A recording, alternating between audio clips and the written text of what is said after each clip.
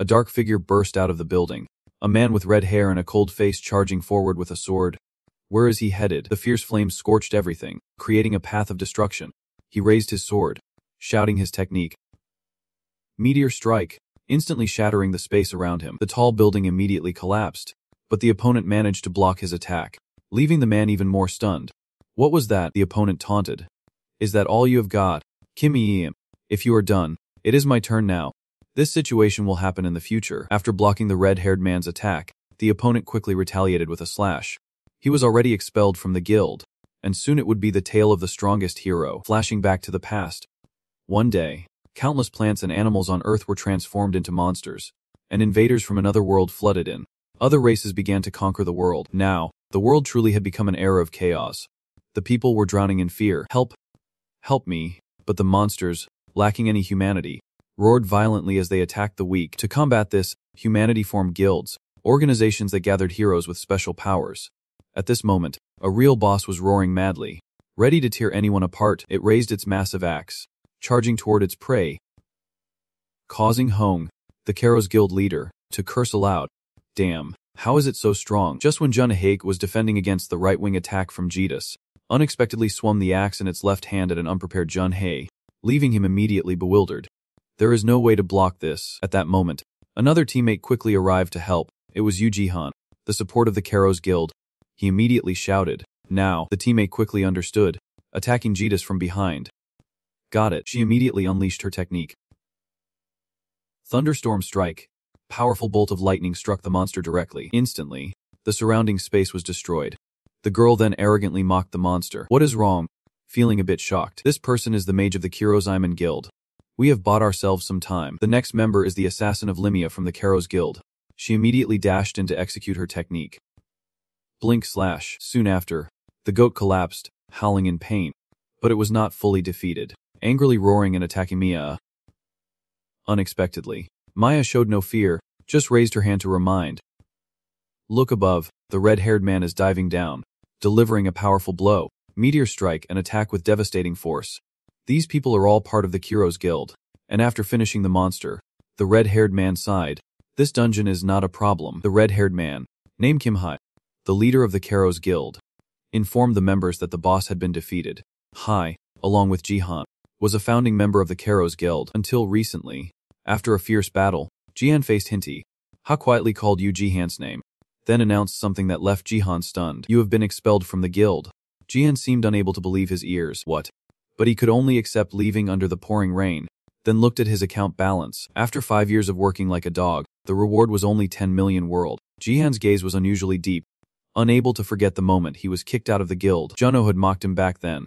What had he accomplished during all this time? I added. For newcomers, if you put in some effort, you can be just like you. Maya was even colder, bluntly saying, Yu Jihan, you are too weak. Hainti then bluntly said, in this guild, you have no value anymore. Jihan recalled everything with disappointment, regardless of his rain-soaked face. What was he staying in the Kiro's guild for?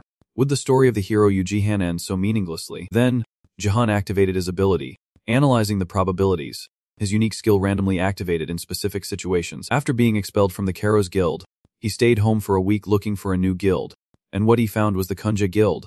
At that moment, Jihan was amazed to discover that if he joined Kunja, the probability of Kunjam developing into a strong guild was 99%. So Jihan's ability was to see the probabilities. With this ability, Diane was determined to succeed beyond them. Transitioning to a dark room, a sigh echoed from within. The girl sighed in frustration, just pouring water into her noodle cup when the power went out. Suddenly, someone pushed the door open, startling her. Who is it? Diane, soaked to the skin, mumbled. Kunche, then clearly stated, I am here to join the Kunche guild. The girl was taken aback by this. Join a guild? Unexpectedly, Jihan fainted right after, leaving the other person bewildered. Huh. Hey, are you okay? After a while, Jihan woke up. The girl then asked Han, you are awake. You have been unconscious for an hour. You are Yu Jihan. Right, this is the leader of the Kunja guild. Kim Soo Jihan was surprised to hear this. How do you know my name? Sai-Hu did not answer, just presented the hero certificate from when he was at Ko's, leaving Jihan stunned. That is Shu, who then asked directly, you were in the Karo's guild, right? Someone from a big guild like you should not be lacking anything to come here. Right. Jihan fell silent upon hearing this and told Sai-Hu, I will explain everything. After listening to Jihan's story, Sai-Hu understood a bit more. Still, I roughly understand the situation. However, she wondered, but with your experience, you Jihan, you could easily apply to other big guilds. Right, I do not understand why you want to join Keeman. Jihan hesitated upon hearing this. He thought to himself whether he should tell her the truth or not, that he had that mysterious ability, but Sai-Hu had keenly noticed that he seemed to have a personal reason he could not disclose. Then let me tell you about myself first. As she spoke, she removed her headphones to reveal her elf ears and said directly, I am a half-breed between humans and elves, a half-elf. Jan was quite surprised, a half-elf. As the invaders from another world increasingly entered Earth, the existence of other races had been revealed. One of those typical races is the elf. Sihu said to Jia, in me flows the blood of the elf race that once slaughtered humanity. So, what do you think? Do you still want to join Kunja? Jan looked straight at Siu, who was also waiting for his answer. Unexpectedly, Jan teased, if you want to scare someone, you are shaking a bit too much. He then continued, I have no prejudice against elves because I have met them many times and found they are no different from humans. Discrimination just because of different races is the behavior of trash. Hearing that, Siu immediately blushed, then said to him, oh, today I have heard a good story.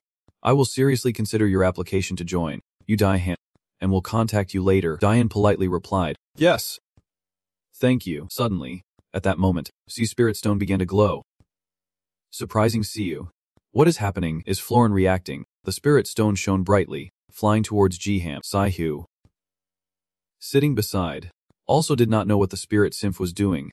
It had been asleep for 12 years, but now it flew to touch Jan, leaving Siu full of questions. Why is this happening?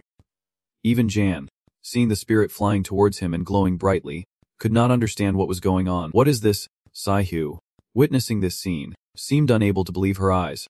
She hurriedly wanted to reach out to hold it back, but it was too late. A strong blue light shot straight up into the sky, piercing through the 9 layers of clouds. Sai-Hu was flung back, sitting there dumbfounded, repeatedly saying, no, it can't be. Looking at the light surrounding Jihan, seemingly having guessed something. Has the spirit symph made a pact with a human? Yui Jihan, the hero chased out of the guild, becomes one of the only 120 people in the world to possess this super rare job. A spirit magician has a type of hero like that. Those who make pacts with special spirits to wield their power. The super rare spirit magician profession. Spirit magicians are active all over the world. The bone spirit magician Luca Harrison, the sea spirit magician Malosi Soy, the sand spirit magician Abibaka. Each of them possesses power on par with an entire guild. They are beings that surpass standards. And now, a new superior being has been born. Wind spirit magician Yu Jihan. Jan asked in confusion. So I have made a pact with a spirit. Sai-Hu replied. That is right. The wind spirit previously made a pact with my mother, who has now passed away. Hearing that, Diane hurriedly said, if that is the case, I have to return it. Break the pact or something. But Sai-Hu replied, it is too late. Once a spirit chooses a master, it won't easily change, unless the one who made the pact dies. Hearing this, Jen asked Siu, so what should I do now? Sai-Hu asked back, what do you mean? What should I do? I already said that Yu Jihan was approved. Are you really planning to run away? Jan quickly denied it. No. Then he declared loudly, I have no intention of joining any other club but the secret club. Sai-Hu felt a chill and awkwardly turned to respond. You do know how to read people, do not you? He then told Jihan, okay, I will teach you how to use spirit power gradually. But Jihan did not want to waste time and replied, no, let us check it out right now. To what ghost? The monster area. In short, ghost refers to a special area where monsters appear, ranging from level 1 to level 5. The closer to level 1, the stronger the monsters. After that, Jian and Sihu arrived at the level 5 ghost area, which was suitable for testing, but noticed Sihu seemed anxious, looking around nervously. Jihan quickly turned to ask if something was wrong. She admitted, actually, this is my first time in a ghost area since I was an intern at the Hero Academy. Hearing that, he was surprised and asked, why did not you say so earlier? Sihu shyly replied, because I am the club president. I felt embarrassed seeing that. Jan said, all right. For now, let me lead the way. Then Jan stepped into the ghost area first. Sihu quickly followed behind. The surroundings had already turned into a mess. Jan turned to ask Sihu, do you know what kind of monsters will appear? Sihu quickly took out her phone and replied, yes. Wait a moment. The monsters appearing in the bone ghost area are chisfish. Jan asked for confirmation. Chisfish, Sihu explained, according to the news, about 2 weeks ago, a truck carrying chicks had an accident here, which led to this. Daihan nodded upon hearing that. Chicks. Huh. Not a bad training opponent. From now on, This place will be the battlefield, where blood can fly and flesh can be torn apart at any moment. In the club, there are only 2 pioneers, so Dan has to handle both offense and defense. Suddenly, Sue sensed something and said, "I feel something over there in the parking lot." As the two approached, they discovered a level 5 fish monster happily devouring a corpse. The two of them turned pale at the sight. Jan quickly turned to say, "Sue, support me." The monster had also noticed them and attacked. Jan realized it was coming. He quickly braced himself for the monster's attack, unexpectedly smiling mysteriously as he turned to call Sai. Sai, who understood the cue and began chanting a spell. After mumbling for a while, she unleashed a decisive wind arrow, shooting sharp arrows of wind straight at the fish, causing it to scream in pain, finally collapsing on the ground in surrender. Jan praised her. "You did pretty well, Sai-hu."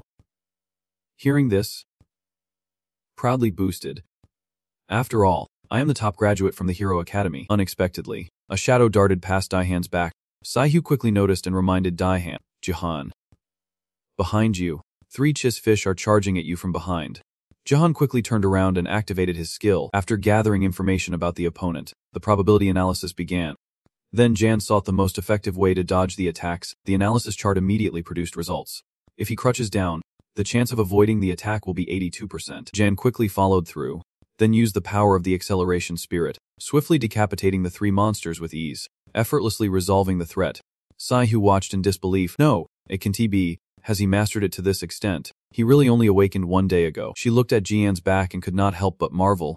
How can someone be so outstanding? Jan sheathed his sword and said to Sai-hu, "Siu, let us hurry up and harvest." So you quickly snapped back to reality. "Oh, right." Jahan thought quietly. "That should be enough of a check. Right." Suddenly, he noticed something and quickly turned to warn. "Danger." Siu. Sai-hu was still a bit dazed in response. I did not even realize a monster was attacking from behind me." The monster lunged forward, attacking with its beak. Jihan quickly analyzed. Chance of victory, 12%. Seeing this, Jan asked Sai-hu, Sai-hu, can you control its movements?" Sai-hu looked a bit confused but replied, if just a little, then yes." Before she could finish, Jan charged ahead. Thinking that would be enough, the monster stomped angrily for letting its prey escape. Roaring in fury, Jan quickly rushed in, commanding Sai-hu at a critical moment. Right now, Sai-hu did not dare to delay, using her wind technique to create countless magical chains to control the monster. Jan seized the opportunity to rush in, aiming straight for its weak spot. As the control wore off, the monster screamed in rage. Daihan faced the creature, and memories flooded back to him. Every word from Hein Tethek echoed in his mind. "You, Jan, you are so useless." The mocking words spurred him to fight. At that moment, a net tightly bound the monster. At this moment, Daihan delivered the final blow. Wind slash. His face was filled with determination. Little did he know, a figure far away had witnessed everything. Seeing Daihan's powerful display, they could not help but exclaim, "Oh! Besides myself, are there other spirit mages in South Korea? This person is the Earth Spirit Mage. Yun Yi, in the area of level 2 monsters, Kwangsin Province." The roars of monsters echoed everywhere. The dust was thick enough to prove how fierce this battlefield was. Suddenly, a monster opened its mouth full of sharp, terrifying teeth. Then, the other monsters continued to roar. Jun-Hyu attacked the monster, saying, "Watch this." He activated his burst skill, causing the monster to scream in pain. Then it angrily attacked Jun-Ik. Realizing the situation was dire, Jun-Ik quickly called for backup. "Imsean, hurry up, I can't hold it for long." Soon quickly came to help. "I got it." She began to harness her power, unleashing the thunder strike. Powerful bolt of lightning crashes down on the monster. The destructive force and blinding light make it clear what fate awaits this beast. The light gradually fades, revealing the monster knocked out on the ground. Seeing this, feels proud. Hemph, making such a fuss over these monsters. Run is indignant. "Hey, I almost got caught up in that," but Shine retorts, "Who told you to be so careless?" Then she continues, "Anyway, I was about to retreat, but Run seems to have sensed something." Urgently shouting, "Iman, watch out behind you." Unexpectedly, another monster lunges to attack Shun. Sai immediately panics. There is still one left, unable to hold back a curse, then instinctively calls out to Jan. "Damn it. You Jihan, hurry and support." But then she remembers. "Oh right, that guy is not here anymore," and quickly dodges the monster's attack. Suddenly, a sharp blade slices the monster in half. That was Kim Hein T's doing. After defeating the monsters, Season and Jun-Hyu sit down, panting. Sai is now completely exhausted. truly unable to go on. Jun also sighs. Are not they different from normal? Could they be mutated monsters? But Shan replies, not really. They are nothing special. Hointi then steps forward. Continuing, they are just regular giants to kill. He clenches his fist. Questioning, but why are you struggling with monsters like this? As he speaks, he angrily slams his hand against the wall. Jun H. Seeing this, hurriedly stutters an explanation.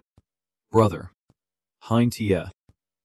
About that, at this moment, Shan and Juno turn to see Maya has returned.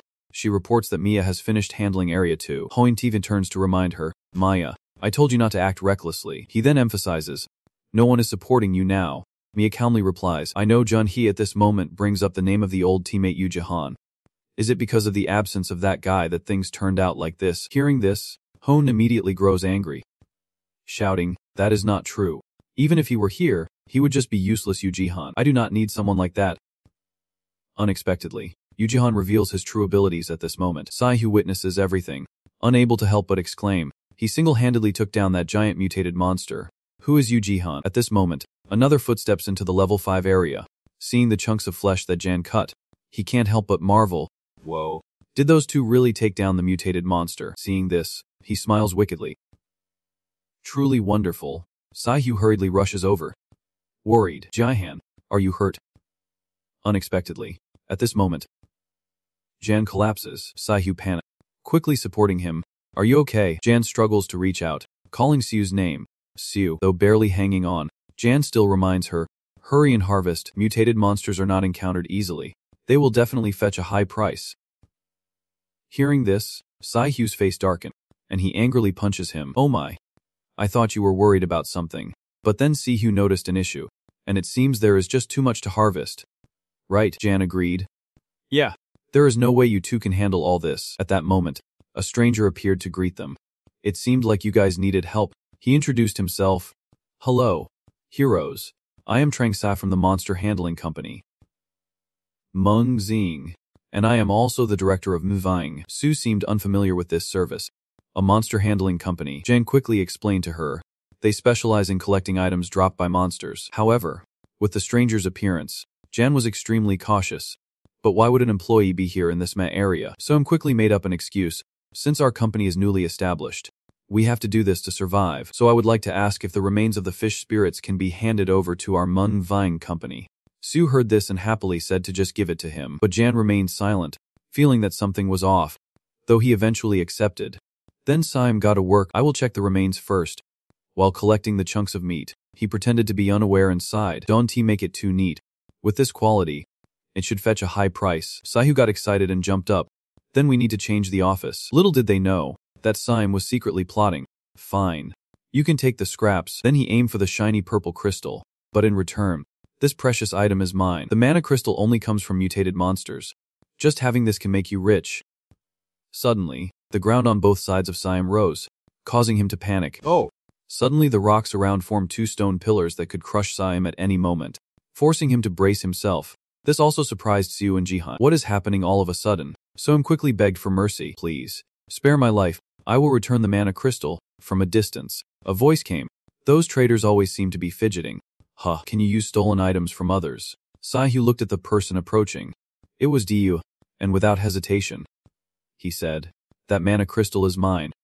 Right, Sai-Hu recognized him as a first-level hero. Yunha. In shock, Siu exclaimed, Yun Doha from the Death Guild. What is he doing here? But Jan did not hold back, grabbing the mana crystal and declaring, this is the rightful loot of the Met Left Guild. A first-level hero is trying to steal it, but Ziyuha would not reason. This was just an order from the Hero Association. That mutated monster was supposed to be handled by me. Jan replied fearlessly, that is your problem. You realize the danger yourself. At that moment, when he activated his probability analysis skill, the chance of winning was 0%. Doa then said to Jihan, it seems like there is a misunderstanding here. In the blink of an eye, Doa vanished from Jihan's sight, only to instantly appear behind him, whispering, this is not a request. Just as Daihan managed to react and turn around, Doa's large hand grasped his face. His speed left Jian unable to respond in time. He then pressed Daihan's head down to the ground, growling a warning before mockingly greeting him. Hello, Junior Spirit Mage. Doa kept Daihan's head pinned to the ground. Sam hid behind a wall when he saw Doa arrive, seemingly not wanting to meet him. Damn it. Why do I have to run into this guy? And it seemed that Doha was someone difficult to mess with. The president of the Core Guild, one of the 5 largest guilds in Korea. His demeanor exuded an unmatched authority, and he was the only Earth spirit mage in the world of superheroes. It appears this person is not someone to be trifled with. Earth Dragon Doha. Saihu pointed directly at Doha, demanding him to back off from Jihan. From her staff, an energy radiated. Jihan stood inside, warning her that it would be best for her to stay right there. He pressed Han's head firmly against the ground to threaten her, stating she would die by his hands. Hearing those words, Saihu could only drop her weapon, her face angry but helpless. Hugh sang. This person was very serious. Jihan's hand on the ground suddenly relaxed. Losing strength, Daho saw this and was very suspicious. Dead. An energy surrounded Jihan. He growled back at Doha. He was the one who would die. Jihan's power, when unleashed, was so great that it could send Doha flying into the air. When launched, Doha could only raise his hands to shield himself. What was that?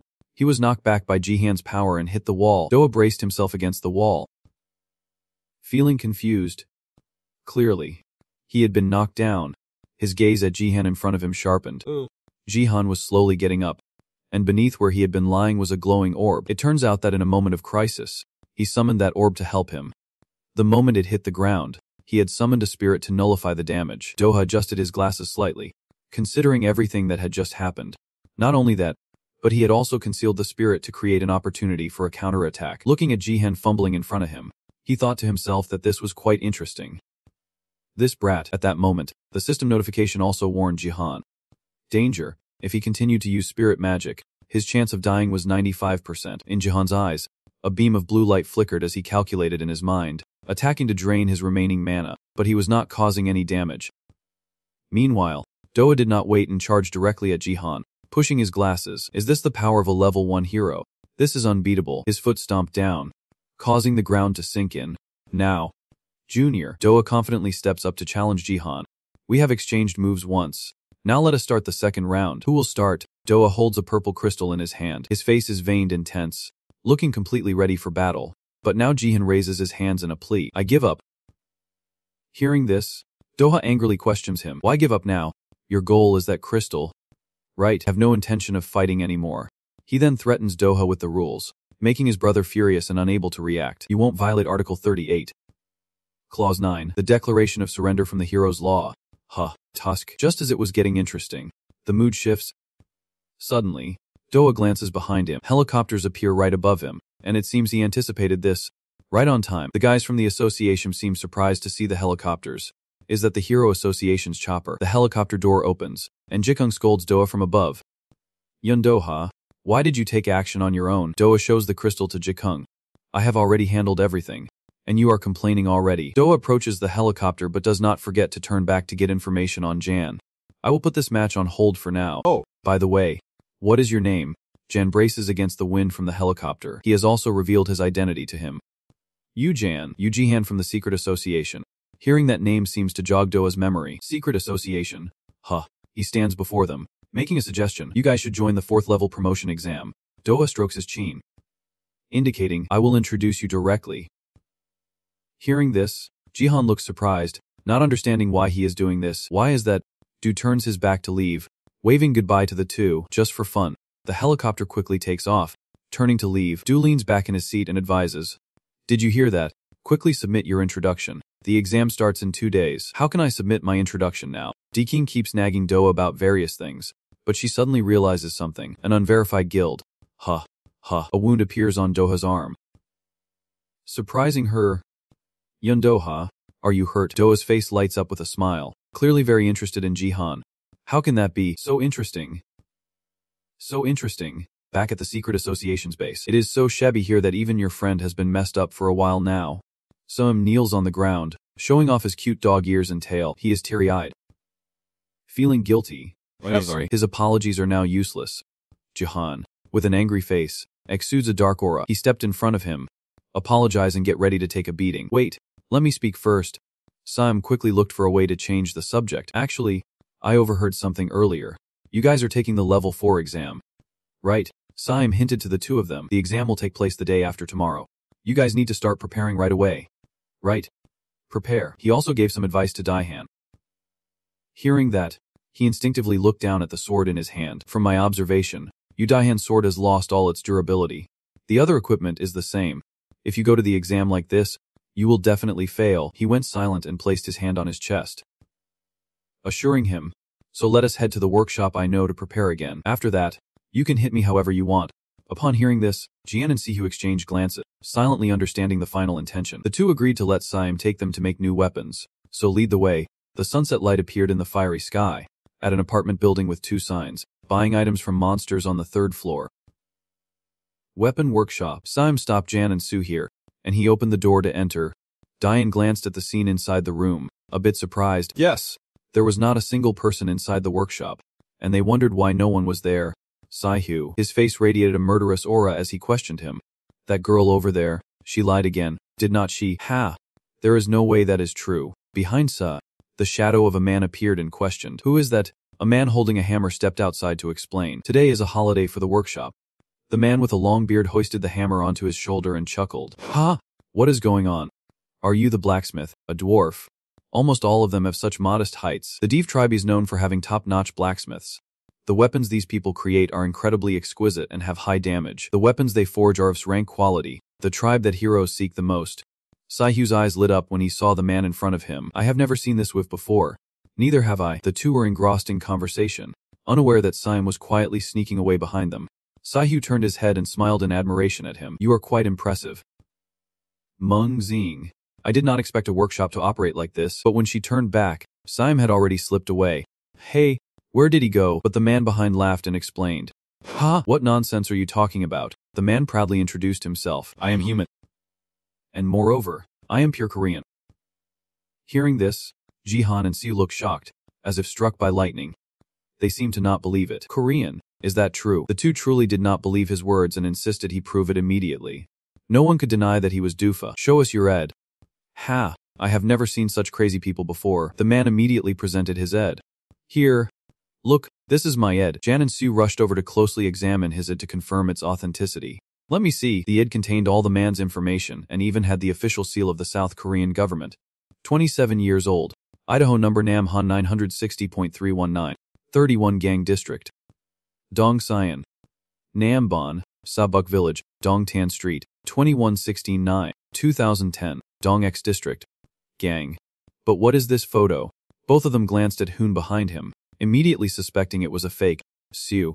Call the police quickly. Sihu, upon hearing this news, became furious. Her rage had reached its peak. Are they scamming us again? Siu. Call the police at 222. Hoon looked down in front of him as if realizing something. Yeah. He requested to Daihan. Wait, can I see your sword? My sword. Hoon looked at his sword in front of him, unable to hide his admiration. Oh. Those markings are impressive.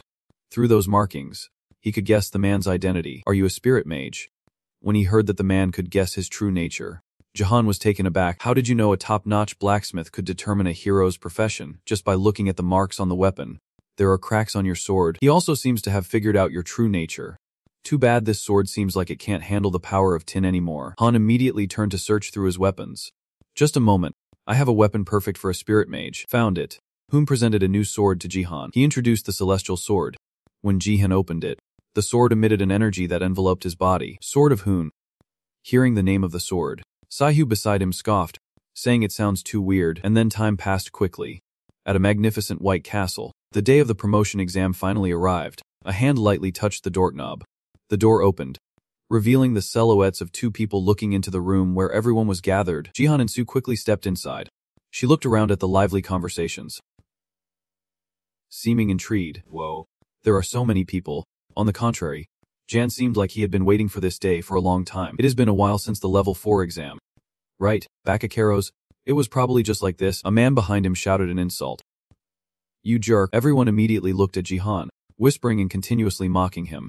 That guy who got kicked out of Karo's. Right, he even dares to come to the level 4 exam.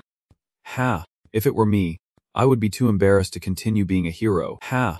Sihu understood from their words, and she immediately moved closer to whisper to him. They are talking about Jan, are not they? Don't worry. People often gossip when they gather like this. He remembers the time Doha hit him before and breathes a sigh of relief. Besides, it is good that the incident in the foggy area of Abon has not spread. Deep down, he resolves to keep his identity as a spirit mage hidden. Drawing attention to himself won't bring anything good. Everyone falls silent. A voice rings out behind them, causing a commotion over a trivial 4th-tier exam. A man in a luxurious suit slips his hands into his pockets and slowly walks in. Get a grip. Jen looks at the man and seems to recognize him. You are nothing special, not even average. The man's steps stop in front of Dai-hun. He looks down at Jan with a mocking tone, saying he falls below the standards of a 4th-tier judge from Young-sech. A spark lights up in his eyes. That bastard Yun Doha. Yoon-sech's face radiates danger. Is he questioning him? That guy who came in through the back door. Is it really him who introduced me with a 1% chance of passing the exam? Doha is stirring his coffee when someone calls for him. Yundo Ijung stands behind him, reporting the situation. I have sent the recommendation letter for the kid to advance to Tier 4 that you suggested earlier. So fast. Jung looks into his resume and feels a bit puzzled. But I find it strange. In the resume, it is Yoon-sech, and this person is nominated. Why did you choose a judge from the Yoon-sech state? A 4th-tier judge. Yoon-sech is a Tier 3 hero. In a room at the 4th-tier examination center, 2 men wield swords and charge forward. The men surround Young-sech, aiming to defeat him. He looks sharply at the group. 3 men run in a circle around Young-sech. Doha explains why he chose him. To force him to take down the judge alone. To make him fight recklessly from the start. The 3 swords of the other men quickly point at Young-sech's neck. Truly, the strength of those 3 is so weak that Young-sech sends them flying with one blow. A bunch of fools. The 3 men quickly fall to the ground at his feet. At this moment, the notification system announces that Group 12 has failed. 3 people stand in a closed room, looking down at the battle below. The 2 up here are very curious to see if anyone can surpass him. Is the Yoon-sech group being a bit too harsh? At this rate, I wonder if any contestants will succeed in passing. Henexi looks down at the defeated crowd mockingly. All those 5th-tier fools are the same. 4th-tier judge Kim Hans, beside him, places a hand on his forehead, looking helpless and just sighing. How do we report this to the higher-ups? 4th-tier judge Oi, a teenager with a covered face, announced to the other 2. There is only 1 round left now. This person is also the final judge of the competition. A level 4 judge bursting onto the scene. The information board displayed images of Jihan and Siu. Let us see. Is this a secret meeting? When Henexi saw the 2 of them, he immediately felt joy. It is them, is not it? All 3 judges recognized the 2 of them, those nominated by our president. The core group. The footsteps of the 2 echoed through the hallway. This might be a bit challenging. Jihan and Siu entered with their weapons drawn. The 3 judges silently criticized. Our leader does not know how to be flexible at all. Young-sech was already inside, holding a sword and waiting for the next person to enter. His identity was quite formidable. Leader of the core group, level 4 judge. Bang Yun. Jihan and Siu stepped into the room opposite Yun. The system also announced, welcome to the level 4 examination center. In the next 5 minutes, you will have to duel with the judge. If you defeat the judge or... Yoon-sech's face showed a fierce determination upon seeing Jihan. If recognized by the judges, you will qualify for promotion. Saihu became furious upon seeing him. How could a group of level 5 heroes defeat a judge? Yoon-sech's gaze was filled with murderous intent, as if he wanted to kill both of them. He had faced many hero groups and emerged unscathed. Jen stepped forward and advised her, Siu, please support me like you did last time in the fog area. Yes. Understood. His body began to radiate energy as he drew the sword that Hoon had given him. This will be a tough battle, the system announced again. Starting now, you will proceed with the level 4 examination. Just as the announcement began, Yoon-sech quickly attacked Jan unexpectedly. Luckily, his power was strong enough to withstand it. Attacked unexpectedly right at the start, but he was sent flying up onto the roof, releasing a huge shockwave. Young-sech aimed for Siu, preparing to strike her in the face. Jan, but his punch only hit an empty space, leaving him unprotected. Yoon-sech seemed surprised that his punch could not touch Siu. The punch merely halted in midair, blocked by an invisible barrier. At this point, he realized that the introduction was not fake. Although Jan had been knocked back to the corner, he still acted to protect Suyu Jihan. But Young-sech unleashed a special move, kicking her hard and sending her flying away. He quickly dashed forward like a bullet, his sharp eyes fixed on Jihan. The 2 swords clashed directly against each other. It seemed like Jan had the upper hand compared to Yoon-sech. Damn. So heavy, can a wooden sword really unleash such tremendous power? He quickly calculated his next move in his mind. First, he needed to create some distance. Dai-hen immediately used his special technique to knock him away, retreating behind the violent wind. But Yoon-sech quickly balanced himself and executed a successful landing. Using the wind magic technique, he used his sword to brace himself, thinking to himself, what a bothersome talent this is. Jan had quickly taken the opportunity to appear behind him, ready to strike down. Yoon-sech then noticed him and immediately looked back. Why did he choose the Yoon-sech gang as the judge? DV King was very curious, not understanding why Doha would do such a thing. Sending a recommendation letter like this would backfire. Right, this secret meeting will be difficult. holding a coffee cup in hand. Smiled smugly. We can only deal with it this way. It seems Yun-Sek's techniques can contend with Jihan's wind-cutting swordsmanship. Jan was continuously slashed at by Yun-Sech from above. The broken sword technique was indeed broken. He was struck by his techniques and immediately felt pain. The sword strikes accurately targeted his body, causing blood to spill out. After being hit by Yun-Sech's attacks, Jan fell to the ground, and he immediately walked up to mock him. He lowered his head to the ground, still bleeding from his mouth. Thinking, damn it, my speed is not what it used to be. He remembered why he had lost so much power. The force from defeating that Sikhi's bird to Yundoha had affected him until now. He looked at the sword in his hand, filled with doubt. Moreover, this sword had consumed a massive amount of magical power before. Yun-Sech looked down at Jan, who was kneeling on the ground, mocking him. Is this all you can do to receive a recommendation from Yundoha? He declared that you would be eliminated right here, but he did not know that Tishiu had unexpectedly attacked him. She gathered energy on her weapon and shouted, "Stay away from Jihan." Tishiu's strike came down, but Yun-Sech easily dodged it. Her feet began to touch the ground. Saihu stood in front of Jan to protect him. "Siu, from now on, let me handle everything." At this point, Saihu was determined to protect him. "I can't keep hiding behind Jihan forever. At the very least, I must be able to do this in the movie." Yun-Sech looked at the girl in front of him, scolding her. "Are you an idiot?" "I am not a fool." Saihu, with her short hair, declared to him, "I am the president of the secret meeting, Kim Siu." Here, upon learning her identity, Yun-Sech was not surprised at all. "Oh, it is a half-elf." Saihu immediately charged into battle with him, but deep down, she knew it would be difficult for a half-elf like her to attack a spirit mage. Yun-Sech quickly used the same technique again, launching swift sword strikes towards her. Sue closed her eyes, feeling everything around the half-elf. Able to hear the flow of magic, Yun-Sech's slicing strikes came rapidly. She also used her special technique to create a white circle in front of her. Wind arrow. Her technique created an arrow aimed straight at Yun-Sech, but it was far too weak against him. He just needed to lightly swing his sword to deflect that arrow.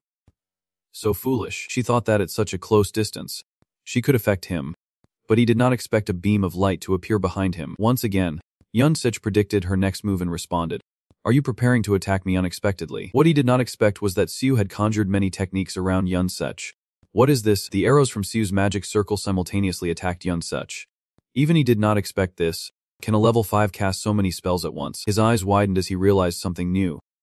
Moreover, countless spells appeared around Yun-Sech. Level 6 magic. 2 gigantic hands emerged from the ground, immediately gripping his legs. No, it must be level 7. Just by holding him tightly, those hands allowed the arrows to rush straight towards him. This created an enormous explosion. A cloud of smoke erupted, forcing Sue to cover her eyes with her hand. She looked inside, secretly thinking he fell into a trap. Even if he is a judge, Yun-Sech had to remain silent. Praised her, saying it was not bad. Truly a good strategy to close the distance and surround me like this. Yun-Sech had appeared behind Siu without her noticing. He pressed the blade of his sword against her neck, but it was too slow. Saihu's eyes widened in shock, not expecting him to escape so easily. That is level 7 magic, and he blocked it. So when will you attack again? At this moment, Jihan, who might be injured, stood up, declaring, "I will fight." He announced to Yun-Sech, thinking that due to his arrogance, he would lose. Bang. Yun-Sech began to swing his sword, calculating in his heart. The sword did not absorb magic, so he had to waste a bit more of his own magic. He thought of a way to defeat him, compressing his magic from the spell to the maximum and then releasing it.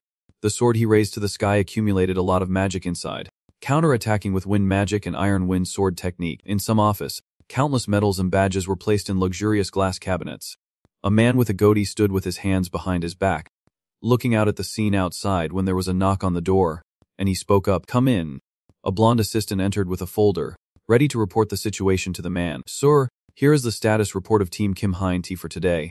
The man lightly turned his head, indicating he understood. The man still did not turn to question his assistant. "Is Kang Yu adapting well?" Queen Kim Kang Yu. That man is quite cunning as he has plotted to secretly undermine Hunta's group. I am talking about the one I eliminated and transferred to Kim Hunta's faction. The Kiros, led by Master Deng Seep. The blonde assistant scanned the report in his hands and reported the situation back to Deng Seep. Currently, he is in the process of adapting to new things, so there are still some unstable points. Kim Hein will know how to adapt on his own. He is much more useful than Yu Jihan. The blonde assistant suddenly looked frightened, his hand holding the report trembling as he stammered to inform him. "What about Jan? I also have a report. Yu Jihan has participated in the promotion exam to level B." Upon hearing his assistant report that news, a dark and sinister aura emanated from Deng Seep, but he turned around and smirked, seeming not to believe what his assistant just said. That stupid name. He could not even get a recommendation letter, and yet he is participating in the promotion assessment. That news from the assistant shocked him with a weight he never expected. He received a recommendation letter from Chairman Yun Do-ha. It seemed he was very surprised to learn who recommended Jan for the promotion. At this moment, a wooden sword appeared on the ground, broken in half. Diane held the sword against Yun Sech's neck, who was sitting on the ground with a deep cut beside him. One of his eyes shone as he stared down intently. Yun Sech sat on the ground, biting his lip, his face dirty and seemingly beaten quite a bit. But he suddenly laughed, having found the answer to his initial question. He was wondering how he could be recommended by Mar. Yun Do-ha, a circle of light appeared above Daihan, while Yun Sech, sitting on the ground, bowed his head in submission, but internally he silently complained. All right, I admit defeat. Spirit Mage is really unfair. The competition was over, and the place had become quiet. Su and Jihan sat warily at the table outside the door. He sighed. Oh man, we made it out. Saihu looked at him with sparkling eyes, obviously admiring his talent. She was very curious. Daihan, what is wrong with you? How can you adapt to the spirit so quickly? Every time I meet you, I am amazed. I do not even know. Daihan quietly looked at his hands, feeling puzzled inside. Indeed, after this battle, I feel more in tune with the spirit's power. He recalled Dua's figure leaving, filled with questions. Could it be that they have such intentions? Jan turned to praise her combat skills today. You did great too, Siu. I could win thanks to you. Hearing in Kang, she was very pleased and excited. It was just a small thing. Diane glanced over, worried about something. Somehow we got through the combat test, but there is still the interview left. From behind the door, those who just finished their interviews stepped out, reassuring each other. Thanks for your efforts, everyone. Su and Jihan sat silently watching the others walk out from the room, listening to the announcements. Next, the secret society is invited to enter. The judges held onto Jihan's group file, praising him without reserve. Your team was very well prepared. The combat test had a lot of interesting points. The two judges beside were reviewing the files of the two people from earlier. Those two just walked in. The judge in the middle prepared to announce that if there were no issues, we would promote you. A voice suddenly interrupted Su and Jihan's mood. No. We should eliminate them. Donghu nearby disagreed and sharply countered. He was in a defensive position but seemed very hesitant. When attacked, he appeared a bit flustered. The warrior club is in chaos. Donghu, fuming, crumpled the files of the two, refusing to allow their promotion. It is unbelievable they could reach level 4 after such a session. So if that is the case, the Secret League has failed the promotion exam. His mocking laughter implied as much. Ha!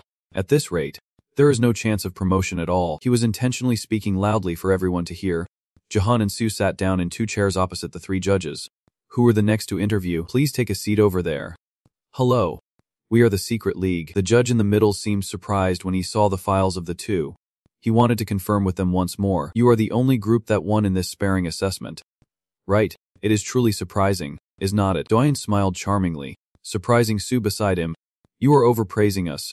We were just lucky. Ha! Thank you very much.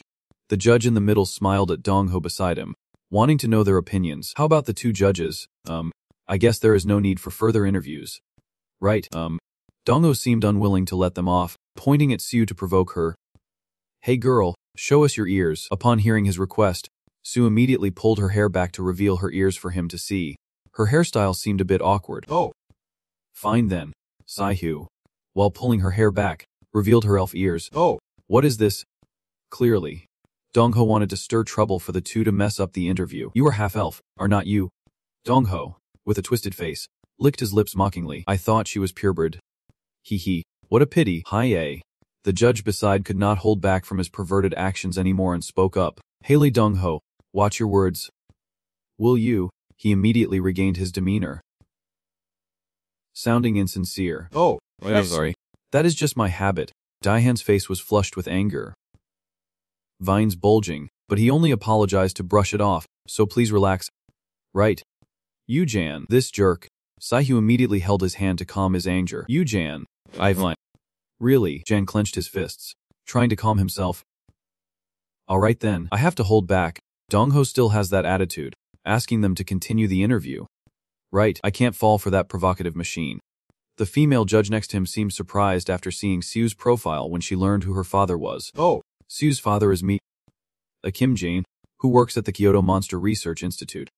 Right. Yes. That is right. The female judge continued the interview as usual. Recently, You managed to catch a mutated chis fish in the Ma area. That is right. The two judges nodded at each other in agreement. They were very surprised by the background of the two of them. Whoa. A new guild with just 2 members that has reached this level. Hey, look at that half-elf girl, Dongho said with a mocking expression, leaning on the table at Su. In my 10 years as a hero, this is the first time I have seen a half-elf establish a guild. Looks like we are about to make things difficult for her, so I want to ask.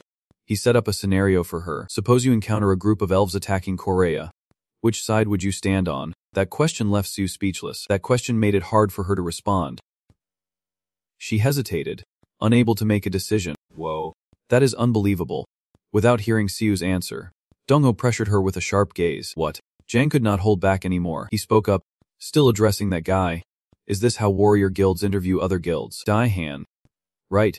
His gaze at the guy showed his anger, continuously providing counter-arguments to the previous question. I have not seen you care about the promotion exam at all. You just want to attack our guild leader. Right. His question immediately alarmed the 2 judges beside him. Dongho was just waiting for this moment. He slammed his hand on the table, declaring, I am the judge. I have the right to judge. The male judge stood up, patting the guy on the shoulder to dissuade him. You too. Stop it. Our little guild is being insulted like this. Jan's anger had reached its peak. He loudly declared to them that it would be better for us to withdraw from this promotion exam. Calm down. You too. Su reached out, wanting to ease his anger, but she could not. Did we come here today just to argue? I am really sorry. Su felt very guilty. Her eyes were welling up with tears, thinking about going back to the guild's secret room. Su was in the workshop cafe. Jan entered the room, shyly apologizing to her. I am sorry that we got into the promotion exam because of me. Oh, it is really okay. Holding the coffee cup in her hands, it seemed she did not blame him but was very grateful to him. On the contrary, I should thank you for standing up for me. She was truly grateful for the protection he gave her at that moment. This was the first time someone had defended her in that situation. There, as Su. Diane was now focused on Su's fingers continuously hitting the keyboard. I really wonder why you keep hitting the reset button while we are talking, she shyly explained. But deep down she really wanted a chance. I just want to know who passed. The hero headquarters is loading the list of successful candidates. Please wait a moment. I am really sorry. The screen's output changed as Su immediately turned to look straight at the computer. Oh. All right. After reviewing for a moment, she was very surprised and exclaimed, our team has successfully advanced to level 4. Oh. After hearing that both of them had been promoted, they just looked at each other without saying anything further. Dongho turned away to admire the scenery outside. The female judge was very curious. Hey Dongho, what are you thinking? That apple is falling from his hand. Is everything really okay? Oh. I am sorry for causing a commotion right now. He continued tossing the apple in his hand while explaining to the two. I got a bit carried away by my own curiosity. Just testing it. The apple fell into his hand again, wanting to see how far it could go. Dongho clenched the apple in his hand. His face was full of tension. It seems he is targeting that damn Daihan. Jan and Sihyu stared at the computer screen, not really understanding. Just try climbing higher. Why is that? The computer screen displayed a notification and included the admission information for the Jan team. Congratulations to the 4 guilds that have been promoted. 99 Guild, Kinini Guild, Metlefi Guild. Mungzing. I will deal with you up here, in the monster area. Zone 2. The black car rolled on the cement floor while a lot of people stood by the roadside cheering excitedly. The door of that mysterious black car opened, revealing the scene inside. Kim Heinti had a serious face, completely ignoring the crowd that began to shout. The Kim Heinti Guild has arrived. Kim Hyant, please look this way a bit. Omer. Heinti. The crowd was becoming uncontrollable, and one of his companions immediately shouted to stop them. Oh no. Do not come this way. Everyone get back. Kim T-Hyun approached, gripping the arm of the other person, speaking in a low tone. What are you all doing? Saying that, he smiled brightly at the fans. Thank you all for coming to support us today. You could get hurt, so please step back a bit to watch. Then they turned and left, and the fans behind immediately erupted. Hyant is so sweet. Good luck today. He quickly walked through a space portal. Once there, Hyunun's face immediately darkened as he cursed. Damn it. So noisy. Junun turned around calmly and asked him. There are more people here to watch than yesterday. Right. Hyant did not answer but complained. Why is it that you guys always show up at just the right moment? Suddenly, a hurried voice rang out from behind. Hyun, did you see the girl standing at the entrance? That guy just asked and then covered his mouth to laugh, jokingly saying, honestly, it makes me want to throw up. It is just that ugly. He is the assistant of the Kuro's club. Continue. After having a good laugh, he started to flatter. What type of girl does Hyant like? Kim Hyant answered briefly. A beautiful girl. Kim Kang-yu immediately expressed his interest. Then this weekend, I will call some classy girls and invite you to the club. Sai interrupted irritably. Hey, that rookie over there has me and Maya here too. Can you stop chatting like that in front of us? Kanga casually replied. Then Sishun should go too. Si shouted angrily. What? Why would I go there? Kang-yu laughed and said, half joking, half serious.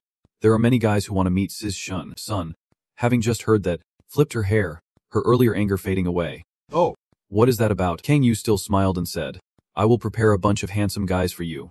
While saying this, he thought to himself, so easy, really too easy. If I flatter them nicely, everything will be fine. Thinking of this, his gaze suddenly turned cold and shot towards a direction. It was the cold silhouette of Limia. He was curious inside.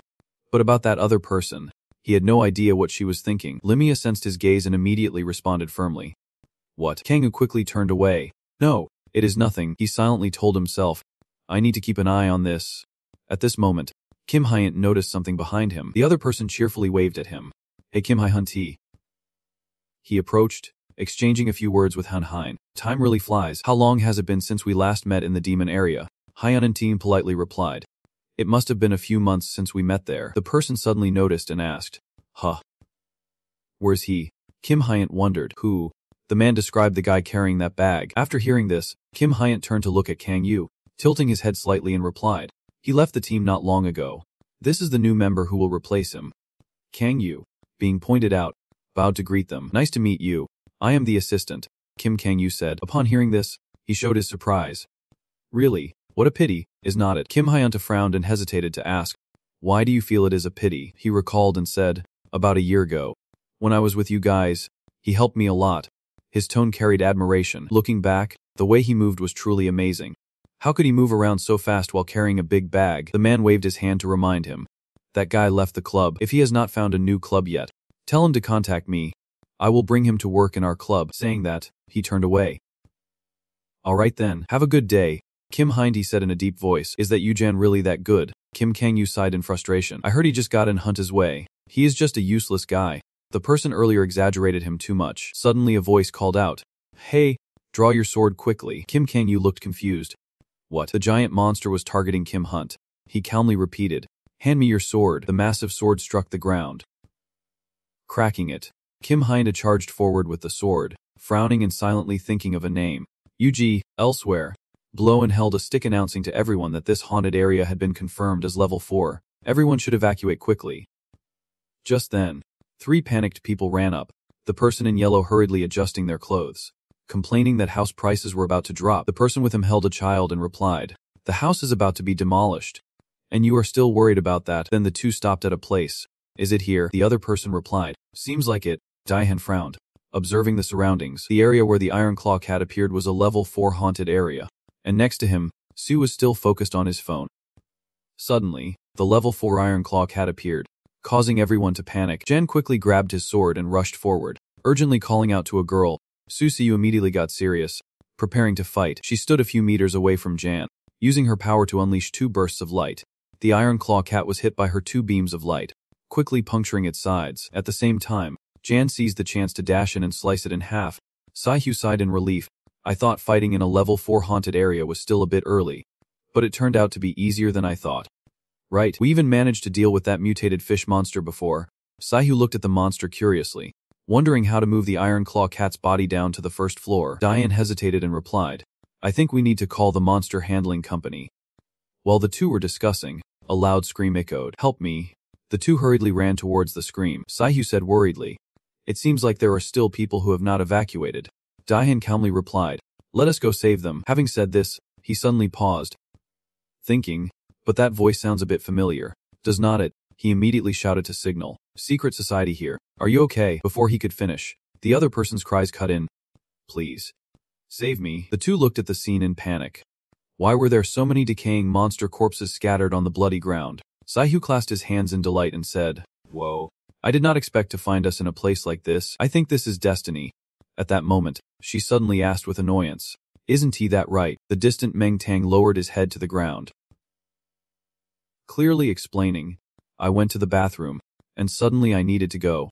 Deanne crossed her arms casually and said, Should we sign a contract? Actually, thanks to you, I got a good set of gear, Saihu angrily protested. No way. Jan, stop right there. Jen disregarded her words and walked up to him with his hands in his pockets. Hey, do you want to sign a monster hunting contract with us? Trang Sai asked. Puzzled. Huh. Why me? Daihan smiled, extending her hand towards him, radiating an aura like a living Buddha. Even though something unfortunate happened, I really admire your profession. Trang Sai felt grateful. Thank you. Then I will call you Brother Jihan. After saying that, he turned and ran off quickly. Sung Feng casually said, let me handle the remaining corpses in the house. Sai folded his arms in reproach. What if he causes trouble again? Dahan smiled to reassure her. It will be fine. I need someone who can deal with monster corpses immediately, and even with a fish bowl. Are you sure you can collect all its parts? So just leave the handling to him. Just then, a loud voice interrupted him. Heroes, stop those innocent monsters. Stop now. It was the commanding voice of a man holding a mic.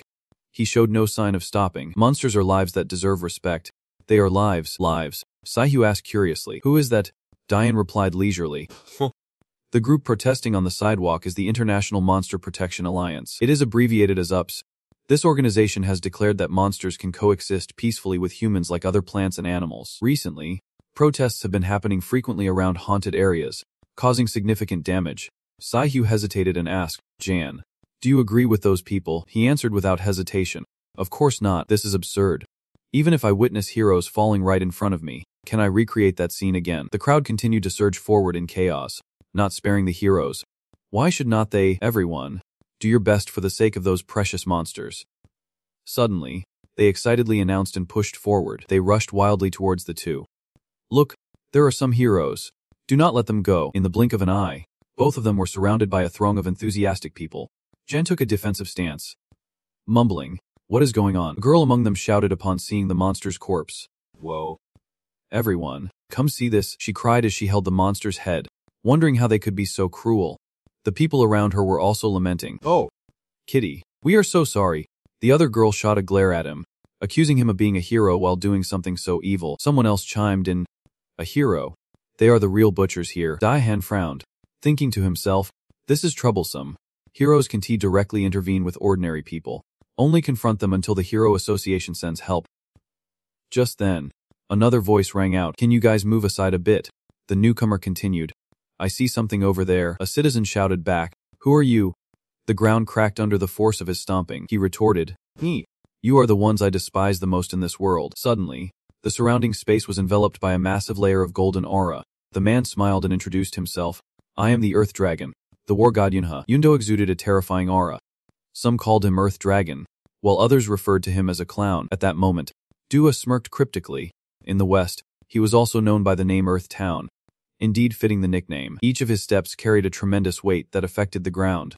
Dua nonchalantly said, but the name I like the most, he continued, is War God. The protesters broke into a sweat upon recognizing him. It is the war god Doha.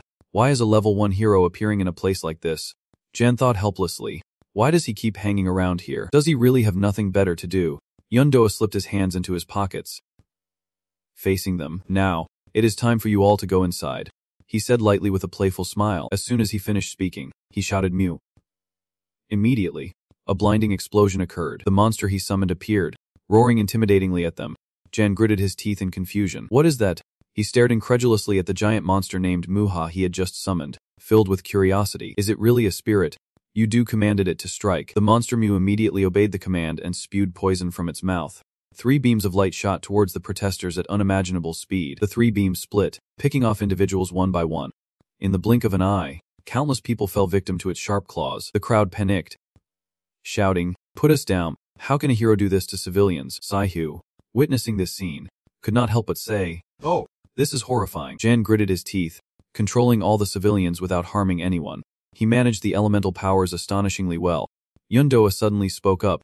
Sorry to keep you waiting. As soon as he finished speaking, both of them were startled and looked at him. Du approached casually and asked, I heard you passed the level 4 assessment. Right. Dahan wondered to himself, did I really fight a monster like this? Jan tried to stay calm and replied, thanks to you, you assigned a good examiner for me, did not you? Yundoa laughed, resting his hands on his hips. Are you talking about the Yun Sech faction? His style is a bit aggressive. Daihan thought to himself, feeling a little uneasy. Because of that, I almost died. Dua said nonchalantly. But it seems like you have become a bit stronger now, just as I expected.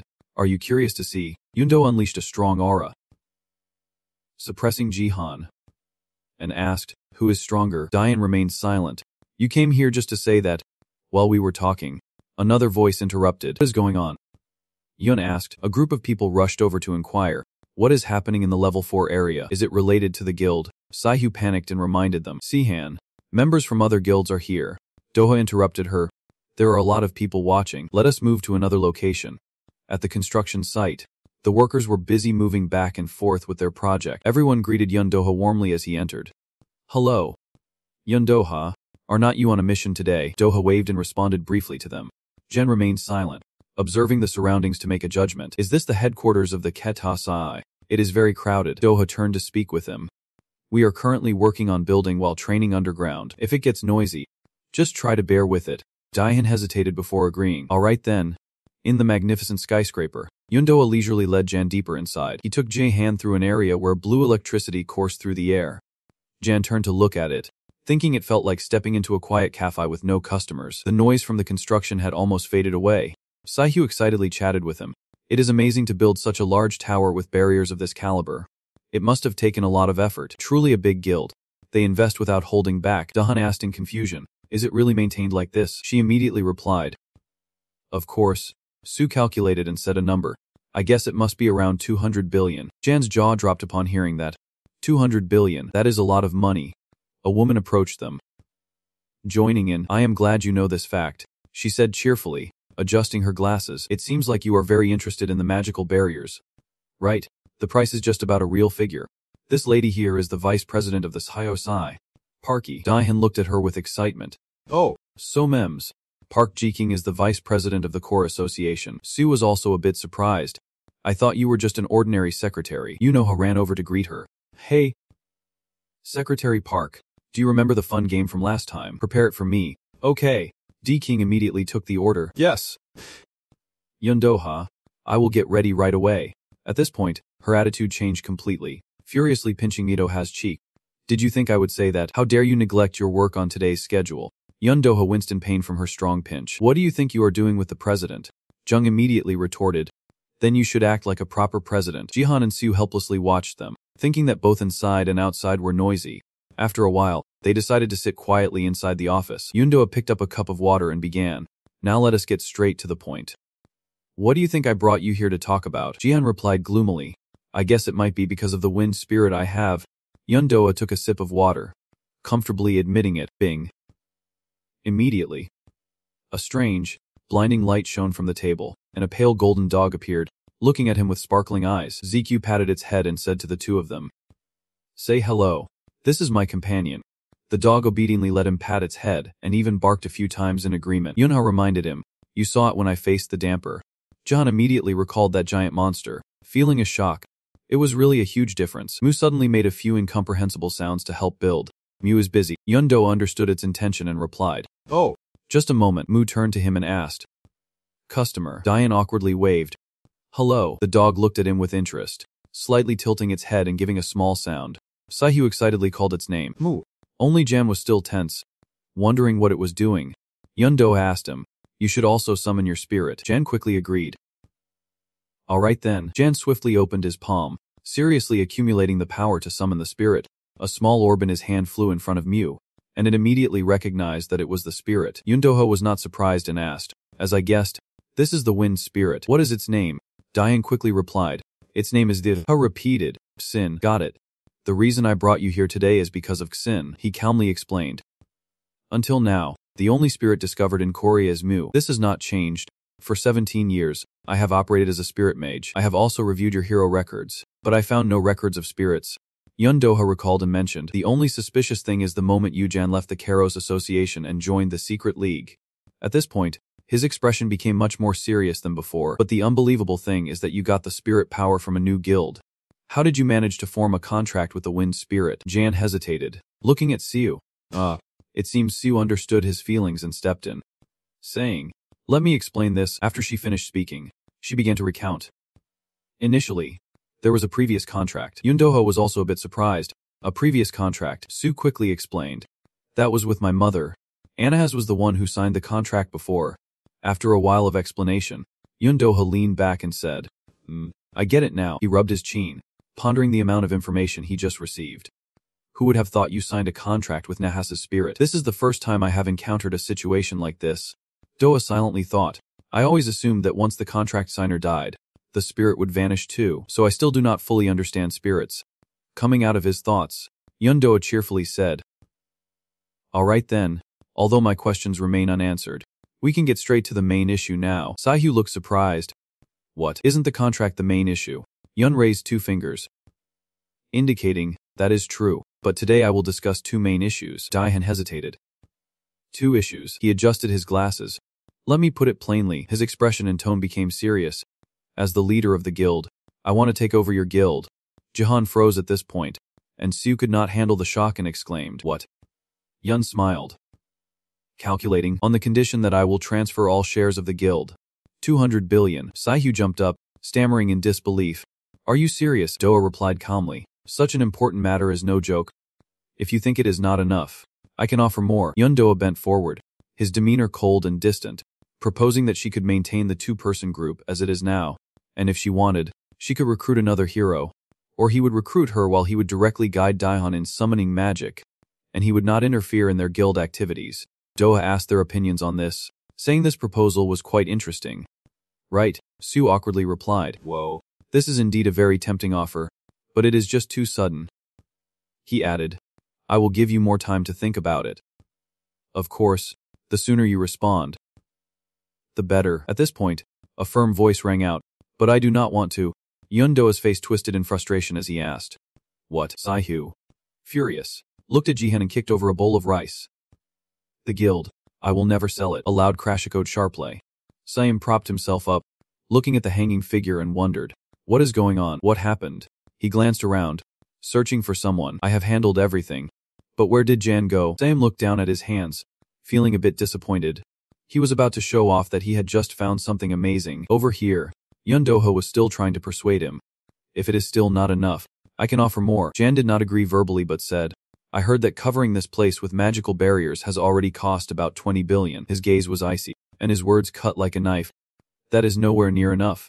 He smirked arrogantly. The Met Lasai will become a major guild. Just like the Ki Ti Hai. Yundoa's face suddenly turned pale. Saihyu, frustrated, grabbed his collar and scolded.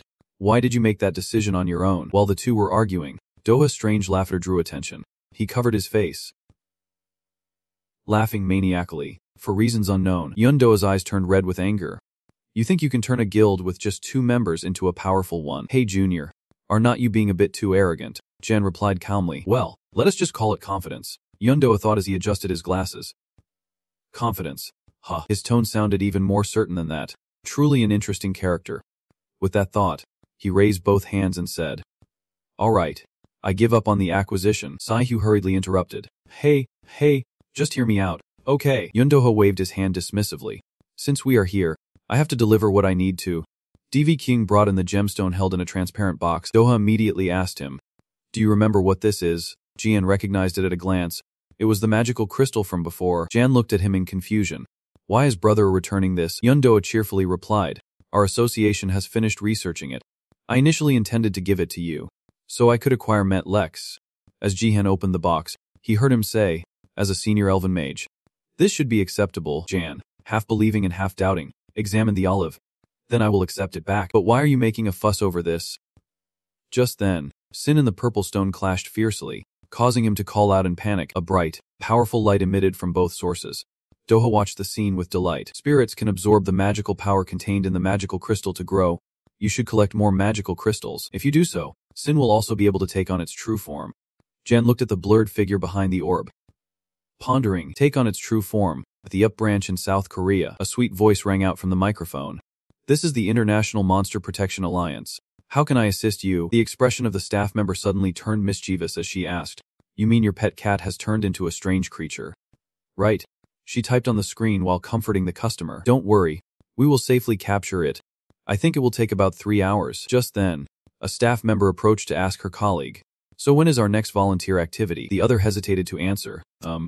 I think it is on the 21st of this month. The girl with pink hair chatted. During the last volunteer event, when the old lady hugged me tightly, I felt so warm. The short-haired staff member smiled in agreement. That is right. They are all kind-hearted. The girl with purple hair looked at the news articles about the good deeds of the Alliance. Her voice dull. I always feel regret. Everyone should know about these good things more. The short-haired girl smiled reassuringly, saying that one day, others would know about us, one by one, and that would be the joy of my life. Suddenly, a girl echoed, making her face go pale. Both looked towards the sound, and the purple-haired girl gasped in surprise. Oh no. She looked at the monsters locked in the cell and said, looks like they are really hungry. It is about snack time for them. The girl announced to her colleague, I am going to get some food. The short-haired girl reminded her, just give them a moderate amount. Inguninga went to the cage and wondered what to throw in for them today. Oh look, inside that dark place is a middle-aged woman with her hands and feet tightly bound, her mouth also sealed. The purple-haired girl sighed. She is still alive. Huh. The short-haired girl crossed her arms in agreement. This old woman is still strong. The sound of keys jingled, and the girl threw the old lady into the monster's cage. The girl softly coaxed, now, enjoy your meal. The monster, like a hungry tiger, immediately pounced, and soon the place was drenched in bright red blood. The other girl seemed delighted by the scene. The way our cat eats is just too cute. She turned to ask, I will go get more. Okay. The short-haired girl refused. Don't feed them too much. Wait until dinner to feed them again. As she said this, she suddenly noticed something. A car with its lights on appeared behind them. The purple-haired girl recognized it. Oh. It looks like the manager has arrived. The car door opened, and a pair of long legs stepped out. The man's face cold and stern. But then he cheerfully said, Hello everyone. This is Yip Branch Korea. Manager Emu, as he stepped in. Someone asked, Welcome back, manager. How's work going? Minsu replied to her, I brought more beautiful and kind friends. They are in the building next door. Everyone come over later to check them out. The others exclaimed excitedly. Oh, that is what a manager is like. Minsu stood in the middle of the office, arms wide, saying, Everyone, pay attention. I have good news. He suddenly opened a strange box. This is from the company we have been collaborating with for research. He picked up a gun. Inside held a tube with a purple substance, his face smiling mischievously. The prototype has been created. Everyone immediately buzzed with excitement. If that is the case, Minsu turned to respond to them. Do you all remember the chis fish we introduced into the haunted area in Bizen recently? He recalled and recounted.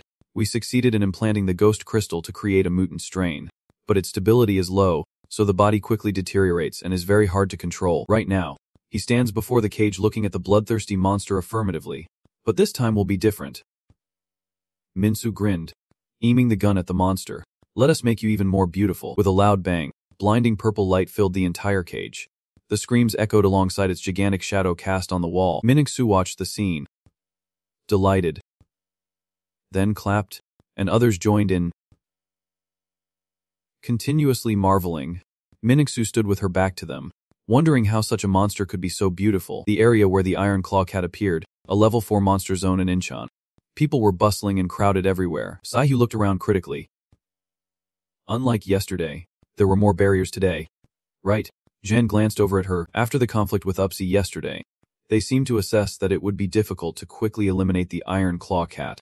He faced Sue and said, If we are lucky, we might get the monster crystal from the mutated creature today. As he was speaking, a figure suddenly appeared behind him, confusing her. Sam sighed in frustration. Where did Jian go? Saihu stepped back. Startled, Jen turned around to greet her. Is that you? Meng Xing? He asked. Puzzled. What is going on? Saim said angrily, stumping her feet. Yesterday, you assigned me to handle the bodies of the Iron Claw Cats. And then you just disappeared. Diane felt guilty. That is right. Wait, I'm sorry. This only made Saim angrier. Oh, is that so? Oh. Really? He crossed his arms and trembled, then suddenly covered his face and laughed heartily. Saihu was puzzled by this scene. What is wrong? Has he gone crazy? He held his phone out in front of them and asked, Can you two still be calm after seeing this? After looking at the screen, both of them immediately panicked. Staring at it, Saim smiled brightly. The mutated fish cup and the group of Iron Claw Cats caught yesterday had all sold out. On the phone screen was the shopping order. Sue panicked. How much is this in total? 1. 10,000,000. 5.5 billion. Right. Trang Saim chuckled proudly. Since it was the first time discovering a mutated fish cup, it sold for a high price. Sue immediately melted to him. That is amazing. I really trust you. Meng Xing. Emperor Minxing. Trang Saim was even happier with her praise. Everything sold out under my hands.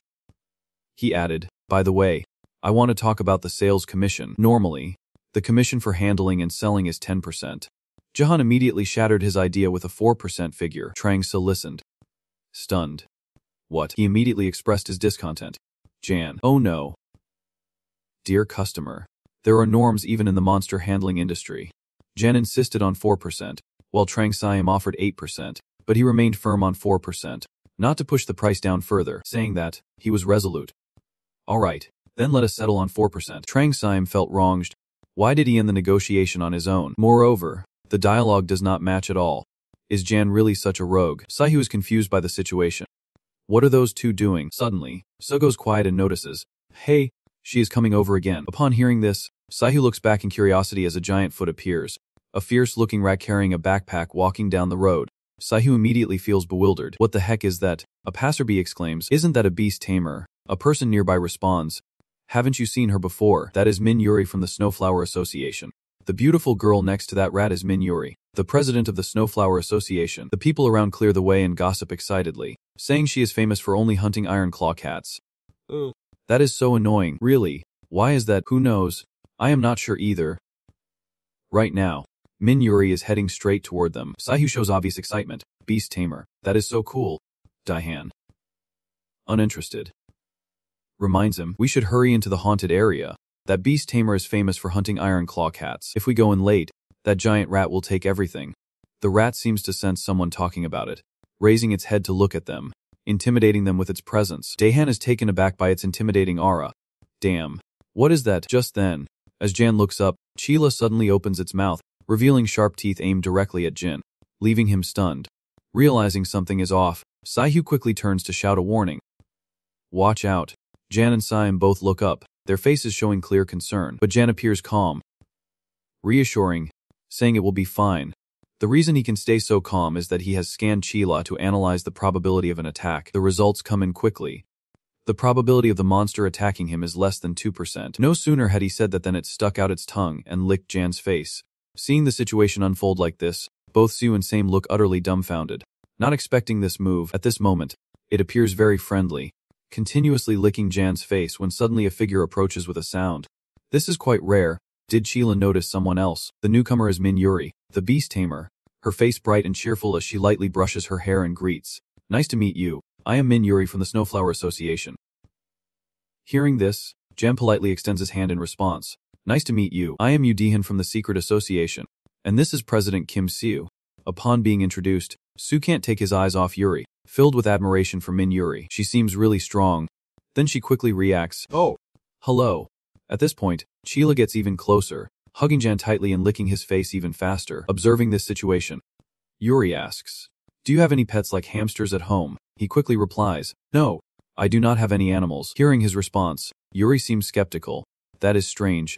Chila would not act like this without a reason. Suddenly, Siam approached from behind and said, are you Min Yuri from the Snowflower Society? Right after that, he knelt down, taking Yuri's hand, his eyes sparkling, making her a bit surprised. Very happy to meet her. I am Trang Same, director of the Dreaming Monster Handling Company. If you need to collect monster corpses, feel free to contact me anytime. Hearing this, she awkwardly replied, no need, but it seems he does not realize and still wants to use this as an excuse to get to know me. Oh, do not say that.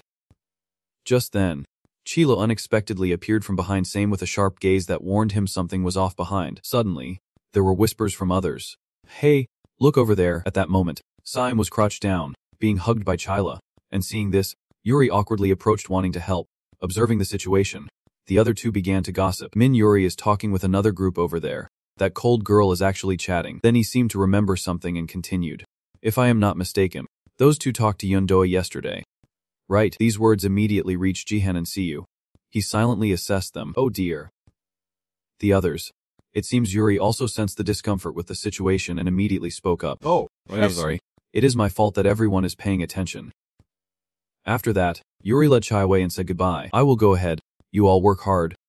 Finally, Siam was set free. He lay there panting in Chila's drool.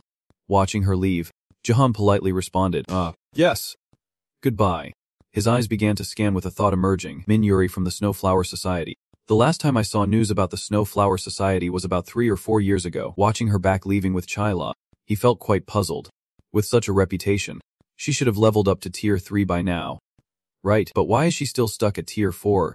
At that moment, she was smiling with Chila as they headed back. Thinking about it, Jihan suddenly shook his head, realizing it did not concern him. He then urged everyone.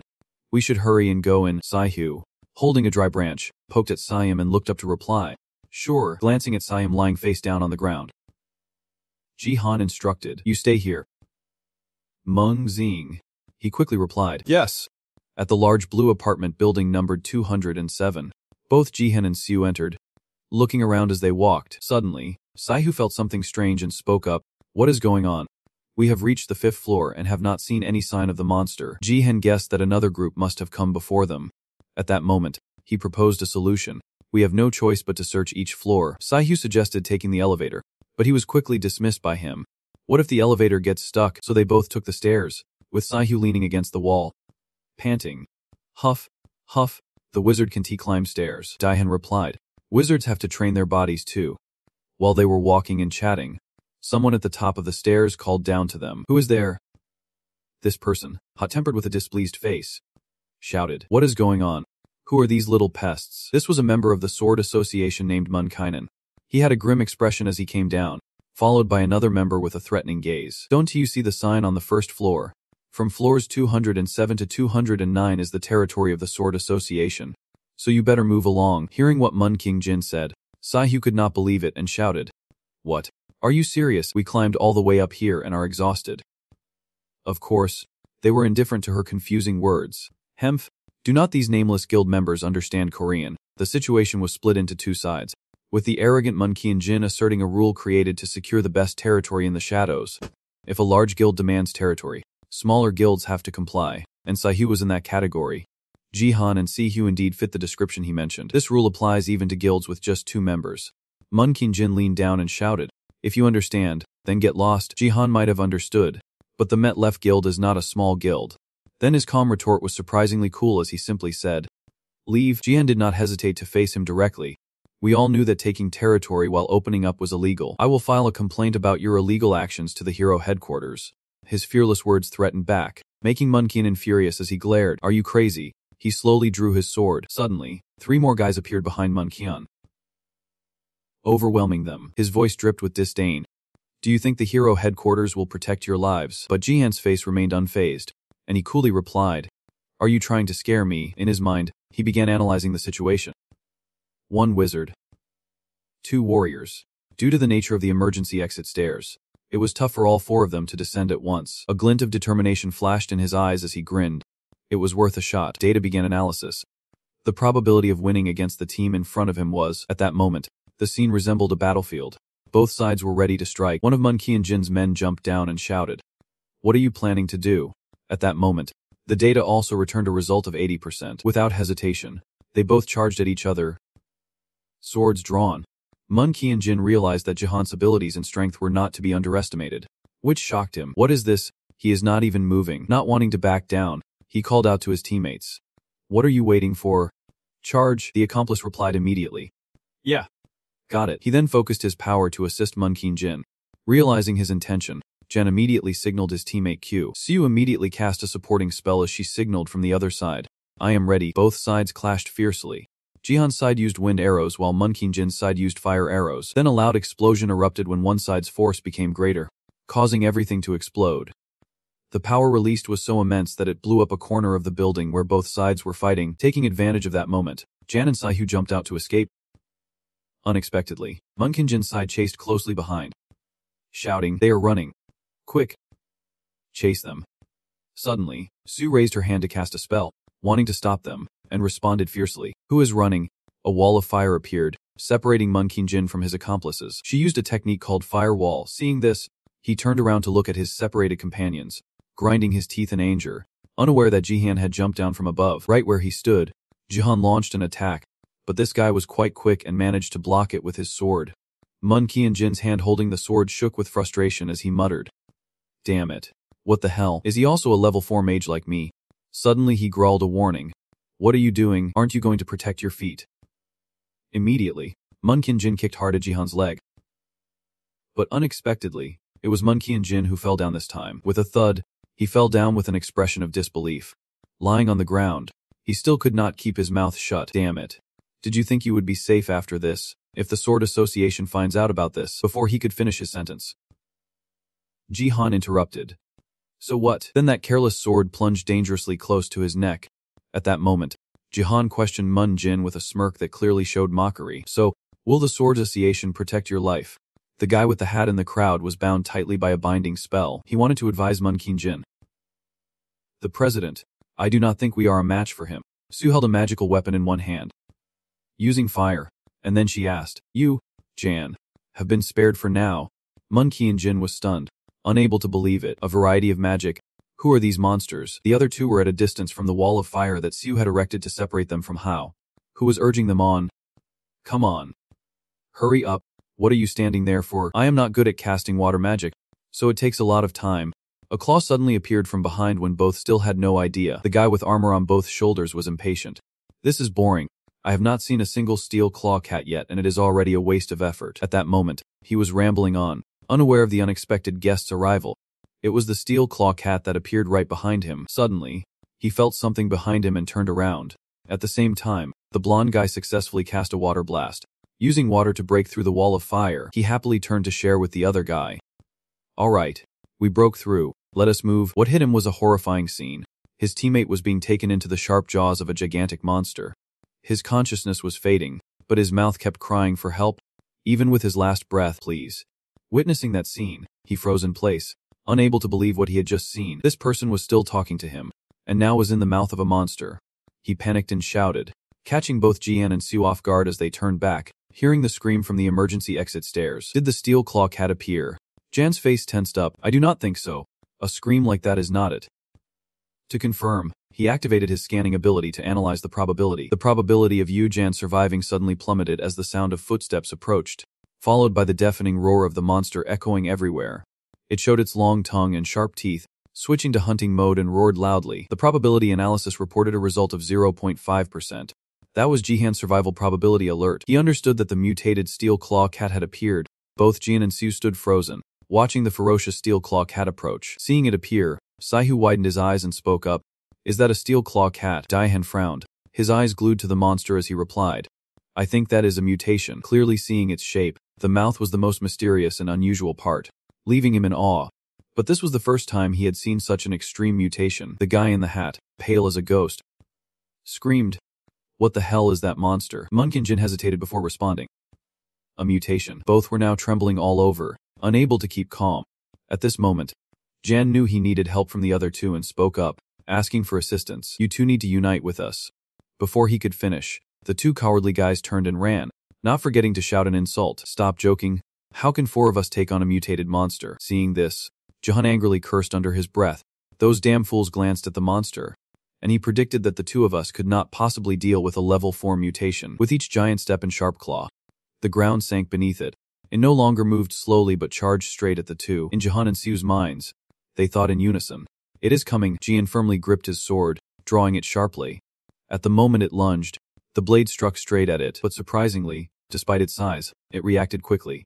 Before he knew it, it swung its arm to block Daihan's attack. At this point, he had to tremble and grit his teeth, wondering what kind of monster this was. If I had not infused my sword with elements, it would have broken long ago. Instead of prolonging the time, I need to finish it with one blow. Jan's sword still remained at the monster's neck, but with only one hand. How could he hold it?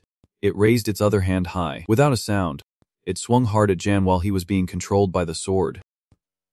But luckily, Shu reacted in time, using her staff to unleash a powerful wind strike that momentarily saved him. Right after, she signaled him, Jan, right now you need to combine your attacks smoothly. Charge in, and strike straight at that mutated monster. Then Jian suddenly realized it had dodged. That enormous arm was no longer restrained. It gathered momentum for its next attack. Indeed, caught off guard, Jihan was thrown back by its swing. The impact was so great that Jihan spat out a mouthful of blood as he was thrown away, wondering how it could be so quick. Seeing Jihan severely injured, Su screamed in worry, Jan. But she could not just stand by. She cast a spell, firing a barrage of arrows to attack it. The arrows aimed straight at its head. It seemed like it would be hit, but life is not a dream. Unexpectedly, in the blink of an eye, it swiftly moved to the side, successfully dodging the attack. The claws scratched towards Saihu, and her whole body seemed frozen in place. Realizing she could not escape, suddenly, a voice called out, Chila. Instantly, Chila rushed out, squeaking loudly. Luckily, it appeared just in time to push the monster down, saving Saihu's life. Both of them fell outside, breaking through the wall. Everything happened in the blink of an eye, leaving Saihu momentarily stunned. Yes, it is Chila. Just as she was trying to process what happened, a voice spoke up. I heard the explosion and came to check, only to find the two of you here. And the visitor was none other than Yuri. Then she politely greeted them, saying she was glad to see everyone again. Sue thought to herself, Min Yuri from the Snowflower Guild. Looking at Jihan's serious condition, with a lot of blood flowing, he might be unconscious. Yuri spoke up. It seems like you two would have been in big trouble if I had arrived a bit later. Looking out at the broken wall while Chila held back the monster, Yuri said, I will handle this mutant, so please take Jian and escape. Hearing this, Sue replied worriedly, you can't handle it alone. We should call for other heroes to help. Suddenly, Yuri's gaze became determined, with a hint of cold detachment reassuring her. Don't worry. I know how to deal with that beast better than anyone. Sue's expression froze for a moment, surprised by the change in her demeanor. Without further ado, Yuri jumped down through the broken wall to confront the monster. At that moment, Chila was grappling with the monster on the ground. Although Chila was twice its size, the creature still fought back, showing its impressive strength, but it could not hold on for long before the monster spat out a mouthful of blood, howling in agony. Chila noticed it was throwing itself back and coughing up blood, as if trying to say something, but only squeaked. The monster suddenly bit Chila's arm, and at that moment, Yuri landed, calling out to Chila. Yuri immediately cast an ice spell. Cold ice arrows targeted the spot where the monster lay. Chila sensed that Yuri would act, so she quickly moved aside, and the monster was immediately frozen in place. Its whole body was frozen, caught mid-roar. Just when it seemed everything was over, the monster unexpectedly broke free from the ice. Yuri quickly climbed onto Chila's head to assess the situation. Pondering silently, can it still stand after being hit by so many ice arrows? It is not a normal mutant. Is it? Then it roared and charged at Chila, wanting to attack, but Yuri coldly aimed her ice bow at it, her voice deep. Regardless, the outcome won't change. The arrow was immediately released. This was the ice-sealing arrow. Reflexively, the monster dodged, but it was all within Yuri's expectations. The ability to move was the greatest strength of the Iron Claw cat. She aimed directly at its knee to shoot the arrow. Instantly, it was injured by the cold ice blows and fell to the ground. Seeing that it was hit, Yuri exclaimed, You won't be able to get up after that blow. Still, her eyes remained alert, analyzing the situation carefully. The extraordinary mobility of the steel claw cat comes from its feline agility. Observing the trembling wound pierced by the icy arrow of this monster, a thought crossed her mind. However, if the muscles contract due to the cold, the joints won't be able to bear the weight and will shatter. At that moment, Yuri coldly informed it, Our battle ended the moment you got hit by my ice arrow. Saihu, witnessing the entire process from above, was left in awe. It is hard to believe the mutated monster that Daihan and I had to wrestle with. Suddenly, Jan let out a sound. His body began to move, and he called out, Cough. Sue replied instantly, Daihan. His breath was heavy, but he still managed to say, We have to hurry and help Min Yuri Shu. Thinking he might just be waking up and unaware of the situation, she reassured him, Don't worry, she has it under control. Suddenly, Jihan firmly stated, No, it is not over yet. In his eyes, the probability analysis began to kick in. The probability of Min Yuri defeating the steel claw cat made his face change instantly. If this continues, she will be in danger. Below, Yuri approached the steel claw cat. She still had that cold expression. She aimed directly at a point and said, I will end you as painlessly as possible. Then it let out a loud, piercing scream. Yuri still had not made her move to finish it off. Perhaps she thought it would be better to let it release some tension before dying. Suddenly, a brown and golden furred figure with white accents appeared, its claws long and sharp. To her surprise, in the blink of an eye, a whole pack of unmutated steel claw cats surrounded Yuri. The result probability showed under 10% as they began to roar and charge. Above, Saihu helped Jan observe the current situation, and just by looking, he understood that it had summoned all the steel claw cats in the fog. I came here. He felt like he understood something. So that is the reason. He turned to ask Sue if she knew how to use flying magic. She replied, Though not perfect, I can use it to some extent. With that, Jian wrapped his arm around Sue's waist, making her blush. Jihan, where are you placing your hands? He began to cast magic and instructed. All right. Then use it when I signal. The streams of power gradually concentrated in Jihan's hands, and he felt he had no other choice. No other way but this. Preparing to take off, he lifted Sue in his arms, using flying magic to accelerate. This made Sue want to cry out in fear. Wait. You have to tell me what you are planning to do first. The steel claw cats began to creep closer, and they were all shot at Yuri.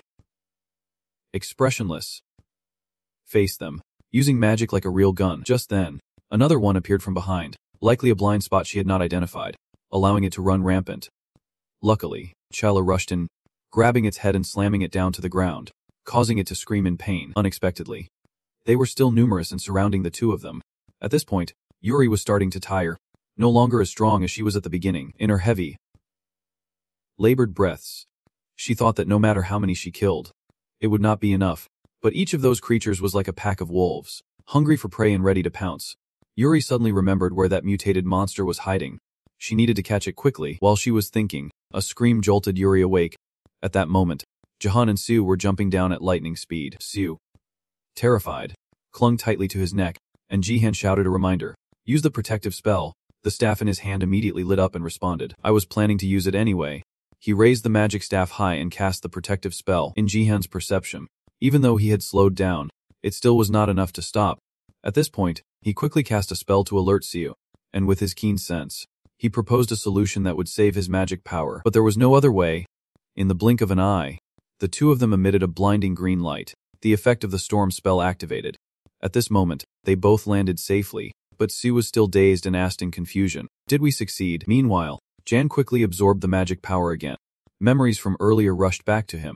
Just like when he had slayed the mutated Sis creature, he would make a straight cut, so he really had a quick and efficient solution drawn from the previous battle. Thinking of this, Jia jumped high, wielding his sword to slash down at the group of steel claw cats with a wind slash technique. The sharp downward slashes shook the earth and shattered everything. At this point, both his and Siu's feet touched the ground safely. Diane's sword stabbed forcefully into the ground, using it as a support to breathe heavily, weighed down because his body was still injured, so he could not exert his strength as usual. Even though he had tried to control his magic power as much as possible, this was the best he could do. Lost in thought, Yuri ran over and shouted, "Metlefi, I told you to run away. Your actions are pulling him out of his memories." Jihan stood up, reproaching, "Is this how you speak to someone who is helping you?" Yuri shot back, "I can handle this on my own." Jan's next words darkened Yuri's expression. Why was she so haunted by that steel claw cat? Suddenly, Chila growled with alertness as she looked ahead, and Sue quickly sensed something unusual. From the pile of debris, a pair of glowing eyes of a steel claw cat emerged, causing her to panic. There are still a few survivors. Hearing this, Jan heightened his vigilance, and he understood that it was calling them here. The image of the initial mutated steel claw cat appeared beneath the surface, smaller but moving in a pack of 7. All of them were now in Yuri's line of sight. She could no longer maintain her initial calm. Instead, there was a clear look of astonishment on her face. Her voice rang out, "Its bones must have been shattered." Jan responded based on his judgment. "I do not know why, but it seems like it has the ability to heal." Then Jihan emphasized a healing cat beast. This case is probably rare, so it felt strange and hard to believe for Yuri as she spoke. The ability to heal. Suddenly, Yuri's eyes widened, filled with the haunting memories of the past as a female voice called out to her. "Hurry. Run away. Run now," she urged, her body covered in injuries. Back then, Yuri stood in shock with blood on her hands. Jihan turned to her and said, "The number of healing cat beasts has decreased significantly, and that mutated monster is badly injured. If we work together, we can surely take them down." As soon as he finished speaking, Yuri could not hold back and soared forward. She accelerated, charging straight at the group of healing cat beasts. She looked so reckless. Jihan shouted. Yuri's expression left him in disbelief, confused as he watched. Why was she acting like that? Then he made a guess. Is that why her group only has one member? Not thinking much more, Jihan turned to signal, "Sue, help me." She immediately received the signal and ran over, replying, "Yes." The healing cat beasts were very perceptive and realized that Yuri was about to attack them, charging forward with growls. But Yuri dashed past them, raising her fingers to shoot multiple ice projectiles into their bodies. Her face was as cold as her own magic. And then the figure she was searching for appeared.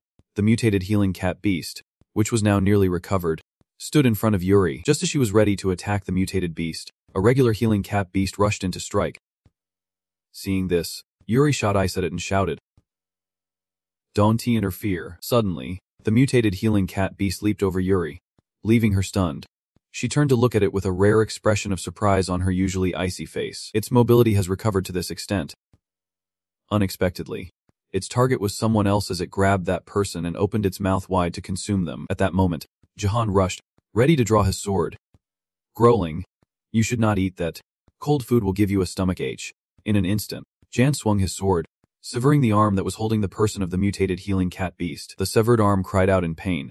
Sheila lunged forward, grabbing it and slamming it down in anger, taking the opportunity for Sue to use her spear, stabbing it 8 times to pin the mutated healing cat beast's face into the ground. At the right moment, Jian charged in with his sword, wanting to deliver a decisive blow to finish it off and end the battle here. But before he could strike, Yuri unexpectedly blocked his path in front of the mutated healing cat beast, shouting, "Don't kill it." Fortunately, he managed to stop just in time. Otherwise, he would have harmed her. In disbelief at Yuri's actions, Jihan angrily said, "What are you doing, Min Yuri? We need to finish it off before it heals." Yet Yuri still stood in front of him, blocking his way. "There is a reason for this. We need to capture this mutated monster alive." Jihan was starting to lose his patience, because he did not want to miss the perfect moment to finish it off before it recovered and attacked everyone. He countered, "Capture a creature like that? Are you serious? Back off. Behind it is the shivering iron claw cat." Suddenly, Yuri's expression changed, her cold gaze and darkened face showing she was ready to fight. "If Jihan tried to touch that mutated iron claw cat, I could not let him do that." Hearing that, Jihan gritted his teeth, confused, asking why she had to go this far. Meanwhile, the iron claw cat had started showing signs of recovery. A stream of pink magic flowed over its skin. Then, it let out a loud roar, its body now transformed in an unusual way, unlike its original form, while Yuri stood in front of it, blocking Jihan. The entire process and image of the strange mutated iron claw cat were captured in the eyes of Jihan and Sihyu.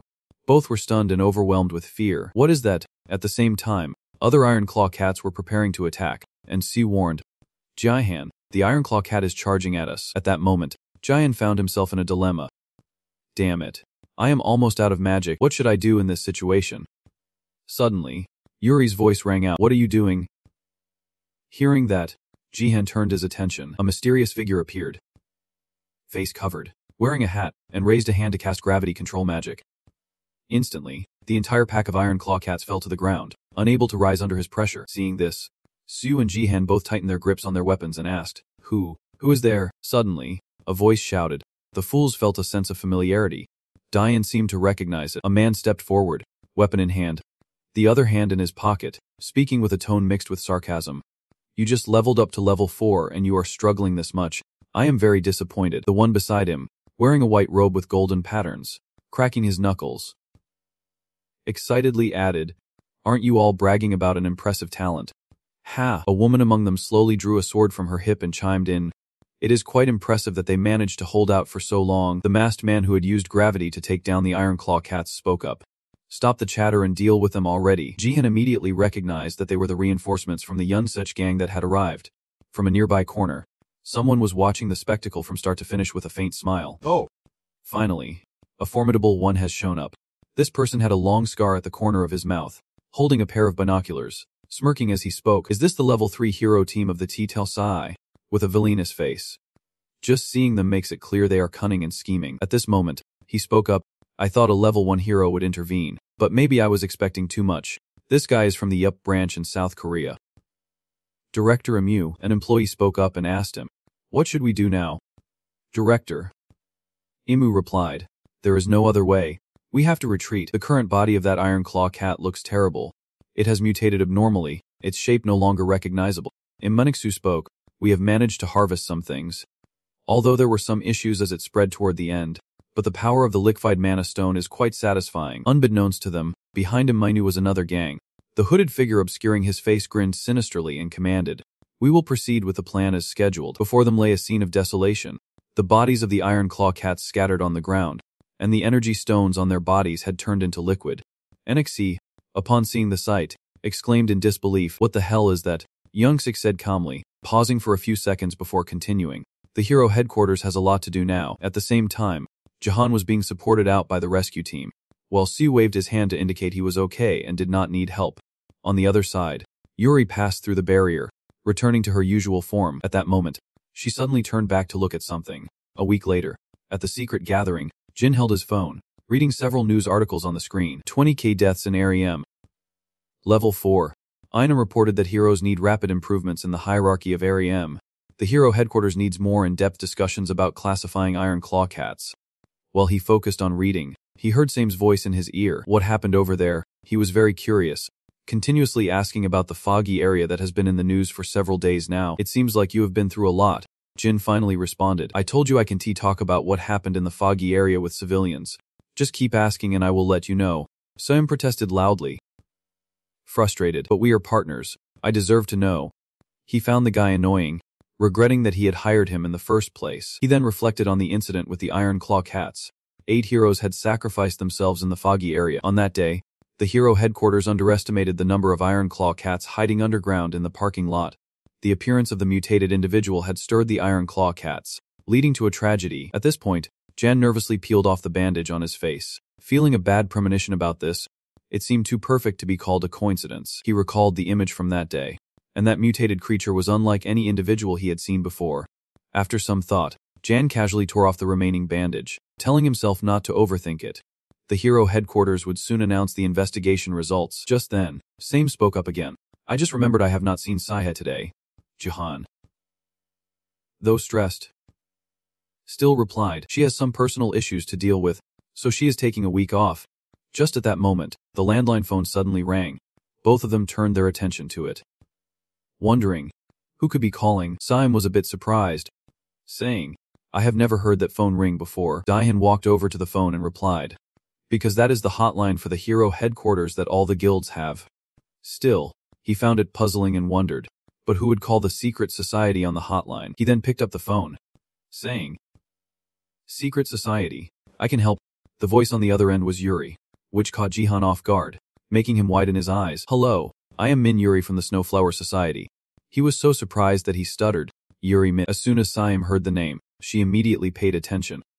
Daihan, still in shock, asked, what is going on? Saim was also anxious, listening closely to their conversation, feeling a bit panicked as she exclaimed, oh no, where's my popcorn? Yuri's voice came through, saying, I am sorry for using the hotline, but it is the only way I could reach you. Daihan tried to pretend he was calm and smiled, replying, oh, I understand. Ha!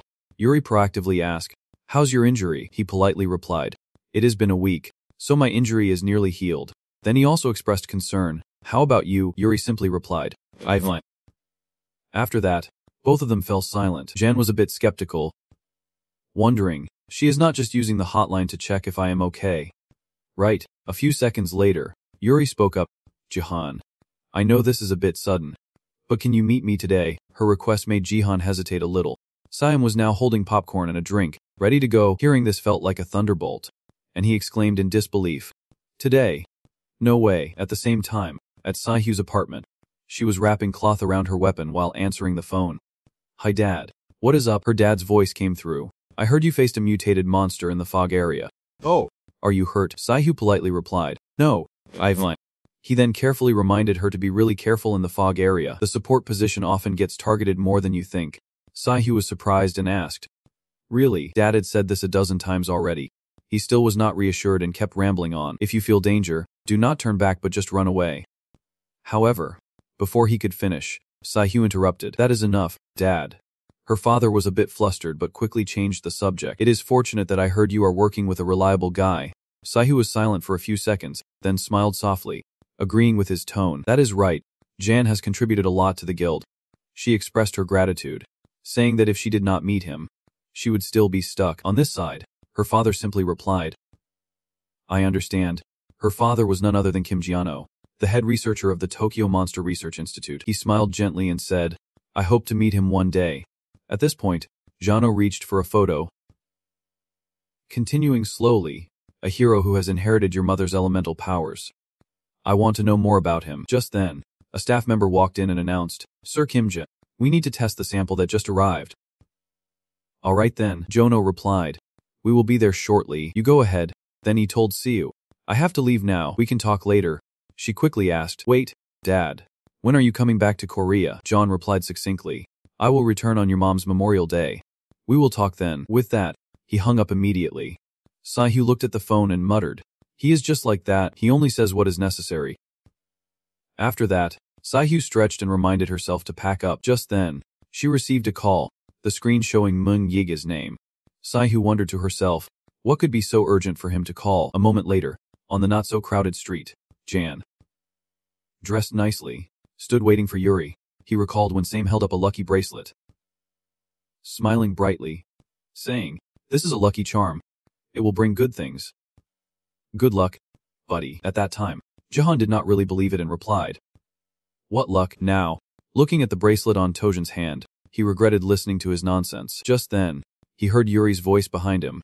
Jahan turned around to see her, bit tense, asking, "Have you been waiting long?" Jahan glanced at her, thinking, she looked so different from when I saw her in the fog.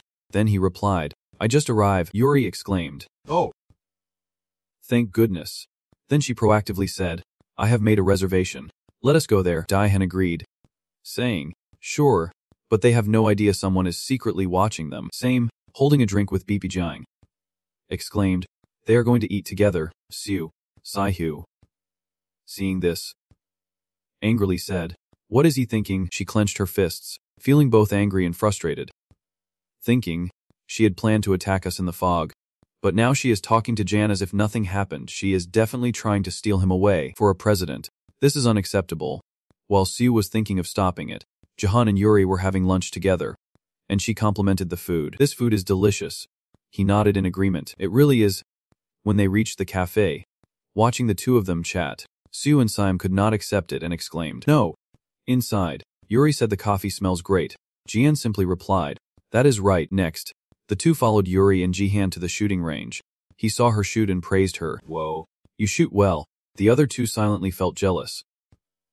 After that, Jihan and Yuri strolled around. He offered to hold her teddy bear for her. However, she politely declined. Behind them, Sai-hu saw that he was not saying anything and broke the silence. Very suspicious. She roughly pinched his neck, concluding that they were definitely dating. However, Sai-hu turned her back and walked away. Sai-im, with a swollen face, called out, "Are you just gonna ignore them?" Sai-hu.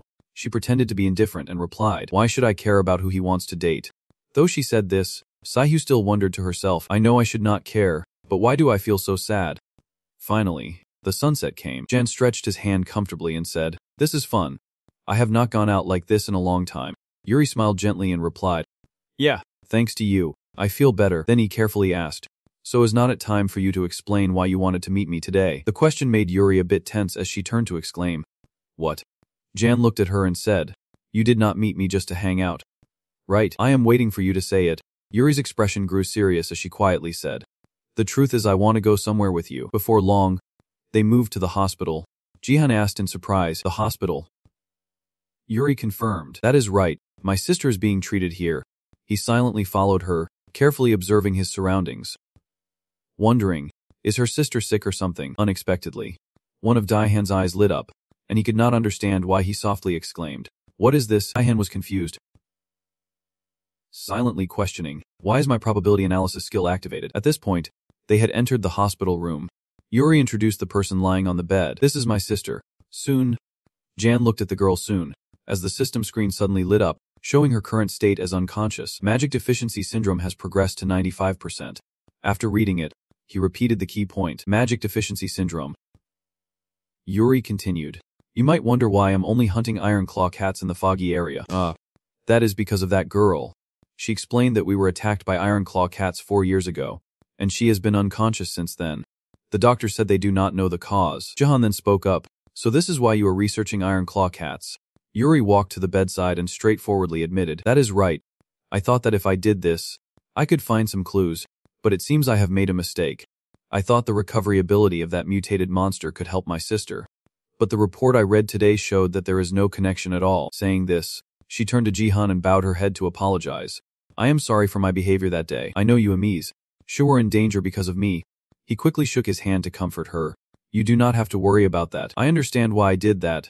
At this moment, his analysis skill activated again. The system board continuously displayed messages analyzing Manuri from the Snowflower Association as a key factor for the development of the Honeycomb Association. The final message stated that it had gathered 1 per 4. Daihan realized something and thought to himself, so the secret society needs her. After the system confirmed that Yuri was a piece of the puzzle, Jan speculated on why this analytical skill had emerged now. While analyzing the probabilities, he was sure he had seen it before. He recalled the day he saved Mun Zhang in the foggy area. At that moment, seeing Su fuming, Jahan spoke up to intervene. "Su, I think that is enough hitting." Right then, his analytical skill activated, analyzing Trang Sai from Menqi Xing Company. The system display above his head indicated that this was a crucial factor for the development of the secret society. In that moment, Jan thought to himself, the system showed the information collected was 0 per 4. And he realized that his analytical skill seemed to be leading to a new mission, a type of analysis he had never seen before. So he decided to establish a contract between Meng Zhang and the secret society to test this skill. Back in the present, Jan stood in front of Yuri with a familiar overlap, and now, the analytical skill that activated that day also appeared for Min Yuri. He looked at the system display indicating that 1 per 4 had been collected. Quietly repeating, 1 per 4 collected, Jan supported his forehead with his hand, deeply focused on his thoughts. Does that mean including Min Yuri? I need to find 3 more members. Seeing him seem dazed, Yuri worriedly asked, Jahan, you do not look so good. Are you okay? After a few seconds, he finally replied, I'm just feeling a bit dizzy. Jihan still holding his forehead, his mind immersed in his own thoughts. The analytical skill showed that if he joined, the probability of the secret society becoming a large guild was 99%. But suddenly there was a new condition. He squinted tiredly, Long grumbled to himself, why does this damn analytical skill always cause trouble for me? But just a moment later, Jen decided to accept it. All right, I will meet those conditions. After thinking it over, he asked Yuri, how long have you been hunting the Miyu claw? Yuri seemed a bit surprised and replied, about 4 years. Jan turned to Soon on the hospital bed and bluntly asked, so during that time, you have not found any clues to wake your sister up? Yuri might have felt embarrassed, as she turned her gaze away and slowly admitted, yes. After asking those 2 questions, Diane politely suggested an alternative to help her. I am an outsider, so I do not know your situation well, but if you still have not found any clues by now, do not you think it might be time to find another solution? Yuri was very attentive and immediately asked, what solution? At this point, he pulled out a tube of medicine and suggested, let me tell you a story. Then Jan rolled up his sleeve and began to recount. When we get hurt on our hands or other parts, we often use antiseptic cream and apply ointment. Do you know what the ingredients of the ointment are? Yuri thought for a moment and replied, I do not know. So he explained it himself. One of the main ingredients commonly used is Centella asiatica, known in Korea as biampul. You know, it is a green herb that grows a lot in the mountains or fields. At this point, Diane pointed to his scars and continued explaining, it has many benefits like antibacterial and anti-inflammatory properties. While it has not turned into a monster, many researchers are hopeful about it. Actually, when we get injured, Centella asiatica does not directly affect the wound, but the extract from this plant helps heal the wound. Isn't that amazing? Although the causes of the wound and that plant are unrelated, Jan's voice still echoed in her ears, but Yuri said nothing. Her gaze shifted elsewhere. At this moment, he cleverly connected it to Soon's situation. Similarly, from something unrelated to the Iron Claw cat, she could also find another solution to help heal her sister's illness. Yuri then had an epiphany. Looking into her eyes, Jahan could sense that Min Yuri had also understood this. Watching her reach out to touch Soon, he guessed what she was thinking, but her heart would not follow. Thinking about the image of her tirelessly hunting the Iron Claw cat, Daihan speculated that her continuous pursuit of the Iron Claw cat might be an obsession with those who had caused her sister to become like this. Finally, he got straight to the point and said, so, I want to make a proposal. Yuri immediately turned around and asked, a proposal? Jahan directly invited, I would like to officially invite you to join our guild. Yuri was so shocked that she yelled, what? She seemed not to believe her ears. Asking again, join? You mean join the secret guild? Jahan confidently confirmed, yes. That is exactly it. He proactively offered benefits to persuade her. If she joined the secret guild, the entire guild would actively support her sister's recovery. Not only that, Jahan emphasized that he was not just speaking empty words, but he was sincere. I will make it clear in the contract. Yuri was so shocked that she could only gape, momentarily unable to respond and remained silent. At that moment, Jahan's eyes sparkled with a bright light. He stared at Soon, continuously analyzing the probabilities. The probability of Minion recovering and waking up. The probability that Min Yuri would help Minion wake up. The probability that Min Yuri joining the secret guild would help Minion wake up. Finally, the system displayed the results. Current condition unconscious. Magic deficiency syndrome progressed to 95%. Daihan felt a bit disappointed, thinking it still showed the same condition as before. However, he remained determined. Although the chances of recovery were still unknown, he could not let this opportunity slip away. Just then, Yuri responded to his earlier proposal. Can I answer later? Jihan seemed to want to say more, but finally just comfortably said, of course. Take your time to think, she softly replied. Thank you. He did not want to pressure Yuri, quietly telling himself that it would be best to take a step back. That might be the right choice. Once outside the hospital room, Jan waved his hand to say goodbye first. I am so sorry, but I have to go now, Yuri politely replied. It is okay. I am sorry for bringing you here. As he turned around, he accidentally caught sight of the bracelet on her wrist and exclaimed, "Oh!" Then Jan turned back, removing the bracelet while saying, "That is right. Min Yuri, I have this gift I want to give you." Yuri asked in surprise, "Huh, what is it?" He held out the bracelet towards her, saying, "This is a lucky bracelet made from the fur of a cyenge. I heard that wearing it will bring good luck. I think this bracelet would suit your sister better than me." Yuri accepted it, smiling as she replied, "Thank you so much. I am sure Jean will love it." After that, Jen bid farewell once more. "Well, I am off now. I will wait for your answer." Yuri then felt warmth, taking a few seconds to respond with her agreement. Alright. The scene shifted to a luxurious high-rise building, where a high-level meeting seemed to be taking place. Everyone's expression showed coldness and the atmosphere was silent. At that moment, the president of the North Dungseo suddenly spoke up. "It is too late." The meeting host, seeing that, Junyang had no choice but to start. "It has been a while.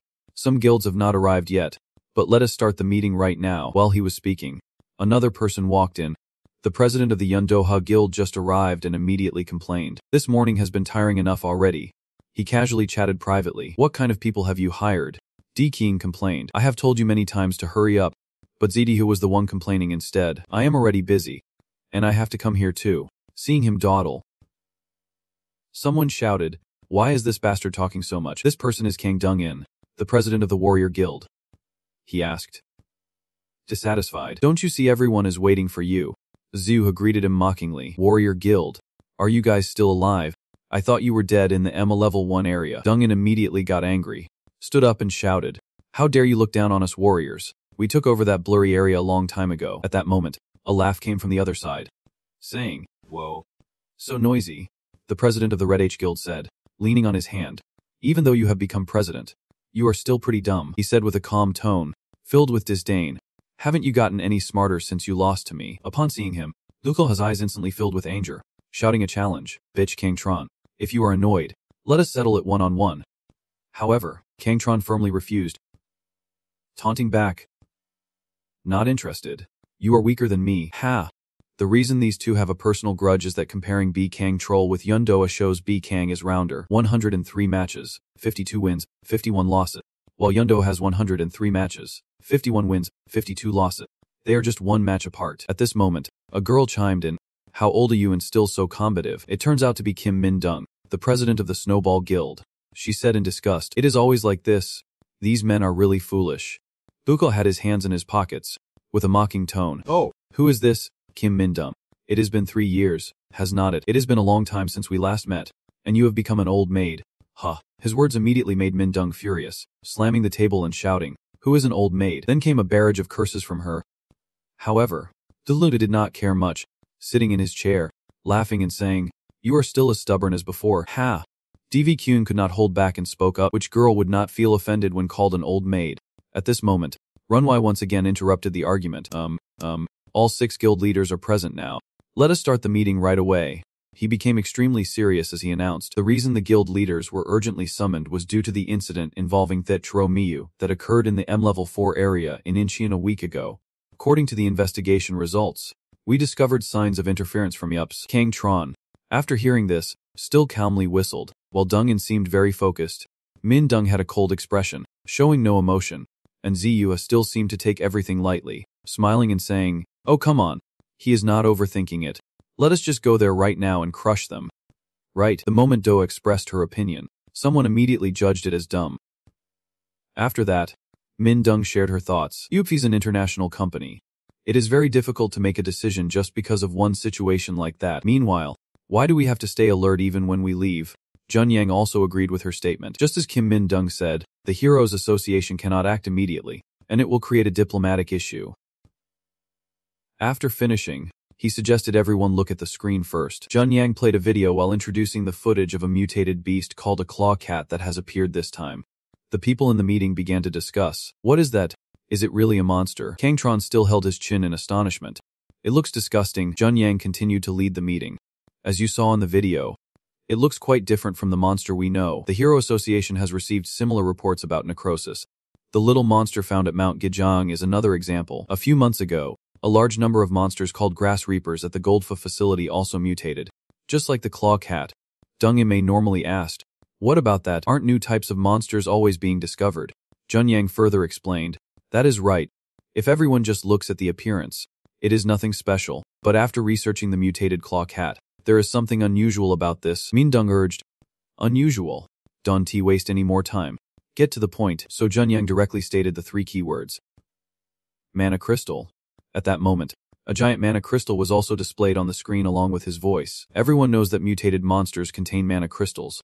It is the stone that holds a large amount of magical power. According to the Monster Research Institute, a monster called a mutation is actually created, although it is still being researched. It is a creature we cannot investigate with current technology. Junyang's gaze remained very serious. He continued seriously. But the mana crystal found inside the claw cat, someone could replicate it and turn it into a core. The people in the meeting began to murmur with this information. They can turn it into a core. But you just said that it can't be done with current technology. And who could do it? At that moment, JK turned to ask Doha, do you know anything? However, he was not at all flustered. Calmly replying, do I look like someone who knows a lot? I do not know anything, except that spirits can absorb mana crystals, although he pretended not to care. Doha was actually thinking about the number of monsters that need to be tested for those experiments. Thinking this, Doha suddenly spoke up with a hint. What are you guys doing? It is quite obvious. Kangtron squinted one eye, showing interest, saying, an interesting story. There are still many parts that are unexplained. Then, he looked at Junyang and asked, what will we do about Ips? You said you found evidence. What is it? He frowned and said seriously. On the day the claw cat incident happened, I noticed some suspicious individuals inside the foggy area. Junyang continues to release another video and asks everyone to watch the footage recorded by the drone. On the screen, a named Junyang introduces himself. The man standing on our building is Lim Minsu, 33 years old. He is believed to be a high-ranking figure in UPS. Until 4 years ago, he was a researcher at the Magic Institute. There are notes stating that he was expelled due to an unfortunate accident. Kang Chan, curious, asked, an unfortunate accident? Huh. What did he do? Junyang looked at the laptop screen and paused briefly, saying, the recorded reason is that he tried to conceal his surprise by claiming that he stole the magic stone stored at the Research Institute for an illegal human experiment. Junyang announced to all members that based on this evidence, the Hero Association considers Lim Minsu the prime suspect in the current case and must arrest him as soon as possible. We recommend investigative cooperation between the guilds, transitioning to the street outside, where people are passing by the bus station. At that moment, 2 young men raised their phones to start filming, telling each other, hey, look, oh, damn. It turns out the person they see is Jihan. Seeing him waiting for the bus, the 2 young men laughed mockingly.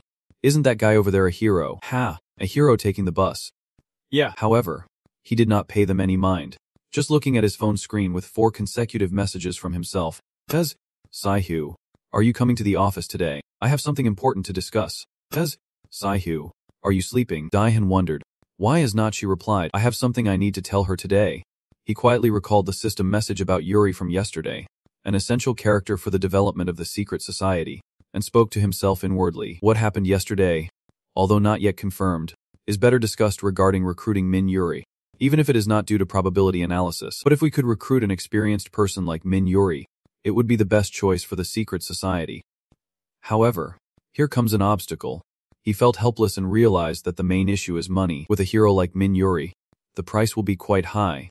Jan recalled the average collaboration price with Same and thought if we negotiate well, we could manage it with the available funds. While he was focused, the car arrived. The driver asked, aren't you getting in? Daihan snapped back to reality and quickly replied, oh, I will get in now. After getting into the car, he requested to head to the location. The driver readily agreed. Okay. I understand. However, after glancing at him through the mirror, he realized and excitedly exclaimed, oh, are you a hero?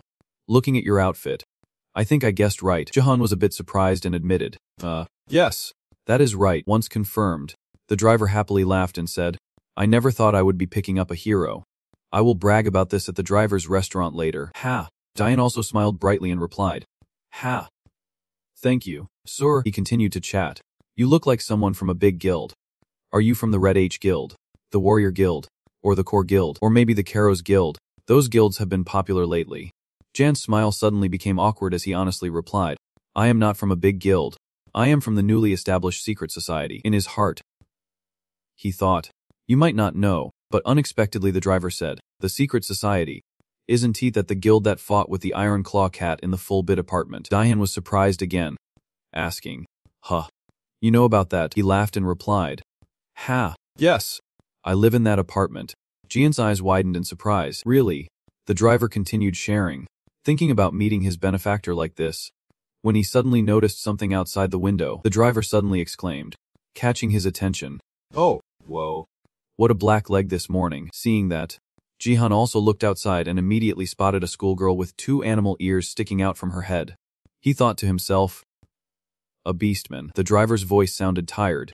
I am so tired of them already, Jen asked in confusion. What? He explained. I heard beastmen suddenly go wild because they have some wildness or something. He spoke up for the girl.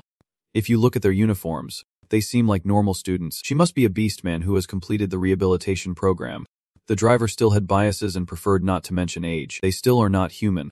I do not know what heroes are like, but if people like us are attacked by them, we will definitely die. Hearing this, Jihan did not know what else to say. He thought of the image of innocent people being slaughtered and felt sympathy. If that is the case, his reaction is understandable, because everyone is afraid the invaders will attack. Jan looked at the beast girl through the window, contemplating. However, it is not right to discriminate against a child. Is that really the right thing to do? Suddenly, Diane thought of Sai-Hyu. She must have always endured looks like that. Just then, Jan saw something and exclaimed. A few guys appeared behind the beast girl outside. He wondered who those kids were. Immediately, Diane shouted, Hey, I am getting off here. The driver, surprised, asked, What? You are far from your destination. As soon as the car stopped, he dashed out in a flash. The driver, confused, shouted, Hey, kid, you have to pay first. Beside the beast girl, those kids were still quietly following her. At this moment, the girl sensed something and turned her head to check. Immediately, she started running. 2 men shouted, Damn it. She noticed. Catch her. They quickly caught up and covered the beast girl's mouth with a handkerchief. Just as she managed to cry out help, the girl's eyes gradually lost consciousness. After she fainted, the young man realized she was a beast person. The man replied, We are lucky. The VIP guests will be very pleased to see this. At that moment, Jen also ran over. He shouted, What are you doing? He reached for his sword and demanded, I give you 3 seconds. If you do not let her go, you will die. With that, he slammed down hard, then immediately started counting. 1, 2, 3. The 2 kidnappers were shocked, thinking, Is that really 3 seconds? Just then, a hand shot out to block him. Jen quickly noticed the tall guy standing in front of him. He took a few seconds before speaking up to remind him, You are blocking my business, hero. Daihan, expressionless, wondered what was wrong with this guy. A man's hand shot out quickly. Jan's eyes lit up with a bright blue aura. Jan held his sword, standing under the large figure, his gaze dark. Seriously? You are blocking my business. Jan's gaze was stern. The hero played in blue at a secret meeting. The phone on the table buzzed and rang, signaling a message. Sai-Hyu looked down at her phone, which was shaking with an incoming message in silence. Hunt, sitting on the sofa, looked at Sai-Hyu and yelled, Why are you ignoring Jihan's calls? That is a disturbing message. She picked up her phone to check, and Hunt laughed, saying, What reason do I have to ignore Jan's contact? Is it because of what happened yesterday? Sai-Hyu shouted angrily. Oh, it is so noisy. She picked up her phone and focused on it, saying, This is so annoying. Why send a message like this? Suddenly, Sai-Hyu's eyes widened in surprise as she whispered, Huh. Inside that phone are messages sent to a tracking device. Wait, I'm sorry. I have something important to tell you. Siu, are you still awake? Please come to the address I sent. It seems someone has been kidnapped. When you arrive, please bring the equipment. Kidnapped in a remote, deserted place filled with dust, Jan held his sword defensively in front of 13 and 2 men holding a girl. He crouched defensively against the guy's outstretched hand. Is he also one of their accomplices? Get out of the way. If you do, I will try to go easy on you. Jan's serious gaze sharpened as he heard the guy's words. Anyone who blocks the way has no other choice. A massive fist swung in front of Jihan. I will kill you. A thought crossed his mind. It seemed like this guy was not someone who could be reasoned with. The guy slammed his fist into the ground, creating a loud noise and a powerful burst of light. However, Jihan had vanished without a trace, the ground where he stood now shrouded in smoke. Confused, where did the hero go? A hero's footsteps landed nearby. The hero, Jan, landed on the back of 013, stretching powerfully. Behind him, his eyes shone brightly. Hero. The guy turned around, raising his hands high, surrounded by the power of the hero, who held his sword with glowing eyes. 013. I am furious. I will kill you. Suddenly, Daihan turned, blocking with his sword between 013's hands, creating a loud sound and bright light. Dian held his sword before 013, trembling amidst the swirling purple energy. His eyes sparkled as he thought this must be an attack filled with magical power. And he had endured his attack. In front of him was a sword wielded by a guy with blazing red eyes, filled with rage. Could this guy also be a hero? Jan suddenly heard the sound of the kidnappers as two men got into the car, carrying the girl. Hurry up, close the car door. He turned and glanced angrily, muttering, damn it. They are about to escape. He carelessly raised his hand high. Don't be careless. The guy brought his hand crashing down onto the ground. Sihan reflexively jumped high. Jan flew out in a defensive stance, with white smoke and dirt flying everywhere. Since this is a residential area, I want to handle it with as little damage as possible. His eyes shone brightly around the sword, radiating light. But there is no other way with this strike. A guy in a black shirt filled with ominous energy called out to stop. Jan, standing below, heard the boy above him. It would be troublesome if he caused more noise. With a casual demeanor, he slipped his hands into his pockets. Hey man, you are lucky today. Normally, we would kill all the witnesses, but today we are a bit busy. You know, Daihan stood below, holding his sword defensively. Is this guy also a magic user? Aligned with that other one, the company in his serious gaze looked down. Have you forgotten the directive that the quieter you are, the better? Oh, causing trouble on the first mission already. There is no one around right now. Do you want to get scolded by the manager? I do not like that. Scolded. Silence lingered for a while before the sound came. Just withdraw. No one was there as he punched the wall, sending debris flying. Daihan. The dust cloud covered his face and squinted. He was shielding himself from the dust as he spoke. Suddenly, see you later, buddy. Then no one was left, just some debris in front of Jihan. He quickly sheathed his sword. They have disappeared. Who are they? Dian cautiously turned to look behind. There are too many shady things here. Two tall buildings with a stream of green light moving between them. Jan hovered, looking down at the busy street below. His serious gaze was analyzing, in front of him, the direction where the kidnappers would come from. 17% to the left, 90% to the right, 38% behind. Then Jan quickly descended. If I use my analytical skills to determine the direction, finding them won't be hard. The phone in his pocket lit up and made a sound. Holding the sword in one hand and the phone in the other, he moved swiftly. Siu, have you arrived at the location I sent? Yes. I am taking a taxi there. Jan answered the call seriously. Moreover, what is this about a kidnapping? I witnessed a Beastman student being kidnapped. The voice on the other end replied unexpectedly.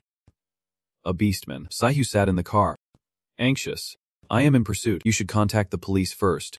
If I find anything, I will get back to you. Yes. I understand. She hung up, staring at the phone in silence, feeling tense and worried. Saihu thought seriously, worried about the increasing hate crimes targeting other races recently. She sat in the car, pondering why such things were happening. A quiet night, an old building, and a car's headlights. The footsteps of a gentleman approached. Cyan stood tall, holding the sword. Found it. There is the black car. That is the one I saw in the alley. The nightlight illuminated the car, revealing a masked boy sleeping inside. Suddenly he heard a noise outside and woke up. What is going on? Is it over? In front of him was Si-Han, eyes bright as he knocked on the car window. Suddenly, his hand holding the phone trembled as he pressed it.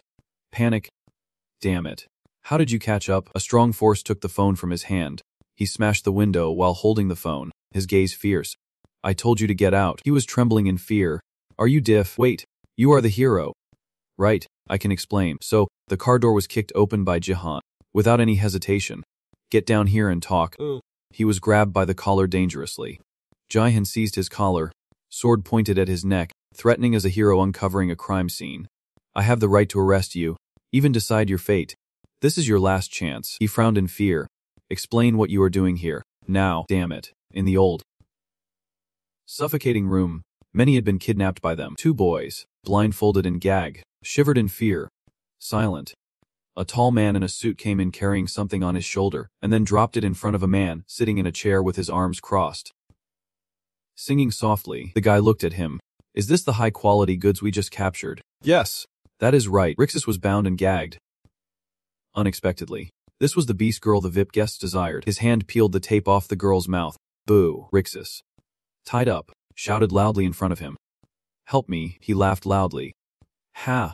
What a brave little girl. The girl raised her head. Anxious. Money. I will give you all the money. Is that okay? What? Money. Huh? How much do you have? He stood up, looking at Rixus lying there. About 2 million. Oh my. 2 million. The girl looked up at him. That is all my savings from working part-time every weekend. Oh, that is truly the money you have worked hard to save. He frowned and raised his hand, sinisterly. But you know what? He grabbed Rixus's hair, a dangerous grin on his face. We have decided to sell you for 900 million. Rixus trembled as he grabbed her hair. Her eyes welled up with tears, and she shivered all over. They said they would use you for some kind of experiment. But do not be sad. Compared to other beast girls here, you are treated quite well. Rixus could not believe what she heard, tears rolling down her cheeks. At least it is better than being sold for food. Right? Someone. He sat down, holding the girl's hair. Rixus looked around at the empty space, full of white cloths and blood in despair. Someone.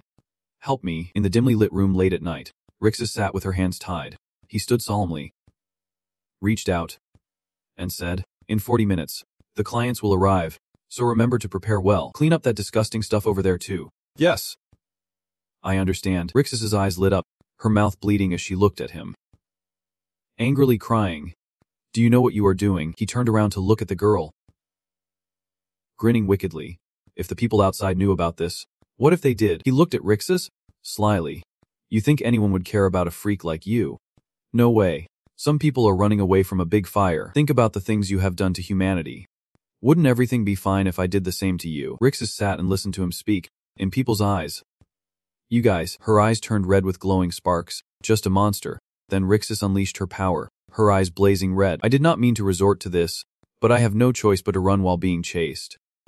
Suddenly, my power was cut off, and the little girl's eyes widened in shock. Huh. How come the magic can't move? Behind Riz, he raised his hand high, ready to grab the girl. Something feels off.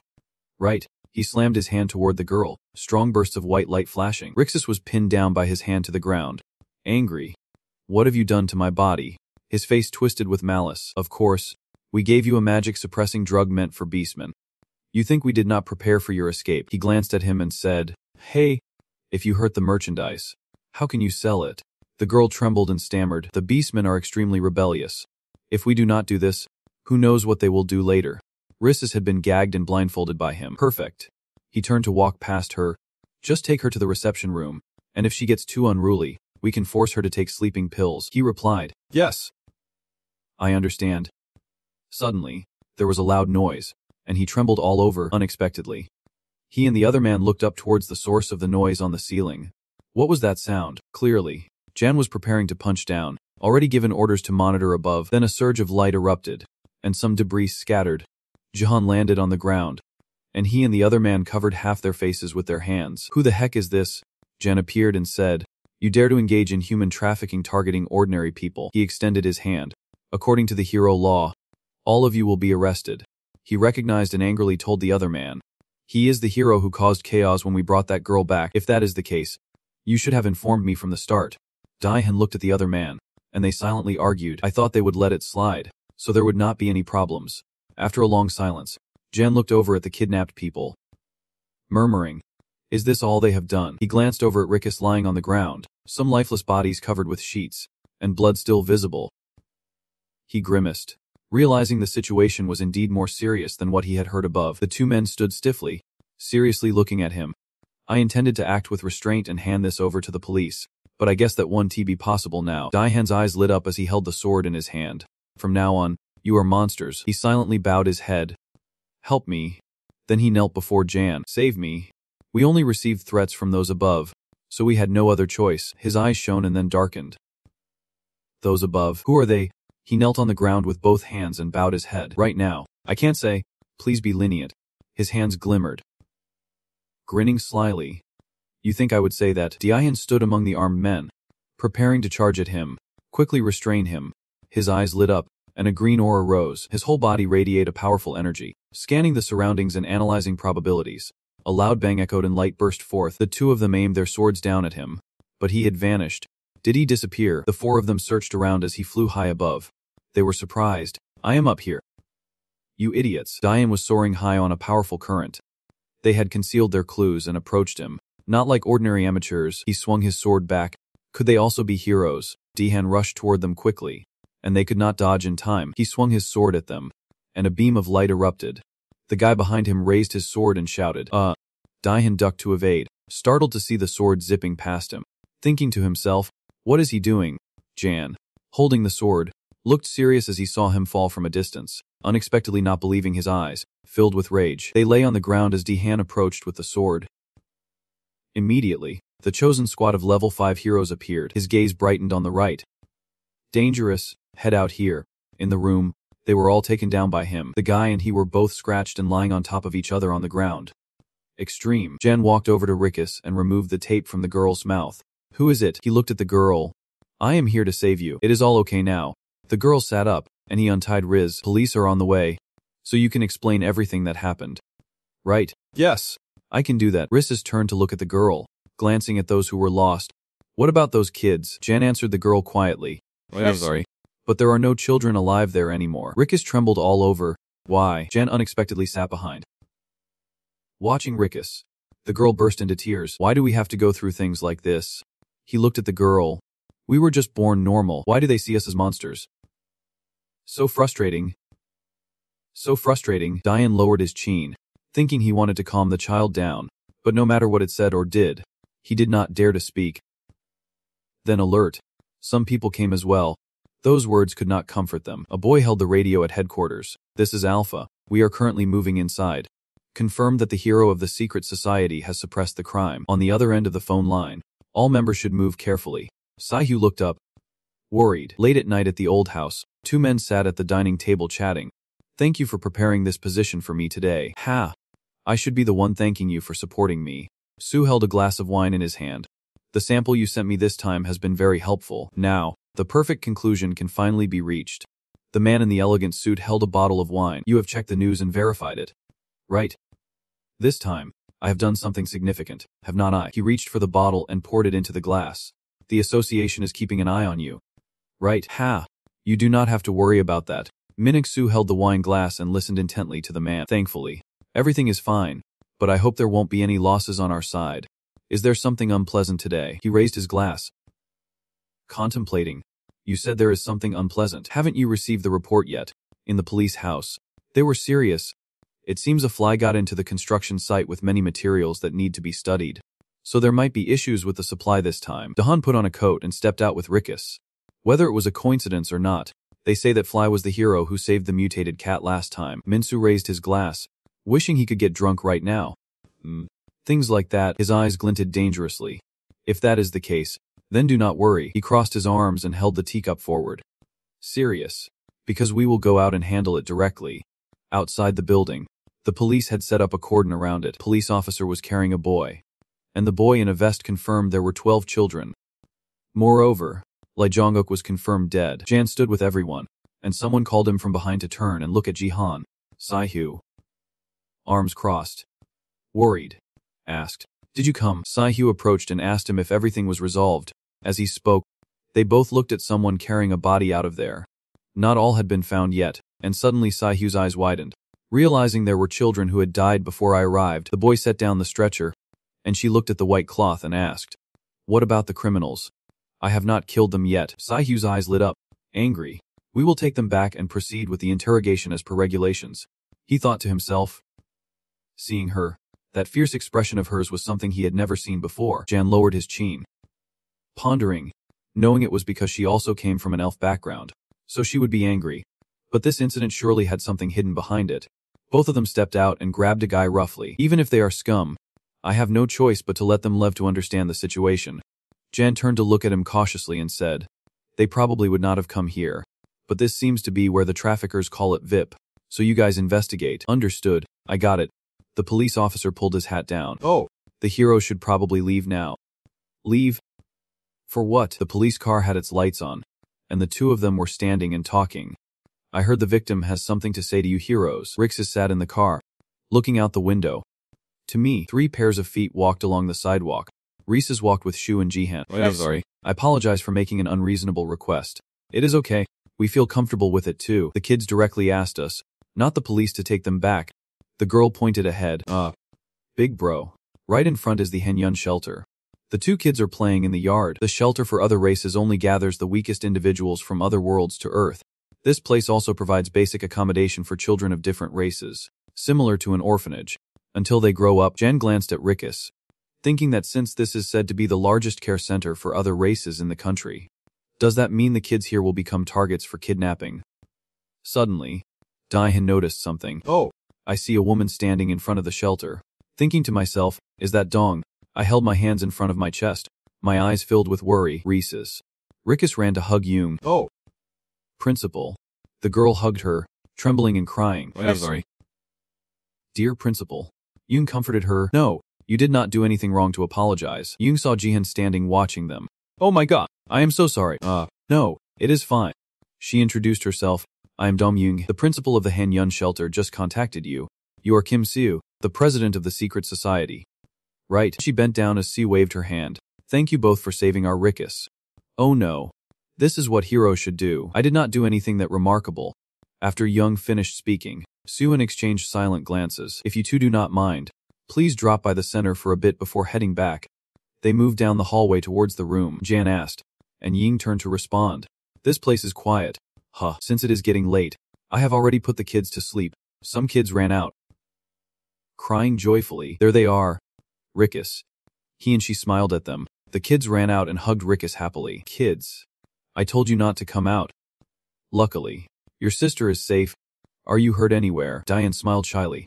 I guess the kids have not been sleeping much lately. Ha! She turned to smile. Ha! I am sorry about that. Then Rikus took the kids away. Smiling. I will take the kids inside. You all can chat comfortably. He looked at the girl. Thinking, despite everything that happened today, she remains optimistic. In the room with Yihan and Siu, they sat on the sofa. Sorry about the noise. Is it a bit much? No, on the contrary. Watching the kids makes me happy. Ung lowered her chin and looked down. When I first heard the news, I was so shocked that I told the kids Rikus had been kidnapped. It seems the kids were too scared to sleep and were waiting for Rick to come back. Sue seriously asked, are there any other victims in this shelter besides the kids? She lowered her face seriously. The only child related to this incident at our Henyun care center is Rikus. The children of other races there seem to have come from nearby care centers. Ong looked at Sue and said, you mentioned this time. Does that mean something like today has happened before? A person from outside walked in, and she turned to look. Excuse me, Leela brought in 3 cups of coffee. Director, I have brought the tea. The girl set them down on the table, smiling at her. Oh my. Lala. Thank you. It is already this late. This is what you should do whenever guests arrive. Lila looked at them seriously. The girl gestured to him and turned to ask Yu Ying. The person you mentioned earlier is this one. Right? Yes. That is right. Lila bowed her head towards Sue and Jahan. Thank you both for saving Rikus. Saihu listened intently as she spoke. Lila is a child who has also gone through something like this. On Young recounted to him and her. 4 years ago, 2 children at our center were kidnapped. Although Lila was released, that other child could not return. Jan lowered his chin, and Sue slammed his hand on the table. That is really unfortunate. Is there anything else we can assist you with? Yu shook his head with a smile. If possible, we would like to make a small donation. Her serious gaze recounted. In the past, many organizations expressed their desire to help us, but their words were almost the same. She stood before 3 well-dressed men. I will support many more expenses. We will make Korea a wonderful place for other races to live. Such words. But the reality is that the help we receive is minimal. On Young said while looking at Leela. When Lilo was kidnapped, only one major gang helped us. A major gang. Really? Jen remembered a powerful man who held his hair. The Kot-2 association led by the hero Yundoa. Right, he played a crucial role in finding Leela. Jan sweated on his face, thinking that Yundoa from 4 years ago was notorious for being a thug. That was before he became the president. The 3 boys had strong, muscular bodies. But back then, it was the opposite. Due to the opposition from philanthropists, a major conflict had erupted. Among the philanthropists, there were races that really hated heroes. Jan sat quietly and said, it really is not easy. Even just giving and receiving help can lead to complex misunderstandings. Yu Young lowered her face, feeling sad. In that situation, at our position, we can't express the opinions we want to say. We will only accept the goodwill of everyone. Saihu raised his hand behind his head. If that is the case, then you do not need to worry. What? What do you mean by that? She opened her eyes wide. Maybe she did not know, but I also carry the blood of another race. Lila covered her mouth, and Yu Yang looked at her in surprise. Half-elf. But I heard that the leader of the secret society is Siu, Jan, Yang, and Lila looked at Siu. It is the gang formed by the half-elf. That is all there is to it. She looked serious. I have been discriminated against for being of a different race while growing up. Saihu stood among a crowd discussing her. There were times I shut my heart and always kept a suspicious mindset about everything. I was really afraid of those who would kill me. Saihu turned to look at Jihan. But there are still people who understand me. I think those people have made me change. She opened her eyes wide in surprise. Dong Yuyoung is also someone like that. Right. Yuyoung's eyes widened in disbelief, thinking to herself, how could this be? The desire to change against the solid wall called racism. Su and Jian stood side by side, and Dong Yuyoung felt a new breeze bringing that desire right before her eyes. From the slightly opened door, a gentle breeze blew, and that wind was on the other side of the door. Risa stood behind the ajar door, her anxiety beginning to shake the heart of the listener. The night was dark, and the streetlights shone down. Saihu bowed in front of Jan, apologizing. You are not at fault at all. As Saihu spoke, her fist clenched in the astonishment of Yuyoung and Lele standing behind her. But the regular donations not being in the plan will affect the guild fees. Right, let me contribute a little. Saihu bowed her head while Daihan stood there with his arms crossed, eyes wide open. Are you okay? Stop it. Just stop. He sighed with a slight smile. Anyway, you look very much like a guild leader today. After all, the guild leader is still you, Su. If that is not a mistake, then everyone should listen to what the guild leader says. Right, Saihu clasped her hands together. Jahan. She stood seriously with her arms crossed. Someone like you has a vague relationship with Min Yuri. Just thinking about it makes me furious. What? How can you approach someone from another guild without reporting anything to the captain? He replied, no, that was a forced situation. From afar, girl rushed towards Su and Jihan. Unexpected. Wait a minute. He saw the girl speak.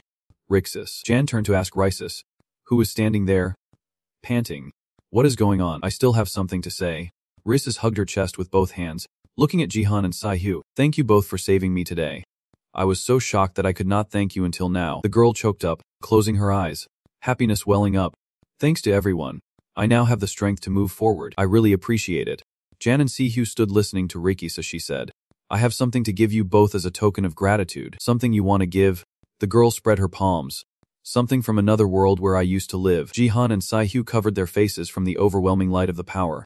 This is the object I brought from Callum. Jian's face darkened as he held the glowing gem in his hand. Saihu leaned over his shoulder, looking down at the gem.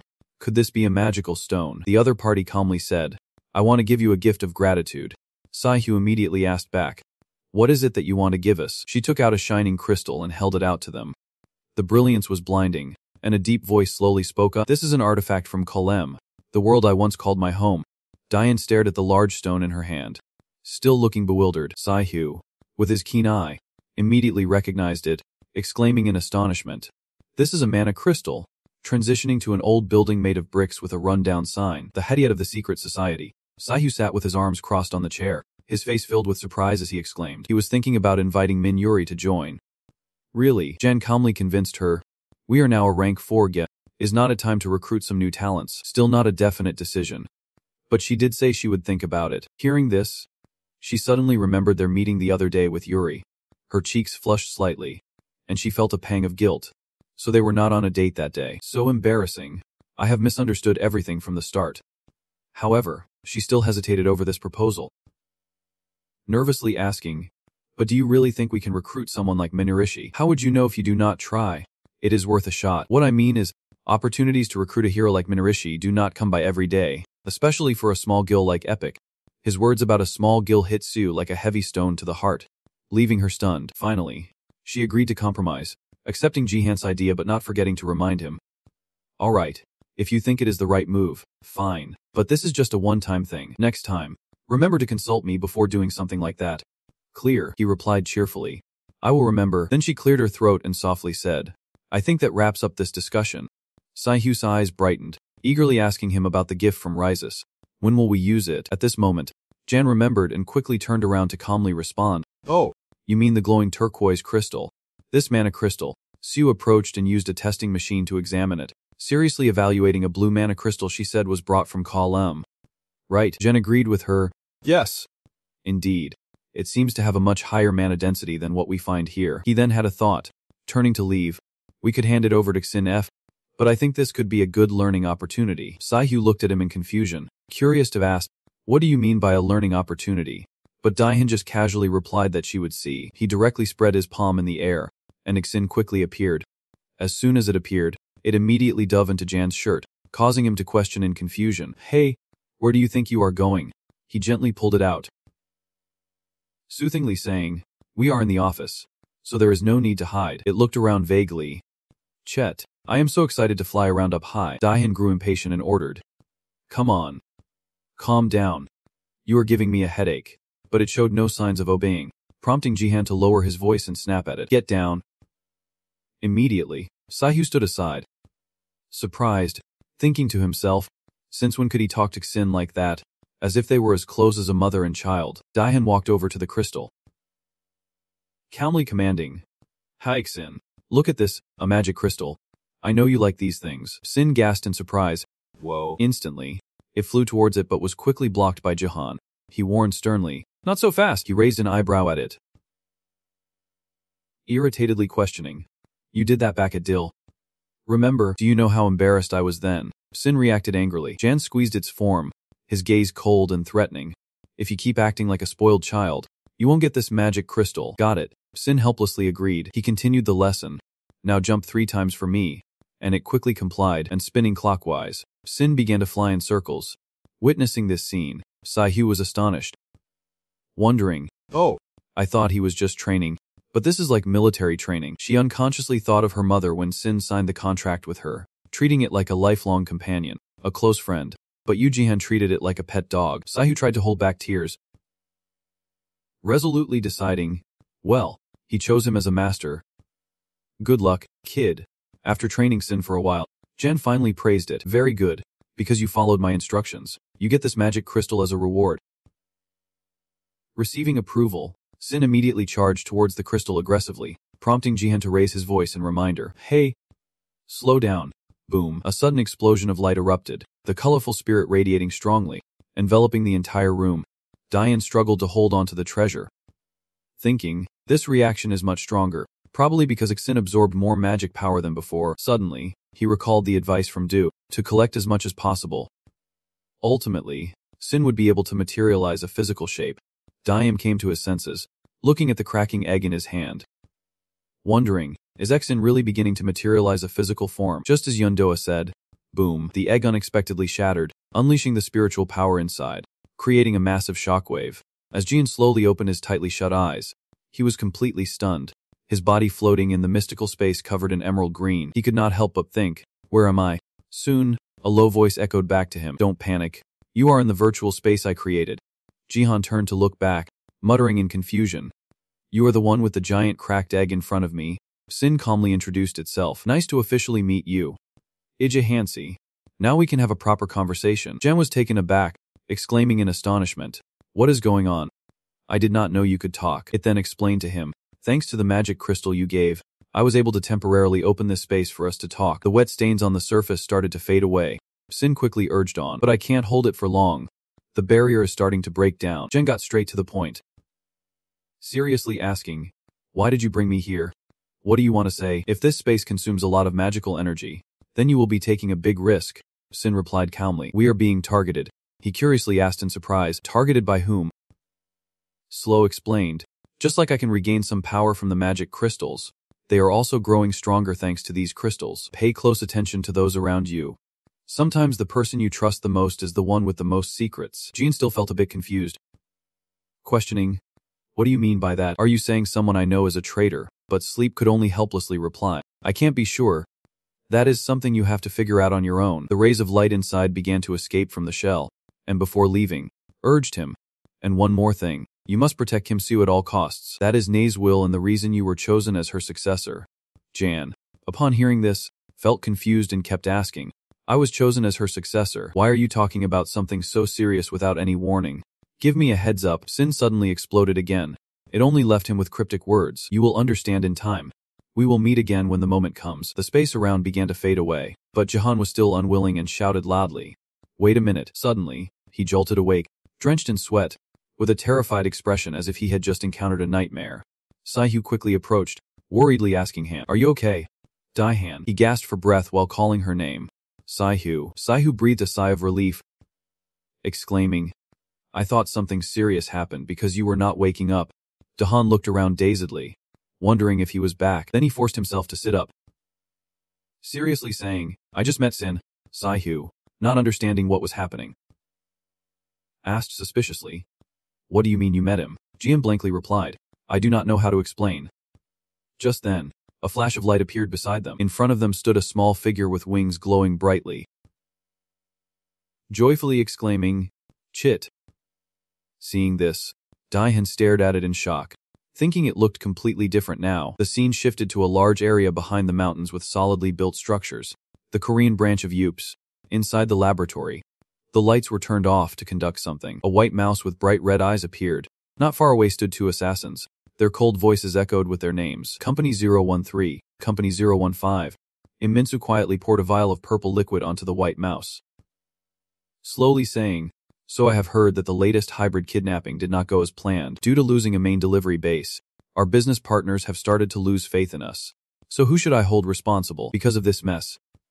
Just then, the mouse's body suddenly underwent a significant transformation. Its muscles bulged unusually, and it screamed in agony. Not a moment of hesitation before it responded. "I realize this might sound strange, but our mission is just to scout the area. We can take down the hero that has appeared because we are worried about exposing ourselves." "And so you were worried." As the words left his mouth, he suddenly felt an invisible pressure that rendered him completely silent. Minsu turned around, his eyes filled with murderous intent. His jaw clenched tightly as he questioned in a low voice, "Is that your excuse for failing to silently deal with a single hero? You should know that is not why I created the two of you." I want to repeat it. Not a moment of panic. Sweating profusely, keeping his head down, Minsu glared at him with a terrifying look, coldly warning him to keep Jahan-yu from Epican in mind. "Yes." 015 and 013 immediately stood at attention, responding in unison. At that moment, a guard rushed down the hallway, bursting through the laboratory door, breathlessly reporting, "Sir, we have a problem." Mins asked suspiciously, "What is going on?" The guard replied, flustered, "The heroes. They just barged in and are currently seizing everyone and everything in the office." At the same time, Yun Seech led his team forward. He narrowed his sharp eyes at the opponent and spoke in a deep voice. "This is a direct order from the association. Gather them all immediately." Immunixu's face immediately darkened, gritting his teeth in silence. Someone was gently knocking on the wooden door from outside the room. When it opened, Young Sich entered, and there was Doha waiting, curiously asking, "You called for me, sir?" He turned around joyfully and said, "I heard about what happened in Area Rank B. They said your team rushed in and saved the situation." Yunixich replied calmly, "We just helped clean up. By the time we arrived, the mutant was almost down." Doha cheerfully encouraged him. "Oh, come on. Do not be too humble. Take the credit when it is due. I know you just got back to work, but I need you to handle something." Yunixich also vaguely guessed, asking suspiciously, "Is it another M rank?" But that was not the right answer. Doha slowly stood up, pondering before replying. "No, not this time," he said seriously. "I need you to capture a manager from Y. Lim Misu and all his subordinates." Young Sisuke's gaze immediately sharpened, quietly reminding him, "Has the hero department approved this arrest? If we act without their approval, we could get into trouble." Doha bluntly dismissed it, firmly stating that we would have to take the risk. "This time I am making the decision. The association may require us to report to them, but if we keep following procedures, we will never catch them. More importantly, there is an insider among the association." As soon as he finished, Young Seek was left astonished. He seemed unable to believe his ears. Questioning again. "Wait, you are saying there is someone in the Hero Association collaborating with Yu.X Komodoa calmly explained to him. "This must be related to the recent involvement of many heroes in shady matters. Given the current situation, I see no benefit in cooperating with the nukes." He also did not forget to remind Yun Sech, "Be careful out there. I have a feeling what they are planning is far worse than we think." Back in the present, he stood silently in Minsu's research room with the team. Nearby were the sounds of resistance from the staff here. "Let me go. We have not done anything wrong." Yun Sech rolled his eyes at them, thinking, "He warned me about some criminal activities." The guards and ordinary staff were easily subdued and gathered in one place. But no one here looked like a significant threat. Just as he thought this, Henextifi approached from behind to report. Finding that most were just civilians, Young Sech curiously asked, "Is there any clue about Lim Minsu's whereabouts?" He helplessly replied, "We have interrogated them, but no one is talking." Suddenly, a voice rang out, catching Yun Sech's attention. "You all will die." A man tied on the floor kept mumbling when he heard this. Yun Sech quickly approached, looking at his dazed expression, and seriously questioned him. "Hey, what are you rambling about?" His dry lips parted, and a weak voice emerged. "All of us." He glared at Yun Sech, his pupils flashing with hostility, speaking in a trembling voice. "Will die when they come." Young Sech narrowed his eyes at him, impatiently ordering, "Who are they? Don't be vague. Just say it." He seemed like a lunatic, rambling philosophically. When the blessed ones arrive, you will see how blind and arrogant you are. Young Sitch pondered for a moment, beginning to analyze his words. The blessed ones. Could this be related to Lim Yu's plan? Hanexi hurriedly interrupted. He is just a ranting fanatic. Keep going. But Hin and Dongyu had noticed something unusual. The two of them immediately heightened their vigilance. Something is approaching. The source of the magic power I sense is like that of a monster. Sure enough, not far away, two figures were slowly approaching. No one looked at them with an indifferent expression. Constantly murmuring, "Kill the heroes." And surprisingly, not even a year seems enjoyable, he exclaimed with excitement. "Oh, look who it is. It is those heroes from before," he excitedly exclaimed. "Good, I need someone to vent my anger on." Hyan attempted to draw his sword, confusedly asking, "I do not understand why their magic signatures resemble monsters." Hanexi exclaimed in confusion. "What is going on? Can someone explain?" Dongyu could only shake his head. "I do not know either, but one thing is for sure. They are very dangerous." Yun Sitch calmly stood up, casually asking, "Do you two know where Lim Yu is?" Not even a year after the power started to spread, he smirked disdainfully. "Of course I know, but why ask when you are just going to—" A massive bulge began to rise behind him, growing larger, turning into soulless husks. Countless demon centipedes crawled out from behind him, and he signaled for them to charge at their prey. The three of them watched as Damn Dead aggressively approached, and Aa quickly drew his sword, the dazzling light flashing as he executed his sword technique. With a swift swing, she easily sliced through a series of them with her sharp, quick strikes. Just then, heard the sound of desperate screams in her ear. The others were tightly wrapped up by the centipedes, screaming in fear.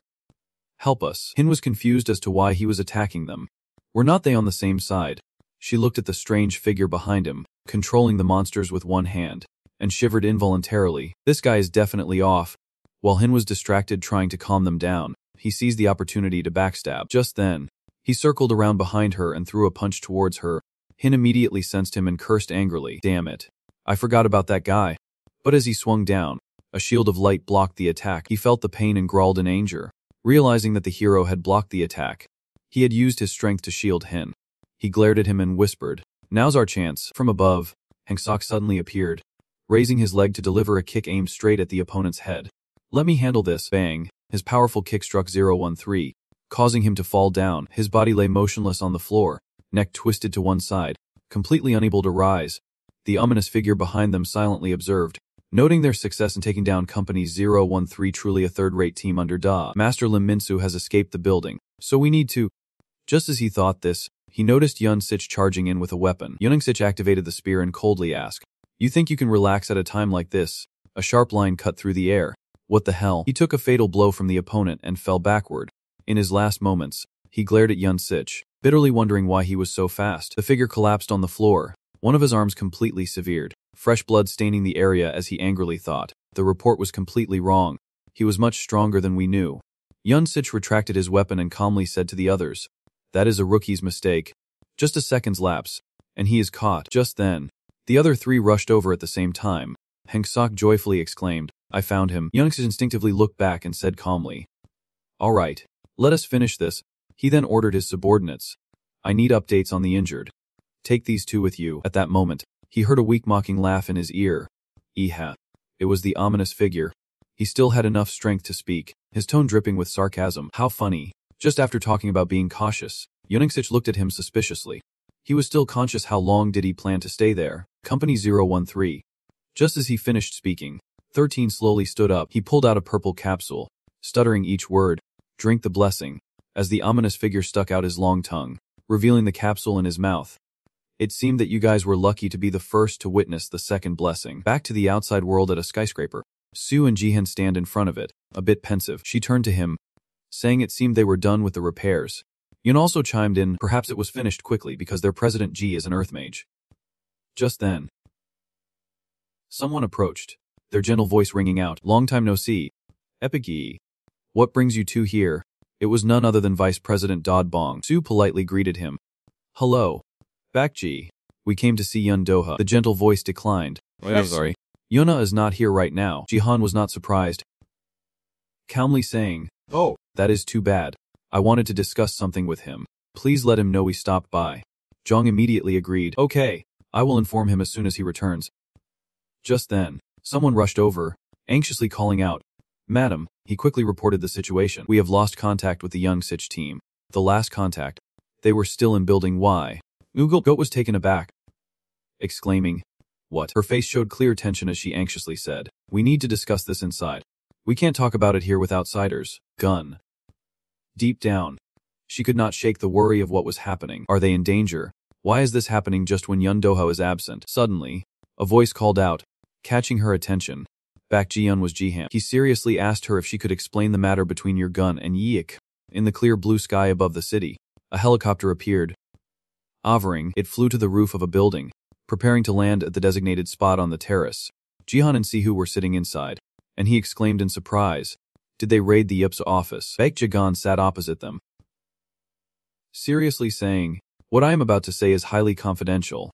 She began to recount that not long ago, the Hero Association ordered all guilds to cooperate in a joint investigation of Yups, targeting a person named Lim Minyu, suspected to be the mastermind behind recent monster mutations. This information has been sent to all major guilds, including the top 6. The plan is that in a few days, all G will coordinate the investigation. Hearing this, Sihu could not help but wonder, if this case was significant enough to involve the top 6 guilds, why was the guild acting alone? Jaegu had to explain, Yunoa does not trust the other guilds. Some central operations often cause unnecessary conflicts. So, this time we are investigating on our own, which is why we sent the Young Sich team to raid the Up building. But Su pondered, you lost contact with them and can't send reinforcements without being exposed. Jaegi admitted, that is right, now the only way is... But she had not finished when someone interrupted. Let us handle it. Dai hands touched the soldier beside him, gazing calmly at the outside scenery, saying, continuing, we are a new guild, so no one will suspect, and with just 2 people, it will be easier to sneak in. Soon after, the helicopter door opened. 2 people from the HE were waiting. Jan looked at his palm, thinking, moreover, this is the perfect time to test Sin's new abilities. He then turned around and shouted to Saihu Kim Saihu to use flying magic. She gasped in shock. What? You want us to jump down? There is no time to think. With that, Jihan's feet pushed off the doorframe. He jumped down freely. Saihu Bov could only call out helplessly.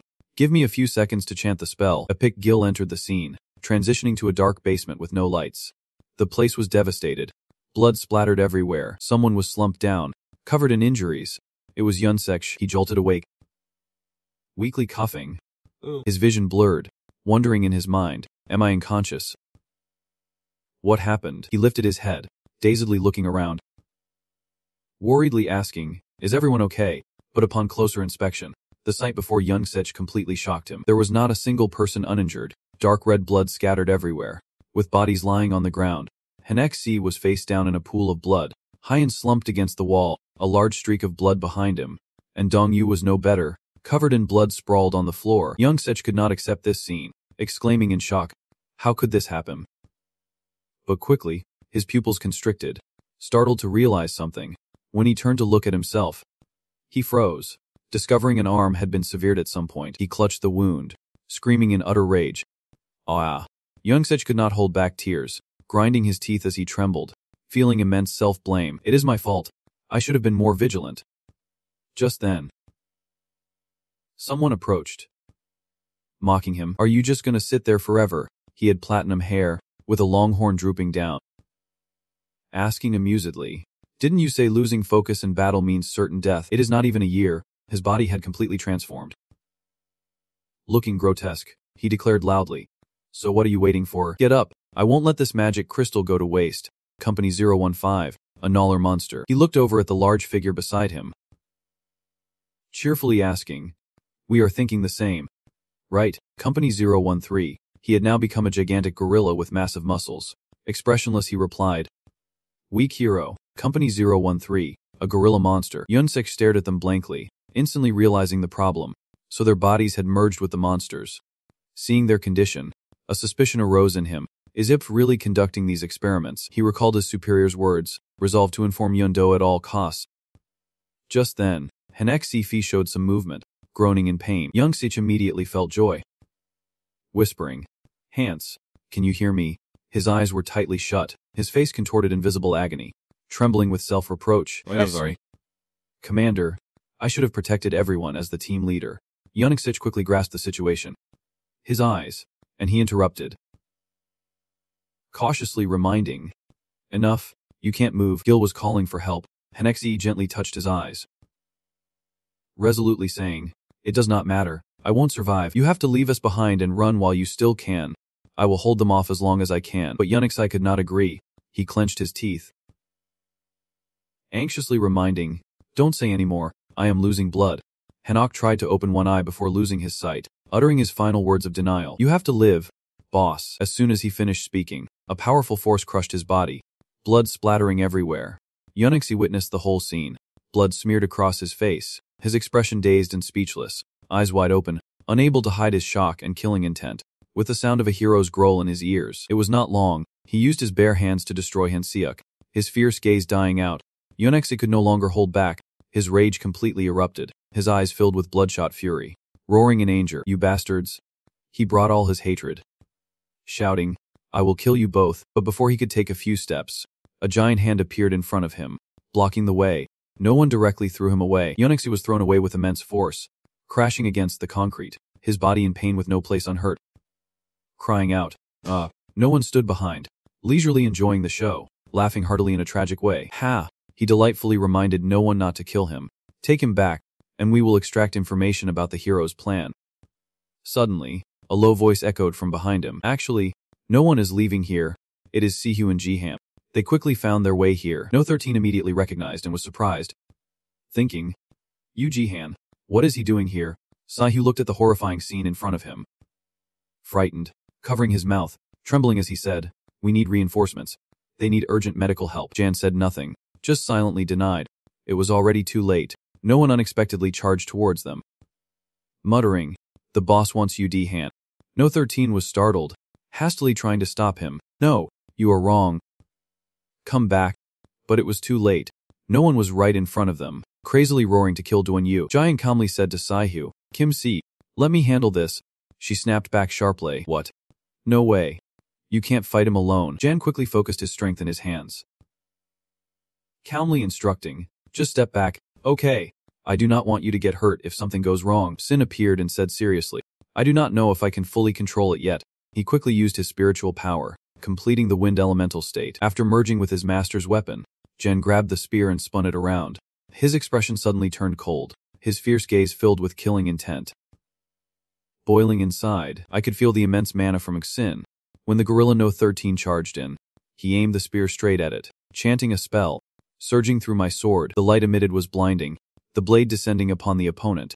The ultimate move, a terrifying beam of light erupted, completely overshadowing everything. Both No One and Sihyu were left gaping in astonishment. Only Daihan maintained a serious expression. After asking everyone to stay away from the battle area, Daihan unleashed a fiery attack from the tip of his sword.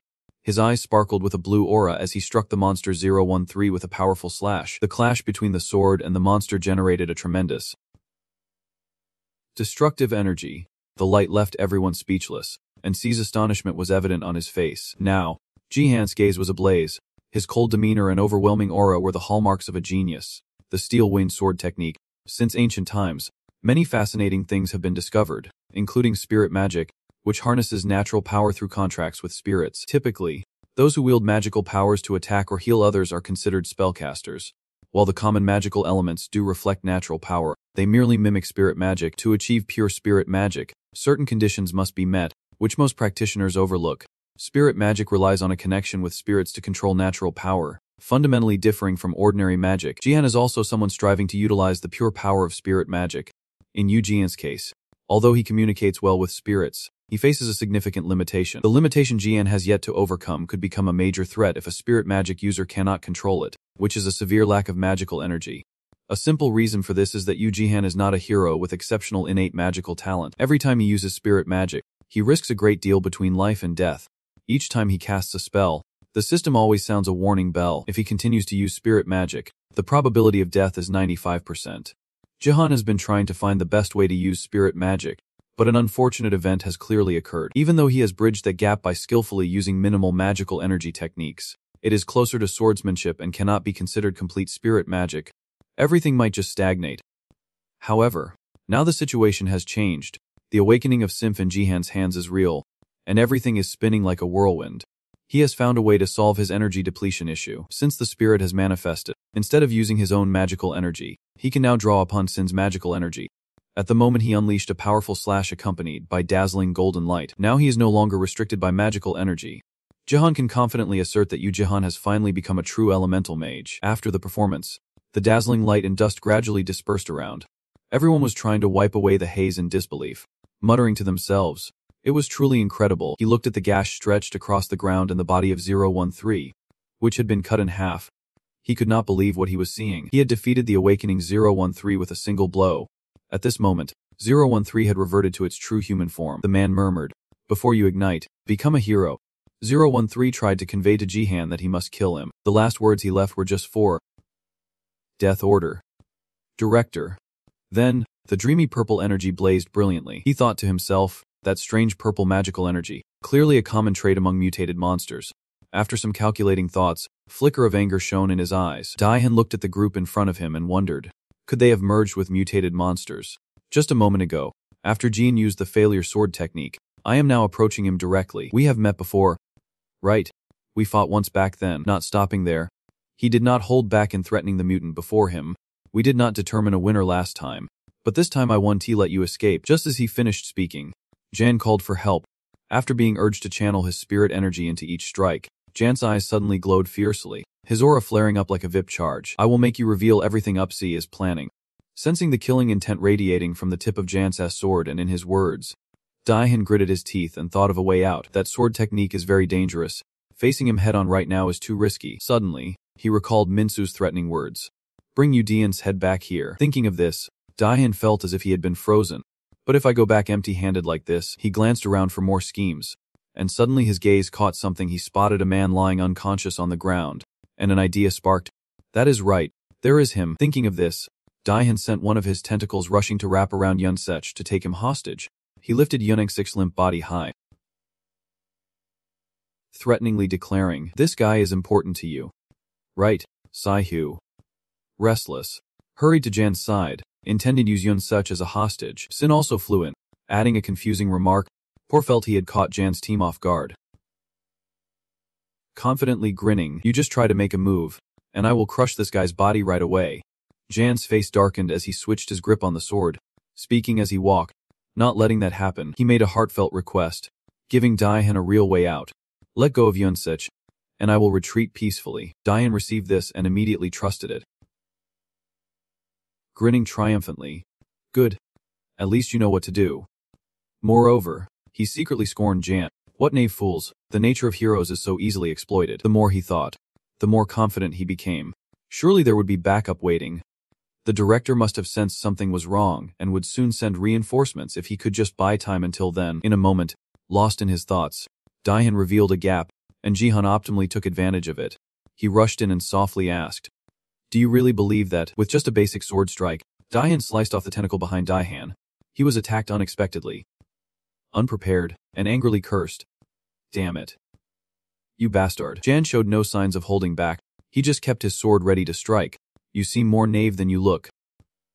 With that, a sharp blade sliced through his abdomen without a moment's hesitation, and he looked down in shock, realizing he had transformed to level 2, yet was cut down by a simple stroke of the sword. The upper part of his body fell heavily to the ground, causing him to cry out in pain. Hemph, in no time, he lost the ability to resist, only able to watch helplessly as the sharp tip of the sword pointed at his face. Jan looked down arrogantly and coldly asked, "I will ask just once, why is PC plotting something while you stay silent?" He also asked who Lim Minsu was and where he was now, but you did not answer his questions and instead mentioned Yunsech in a self-deprecating tone. "Now I understand why he cares about you." He kept laughing mockingly, greedily tempting Jihan. "You Jihan, you are truly special. Join us." At that moment, he remembered Yunshi's terrifying smile, his voice full of cunning. "Even though the director ordered your death, if you join us, your life will be spared in ups." He even revealed some confidential information. Among the heroes, some have received favors from the director. He used flowery language to entice Daihan. "Just think, if a spirit mage like you received more blessings, you would definitely become much stronger than you are now." However, 0.1 years enthusiasm was bluntly rejected by handsome Jan. "I do not care about that stuff. Stop talking nonsense and answer my question. What are you planning?" You have reached a dead end, unable to move forward or retreat. He had no choice but to scoff before gazing at the featherless chicken. "You fool, you know nothing. The director's plan has already been set in motion." Yunsech, being cared for by Siu, heard you say. You will find out soon enough. At the same time, Youngsech's body suddenly shook uncontrollably. Saihu worriedly called out to him, "Brother Yunsech, are you awake?" Yunsech glanced at the girl who was concerned for him, unable to help but wonder. "Metlefi, how do you understand what he means?" Su immediately replied, "We were sent by Mies, Park Jiking to rescue you." After that, Youngsech was helped up, his body in a very weak state. With his right arm already lost, he laughed at himself, the title of judge now making him look pitiful. Saihu reminded him to stay still. "I have stopped the bleeding. Now you need to rest." At this point, Youngsech obediently lay down, curiously asking, "One source of their magical energy has disappeared. Does that mean one of them has been dealt with?" Saihu beside him explained thoroughly, "If you are talking about those who merged with monsters, then do not worry. Jihan took care of both of them." But contrary to what Su expected, Youngsech surprised her even more. "What are you talking about?" Youngsech unconsciously glanced around, his voice still steady. "I can still feel a powerful magical energy. Clearly, one of them is still around." Suddenly, his pupils constricted, revealing tension in the depths of his eyes. "No, this is different." Youngsech used his abilities to sense the surroundings. "This is a completely different level of magical energy than theirs." At the same time, Diane from the other side was also taken by surprise by Siu's sudden sound. "What is that? What is happening? What is going on?" Dihan sensed a powerful aura behind him, and he immediately turned and swung his sword. "Is there another one besides them?" Suddenly, his sword was blocked by something. The voice of the mysterious woman echoed, unexpectedly swinging her sword at him. In an instant, Jian did not recognize it. "What is that? This guy?" Jan's gaze quickly met the person in front of him. The woman with flushed cheeks spoke softly. It is Jerry. You look so cool. Just my type. But the only thing I care about right now is her strength." Effortlessly blocking my sword with a glowing aura to avoid revealing too many critical points, Jan quickly stepped back, watching her casually file her nails with a small knife. He reminded himself, "This girl is not to be underestimated." She continued with interest. "I like you now." Then Jerry began to walk closer to Jan. "You tease. Looking closely, you are even more handsome. Do you want to belong to me?" A fierce red light flickered in her eyes, her pupils like a cat's, her demeanor sly as she whispered, "Jerry will take good care of you. I am immune to girls, especially those who play with knives." Jen immediately retorted, "I refuse." Glancing over Jerry, he wondered, another experiment from Ups. She swung the knife in front of her, wearing a disdainful smile. "Really? What a shame." Suddenly, a moan was heard. "Miss Jerry." She noticed that a half of a year is lying on the floor. "What is that?" "The company of a year lying here will catch a cold." Is he trembling and pleading? "Please give me one more chance." Jerry pretended to worry as she squatted down next to 105. No way. "Just looking, it is clear you have already taken 2 magic crystals. Did you forget that experiments like you can handle more than 2? He still tried to cling to his last chance, his dark eyes gleaming with desperation. "Please give me one more magic crystal. I can kill him." Before he could finish, Jerry casually brushed the knife in front of her, smiling in refusal. "No way. I said no." Jen looked at her in astonishment, not knowing what she intended to do. Just a moment later, he realized the knife he had just seen was deeply embedded in the brain of a year. From the start, this loser does not have a second chance. A cold stab. She immediately pulled it out and turned to seduce Jan. "What about my love?" Her cheeks flushed. She looked at him with a sharp gaze and asked, "Opportunities only come once. Will you seize it?" After witnessing the scene of Jerry executing him without mercy, the flames engulfing him flared up at his feet. Julian stared, puzzled. "I thought you and him were in the same boat." Hearing his question, Jerry smirked with a condescending grin. "In the same boat? Please. Do not tell me my brother is mourning that guy. Pitying him is not something you should bring into a fight." Then she glanced at the body wrapped in purple flames, continuously humiliating him. "Weaklings like him deserve to die. Just a burden for others. Keeping him alive only dirties the world further. What else could he do but clean up the trash as soon as possible?" With that, she began to point her dagger at him, her eyes gleaming with excitement. "But whatever. Enough talking." Suddenly, Jerry pushed off with his legs, launching himself forward. "I can't stand men who never know when to shut their mouths." At this point, Jerry's knife was close to Jan's neck. He coldly shook his head to the side to dodge. Jerry was quite surprised when a spirit appeared to block her attack. At that moment, she smiled with delight, her cheeks flushed. You are quite an interesting guy. Your pet is pretty unusual too." While she was still lost in her compliments, he managed to land a hit. The strength of Jan pushed her back a long way, and the energy from the strike even shattered the ground, sending dust flying. Seeing that he had knocked Daihan down, Sin shouted, Looks like the guy next to him is also underestimating her. She does not seem to have anything but nonsense. At that moment, Jan realized he had been separated from Doha for too long and thought he should return to Kim Si-hyo immediately. There might be others around here. Just as Dee-him was about to leave, a figure rose from the dust behind him, and the voice sounded deeper. He wondered where he was going. My love, her eyes sparkled with a fiery red. I have not seen a hot guy like you in a long time. Jerry's face had burn marks, and her veins on her neck and arms were bulging. Now Jerry has got me. He turned to look at her, reminding himself that he knew that hit had landed. Jerry did not hesitate for a second, immediately showing his enthusiasm and charging forward. Come on. Jerry is not done playing yet. Jan could only stand still, disheartened. He really was not interested, but did he have any choice but to eliminate her?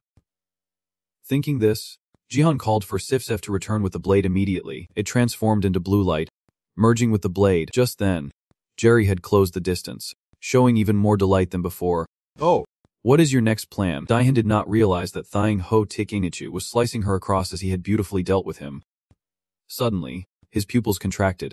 Sensing something was off, the image of her northern-southern figure was a bit strange. Was it an illusion? She slipped away in the blink of an eye. In a moment of surprise, he had not realized when Jerry had run up behind him. Where could she have gone?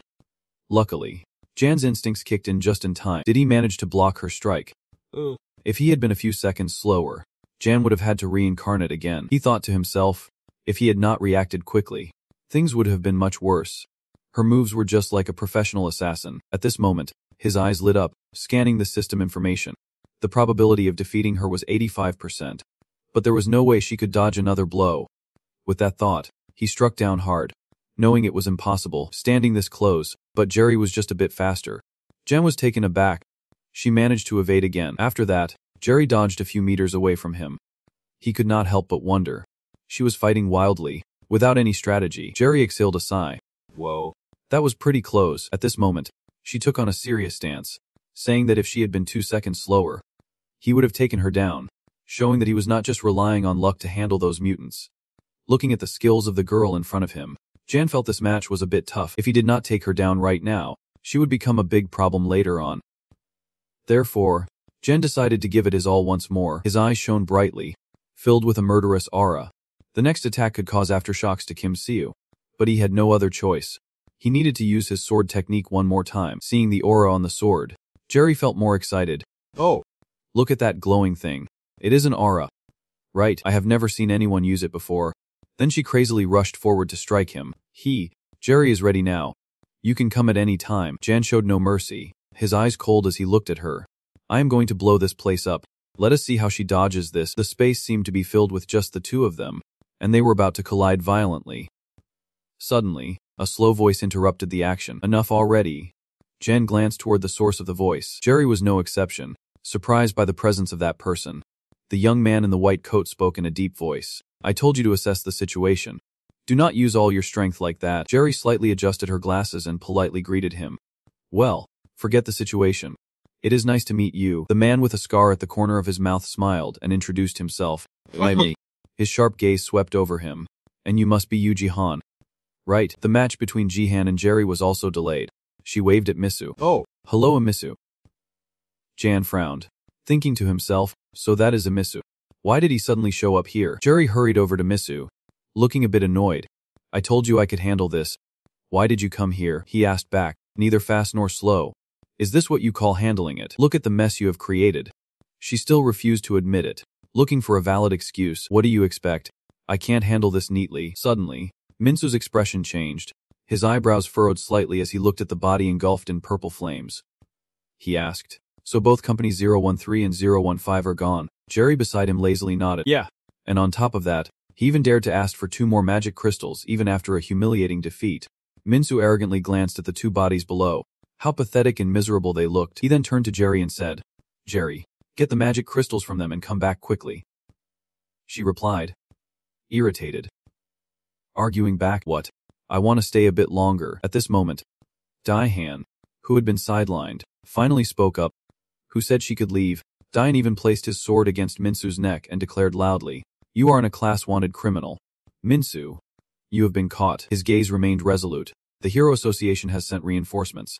Do not struggle in vain. Just surrender. Minixu was not only unconcerned but also smirk. The reinforcements came from the association. His words only made Jihan raise a huge question mark. Oh. Great. That is exactly what I wanted, he calmly asked back. What are you talking about? Minsu's mental state immediately changed. He laughed loudly, accompanied by a heavy energy radiating outwards. Everything that has happened so far has been part of my plan. Jian's body sensed something unusual. He instinctively crouched down, trying to brace himself with the sword. This energy is too dense. No human has such powerful energy. Minsu's glasses shone brightly due to the emitted light. He said coldly, Fine. My original plan was to lure all 6 guild leaders here, but thanks to the core guild leader, everything has gone off track.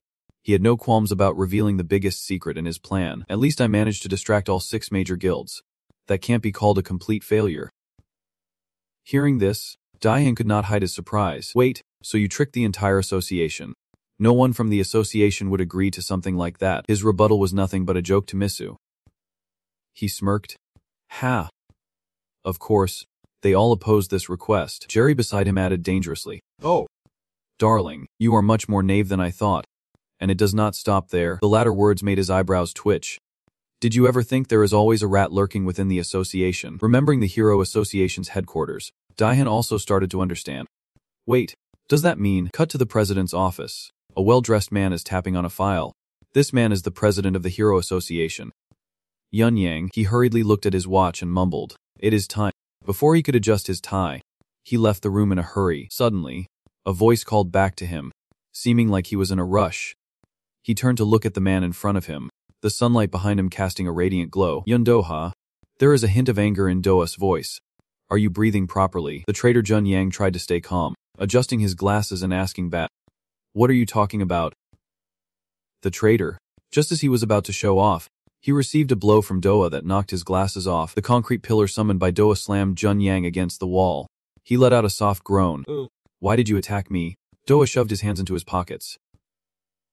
Responding coldly, who could manipulate 6 major guilds and the Hero Association, even leaking classified information from the Hero Association to UPS.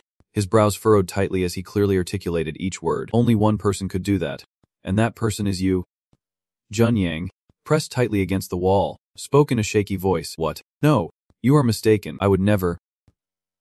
But suddenly, a hand emerged from the top of the pillar. Jun Yang pushed lightly to break free. Now he was not hiding anymore and confidently flaunted his personality. Tell me, how long have you known about this? At this point, Jun Yang was no longer hiding and spoke directly. He broke the stone pillar with one hand and said, I must have handled the situation very carefully. You are attacking me without any evidence. Right. Doa clearly had no proof, but he remained quite confident. My instincts have never been wrong. I never liked you from the start, he continued, a person not from a hero background being the president of the association.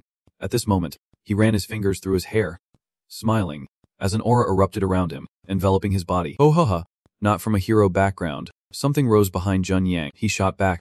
Do you think I got to this position by running errands for heroes? As his words ended, a pair of large wings tore through his clothes and spread out. He flew into the air, with 2 horns sprouting from his head as if they were driven in by a stick. This was a blessing created by peace. He could not stop praising UPS.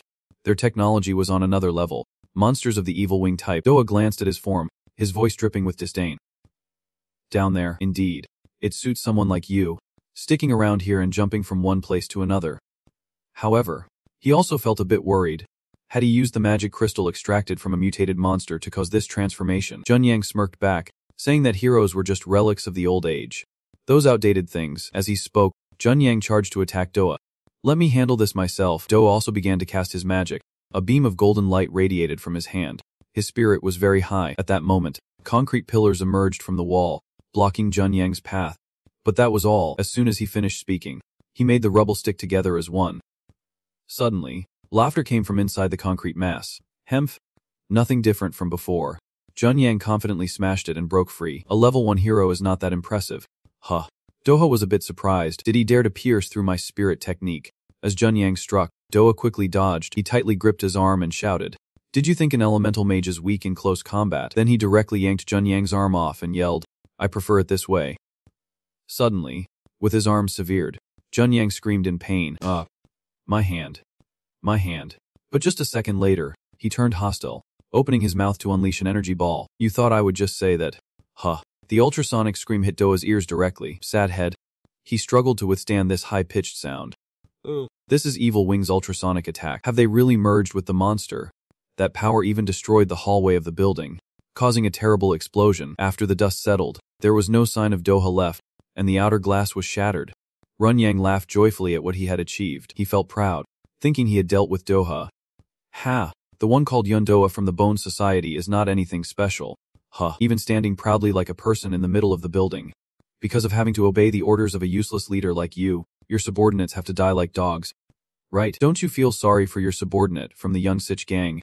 Just when he was feeling high, a voice suddenly rang out, extinguishing his smile. This bastard is really noisy.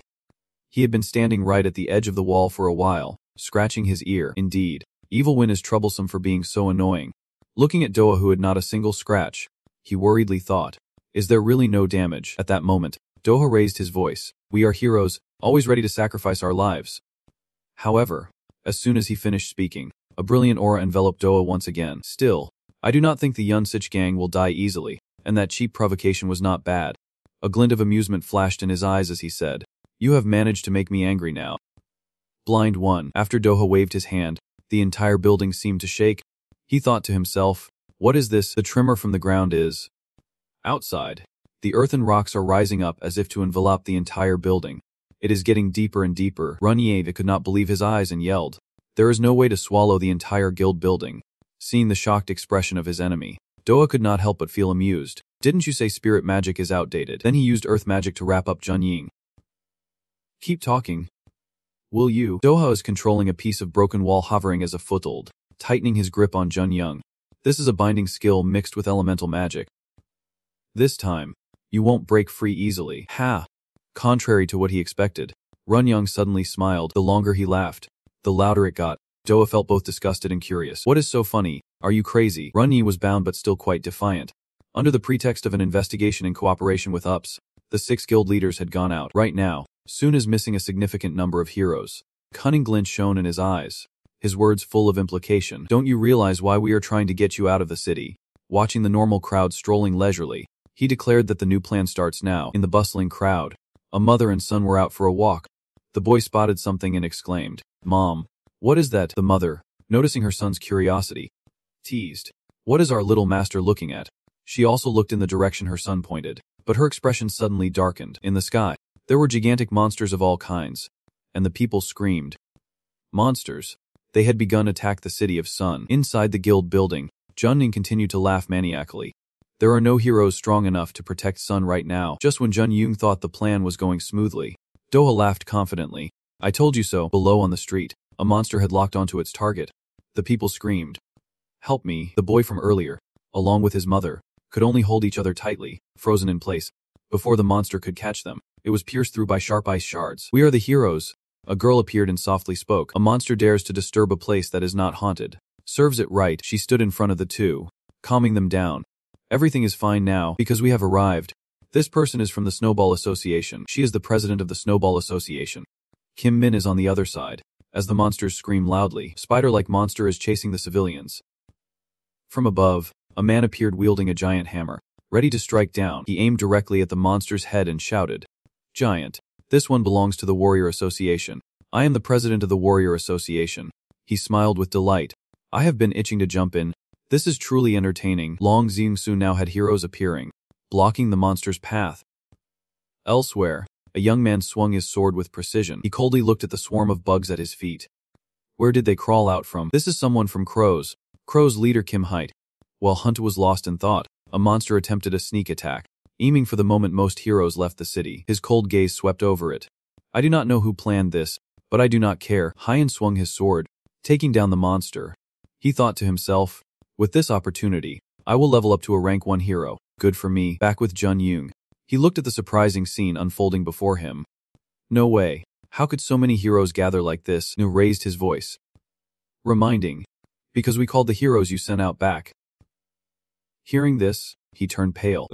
How could you? Out of excuses, Jun Ying pulled out Yun Sech. What about your subordinates at the Upsy base? If all the heroes are back, then the way to save them is... His words were cut off. It is fine there. I have sent my most trusted person. At the Upsy area, a figure floated in the air. Smiling as he appeared, he muttered to himself, You are also shadowing Jing. Huh. This is a member of Red A. The president of Red A, over here. Duza Yuha looked dignified, though he did not want to admit it. That guy is stronger than me. At the same time, Kangchan had landed near Minsu and Jihan earlier. The appearance of the stranger surprised Minsu and Jerry immensely. Even Jihan was no exception. He politely greeted them, a blue aura enveloping around him. Looks fun. Can I join? The strongest hero appeared. The one known as the strongest hero appeared at an unexpected moment. With the presence of a surprise character, all eyes present turned in one direction. Bkang Kron, the leader of the #1 guild in the Red Horn country and the strongest hero in Korea, is undeniable. With his mere presence, the battlefield was completely dominated. Kangchan smiled at the crowd in front of him. So you are the head of the Lim Minsu department from UPS. Right. Minsu's expression did not change, but his eyes wavered. The troll from Red Horn, how can you be here? Jerry beside him was awkward all of a sudden, so handsome. Suddenly, Minsu frowned in confusion. At this moment, monsters must be rampaging in Sem. It is unusual not to have a powerful force like him there. Tension creased his lips as he replied, because someone kept begging me, don't worry.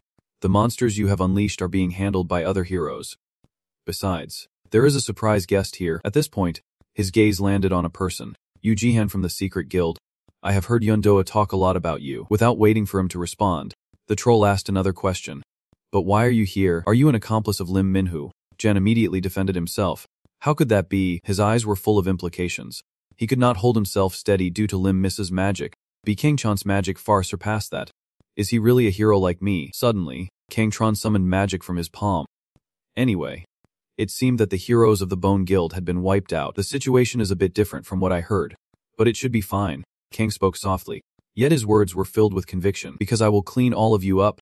White Sun Dream reality. The light emanating from Kangtron was blinding. Minsu tried to shield his vision, while Longtham thought this was the famous White Sun Dream reality. He had come here with the intention of wiping us out. Realizing the situation was unfavorable, he immediately gave the order. Jerry. Change plans. Forget about collecting magic crystals. Prioritize retreating. She felt a bit reluctant. What? But Kangtron pointed his staff forward. Coldly warning, it is all useless. You are already trapped. The surroundings had changed because this was the space magic of White Sun Dream. Minsu looked around and sighed. The space had altered. Jerry seemed a bit more distracted.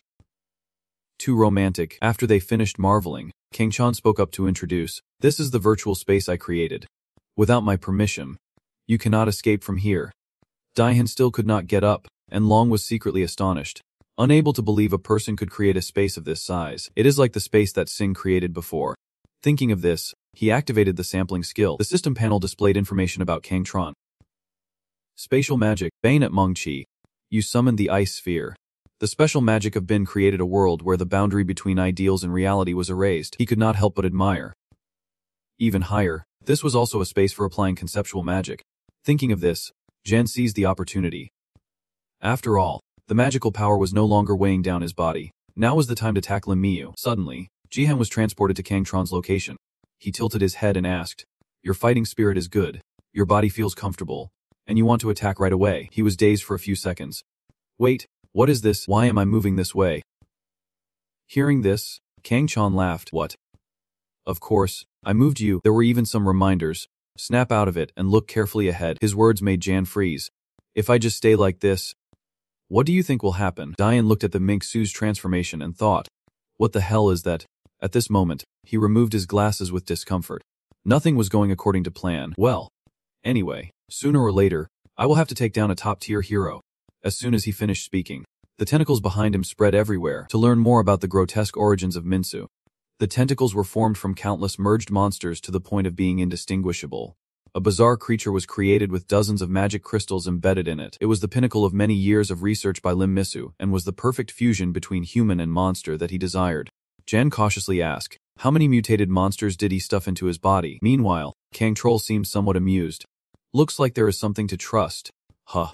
After saying that, he turned to ask Yu Jihan to step aside, which he found a bit confusing. What do you mean? He repeated sternly again. Just as I said, stay out of the fight. However, Jan still would not give up. Even if it was you. Facing a monster like that, his words were cut off by Kangtron. It is coming. One of Minsu's tentacles lunged forward. Kangtron immediately moved him away, standing still and watching from that position. Jan was trapped inside the illusion. Feeling confused, Kangchan was just raising a tentacle shield while responding. Right now, you are just a hindrance. Minsu began calculating every move. Is the space creating the wall truly a bothersome ability? But this space cannot be inviolable. This space was created from the magical power of Kang Kron. Just to maintain this space consumes a huge amount of magical power. If he continues to deplete his magic, this space will have to disappear. Kang-chan was still very relaxed, advising, just stand still and watch from there. Yu Jihan. Things like this are not easy to witness. Suddenly, his face darkened as he declared the battle of the top-tier hero Kang Troll, using a technique to slice the tentacles, summoning multiple strikes to slice through space. Minix, being attacked, was astonished and frozen in place. Blood and energy surged out, and he frowned, lamenting that despite using so much high-level magic, with hundreds of magic crystals inside him, he could recover from all this damage. The illusion from above looked down. It was indeed a troublesome ability. Minyu also sensed his recovery ability. Damn it. I can't fully recover yet. The depths of his eyes lit up with a terrifying intent. Angiris, can you still recover when the very space is severed? Saying that, he activated it, destroying the space. Everything shattered into dust. Daihan's eyes widened in disbelief as he mumbled, the battle of the first-class heroes. Now with a terrifying twist, he curiously landed on the ground, his eyes clearly showing delight. A piece of flesh around Minsu's eyes glanced at him. You are still alive after that hit. He was teased and hissed. Damn it. Hundreds of magic crystals reduced to one. All were destroyed, and there is no way to step on Mew casually. What are you mumbling about? Is this pathetic thing your true form? Being crushed to death would be a fitting end for you. At this moment, Jerry finally spoke up, daring not to see him as a hostage. Killing Minsu would not be good. Up until now, Jan still could not understand one thing. In the world of Bishnu Mensch Chai, Kang Kron's secret technique allowed the use of space magic without range limits. The question is, does this perfect skill have any drawbacks? The answer is yes, for a simple reason. First, the mana consumption is extremely high. Here in the world of Buchen Nek using Chi, a huge amount of mana is required. If it were an ordinary mage, they could not maintain it for even a few minutes and would be drained of mana. But this was neutralized by Kang Kron's extraordinary mana. That is also why he could claim the title of the strongest mage in South Korea. And the second most important thing is ensuring a safe distance. All space magic in the world of Bukyard Chi can only be activated when at a certain distance from the summoner. This is because space distortion can also harm Kang Kron himself. However, a critical point is that if someone is allowed to approach within this safe distance, it becomes a state of projection, meaning he can't counterattack. To compensate for this weakness, Kang Kron always applies supersensory skills to all approaching targets. But a loophole occurred. For some reason, he could not detect Jerry until she was within his range. No, not only did he fail to detect her, but he completely forgot about Jerry's existence. Kang looked at the knife pressed against his throat, wondering what trick she had used. It is strange to be able to evade his senses in this space. To completely hide her traces like this, Kang-tron hurriedly cast a glance in that direction. Could it be you are the one? Jerry smiled with delight. He is handsome. Does he know us? Confirming the identity, Kang-tron smirked. Even if I do not know others, I must recognize you. The next words sent chills down others' spines. I am the one who caused your race to go extinct. Kang-tron began to recount. 14 years ago, the alien race AZ invaded Earth and caused a great war. It is no exaggeration to say that you all created the modern era, but I and 5 comrades succeeded in exterminating them. I thought we had wiped them all out, never expecting to see a survivor right before my eyes. Lucky to survive. And what you do is merely cooperate with UPS. Right, so what is the reason for cooperating with UPS? To take revenge for your race. Suddenly, Jerry let out a soft laugh from his throat. Revenge. The depths of her eyes sparkled with a strange smile. Why should Jerry care about the defeated trash? The more she spoke, the more deranged she became. I simply find this world boring. Watching everyone prattle on about useless peace drives me crazy. I want a world where war never ceases. A world where people scream and tear each other apart. Just thinking about it is exciting, is not it? Kang-tron scoffed in response, a very typical idea of an Aya person. Jerry still did not let go and continued speaking. So Minsu must not die. The boss needs Misu. Those words piqued Kang-tron's curiosity. Boss. Do not tell me you are talking about your leader who died 10 years ago. She hinted without answering. Who knows, is he really dead? Alright. It is time to end this. So die. Kang-tron calmly sighed. I wanted to gather more information. But this is enough. At this point, he smirked and reminded. First, compared to me, you should deal with that guy behind you first. Jerry was caught off guard, not paying attention to Jihan. Couldn't he use space magic in this situation? Kang-tron glanced behind him and explained that applying it to another target is an exception. At the same time, Jan was readying his move, a sword swung down, bringing with it a whirlwind of fierce swordsmanship. The force so strong it seemed to tear space apart. It created a long dent in the ground. Kang-tron moved behind him loudly. Hey, no one to stop. Are you planning to cut me too? However, Jihan simply replied, I knew you would dodge. At this moment, Kangtron began to examine the sword path from earlier. Looking at the deep hole ahead, he thought about spreading the space of the Buchna Chi world to this extent. This is a remarkable spatial technique that can rival Yundoha. Now I understand why Yundoha cared about him so much. Previously, Doha had come to Kangtron to show off, found a top-tier spirit mage. Scary. Right? Really scary, is not it? But he still did not understand what was being said. Suddenly, his train of thought was interrupted. Brother Kangtron, please look ahead. What? Jan looked at Jerry and said it seemed it was not over yet. Kangtron nodded in agreement. That is right. They have been a troublesome species for a while now. Those Jerry came back without a scratch. My love, you are truly amazing. Jerry has fallen for him. But today's battle ends here. Something thick was released by her. What is that? Kangtron observed and explained. That is a space crack. It seems your attack has accumulated damage on this space. Saying that, Jen flew directly toward her. You thought I would let you escape? But Kangtron stopped him. Attacking in that state is useless. On the contrary, we risk being sucked into the crack. At this moment, Kangtron began to weigh the pros and cons, reacting as if he knew a lot about the world of White Sun Dream. Only Yundoha and that guy from Asia understood their magic so well. Could that guy really be alive? A glimmer appeared in Jerry's eyes. Despite wanting to keep fighting, the boss was calling. Either way, we will definitely meet again. Oh, saying his final words before disappearing. Goodbye then. Jan looked displeased for not being able to finish off the Minsu group. Letting them escape right before our eyes. Kangtron smiled reassuringly, saying not to regret too much. Today we gained valuable information, as it is a secret that has been hidden for decades. The survivors of Asia we thought we had completely wiped out. They are cooperating with UpC to disrupt the world once again. Not just South Korea. The whole world will be caught up in their threat. Right now, the Hero Association has collapsed. Before anyone fills that void, we must relay this information to the 6 guilds. Suddenly Jihan spoke up. I heard the whole conversation. Those collaborating with UpC are characters from Asia. If it is Asia, have not they broken the peace treaty and rebelled? Kangtron teased. You are quite the eavesdropper. Just a moment later, he returned to seriousness. No other choice. You Jihan, right now we will teleport to Sun. You have seen the scene, so you have to participate. Jen immediately opposed fiercely. The eunuch and Chu guilds are still at the upside.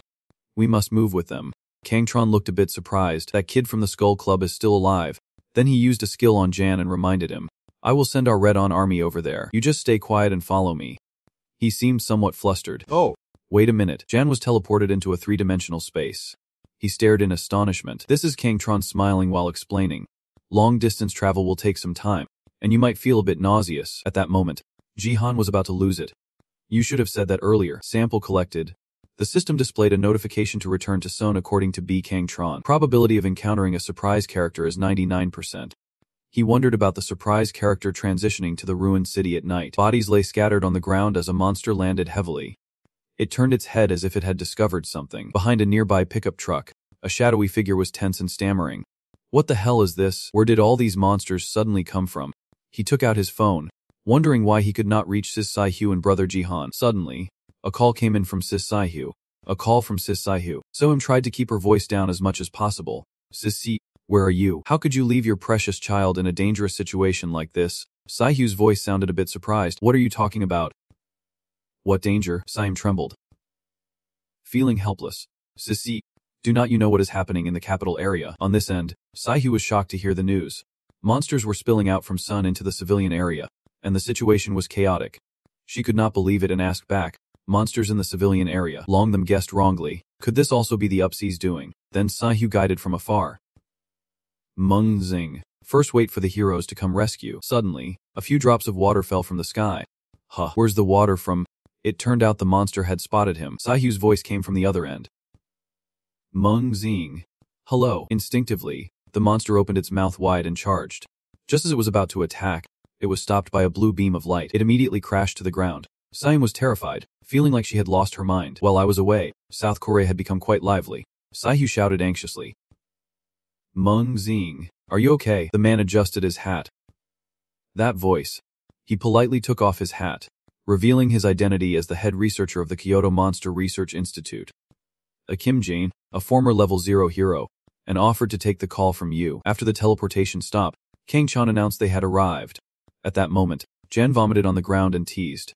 Oh man, you really suck at this, Jihan gasped. No, I really almost lost my lunch.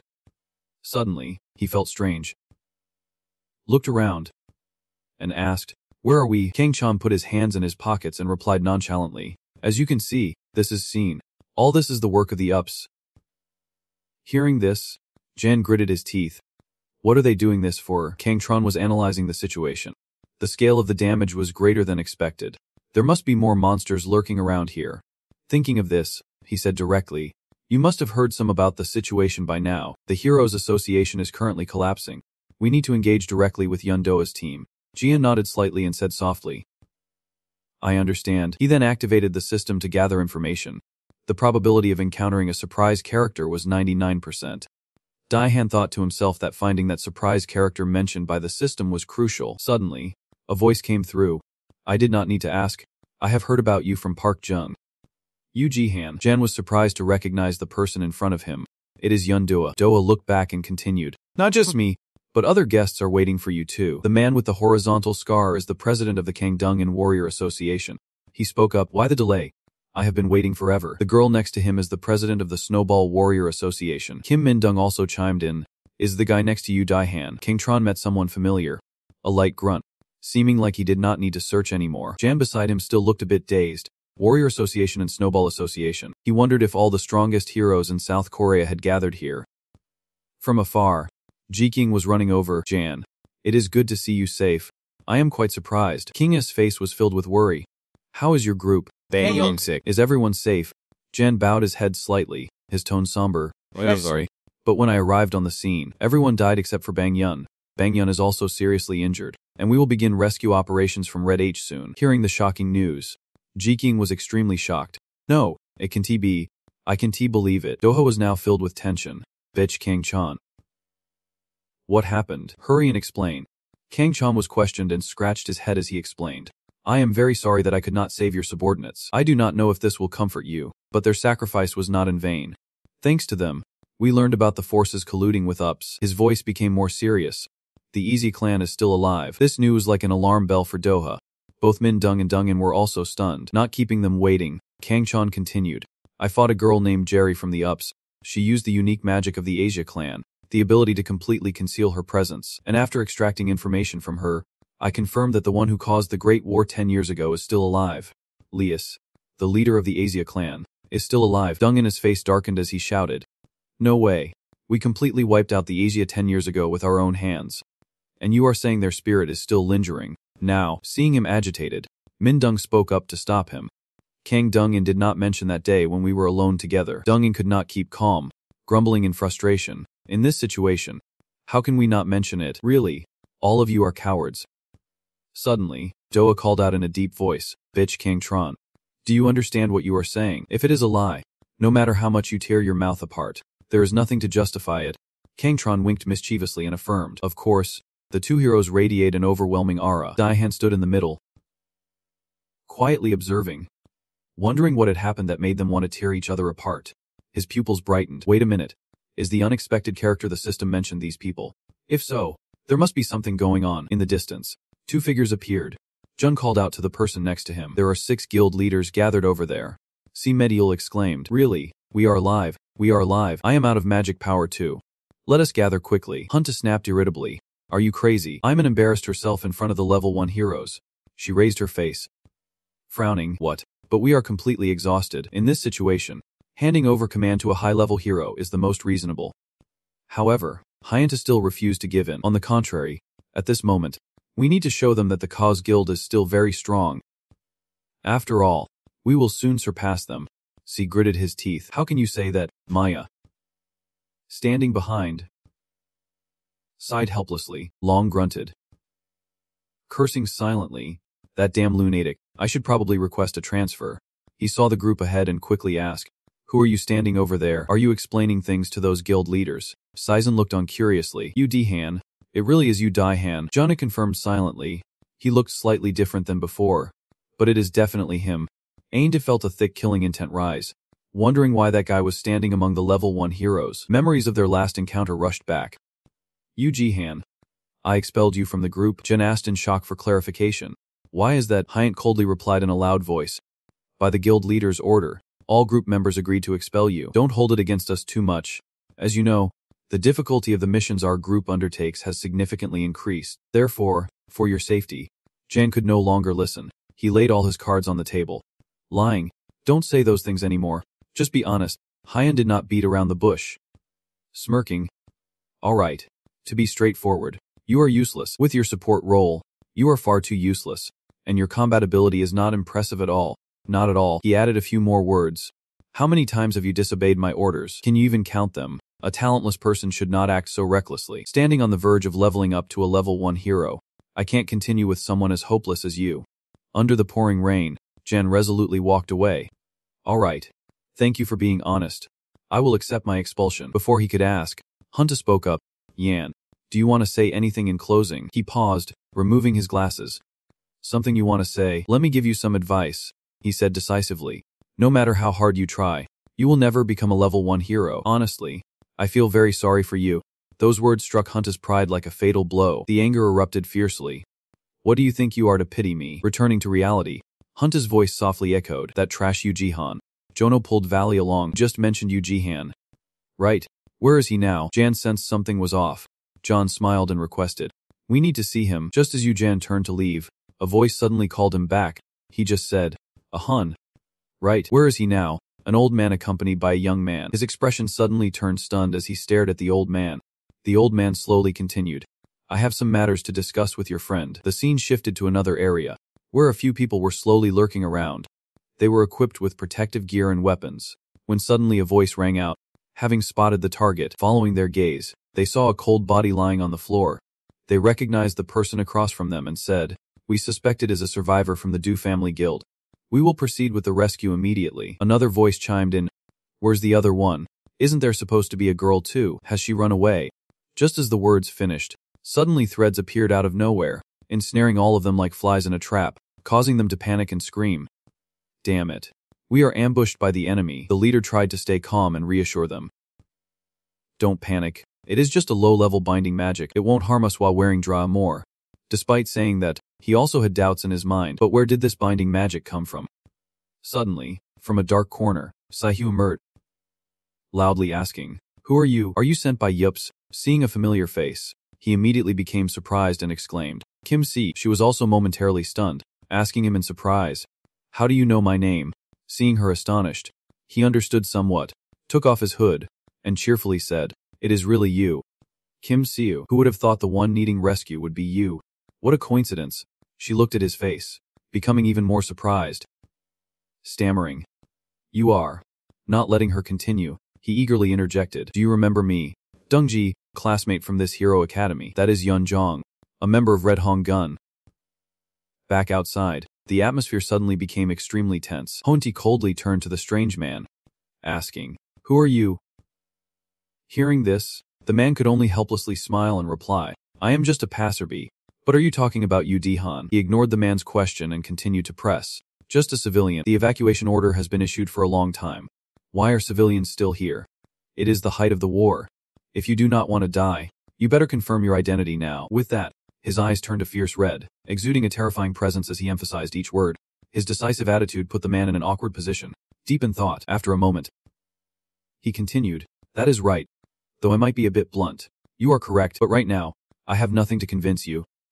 Suddenly, another voice quickly interrupted what he was saying. Let me explain. I am Trang Same, a monster processing staff member of the Secret Association, and this is Mia. Kim Jin, the father of the president of the Secret Association. As soon as he finished speaking, Soon was the first to realize and shouted, Oh! Wonderful. No wonder he looked so familiar. Seeing her so surprised, Jana curiously asked, What is going on? Imsan asked, Do you know him? Hearing his question, she seemed a bit angry and said, Of course. There is no sorcerer who does not know him. The war hero who led us to victory in the Great War 10 years ago. After retiring, he established the foundation for modern monster theory, a pioneer in monster research. For sorcerers, he is a living legend. Hearing her praise him like that, John felt a bit shy and said, Maybe it is a bit exaggerated, but it is not wrong. Seeing him acknowledge it, she quickly took out a sheet of paper. Holding it up in front of him while bowing her head, she said respectfully, I am a huge fan of yours. Please give me your autograph. At this moment, Kang Yu also looked at Hunt and said, That is enough to verify your identity. Just then, a voice suddenly rang out, By the way, Why would such a great person be looking for you to Han? Hearing that voice, Hunter's expression suddenly changed, his face tensing up.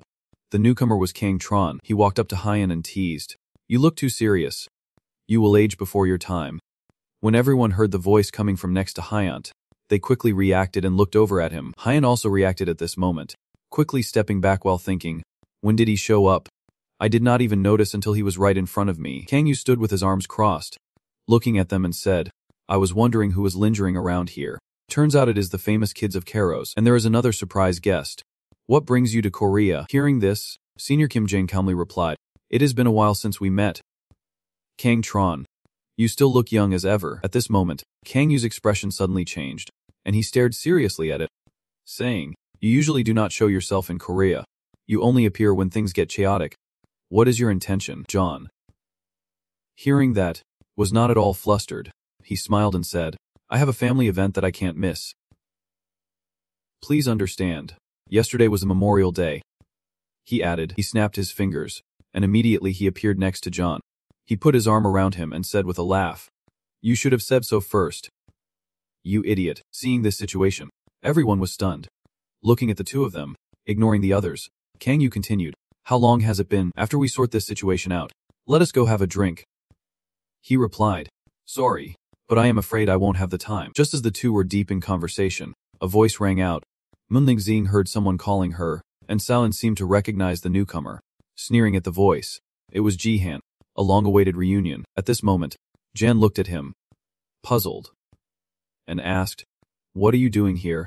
He then glanced around, thinking about Kim Hyant, Imun, Hong Junoho, and Limia. They had all protected Sun. After thinking, he slowly walked toward Hunt. He looked straight into his eyes, neither arrogant nor insecure, and said, it has been a while, Kim Hyant. Thank you for protecting the city of Sun. Hearing this, Hunta felt a bit angry and said, you still dare to act all high and mighty. I do not know why, but being around first-class heroes makes you feel superior. Huh. Daihan heard this and asked in confusion, thank you for protecting the city of Sun. Ignoring him, Hunt continued arrogantly, it is easy to guess. You are just riding on first-class heroes for benefits, are not you? You think someone is worthless as you can level up to a first-class hero. Hearing him say that, he calmly replied, the guy has not changed at all, still arrogant and acting thoughtlessly. Don't you understand that this only burdens the team members? I have told you, no matter how hard you try, you will never become a first-class hero. Hearing him say that, Hunt was extremely angry, raising his hand toward him, intending to strike, while saying, you damn brat, how dare you speak? But before he could finish, Pasoha suddenly appeared behind him, casually saying, hey kid, what are you doing? Saying that, he gently pressed Hunt's head down to the ground, even causing the earth to crack. Seeing him easily collapse like that, he asked in confusion, huh, I just gave him a light hit. Ha, do not tell me you usually get beaten by guys like this. Daihan at this moment also stepped forward, no longer paying attention to him, just casually turning to Vio and saying, thanks for helping Yun. Bukal Hyan T slowly stood up, his eyes filled with resentment. He thought to himself, you dare to look at me like that, you will soon see how I will get revenge for today. At this moment, everyone was approaching John, and Hen waved to greet. Senior, John.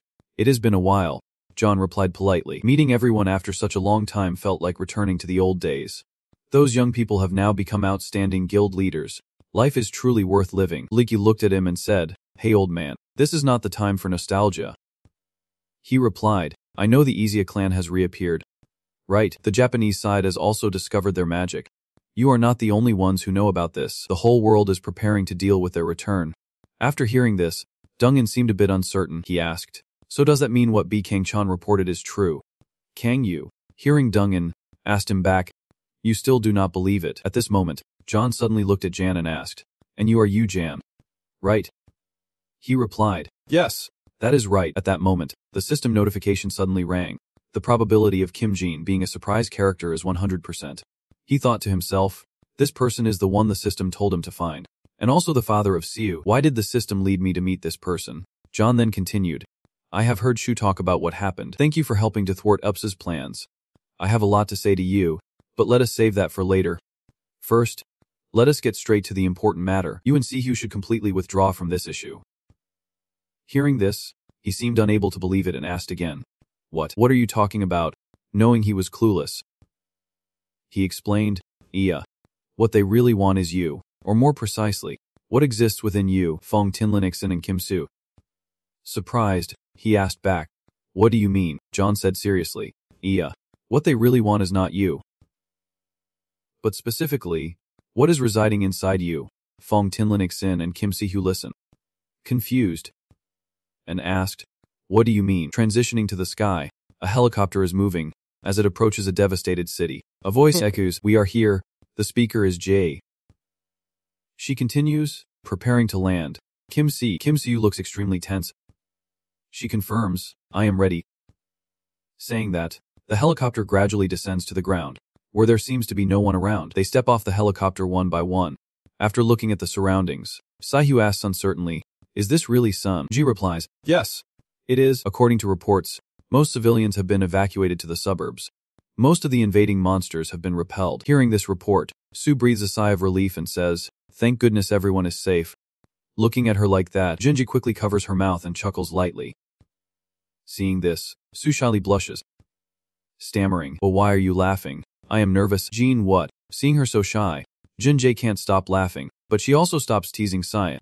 She says, I'm sorry. You are the one who just returned from the most dangerous place and is worrying about others. It is just so funny. Hearing Jinjae compliment her like that, Si-hoo blushes and stammers.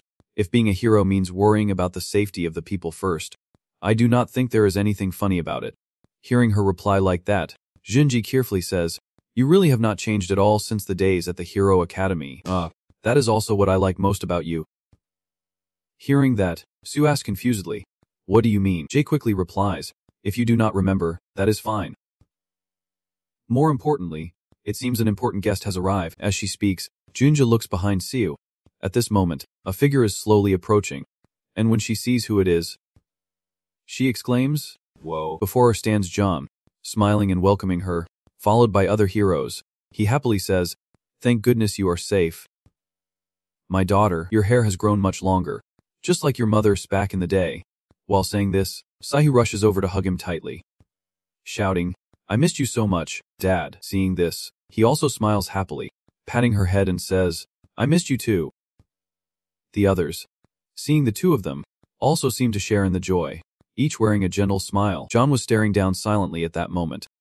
And so, a long day filled with events came to an end. The next day, thanks to the reinforcements from the heroes, the monsters that invaded Sun and the capital region were completely wiped out. All personnel related to the Korean branch of UPSI that caused the incident were arrested for investigation. Without Lim Min-soo, there could not be high expectations for a significant harvest. The Heroes Association could not escape responsibility either. Yoon Do-ha and other association leaders had to attend a hearing to clarify the current situation.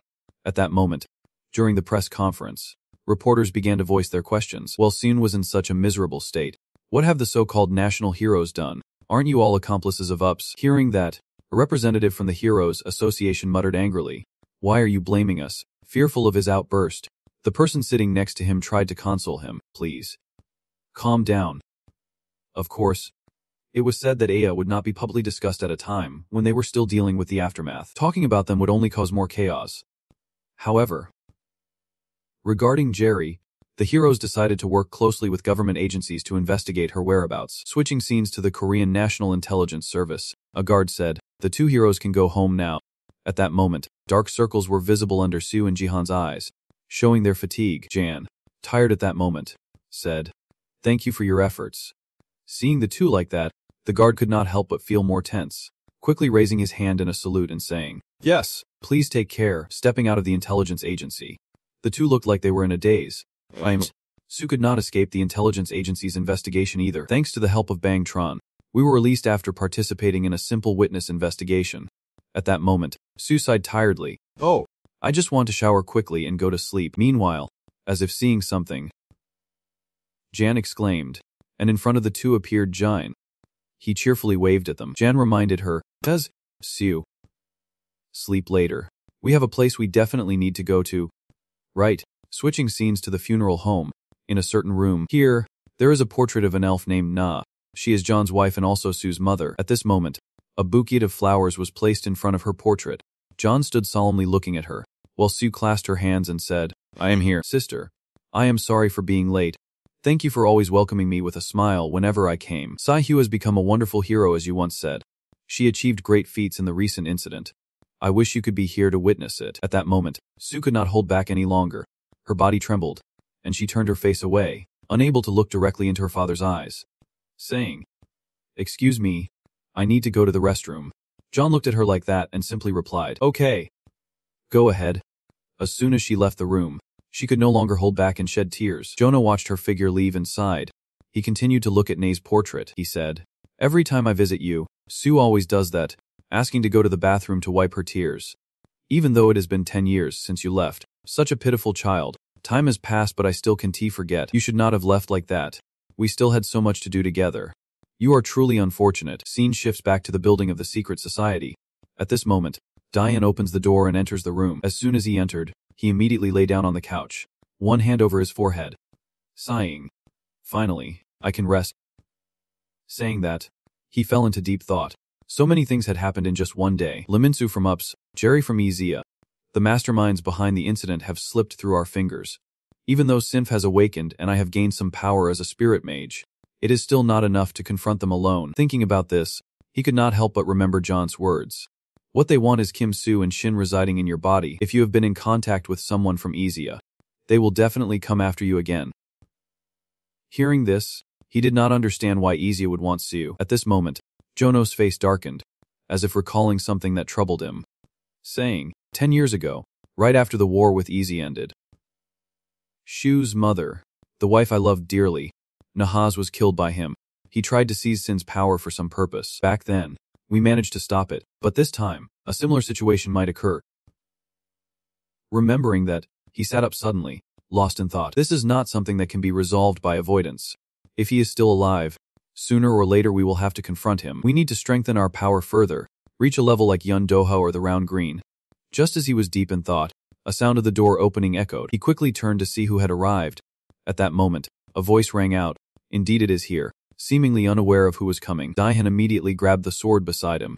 At this time, a woman slowly walked in, and seeing her, he could not help but ask in surprise, "How did you know this place?" "So it is you, Tez?"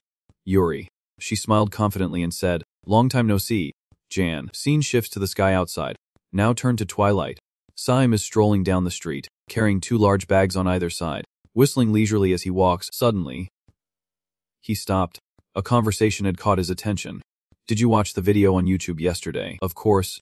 It was trending. But do you remember the hero we met at the bus station? That person appeared alongside first-tier heroes." "Really? I thought that person was just a low-tier hero." "Oh. I should have asked for an autograph." Hearing that, he seemed incredibly happy, laughing to the point of shaking. After calming down, he smiled confidently, saying to himself, "Those kids. Ha! Do not even think about getting an autograph without my permission." Jian said it. "Remember when Jihan first appeared online? He returned with other heroes. You thought to yourself that along with the monster event of Semem Long soon, the image of Jihan alongside the top-tier heroes had become a hot topic. Everyone has shown great interest and expectations, a lot of attention and anticipation. This is just the beginning. Over time, I have been following the growth of Jihan and the Met Levi Sai. The Met Lefassier will become much more famous. Until then, Meng Xing will be the representative of the Met Lesatai and will always support and help them from behind." You walked and pondered like that, and before you knew it, you had arrived at Jian's house. You casually entered the password, stepping in with a bright smile. "Jihan, I am here." At this moment, a voice echoed in the room. "Long time no see, Jun. I am sorry for dropping by unannounced." Hearing that voice, just as you were about to step inside, you froze. It was Yuri. After seeing her, you could not believe your eyes, wondering if this was Min Yuri from the Snow Flower Association. Meanwhile, Yuri continued speaking, "I want to respond to what happened last time as soon as possible." At this moment, Jan stood across from her, beads of sweat on his forehead, seemingly a bit surprised. "You could have just called me. You did not need to come all the way here," he said.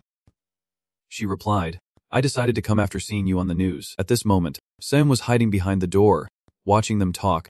You wondered why Min Yuri was at the Met Lesasai office. This must be a confession. At the same time, Yuri continued, "All right, I want to be with you." Hearing that, Jan seemed very surprised. He opened his mouth but did not know what to say at first. Then he broke into a happy smile, his face clearly showing excitement as he said, "I have been waiting for this answer." Sam outside felt very moved, thinking to himself, "She agreed, they say love blooms even in war." Thinking of that, you felt emotional, tears of happiness forming in your eyes. You covered your mouth with your hand. Choking out. So jealous. But then remembering something, you continue to wonder, is this really okay? Wait, what about Siu? What will happen here? Saihu will definitely. While you were pondering like that, suddenly a pair of eyes flashed behind, staring at you, making strange sounds. Escape in the room. Jan and Yuri were still talking. Daihan said, we will discuss the contract with Ems. Sue later. She replied, yes, okay. After finishing the conversation, you finally relaxed, thinking how lucky it was if Min Yuri joined them at Lefatai. It would definitely be a great help in the fight against Izia. Did the system predict this beforehand? Perhaps it already knew it would have to face Izia. Just as you were deep in thought, a sudden crash rang out, and at the same time, she yelled loudly. What was that? That voice startled both of them. They both turned their attention to where the sound came from. Diane seemed to realize something. Whispering, is that Mungzinga's voice again? Siam was currently being bitten on the face by a mouse, struggling to pull it off while calling for help. Jahan. Help me. Yuri suddenly spoke up, her voice filled with concern. Oh my. Chila. Where are you going? Hearing her, he was startled and turned to look at her. He then looked at the little mouse biting Siam, simultaneously imagining a much larger old mouse. He asked, is this kid Chila? The scene shifts to a white car speeding down the road. Inside the car, Sihu was on the phone. After receiving the information, she asked seriously, Min Yuri will join the secret society. That is great. We wanted to recruit her. Yes, she is in the process of joining. I will be back soon, and we can negotiate the contract right away. Yes. See you later. Listening to her phone conversation, John asked curiously, is Min Yuri the Tam you mentioned last time? She replied, yes, that is right. Dad still remembers. Knowing that Yuri was about to join his daughter's club, he felt pleased. Continuing, he said, how could I forget? Min Yuri is quite famous in Japan. She is the first Tam to tame Chin Chin Law. Hearing her father introduce her this way, she felt quite surprised. Really? Is she that special? Seeing his daughter so excited, he took this opportunity to congratulate her. Having such a hero join Sue's club means your club is growing well. Mom will definitely be very happy. Being praised by her dad, she felt shy and scratched her head. It is not that great. Mom wants to create a large guild that other races can join. I will do my best to create the ideal guild that Mom wants. I will definitely succeed. Hearing that, he continued to praise her. My daughter is very capable. Can we stay a little longer? Before we leave, I want to meet Daihan. Hearing that her dad wanted to meet Jihan, she happily agreed. That is fine. But please do not make Min Yuri uncomfortable. The scene shifts to the secret society, where John was very polite, extending one hand to shake and greeting with the other arm. Nice to meet you. I am Kim Jim. Sue's father, seeing that it was Sue's dad, Yuri could not help but feel a bit shy. Hello, sir, I am Min Yuri from the Snowflower Society. Oh no, I am Min Yuri who is about to join the secret society. Nice to meet you. Kim Jane. As soon as the two shook hands, John could immediately assess her based on his experience. She is quite an impressive hero. Looking at this mark, it seems she is both a Tam Mem and an archer. Thinking that, he immediately bowed his head a little lower, making those around feel a bit awkward. He said, please take care of my daughter. Jan saw this and asked Sihu in confusion, Sihu, why is dad interviewing her like that? Sihu hurriedly reacted, shouting, oh my god, what are you doing? At that moment, Sue was lost in thought. Thinking, it is only natural, with the guild threatened by Aya, he wants to assess the members' abilities himself. After greeting, John glanced at a mouse uncertainly and asked, and this is Chila, right? Yuri replied, oh, yes, that is right. It is currently in a shrunk state. Saying that, she looked toward Chila. At that moment, it was biting Siam's head. He screamed in pain. It is biting again. After receiving a confirming answer, he was somewhat surprised. It can change size. Yuri responded, yes. When it enlarges, it can reach a size of 3 meters. Hearing that, he curiously reached out towards Chi. 3 meters. This little guy is amazing. Noticing no one paying attention to him, G sighed, saying, am I being ignored? At that moment, his hand was almost touching Chila. He asked, if possible, could I get some fur? It would definitely be a valuable specimen for the lab. But just as his hand was about to reach her, Chila suddenly screamed. Seeing Chila like that, Yuri and Jane both jumped in surprise. Immediately, she reached out to stop Jin. She gently pushed his hand back. She felt a bit embarrassed, a few drops of sweat forming on her forehead. She said, if you need a cage, I can get one for you later. Chila was very wary of strangers, so he said nothing more. Oh, I will leave it to you then. Sahu also rushed over to push his father away, saying, Oh come on, Dad. You are so nosy. Let us go. He responded a bit awkwardly. I am sorry about that. At this moment, Chila was staring at him warily, continuously making screaming sounds. Yuri was also staring at him seriously. Looking at his back, Yuri fell into thought. Chila was this wary of strangers, except for one particular case. Meanwhile, at the London branch of Chiubi, 5 people sat solemnly in front of a long table. Behind them a huge magic circle radiated an imposing aura. At this moment, a figure was slowly approaching, a mysterious person whose face was hard to see. He wore long clothes that covered his entire body, revealing only a pair of bright eyes. He confidently stood in front of the 5 leaders. At this point, the chairman of UPS, Isaac Becker, spoke up. You have arrived, the newcomer curiously asked. Why did you call me here? Isaac replied. The plan at the South Korea branch has failed. It seems you need to make a trip to South Korea. Go there and continue the plan as intended. Russ. At a laboratory, the electrical switch was sparking with flames. In the distance, a glowing purple glass tube could be seen. Inside the tube, a person was submerged in water, their body floating in midair. This person exhaled lightly, creating small bubbles, and there was a long scar on their mouth. Their eyes were wide open, sparkling with a purple light. At this moment, the containment chamber burst open with a force from within, shattering into pieces. The man stepped out, water droplets still clinging to his body. He looked down at his hands, gasping for air. While he was deep in thought, a female voice called out, Good morning, Minsu. Hearing someone call him, he looked toward the voice. Minsu raised his tone slightly. Jerry, upon hearing this, laughed and walked forward. Jerry stepped in front, looking plump and irritated. I almost died of boredom. I have been waiting for you for 3 days. Minsu, hearing Jerry's complaints, looked confused. He was silent for a moment, then looked down at his hands. Still wet. The fact that I woke up here means the plan has failed.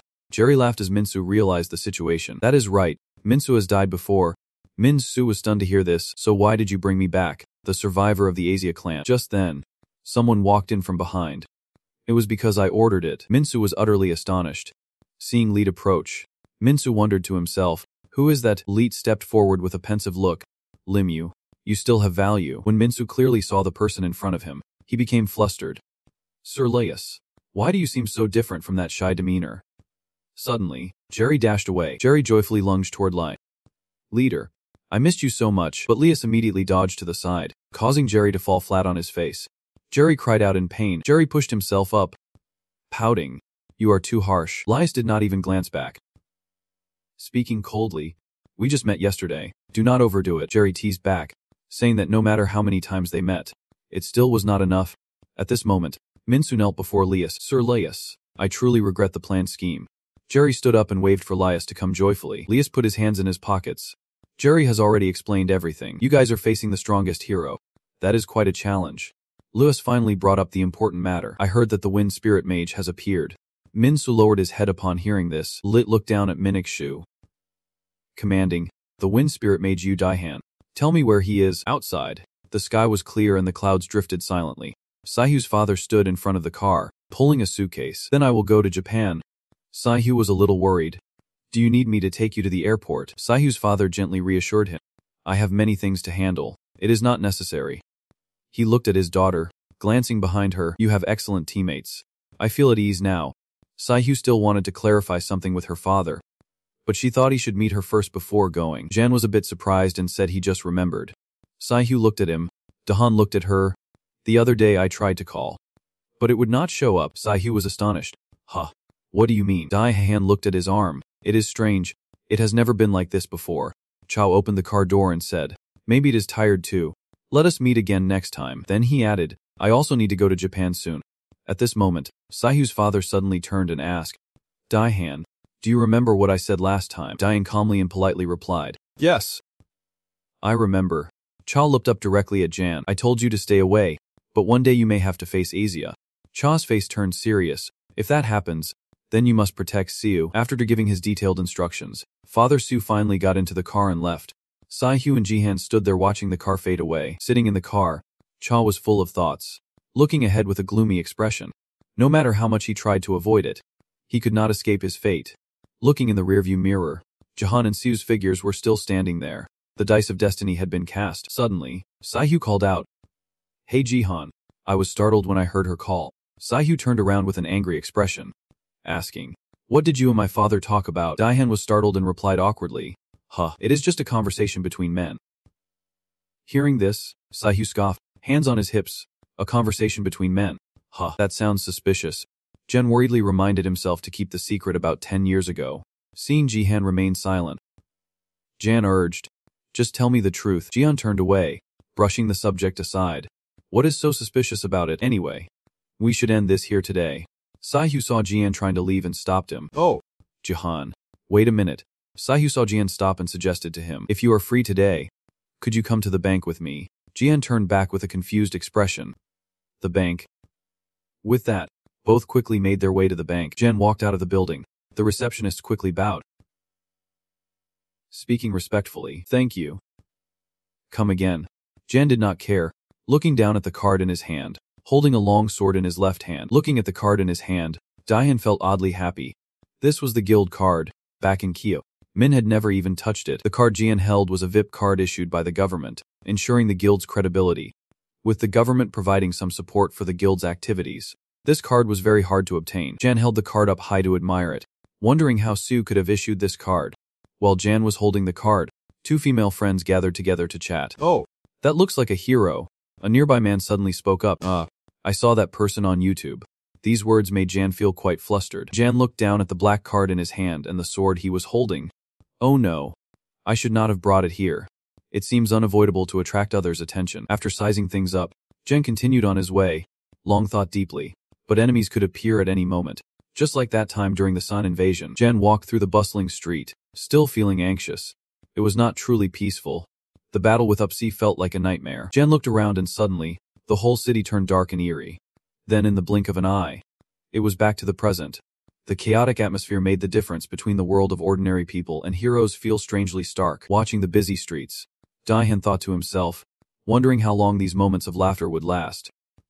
Just then, someone caught Jan's attention, but he brushed past without a second glance, not expecting the person to deliberately bump into his shoulder. Surprising him, Daihan turned to the person who bumped him and said, Sorry, I was not paying attention. Daihan glanced at the person who bumped into him and gasped in surprise.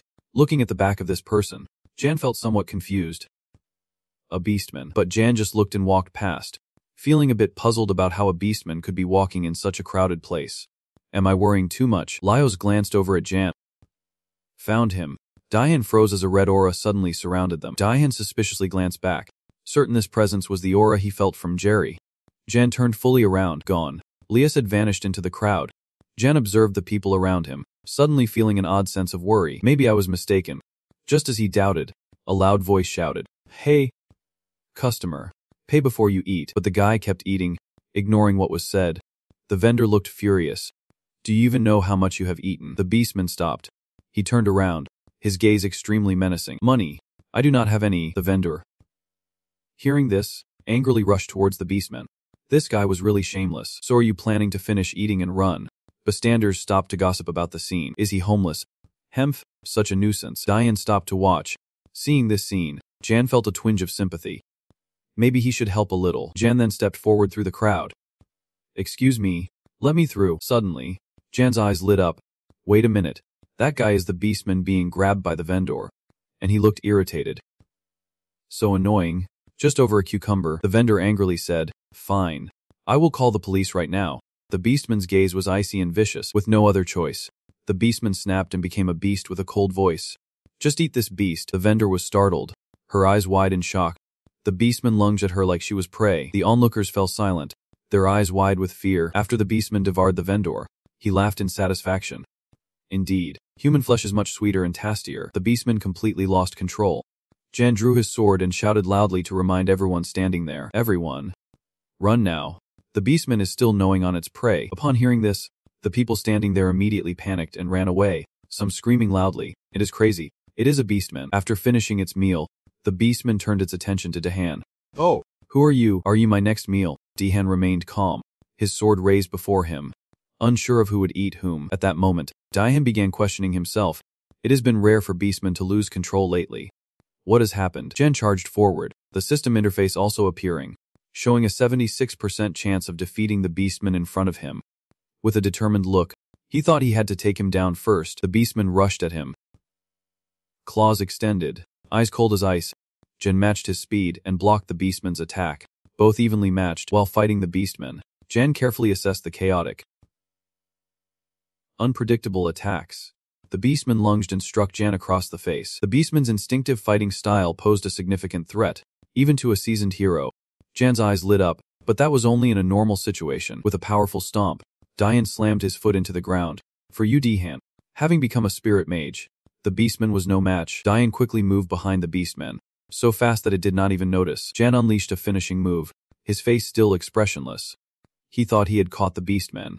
But one thing surprised him. The beastman had firmly clamped its strong jaws around the blade of the sword. It turned to look at Jan, its mouth still tightly gripping the sword. What is this terrible attack? Dihan was stunned by the sight and the beastman's words. The wind blade failed to activate. Indeed, there was an issue. The beastman tightly bit down on the sword, speaking defiantly. Just needed to crush it. With that, he bit down with all his strength, but suddenly realized something. Why is it so hard? While the beastman was confused, Dahan pulled back his sword and kicked the beastman away. It was furious. Damn it. The beastman quickly regained balance, smirking as it said, "Oh, that thing is really tough." Dian looked at the sword in relief, glad it was only slightly scratched, not broken. Jan looked at the sword blade, slightly surprised to see the tip cracked. Namhoon's achievement was truly admirable. Jan looked at the beastman. The problem was he could not use spirit magic now and could not fight with the same firepower as before. The system appeared again, showing a 76% chance of victory. One side of Jihan's gaze glowed a light blue. Even so, the system's chance of victory remained at 76%. Jan pointed his sword at the beastman, beginning to reassess everything.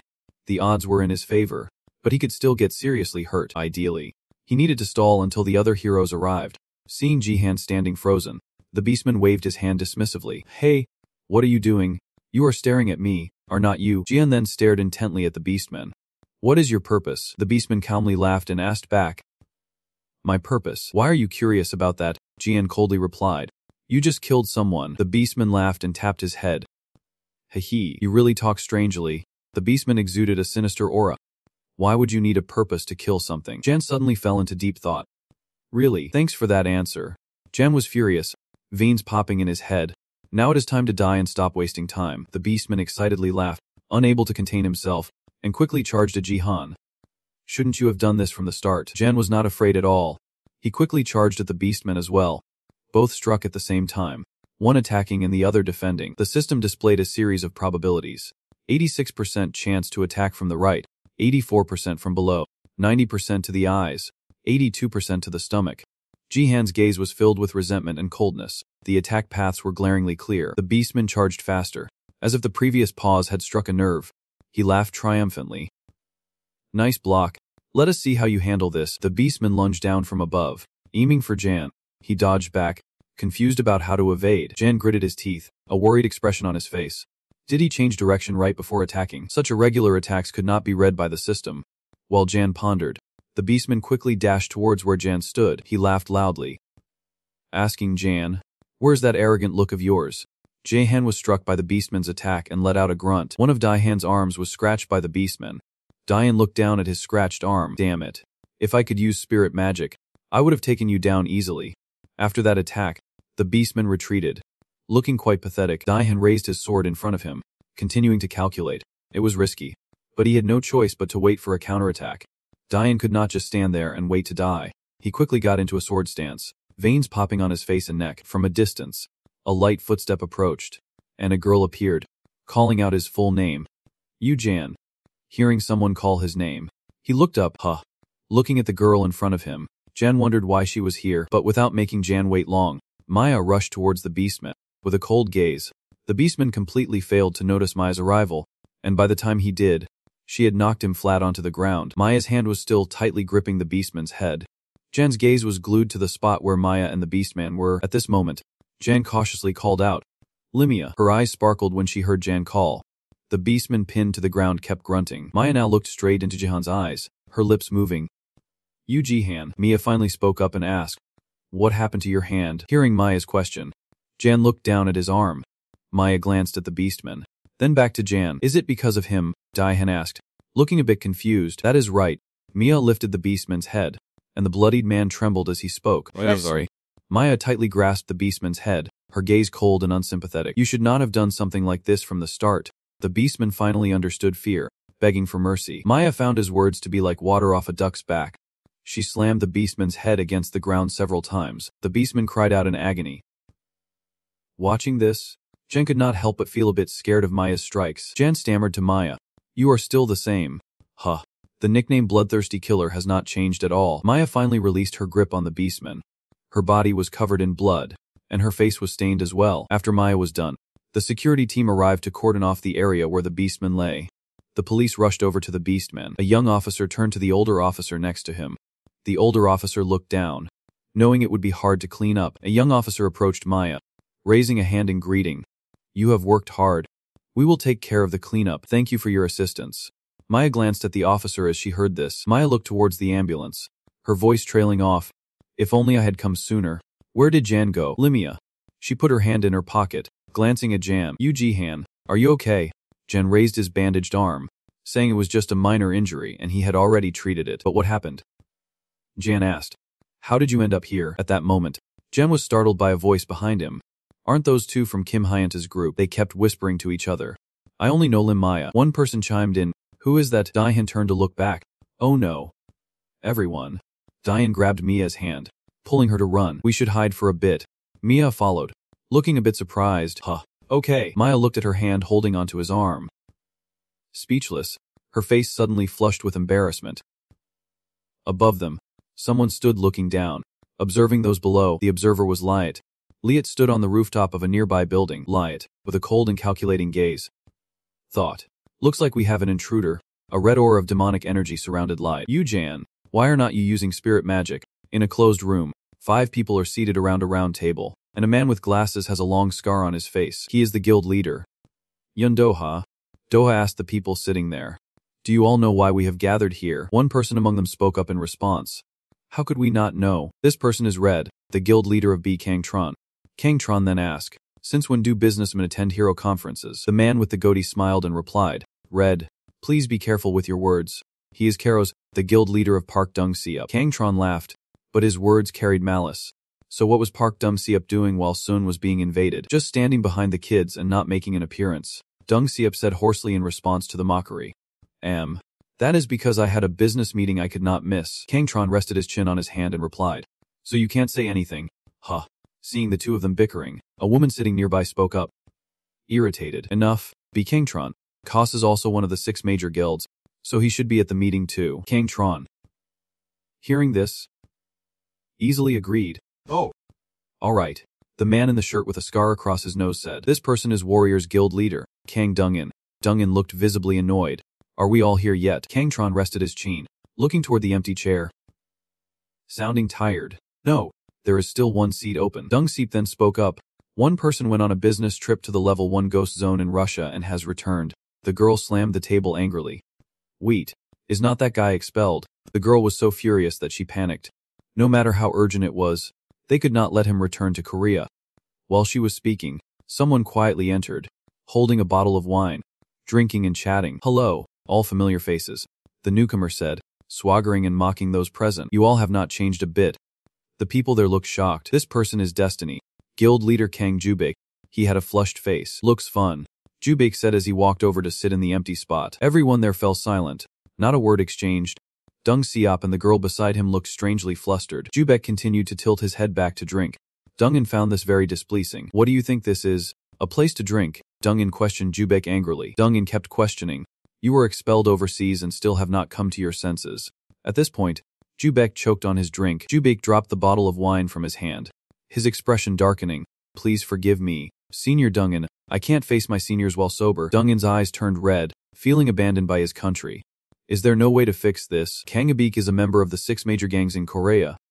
Destiny, the president of the Destiny gang, and the last member of the 5-man group that wiped out the Izia clan 10 years ago. A man is running frantically in the dark night but unfortunately runs into a dead end. He turns back, gasping for breath. "Damn it. How could they find us?" This guy keeps looking back while cursing non-stop. People can sense our presence, but he does not know that someone is standing in front of him. There is no need to sense it. Jig holds a knife up in front of him, his expression icy cold. "Because you guys smell terrible." With that, in one swift motion, blood splatters on the wall, taking the man's life. On the path that Gubu passes, Those guys lie scattered on the ground. From then on, Kang-geek was regarded as a master of hunting and assassination, achieving many feats in eliminating the Asia clan. But 5 years after the war, that hero committed a taboo and was permanently exiled to Russia. His crime was revealing high-level secrets. But despite this charge, he still maintains his cold demeanor without a hint of panic. Jubek's face is flushed from alcohol. Thanks to the care of the seniors, I have lived quite well abroad for 5 years. I have thought a lot about what to say when I meet the seniors again. After a moment of silence, Min-dong starts to speak. Kanji. Speak clearly. If someone hears this, they might think you were wrongfully exiled. Min-dong crosses his arms, his face darkening. You revealed things from 10 years ago to the outside. Compared to that charge, what you got punished with is pretty light. Hearing that, Gobake shrugs with a feigned nonchalance. Senior Min-dong, you have become quite shameless too. Then Gobake's gaze turns as cold as a predator hunting its prey.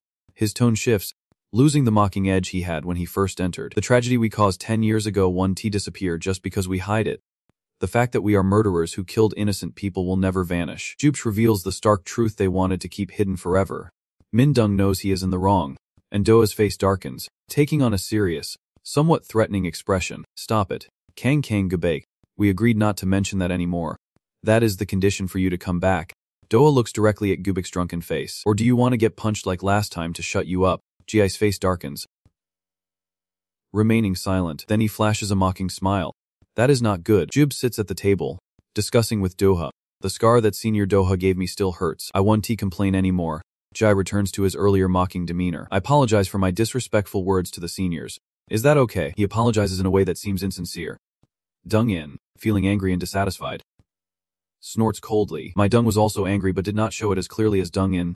She just stayed silent without responding. Kang Tron, on the other hand, maintained a cheerful expression, resting one hand on his chin while tapping the other on the table. That is a good idea. Welcome back, Kang Yu. SSS. Tron spoke up in a welcoming tone, so the 5-person group was now fully gathered. But everyone here remained silent as a grave. Kang Chan's eyes glinted with a light green hue. So Yindua, everyone is present now. Let us start the meeting.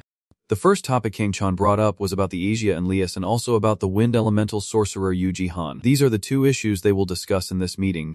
Doa's glasses gleamed, but his expression darkened visibly. Regarding dealing with that guy, the sky was now turning to dusk, glowing brilliantly from the horizon. Diane was still holding Maya's hand tightly. Diane pulled Maya's hand, leading her to a secluded place before stopping. He anxiously scanned the surroundings. Is there any suitable spot? Public places like cafes attract too much attention. Maya was looking down at the hand gripping hers. At that moment, Maya awkwardly spoke up. Yu Jihan. Your hand. Jan glanced and understood the issue. Oh, yeah, I'm sorry. Jan then released Maya's hand. I rushed over and did not notice. Maya looked down at her hand, which had many small circles on it, but she still said it was fine. Maya's gaze caught something. She pointed to a sign in front of them and asked Jan, if you are looking for a private place, go in there. Jihan looked up at the karaoke room, but then Jihan agreed to Maya's suggestion. While walking, he carefully observed the surroundings, ensuring they would not attract too much attention. But is it really okay? Jihan went to where Thuan was. Assist. Thuan looked at Jihan and said it was fine. She pointed to the board behind her. Read this. Diane was taken aback. What? The board stated that affectionate behavior was prohibited in the karaoke room. Diane felt like he was struck by lightning. Immediately, both of them hurried to explain to Mess. Thuan, we are not a couple. Assist. Thuan looked at the 2 with the eyes of someone experienced. Everyone says that. Then she told them their room number. Room 4. The 2 went in, one after the other, and then sat down at the table. Mia crossed her arms, and no one spoke. Suddenly, Maya had out the mech towards Jan. Do you want to sing? Jihan replied very decisively. No. Then Jihan began to talk to Maya. It has been a long time since we last met. The last time was at Xi'an. Maya just softly agreed, not wanting the atmosphere to become awkward. Jan continued. Maya, you do not live around here. Do you? What are you doing here? Maya immediately replied. I moved here a while ago. I was about to go to the supermarket when I saw that incident. Jen looked a bit surprised upon hearing that. Aha. Then he recalled the times they gathered, thinking about how she loved to eat, and every time they sat down, she could finish 10 portions of pork, to the astonishment of those around her. Another barbecue. Looking at Mia A in front of him, a normal person would have probably turned into a pig by now. Cute pig image appeared in Jan's mind. Maya was now staring straight at Jan, her tone a bit impatient. You just thought something bad about me, did not you? Diane awkwardly defended himself. No, not at all. Mia did not let Jan off the hook. But he did seem a bit guilty. Diane silently cursed in his heart. How did she know? He cleared his throat to shift the topic. Anyway, last time I did not get to ask how you have been doing. Are you okay? Maya candidly shared to ease the boredom. Same as always, someone is making sure I do not have a peaceful day. An image flashed through Daihan's mind. Is it Kim Hunt? That time. That Hunt guy melt before Jan. That guy is really sensitive. After being humiliated like that, you would not need to guess what would happen next. Jan then continued to ask Maya. Last time I saw a new member. They came in right after I left. Must be pretty strong. Huh. Maya brushed her hair to the side. I am not sure. This answer caught Jan off guard a bit. Is something wrong? Dahan looked at Mia as if she were a stranger because Mia is straightforward. If she likes it, she says she likes it. If she hates it, she says she hates it. When she answers vaguely like that, it means she is worried about something. But then Jan thought to himself, anyway, I am not a member of the same group, so I do not have to worry. Suddenly Jan noticed something. He reached out toward Maya. His hand touched Maya's hair. It was still messy as always. Maya was a bit startled by that sudden action. Jan then asked blankly, do you have a handkerchief? Maya looked at Jihan. Yes. Then Maya pulled out a handkerchief and handed it to Jihan. Dayan used the handkerchief Maya gave him to wipe Maya's hair. Dayan wiped while grumbling. Now do you know how to take care of yourself? Maya asked back unhappily. Are you teasing me? Dayan just laughed teasingly. Of course, you always get dirty, so I have to clean you up, Maya bluntly said unhappily. Since leaving the group, you have become more arrogant. Dayan continued to tease. If you do not want to hear these words, then fight a little better. Maya, in the face of this concern, blushed and turned away. Not saying anything more, Maya turned her back to Jihan, thought for a long time, and then suddenly asked, you, Jihan, do you hate me? GM was still wiping and said, it will be clean soon, then suddenly responded to Maya's question. Huh, why would I? Mia glanced back. I agreed to kick you out of the group. You know, if I had opposed it, the outcome might have been different. Jihan seemed to have discovered a shocking secret. Really? Lim Maya, you agreed too? Mia asked back. Stepping away, don't you remember? I did. Jan blew on his hands with a teasing expression. Just kidding. I heard it from Kim Hunt, so I know everything. Jihan looked serious at Mia at this moment. Actually, I was really angry with you at first, but I know you did it to keep me safe. Jan added, and because of that, I joined a new group. Maya looked a bit worried. So do you like the current group? Dahan answered honestly. I like it a lot. This left Mia speechless. Jan happily shared sincerely. I have met good friends, and more importantly, I have become stronger than when I was in Kairos. Jihan added, now I am strong enough to protect someone. This made Maya a bit at a loss for words. Maya lowered her head. Is that so? That is great. Really lucky. During the meeting of the 5-member group, the atmosphere was still very awkward. Kang rested his chin on his hand, smiling, but his heart was not smiling. The story was nearing its end. Kang winked at everyone, his voice somewhat dangerous. So, Dayan really must die. The others also began to feel uncomfortable. What are you talking about? Why kill the person we need to protect? Bitch, Kang Tron. Are you even awake? He immediately signaled to stop. Wait, let me finish speaking. I did not mean to actually kill you, Jan. The person next to him stood up. So what do you mean? Kang Chan replied. It is a trap. You explained. Leap before also targeted the Wind Spirit Mage. If he is obsessed with the Wind Spirit, then this time he will target Yihan first, so we will take advantage of him targeting Jihan to set a trap and force him to reveal himself. The night in Truming City was still brightly lit. Jan and Maya stood in the middle of the street. He thought to himself that Lim Maya had talked for about 30 minutes before leaving the Karak room. He looked into the fashion store. He walked in, picked out some clothes, and then turned to her. Naya. Pick something. I will buy it for you. Maya was a bit surprised. Huh, why? Dayan explained. Because you have helped me. You keep refusing but your feet still step in. I do not need it. Dayan looked at the outfit she was wearing, thinking to himself that he had cleaned the blood from her hair, but could not clean the blood from her clothes. If he took it to wash, it would take a lot of time. It would be best to buy her a new outfit to change into. He hurried her. Hurry up, the store will close, while watching her choose clothes. He thought that for Maya, clothes were just something to cover herself. She did not care much about looking good. Suddenly Maya turned to him and said, You Jihan, I can't choose. He sighed. Then I will just randomly pick something. He went to pay and handed her the bag in front of Maya's astonished gaze. This is a reward for helping me. She took the outfit out of the bag and looked at it. Jan continued, If you do not like it, I will buy something more expensive at another store. She interrupted. No, this is fine. She looked at the outfit in her hands. I will wear this. Thank you. He lowered his head, thinking, this is the first time I am giving a gift to Lim Maya, but if not now, when will I be able to? He turned away and said, I am going this way. What about you? Maya replied, holding her bag. Oh, I am going the opposite way. Daehan said goodbye. Then let us part ways here. His gaze towards her was filled with affection. See you later. Be careful on your way home. He turned around and walked away. They both waved goodbye to each other. Maya looked at the bag Daehan had just bought for her. Stunned. Receiving the gift, Jen kept walking but seemed to hear Maya's words. Is it really that joyful? At the UP's London branch, on the day of the press conference, a figure stepped out confidently in front of the flashing lights. It turned out he was the chairman of UP's, E.J. Becker. He bowed his head in respect. The recent tragic event in Soon has shocked everyone. I extend my deepest condolences to the victims and their families. A reporter stood up to ask a question. He officially stated that the event in Sun was not related to UP's headquarters. So, was it all solely the fault of the Korean branch? Isaac stood at the podium responding to them. This incident occurred due to the unilateral actions of the Korean branch. That is something we cannot accept, and the headquarters will investigate those responsible. Two figures were seen sitting at the main table. The man spoke. What measures will the headquarters take to address this situation? Or is there a plan for damage control or additional support? Isaac replied. We will provide maximum support to mitigate the damages in Korea. The reporter continued to ask. Chairman, this incident has severely damaged UP's reputation. Do you have a specific plan to restore that reputation? Isaac replied clearly. Reputation is our most valuable asset. We feel responsible for the damage to our reputation. We will closely monitor all activities of the branches and ensure clear transparency.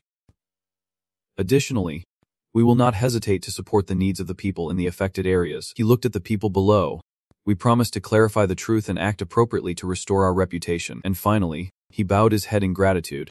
His feet moved gently with each step. The figure of the tall man walking alone seemed so lonely. He sighed in relief. Whoosh! Suddenly a voice startled him, causing him to look up. The press conference went quite smoothly, did not it? He called softly. Solly. It turned out that the beautiful girl with white hair was a senior member of UP's SSS. He walked up to her, scolding, Sari, I told you not to come to the press conference. Are you disregarding my orders? She flashed a mischievous smile. She brought her nails to her mouth, biting them. Even I almost got tricked. The person opposite her removed their mask. Solly smirked. Robert. It turns out the person at the press conference was not Isaac but rather a high-ranking official from UP's. Robert. He started to remove the remaining pieces from his face. Damn. It turns out I could not fool her. I thought it was perfect. She scoffed. How many years have we been in this together? She suddenly asked. So where is Chairman Isaac and why are you the one at the press conference? Robert took off the heavy suit he was wearing. The chairman is busy entertaining an important guest. Solly looked a bit confused. An important guest? I have not heard about this. So who is it? Robert replied. Oh. I heard it is a friend. A magical circle appeared. Yak sat quietly, seemingly waiting for someone. A figure pulling a suitcase walked in. He turned around to look. It had been a long time. Oh. It turns out the friend he mentioned is Jono. Isaac stood up. He came all the way here. Must be for a special reason. Jono immediately snapped. Don't pretend you do not know. His gaze became sharp. The incident that happened in Sun recently is not what we agreed upon. Right, Isaac explained. It was just a minor misunderstanding. The Korean branch acted on its own, but the problem has been resolved. John questioned. A minor misunderstanding. Huh. How do you explain my daughter being put in danger because of that minor misunderstanding? Isaac appeared innocent. This is part of the process in creating the paradise we pursue. Small disruptions are always unavoidable. His gaze turned a terrifying shade of purple. Moreover, if it is to turn me into a perfect being, we must accept these minor disagreements. Jono added, no matter what happens, my daughter's safety is always the top priority. I can't accept things continuing this way. Isaac sighed. Hemph, I am really disappointed in you. What could be more important than the goal we are pursuing? Jono suggested that next time, he should discuss it with me first. Otherwise, I can't guarantee this partnership will last long. Isaac echoed that statement. Huh. Can't guarantee it. He quickly went behind Jin and placed a hand on his shoulder. You have no right to say that. Jin's expression revealed panic, while Yek remained calm. Do you remember who made your research a reality? Have you forgotten? Isaac turned to look at him. How many magic essence stones have I given you? That is meant to extend lifespan, incomparable to trivial matters. I licked his lips. Showing desire, indeed. Your research is impressive. He squeezed Jono's neck, not only extending lifespan but also elevating this body to a new height. I just want to verify that myself. Jono was still trying to defend himself. That blind greed will make you regret it. Can you bear the consequences yourself? I've chuckled softly. Blind. This power is just the first step toward achieving the perfect body I have always desired. It removed his hand from his neck, causing him to cough violently. Cough, cough. He pushed Jin away. As the ruler of heaven, I need to become stronger through your research. And that dream is gradually becoming a reality, Ryan. The umbrella trembled in fear but still threatened boldly. You better not get too greedy with my research. If you keep crossing the line, that power will lead you to the brink of destruction. Ezek turned to look at him. I will remember your warning. But before that happens, paradise will be completed. He continued to look at Jin with that fierce gaze. So next time, do not even think about hindering my plans. He repeated it in his own way. The sky is blue. The clouds are white. The surroundings are so clean and beautiful. The door opened. Hoon looked out. Oh, who could that be? Seeing the group enter, he was a bit surprised. The secret society. How long has it been? Dijan greeted him. Long time no see. Nam Hoon, he stepped forward. Your fame has been booming lately. Jan replied. It is all thanks to you. Jan thought to himself, we decided to stop by your forge. Since battles have been happening more frequently, we felt the need to change our weapons. Yuri pointed to herself. I also need to upgrade my gear to fit in with the group. Sihu was delighted to hear that. You pulled out the black card. Just in time. I will gift you some equipment for joining the secret society. Jan reminded him. We won't go bankrupt. Right? He thought. We came to the forge to buy new weapons suitable for Min Yuri's role in the group. Suddenly, someone called out, Jan. Yuri blushed and exclaimed, is he from the DF race that I often hear about? How could there be a weapon shop run by DF? Siam's snake bit his cheek. Yuri pointed at Hoon and explained, no, Namhan is a genuine Korean. Yuri was startled and stammered. Korean Asian. Hein was annoyed. Don't you believe me? Here, check my ed. Yuri took it and was even more shocked. She looked at the youthful photo in disbelief. 27 years old. What is this photo about? Jan explained. Not DF, but Namhan is an excellent blacksmith. I have ordered a sword from here before. Yuri was taken aback. Oh, I see. She moved closer to Han. Sorry for not knowing. He scratched his head awkwardly. It is fine. I am often misunderstood. He became serious again. So what type of weapon do you need? Looking at your build, it seems you are the ranged combat type. Yuri was surprised by Hoon's comment. That is right. I am currently looking for a bow focused on damage rather than mobility. Han analyzed that moving from single combat to group fights means changing the style to become a ranged assassin, focusing on support from behind. Right. Yuri turned to look at Jihan. Did you tell him beforehand? Jihan shook his head. Not at all. Hoon opened the door. Anyway, if you want to find good weapons, I have some prepared already. The members of the secret society walked in, their jaws dropping. Yuri looked around and gasped. Jihan's eyes widened in surprise at the unexpected space. Hoon wore a smug expression. This was just a small part of it. Hoon reached out to Jihan. Do you need anything? Jan picked up a weapon and examined it. I was just about to ask that. He stared intently at the item in his hand. It seemed fine on the outside. But after recent battles, I wanted to check the state of the sword. Hoon took the sword from him. This is my masterpiece, so it is hard to get scratched. Let me see it. He gently placed it in the old man's hands. The old man looked at the sword and thought for a moment. Jan asked anxiously. What is wrong? Is there a problem? Hein remained contemplative. The old man's eyes narrowed. There is something very strange about this sword. Daihan asked, the sword damage? Hein replied, no. The spirit within your sword is currently afraid. Upon hearing this, Jihan suddenly felt a shock. He asked in disbelief. Afraid? Why is that? Hoon sheathed the sword, seeming like someone or something was overpowering it. His gaze was sharp.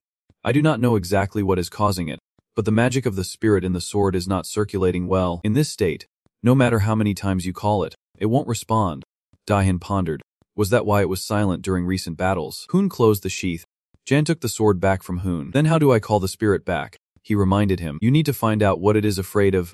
He continued analyzing that the power of the spirit is not just a tool. Without building trust, the relationship will break. Looking at the scratches on your sword, I can clearly see how you have treated the spirit. He reminded him. Now that you are the wind spirit mage, you must talk to the spirit. The old man's face grew serious, just like its former master. Jan wondered how Hoon knew that name. Hoon mouthed the words. About that, Saihu waved to call Jan. Aren't you going to check it out? Jihan. Exum hurriedly ran up. Jihan. This is truly a treasure. Han turned away. You should go, he reminded them. The journey ahead is still long, Jan said seriously. I understand. Yuri looked thoughtfully at the bow in her hands, while Siu and Same on this side were still discussing enthusiastically. Her gaze on the bow was bright, and the next morning the weather was still beautiful. At this moment, Saihu held the black card in his hand, crying silently. How could the bow be so expensive? Yuri comforted her, saying she really did not need to do that. Daihan added, lucky we have not gone bankrupt. He casually remarked, the card has just been made for a while, and you have already spent more than half the budget. Shouldn't the committee be more conscious about spending? Hearing this, Saihu stood up straight, angrily pointing at Saihu's face and scolding. And what about you, Jihan? Do you think you have the right to say that, Jihan? Also frustrated, turned around. Why are you picking on others like that? I never spend money wastefully. Shu pointed directly at him and scolded. The day you received that card, I knew you used the club's funds to buy women's clothes. Yuri was taken aback, frozen in shock. So was silent, thinking, no. There was a reason for that. But how would you know? Saihu crossed his arms defiantly. Oh. Did you go on a date with someone on your day off? Yuri bit her hand. Does Jihan have a girlfriend? Jan quickly denied it. No way. That is just a misunderstanding. Saihu's gaze was full of sarcasm, then explained the cute pink shirt signed on the receipt. Jan hurriedly waved his hand. The fashion style was just too cheesy. In his mind, he thought, if I say I met the club's ghost, it would only complicate things. What to do now? Sa spoke up. Does Yuri, please respect Jan's privacy. Saihu frowned. Mung dang. Are you defending Jihan? Is this again a matter between men? Jen looked at Siam, confused. Mung dang. What are you talking about? Siam started to act. Do you feel comfortable revealing that Jihan has a hobby of wearing women's clothes? Jan's gaze darkened. That guy, Yuri spoke up. Oh. So he has that kind of hobby. Saihu's eyes were filled with fear. I am so uncomfortable right now. Sa winked. And the more Jan looked, the more uncomfortable he felt.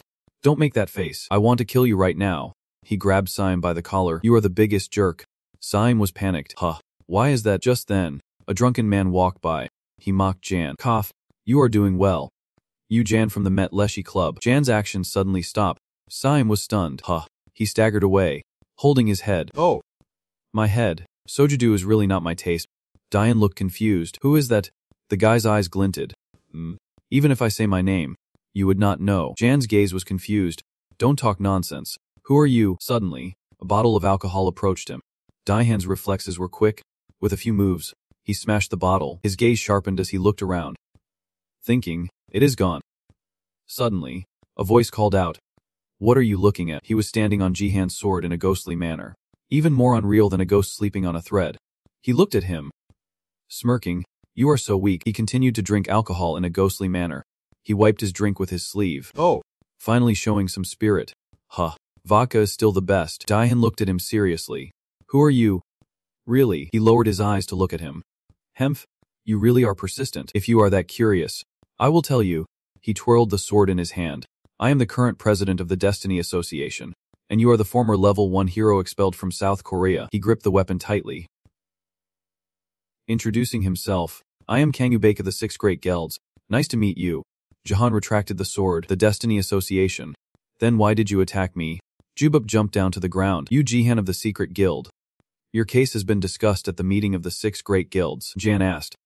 The outcome of the discussion. Jub pointed his weapon at him. You are the target I want. So at the meeting of the 6 Great Guilds, there were opinions to protect you. But I do not think so. If I just kill you, Izia will naturally lose its purpose. Right. That is why I am here to test you. He immediately charged to see if you were truly worthy of our protection. Both began to engage in battle. Ihan scoffed, thinking that even though it was just a dagger, it was very heavy. Gub assessed him. The reaction speed was not bad.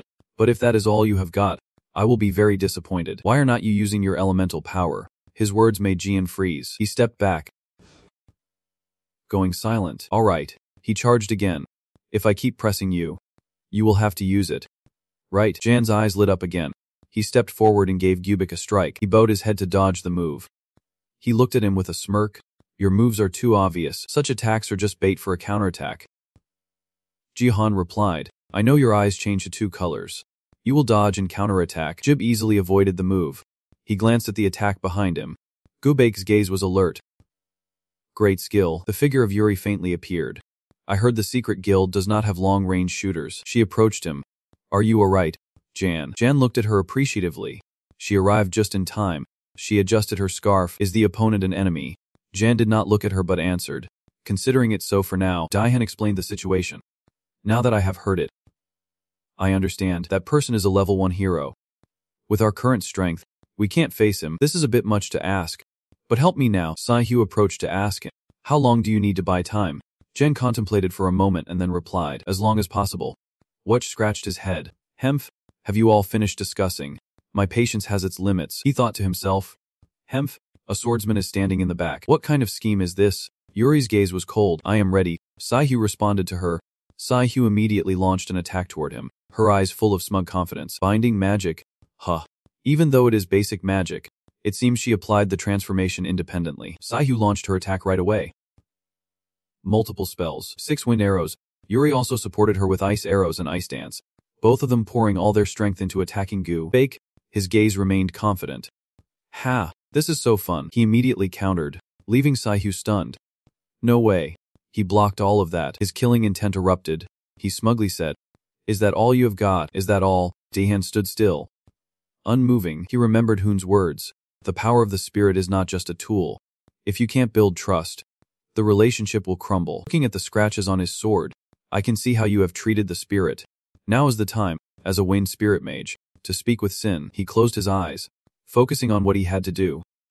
Suddenly, he opened his eyes to a strange new space before him. He thought to himself that this was the dimension created by Sin. He looked around, but where was F? His gaze noticed something. He realized Sin was in a bubble in midair. He thought. Found it. He rushed toward that bubble. Sin, I am here to see you. She stopped him.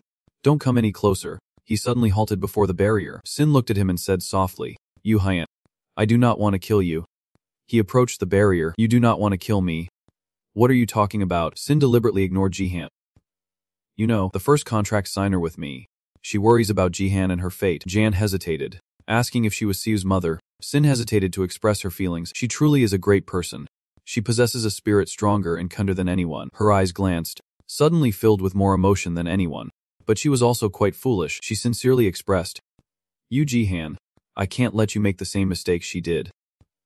Meanwhile, on another side, the tension was high. Jubik, full of killing intent, approached. Are you done yet? Is that all? His gaze was red and sinister.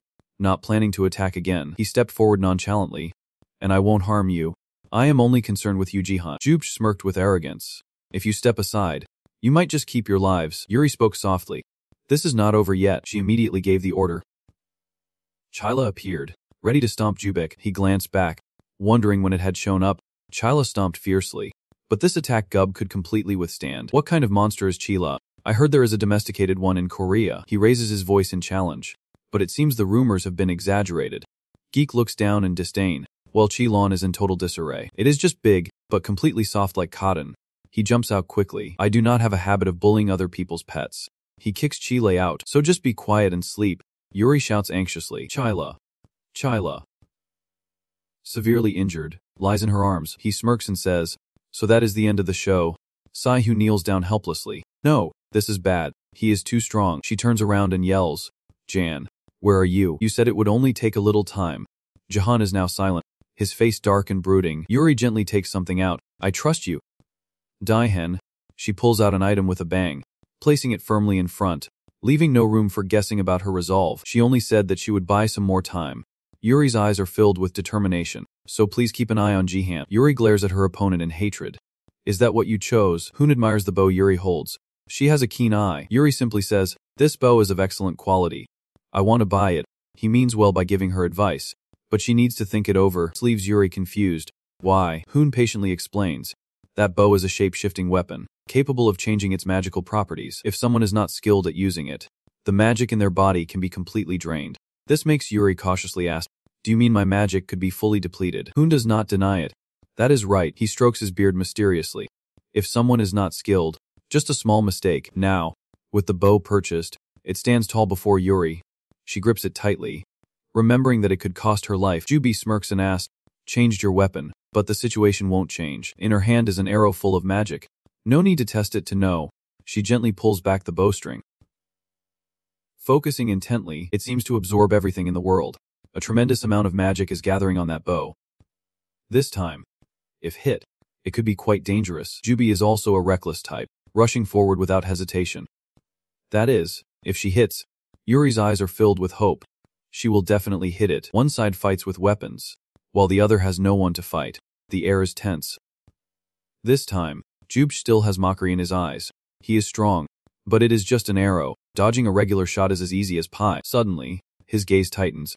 What is going on? The power gradually shifts, and the arrow's shape suddenly changes. The arrow is blooming into shards of ice. Yuri finished her attack and lowered her bow. She sighed, certain she had hit the target, even more convinced with her judgment. She thought that even a first-level hero would be incapacitated by this strike. But then Yuri's expression changed suddenly. Did he disappear? He was clearly caught in the explosion. Sihyu shouted a warning. Yuri. Behind you. But it was too late. Gubek had appeared from behind. His entire hand grabbed her face. Nice bow you have got there. Jubuk pressed a blade against Yuri's neck, taking her hostage. Just before hitting the target, it had changed its magic form to create an explosion. I almost got defeated. His smile grew deeper. But unfortunately for you, he began to recount his hardships. When I was exiled to Russia, I had to live in freezing temperatures every day, describing how harsh the climate was, how miserable it felt, where even breaths would freeze. If you want to freeze me, it better be with the freezing technique of Mastermind. Jich leaned in to whisper every little detail. Anyway, it is a pity to have to deal with such an outstanding hero personally. Then he presented a decent offer. How about Min Yuri joining the Destiny Guild? If so, I will overlook all your mistakes. Sihyu raised his weapon to save his teammate, quickly let her go. But in Gubek's eyes, this was just a farce. Don't he make useless moves? Surely you would not want to harm your teammates. Would you? He taunted, saying she should stop and stay quiet for Yuji-han. Mentioning him, Gubek turned to look for the figure that was nowhere in sight. Where's Yuji-han? He angrily summoned his acceleration energy, preparing to strike. His eyes were resolute and hollow as he stared at Gubek. You want to see my magical spirit? Right. Well, now I will show you to your heart's content. Jan struck fiercely as if wanting to cleave Guk in two. This left him wondering how could a teammate being held hostage still wield a sword? Was he so confident he only aimed for him? Jubi kicked up, flying towards Daihan and tossing Yuri aside. I have been waiting for this for so long. Jich smirked slyly. What are you doing letting your teammate stand in front of you? Do you have a scheme? Daihan calmly replied. Something like that. His eyes shone with analysis. Daihan scanned the surroundings to avoid any unforeseen incidents. The probability of civilians being around was less than 10%. The chance of civilians getting caught in the battle was under 10%. He carefully ensured everything was in order. At least he should see someone evacuating. Then Jian glanced over at him. Well, that is fine too, he gently told Sihyu and Yuri. That way, no civilians would be involved. Sihyu. Yuri. Thank you both for buying me time. His body was brimming with magic. Now let me handle this. And you both should get away. His gaze was full of determination. I can guarantee safety for both of you. Let us go. Sin. Before that, he had a clear conversation with Sin. You, Jihan asked. Confused. You Jihan, I can let you follow in her footsteps. Why are you saying something different now? Sin's hand was casting a spell while answering. Last time you said choosing me as the heir was her wish. At that time, I wanted to respect her wishes. Memories flashed before my eyes. But now I understand she was wrong. She believed that by sacrificing herself, she could save everyone. Everything replayed so clearly, but look at the current result. She is gone, and what remains is a cycle of hatred and war repeating over and over. Sin has her own suffering. Protecting everyone from the start was impossible, and I fear you will ultimately face a fate like Jan's. So, are you telling me to run? It does not deny it. That is right. Run away. Sin glanced at Jihan, every word dripping with implication. What they want is not you. You Jihan. But me. The sources of spiritual energy swirled as if to chase Jihan away. From the start, you had nothing to do with this. I can't drag you into this tragedy any longer. Sin was trying to push the Jihan away. Hand me over to them and return to your precious teammates. Go back to the men at Lekovai where Miss Kim Soo is. But Jan was gradually resolving all misunderstandings. You are misunderstanding something. He gently touched the barrier. For me, Sin, you are also like trying to break it. A precious teammate. But Jan warned. You are trying to step into my magical barrier. It raised a hand to stop him. It is pointless. This is my mind space. You can break that barrier. But Jan was steadfast in his decision. If I can break through such a small barrier, how can I achieve anything great? Witnessing this scene, Sin could not believe it. No way. How could a human break a fairy's magical barrier? Their hands clasped tightly. He spoke encouraging words. Do not try to bear it alone anymore. Sin gasped. At that moment, both you and Sin froze. Yuji spoke heartfelt words. Both I and Miss see you. Everything we achieved today is thanks to you. Sin's eyes widened in surprise. So from now on, trust me. Then his gaze subtly changed. You and Ne are really just fools. Sin touched Daihan's injured face. But maybe it is the fools like you that I need. He decided to place his trust in him. You Jihan, I will trust you this once. That is why Sinf appeared in this battle alongside Jahan. This time, I will stand with you. Sinf was filled with fighting determination. The long, sharp sword brimming with magic, Jan forcefully threw it towards Jubek, and as it approached, he carefully blocked it with both hands. The density of magic was terrifying. A normal sword would not have been able to block it, but he had a delighted smile, countering with a move. Interesting indeed. He ran as fast as lightning. Why did you only show me this now? I volunteered to take care of it. Daihan used his signature move. The rapid acceleration of the blue and red fists clashed with extreme boldness. Jube got more and more intense, but Jan showed no emotion. Both sides fought fiercely, neither willing to back down. Yuri on the sidelines could see the tension. Whoa. The speed is incredible. I can't follow their fight with the naked eye. She turned to ask Ju. What happened to Daihan? He's gotten stronger, far beyond the time at the foggy area. Last time Ju glanced at her palm, but then blamed herself. How could Jan become so powerful while she, as president, had done nothing? Those two are fighting without anyone stepping in. Right. Jihan's face grew more and more serious. Jubsh was still smiling victoriously. Didn't you learn anything? I told you. Overly obvious moves make for easy targets for counterattacks. As soon as he finished speaking, he charged in for a counterattack, but Gyubik sensed something was off. Sin quickly blocked Jan. He is using spirit to block the attack.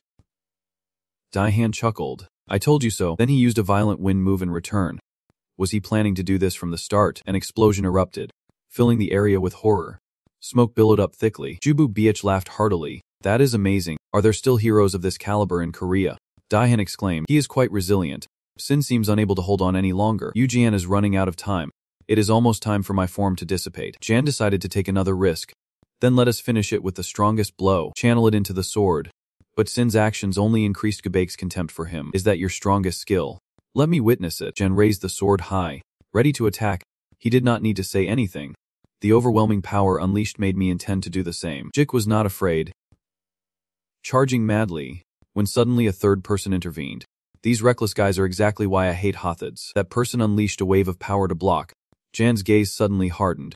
A mysterious figure appeared. Be Kangchan. Kangchan smiled softly. Stopping them. You two should stop here. Are you planning to destroy this place? During an important meeting, protect the Red H Society while setting a trap to lure Elias here. Kangchan calmly expressed that nobody had any objections to this plan, so we will proceed immediately. But someone spoke up. I oppose. Drawing his attention. Oh wow. Kangchan turned to face Deng Xiep. Be Deng Xiep, are you still here? Deng Ixi replied loudly. The 6 major guilds are protecting Yuanjan. I do not think he is worth that much. Dunkup lay back with arms outstretched. Speaking of Yu Jan, I have worked with him for 5 years at the Coast Association, so I know him well. He is just an average hero with mediocre abilities and no standout traits. He voiced his opinions. Moreover, a guy like that is truly a wine spirit mage. Honestly, I doubt the judgment of the Red A Association and the Bone Death Association. Deng Se is also paying attention, and so is the Izia clan. Is he really still alive? He continued to express his opinions. While there is no clear evidence he is alive, everyone is overreacting as if it is some grand scheme.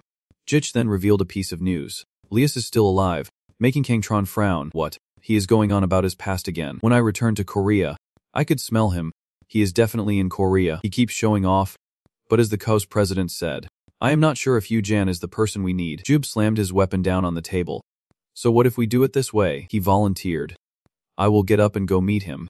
Investigating him the old way. Jube tilted his head and asked, no one has any objections. Right, the senior is getting rounder. He is pondering something with his chin resting in his hand. Back to the intense battles between Gubek and Jahan. The power spread to the corners of the alley. Kang clenched his fists, grinning sarcastically, the old way.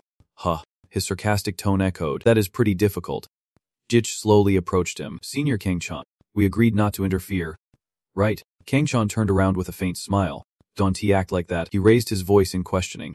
Even if it is you, confronting them directly is dangerous. So what is the outcome of the test? Jubuk smirked mysteriously.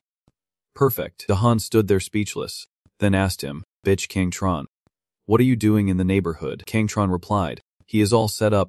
I evacuated the civilians a long time ago. The guards surrounded the area.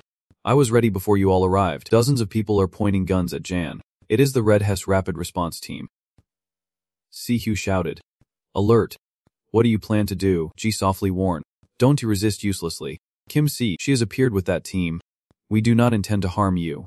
Sai-hu was extremely shocked. What are you talking about? Jan yelled angrily. Do you think we will cooperate if you force us like this? Kangchan simply said. You do not have a choice. A suffocating feeling from Kangtron hit. So just comply. Waves of power erupted, leaving a mess after the fight. Janjiji pointed at the debris and ordered. Quickly handle the damage. The army is on standby. Yes. Understood. Sign had been observing everything. Feeling worried. Damn it. What is going on? Suddenly attacked by a level 1 hero, and now, he has even been captured. He fell to the ground, trying to hide, needing help right away. Who would have thought they would spot him in just a second? How should we deal with this rat? Then they sprang into action. First catching him, being a civilian. They should not hurt him. Sam knew he was in trouble this time. Oh no, the scene shifted to another place. The three of them stood in a room full of machinery. The air thick with tension. He spoke with a sinister tone. So, you have finally decided to act. Yudi, he called his two underlings, Jerry and Lim Minsu, asking about the progress. Is everything ready? The girl is always eager to contribute, and Jerry is all set. Minsu chimed in enthusiastically. Everything is ready as ordered. Lyos activated the machine using all the mana crystals stored in the laboratory. The machines powered up. 85 enhanced humans were activated. All of them, a vague conspiracy. Lee was very pleased with their attitude. Good. We won't delay any longer, he exclaimed with a calculating tone. Let us start the Paradise Plant. The next day, at the 5-star skyscraper, headquarters of the Red Hue Society. As they stepped into the headquarters, the three looked around. Where are we? Just a few seconds in. Someone appeared. You are not feeling nauseous anymore. Right? Kang-chan greeted cheerfully. Welcome to the Red 8 Society. He politely welcomed everyone. It might be a bit sudden, but thank you all for agreeing. Sai, who wanted to curse after hearing this. Agreeing to what? We were practically forced. Kang-chan chuckled dismissively. Forced? If Senior John hears this, you are in trouble. Jan did not say much. Let us get straight to the point. Please explain why we were brought here. Kang-chan finally followed Jihan's lead. Those spellcasters are always so impatient. All right, I will explain clearly. He outlined each point. First, we want to protect the Met Lesasai from Jupist and Ezia. You must have heard about this from Kangyubake. He listed everything clearly. And second, we want you to use your magic powers to their fullest, but you have already shown this in the battle against Kang Jubu. Kang was serious. Presenting the final and most important point was to lure Elias here. That is the one who can sense your magic. However, Jian still had doubts about how to ensure he would show up here. Kang-chan did not refute this. Of course, just that alone is not enough. Butch Kang-chan, leaning on his cane, raised 3 fingers. So for that purpose, you all need to become bait. Kim Si's face showed a bit of surprise as he anxiously asked back. Bait. Min Yuri stood there, equally worried. You want us to be the bait? Kang-chan calmly replied to both. Exactly. You will lure Aloy out, and we will catch him. His gaze looks a bit tired right now. Meanwhile, you guys just need to unleash your magic and wait. Simple. Right. Jan has been silent until now and seriously asks, what if we refuse? Kang-chan raises his hand, gently touching his face. Tiredly replying, if that is your choice, I will respect it. But in that case, I will have to resort to force. He slowly opens his eyes, only to see the coldness in his emotionless gaze. Suddenly, a tremendous source of power radiates from Kang-tran's body, quickly directs straight towards Jihan and envelops the space. Kim Soo and Min Yuri look extremely panicked and worried in the face of his power. Is this really the magic of a person? Kang-chan, intrigued, winks and slowly extends his hand forward. So to avoid unnecessary trouble, let us resolve this peacefully. Shall we?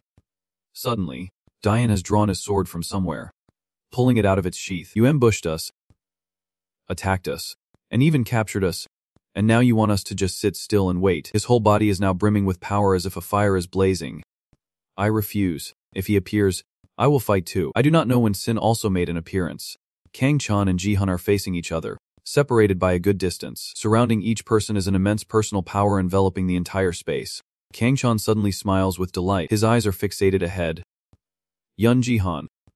This guy now resembles a true mage more than before. He is no longer influenced by power. Then old memories surface, where he held a delicate red gemstone staff, gently stroking his golden hair. He can act freely according to his own will.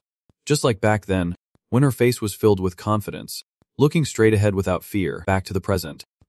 Kang-tron, after a moment of silence, continues, and that is why I can't let you meet him. Suddenly, his eyes turn completely white. Kang-chan slowly raises the fur on his coat, asking with a cold gaze. Jan's expression is quite calm, but he does not quite understand what he hears. What are you talking about? Kang coldly responds back to him. Do not know why you do not ask your senior. After he finishes speaking, suddenly sharp stones rise from the ground, aiming to encase Jihan. Jan's eyes suddenly light up with worry. He is utterly astonished. That skill can't be done. The stones are slowly closing in on him, and just like that, very quickly, those stone claws have wrapped around Jihan. A strong wind blows from somewhere, making it hard for Kim Soo to observe. She tries to call out. Jan Min Yuri stands beside it. equally worried. Suddenly, a light appears from nowhere. Min-Yuri looks down in astonishment. Siu, that person is suddenly stepping out from another space. A trade. Huh, are you talking about me?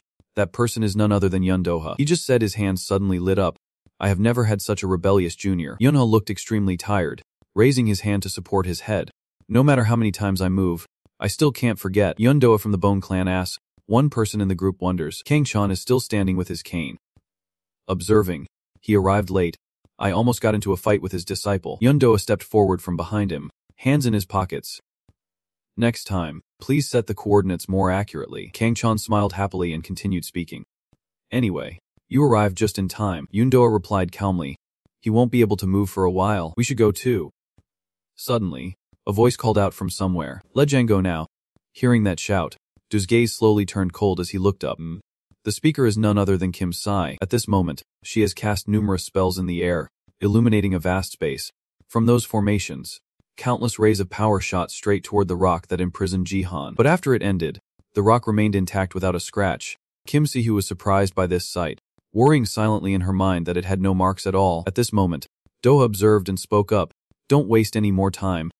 The binding magic of the earth spirit won't let him escape without my permission. Suddenly, Daihan's voice echoed. Permission. I do not need it. Yundoha and Kang-chan turned to look closely at his voice. If there are obstacles in the way. When his voice rang out, sources of power wrapped around the large stone simultaneously. Daihan's half-face inside was shadowed. Only his bright eyes and the sword emitting power could be seen.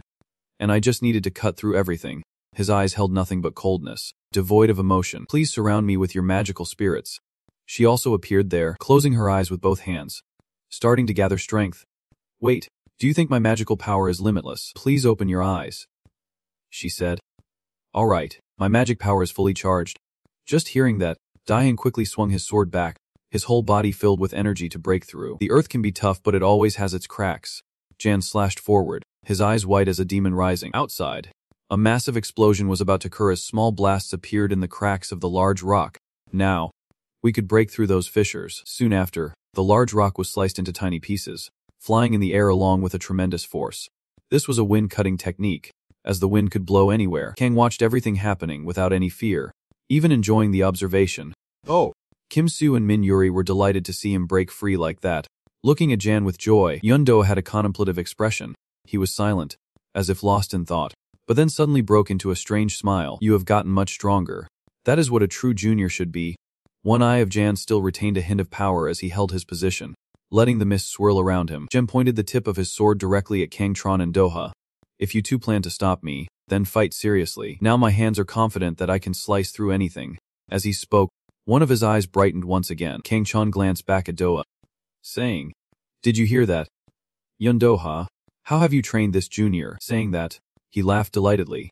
Doha, feeling a bit annoyed, put his hand behind his head and fell silent. But he quickly looked up and said, You Jan, I do not intend to fight you right now. You know facing both of us alone is impossible. Hearing this, Jian calmly replied without fear. Perhaps he could not win, but to escape from here. He could not let him finish speaking when someone interrupted. No, that is completely impossible. Dijan squinted his eyes in irritation. What? Doha casually put his hands in his pockets and explained to him. Aren't you curious about where you are standing? You Jihan, right where you are is below the Red H gathering next week. From the outside, it is a skyscraper. But inside, beneath the ground lies a cave. It looks like the head of a monster with glowing eyes, and is inside the belly of the earth spirit that I summoned. He raised his cold, emotionless eyes. In other words, no matter what you do, there is no way to escape this barrier. Jen was a bit irritated at this point. He clicked his tongue, but then quickly stood facing both of them and began to speak. Why are you making such a fuss just to stop me from meeting Lut? He is targeting me, not you. It was unclear how Doha felt in response, only that he slightly bowed his head. This is the grudge between us and Lut from years ago. We won't let the tragedy that happened 10 years ago involve you. Jan stood still, listening to everything he said. When he looked at Kang-chan, his entire being was surrounded by a fiery aura of power. Kang-chan wore a slightly savage smile. The target had taken the bait. Elsewhere, the shadow of Lut cast down onto the ground. He stood still in place. The source of power surrounding Lut's body began to glow a bright red. So you guys are hiding here. Lut stood coldly in front of the building. Looking inside, Lias, devoid of any emotion, raised his eyes upward. The hunt has begun. From below, looking up, All one could see were the towering floors. Inside, several people in protective gear held weapons, monitoring the area. They quickly communicated with the others via radio to report. So far, there are no unusual signs. The people in protective gear are slowly approaching the glass in front. The entire area of the declaration room has been cleared. Isn't something coming? Why is it so quiet? A person in a protective suit said to the one in front. It is concerning. The other person slightly turned their head and replied, "Stay alert. We can't let even an ant slip through." While they were still talking, Li took a step past the barrier. This was a direct order from Lord Bang Trun. His whole body radiated dark power. Li casually put his hands in his pockets and walked inside. His cold eyes glanced up. "You are mistaken. Wake up." The people in protective gear suddenly stood still as Li casually passed by them. Wherever he went, the source of dark power followed. Li continued to walk in nonchalantly as the people in protective gear finally began to talk. "Wait, something just passed by." "Right, you are mistaken. Wake up." Li raised his hand to gently touch something. Suddenly his eyes lit up with an emotionless face. "Where are you?" "You Jan." Then suddenly, his image appeared. Daihan swung his sword back, preparing to build momentum. His entire body was enveloped by a great source of power. Li touched a wall in the building. Suddenly, a beam of light began to appear around him. He seemed to sense something. Li slowly glanced down, sensing the presence of spirits below. He continued to place his palm on the ground and felt it. They finally met. From underground, you could see two small circles of power suddenly appearing in the palm of Leet. The entity we had searched for had suddenly revealed itself. Just like that, a great source of power suddenly erupted where he placed his hand. It brought small lightning bolts into the space. Leet quickly dove down through the hole on his head. His face remained emotionless, focused on his thoughts. "If it were you, you would give me the answer." Leet dropped for a moment before quickly landing on the ground. A hole of power he created still appeared in the ceiling. Leet looked up ahead. In front of him was a door sealed by a barrier. "What is behind this door?" Leet stared intently. He raised his hand. It was now covered by a surging source of power, a complex sealing magic. They had reinforced many layers of barriers surrounding the outside of the structure. Leah spoke while slowly reaching his hand towards the source of power, which quickly dispersed and enveloped the door. "After all, that was useless to me." His power was so great that it was not quick. Then a large hole appeared in front of him. Leas retracted his power into his arm and calmly walked forward. Each boundary was pushed to this extent, but after walking for a while, what appeared before him was just an empty void. How disappointing. Liat stepped inside without a doubt. He did not expect he was entering a new space. The aura of the spirit had vanished here. There must be something. Liat suddenly felt a strange source of power, and his face turned pale, his eyes wide open in shock. His entire body felt like it was in an electronic void, his eyes blank. He was in pain from the immense power in this space. Liat cried out in pain, covering his face with both hands. Veins appeared on his face. He was still in agony. What are those things anyway? Memories that never existed within me. Liat disregarded his exhausted body and continued to move forward. Those memories were deeply engraved in his cells, unrelated to Liat's will. His hand still covered half of his face, but his eyes were now bloodshot. When his existence was denied, hidden emotions surged strongly. Liat now stood in a chaotic place, surrounded by scattered corpses, the scene a mess, awakening a flood of memories. Death was etched into his cells. Darkness seemed to obscure half of Liat's body. He remained in his position, beginning to mumble. "Oh, I see now." Liat slowly removed his hand from his face. Both his eyes were now red. "This place is my ending point, and also the beginning." Around where he stood in the memories were countless dead bodies, and it was raining at that time, the place where the Agencia tribe perished 10 years ago. He talked to himself, and the more he spoke, the colder his expression became. "And this must be your memory." A corpse lay on the ground. "My original self." Liat stood still there, turning his head to the darkness, making his expression hard to see. Li continued to ponder, saying meaningless words. "As you wished. This time I will definitely capture the wind spirit." Suddenly, while he was still speaking, a tremor appeared around where he stood. "That is the reason for existence and also my mission." A source of strange power appeared from behind Liat. He quickly sensed it and glanced back. Suddenly a stone shot straight forward. Dust and the smell of flesh filled the space, making it hard to see anything. Suddenly, Liat's feet landed powerfully on the ground. He moved swiftly, not letting the stone cover him. The entrance was completely blocked. Suddenly, a voice echoed from somewhere in the space. "Did you enjoy the welcome party?" He glanced at where the voice came from. It turned out this was a trap from the start. The lights in the room lit up. All the lights turned on one by one, making this place no longer dark. Liat raised his hand to shield himself from the sudden light. "It is quite a journey to get here." The one speaking is none other than Yundoa. He stands confidently at a considerable distance from him. Anzi's gaze fixed on him. As he spoke, a delighted smile spread across his face. his body surrounded by a powerful aura like a blazing fire. I did not expect to see this face again. It even makes me feel happy. Yunha of the main guild. Anzi was not surprised and calmly responded. It is indeed a strange hobby. Trapping memories of the dead. The more he talked, the brighter his eyes became. What is happening? But on the outside, he remains calm and composed. That is right, the dark power is slowly radiating out. I am in a state of concealing my presence. But clearly, he has already noticed me. Suddenly, another voice echoed. You seem to be wondering a lot. Anzia. He glanced back at a figure not too far behind. It was Kang Tron. I bet you are curious how we found you. Right. He still had that relaxed attitude and an unclear smile as he continued speaking. Want to know why? With that, Kang Tron slammed his staff down on the floor. Suddenly, a thunderous sound erupted from behind, lighting up the space. He stood there without moving. Out of nowhere, Kang Jun appeared, dressed in a way that looked down with disdain. The guild leader of the warrior guild trembled. Shortly after, Kim Min-dung made her entrance. She looked coldly with her red eyes. The guild leader of the Snowball Guild, Kim Min-dung. Next came Park Dung-seop. Unlike the other two, he had a somewhat worried expression. The leader of the Kuro's Guild, Pung Seop. Following him was Kang Yu, who coldly raised his eyes, holding a knife pointed towards the leader of the Destiny Guild, Kang. All four appeared behind Kang Kron, the 6 major guilds of the Republic of Korea. Lias's face looked somewhat surprised and stunned. The answer lies in looking at Kang Tron's expression. As he spoke while sneering, I want to tell you. Anzi remained standing still, turning to stare intently at Kang Tron's group. It is unclear what his expression is at this moment. He just stands and stares intently. Dung Seep's face showed signs of fear and shock. Suddenly speaking up, Angelius, are you really alive? His face was slightly flushed. Looking pleased. It was hard to believe. Min-dung, standing at the front, was also a bit surprised and spoke up. Why does he look exactly like he did 5 years ago? Kang Chan, not surprised, kept his smile and said, he even looks younger. No need to verify his identity anymore. Handle it immediately. Where he is placing his hand is the tip of the staff radiating abundant energy. Lias, unfazed, merely stood coldly, silently contemplating. He had already taken a hit, remembering back to when he placed his hand against a wall in the building and sensed what Lee could feel in the Red Aid Guild was just Yu Jihan's spirit. Then came the moment Kang Tron slowly appeared in that space, but it was a sophisticated trap using spatial magic. Or suddenly, it felt like thunderbolts struck down behind him. But Kang Tron had left everyone outside so Lias would not notice and had used layered magic to gather them here. It is easier to understand now that Lias is standing in the center, with a magical formation appearing beneath him, while the others stand around him. Lai, overly confident in his tracking abilities, chased after the trace of the wind spirit and walked right into their trap. He stood there, frozen like a statue. But the strange source of power still lingered in the air, and one question remained unanswered.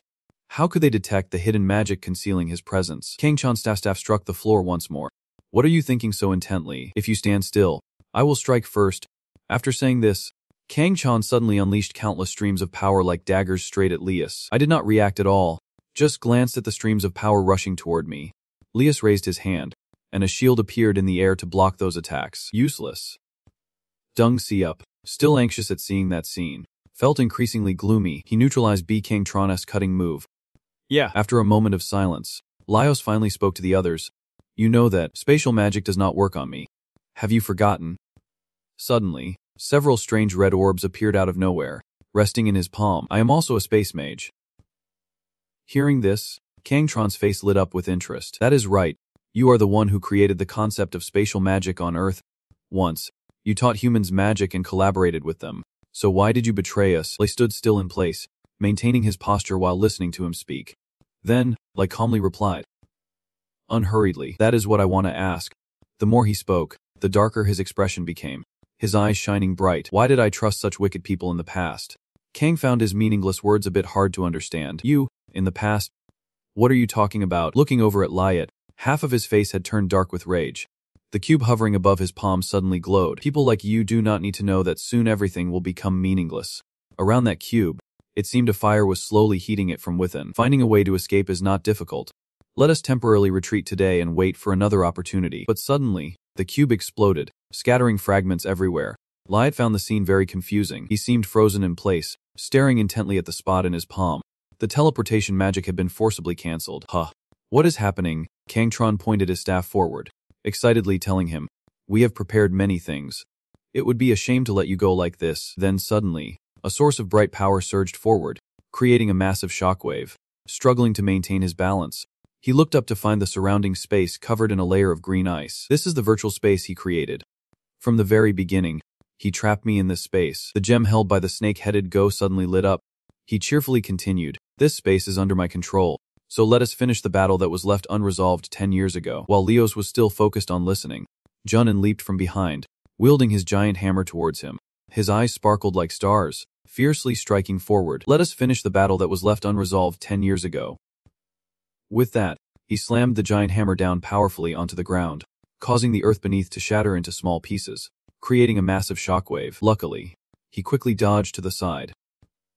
Seeing that, Junin felt furious. Damn it, he avoided it. Goo.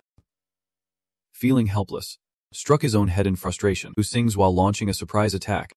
Junin, slightly frowning at the comment, replied, "Shut up.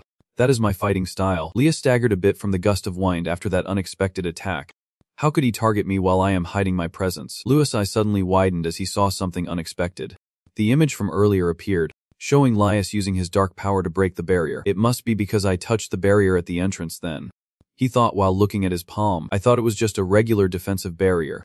Lis' eyes widened in shock once again. Looking closely at his arm, strange black marks began to appear. This mark was visible as he focused, and suddenly, Gub darted past him like the wind. "So you finally noticed." Hub moved quickly behind Lias. "Do you like my gift?" Lias, not too surprised, glanced back. As he swung his knife in the space, Lias skillfully dodged. He evaded every strike that came his way. Lias dodged quickly while asking, "Are you Gu from the Destiny Guild? Did someone else put this mark on me?" Gub replied while continuing to swing another strike toward him. "It is an honor that you remember my name." Lias kicked straight at Gub. "What did you do to that mark?" His face flushed with excitement. He blocked with his hand and replied, "Oh, I have placed a restriction on your most annoying skill, your exclusive skill, the mark itself. This mark will cause part of my magic power to continuously interact with you." Just as he said, when Lias looked at the marked arm, it was absorbing dark power. Gub continued, "No matter how hard you try to hide your presence, the magic link to me will reveal you." Lias stared at his arm, which kept absorbing power. It truly was a pointless game. Suddenly he continued, "You, a worthless rat who can't hide." Li glanced back, and when he looked down, his feet were frozen solid. "My feet. The one behind this is none other than Kim Min Dung." She stood a short distance away on the small ice slabs. Raising her hand, her cold face said, "You should stay still. Just a little movement and your legs will shatter." Li was in a dire situation. His hands were being drained of strange power while his feet were already frozen. Suddenly, a voice came from behind. "Did you think we just sat idle for the past 10 years? The speaker was Yunhe. He said this with a smirk, showing no signs of worry. Suddenly, he snapped his fingers forward. "Now, be silent and die." Spirit Easia. Then, unexpectedly, rocks began to rise around where he stood. Lias was not frightened. Instead, he looked around coldly despite the rocks trying to encircle him. "That was a very strong earth-binding magic. This is bad. I have to cut off my frozen legs." Kang pointed his staff forward and said, "Did you forget? You can't use spatial magic here without my permission." Lias could only watch as the stones rose from below, shattering the ice. The stones continued to get closer together. Lias was trapped inside, his feet frozen and unable to do anything. Soon after, he was enclosed by those stones. Seeing this, Du laughed with satisfaction. Time to end this. The large rock surrounding Lias was now covered in a layer of ice by Min Dung. Lifting it into the air, she looked up and shouted, "Come here." Dungin harnessed his power, holding the hammer brightly as he charged forward. "Okay," he yelled loudly, his body soaring through the air. The massive hammer aimed straight at the frozen rock. Dungin struck down hard on the giant block of ice, causing it to begin cracking. The giant rock slammed into the ground, making the surrounding space shake, and large ice blocks began to rise from nowhere. Kang, with his hands in his pockets, looked down. "We have prepared a grand feast for ourselves." He said this with a wink and a pleased smile. "Now, let us have dessert." As the gem in the snake's mouth suddenly glowed, its light shimmering through the space as he unleashed the technique. Infinite Slash. The atmosphere turned hazy yet also sparkled with a magical glow. Du rubbed his eyes to see the reality before him, looking astonished. "Whoa. I can't believe this. This power exceeds that of a level 1 hero. These are the great heroes who led humanity to victory in the Great Asia War." The 5 elite death squad. After finishing their task, they stood together, coldly observing. "It was curious. It is over, right?" Lo immediately replied. "All our attack squads hit their targets." "Of course, He is dead. Hey, back Deng Siop. What are you just standing there for? Deng Sop coldly responded. I just missed my chance. I did not really need to intervene from the beginning. Did I? Dua spoke up to Kang Chan. What do you think? Can you sense his magic? Kang Tron, still focused, exclaimed. Oh, I can't even sense him with my detection skills. Can he really die so easily? That Liot. When did Jib show up behind you? It seems he is waiting for the right moment. Suddenly a voice rang out. Is this all your power? How disappointing. Jeech was pushed down to the ground by the group. Cough. It seems Gubuk is being controlled by some kind of power. What is wrong with Kang Jubek? Jubek realized that his magic was overflowing into him through the mark. Huge chains were surrounding him. Hin and Doha rushed to Kang Yubek in panic. Immediately both of them were bound by that cursed chain. Kang Tron stepped forward and cast a spell. But then his expression changed. Teleportation magic. He felt extremely confused. Clearly, I had control over space magic, so how could he? This side was closing his eyes coldly and slowly opened them. He strode confidently in front of Gubek. Jube choked, trying to speak. Cough. What the hell? Did you crawl out from my arm? Lias examined his hand, which was marked by the imprint you left. The prey mark, an exclusive skill of Kangyu, creates a flow of magic to track the marked target. Lias turned that flow of magic against him. Lias recalled his difficult moments back then. You cornered me with those impressive attacks. If I had taken all those hits, I would have been in trouble. But in that moment, the flow of magic created by the mark became my perfect escape. If the mark is the path you created, then I just need to walk back along that path. Jubj felt immense rage, grinding his teeth. This is ridiculous. Hang Chan heard Lias's admission from afar. Thanks to that, I can open the space without being affected by the White Sun Dream world. The White Sun Dream only controls space. It can interfere with the magic flow. You underestimate me too much. Beck round. Duha, in a hurry, thought that just catching him would be enough. But he was too hasty. Du felt extremely confused.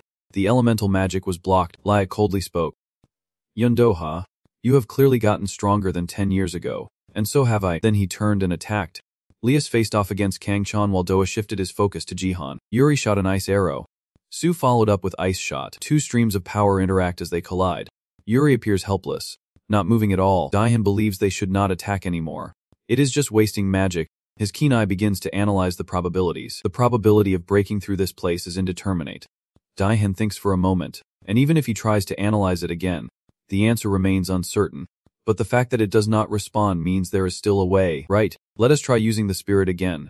Sin flies over to Jihan, feigning annoyance in a teasing manner. You Jihan, are you using my power again? Daihan is startled upon hearing its voice. Looking up in surprise, Sin informs Daihan that this place is a type of space created by the Earth Spirit, and it can't be escaped through force. Daihan wonders what to do then. Sin suggests that when the contract signer is not here, the only way left is to directly persuade the Earth Spirit, like how you did with me. You Jihan, Jan chimes in, talking to it. How? Sin sighs in frustration. I do not know either, but who knows, maybe if we call, it will appear. Daihan feels increasingly confused, saying something that makes sense. If talking was that easy, we would not be in this situation. Don't be like that, let us try it. We need to give it a shot. Saihu believes there is no other choice but to wait here. I can't just wait here like this, Jan exclaims as he looks for a place to rest. You know it is impossible. First, let us rest and think of another way. Standing for too long, Su also feels helpless. Hey, Daihan. She shows her annoyance and then sighs. Fine.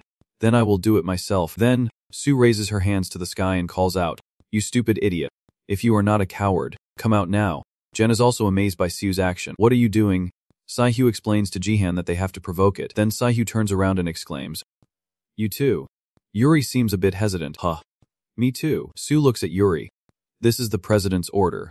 Only then does Yuri smile. Alright. Saihu continues with her task. Shouting loudly, if you are not a coward, then come out. Moo. Yuri also shouts but is still cautious. Moo. If you can hear me, please come out. Yuri's tone makes Su feel infuriated. Yuri, you are being too gentle. Provoke it. Daihan sigh.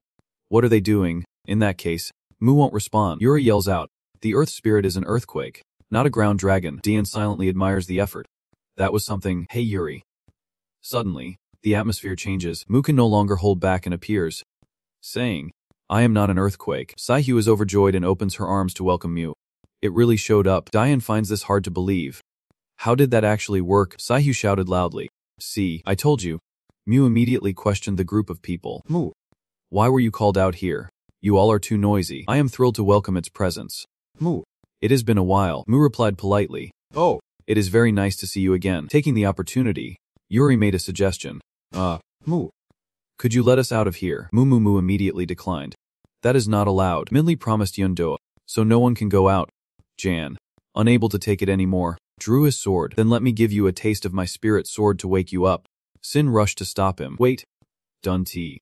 Moo did not do anything wrong. Sai-Hu had a worried question. Moo, can you tell us what is going on with Yundoa? Moo hesitated for a moment. What is going on? Alright. Moo knew Yundoa's condition. Right now. Over there. The chains were intertwined amidst the bright red space seen through Mu's eyes.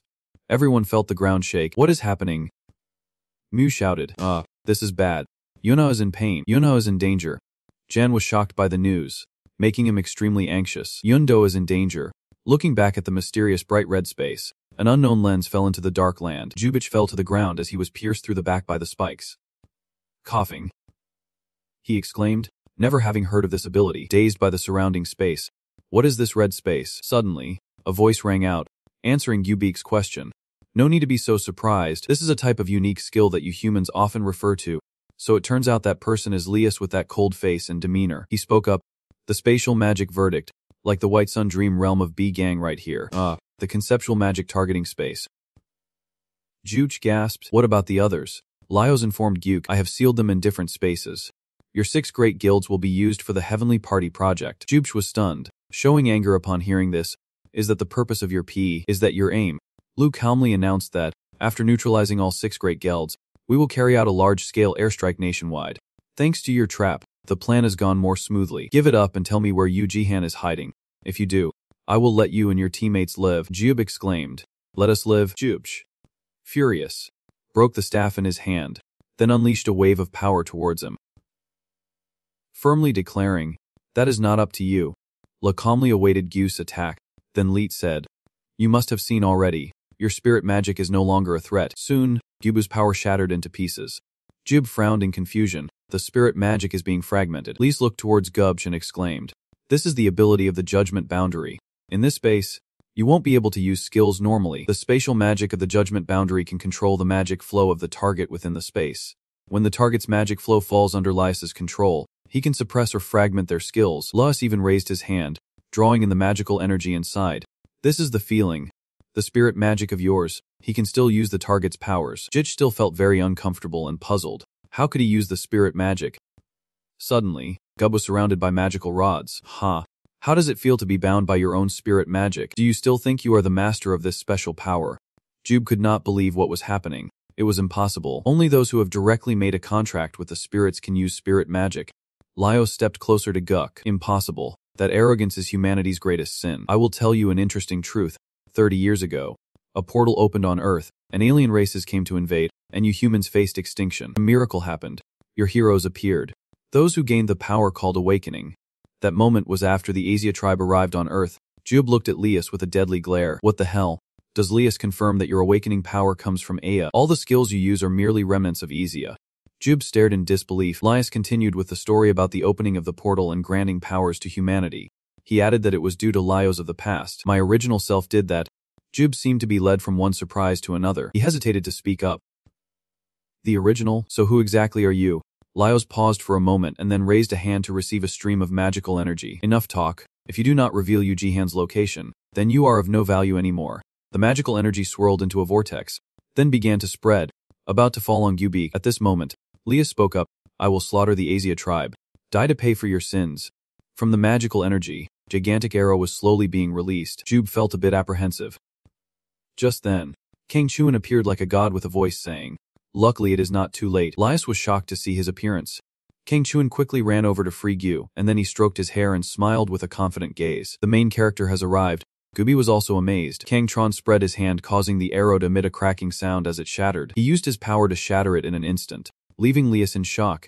Kang Chen still wore his usual smile. You two are having an interesting conversation. Can I join in? A fake Liat. Hearing that made Liat furious. He thought, how could he be here? The place sealing Bang Chuan is under a control verdict, and with both magic and skills being suppressed like this, how could he escape? From the start, the current Bang Chuan could not sense the flow of magic. The fragments continued to break apart in the space. Wipe the blood off his mouth. It is too late. Are you trying to let me die?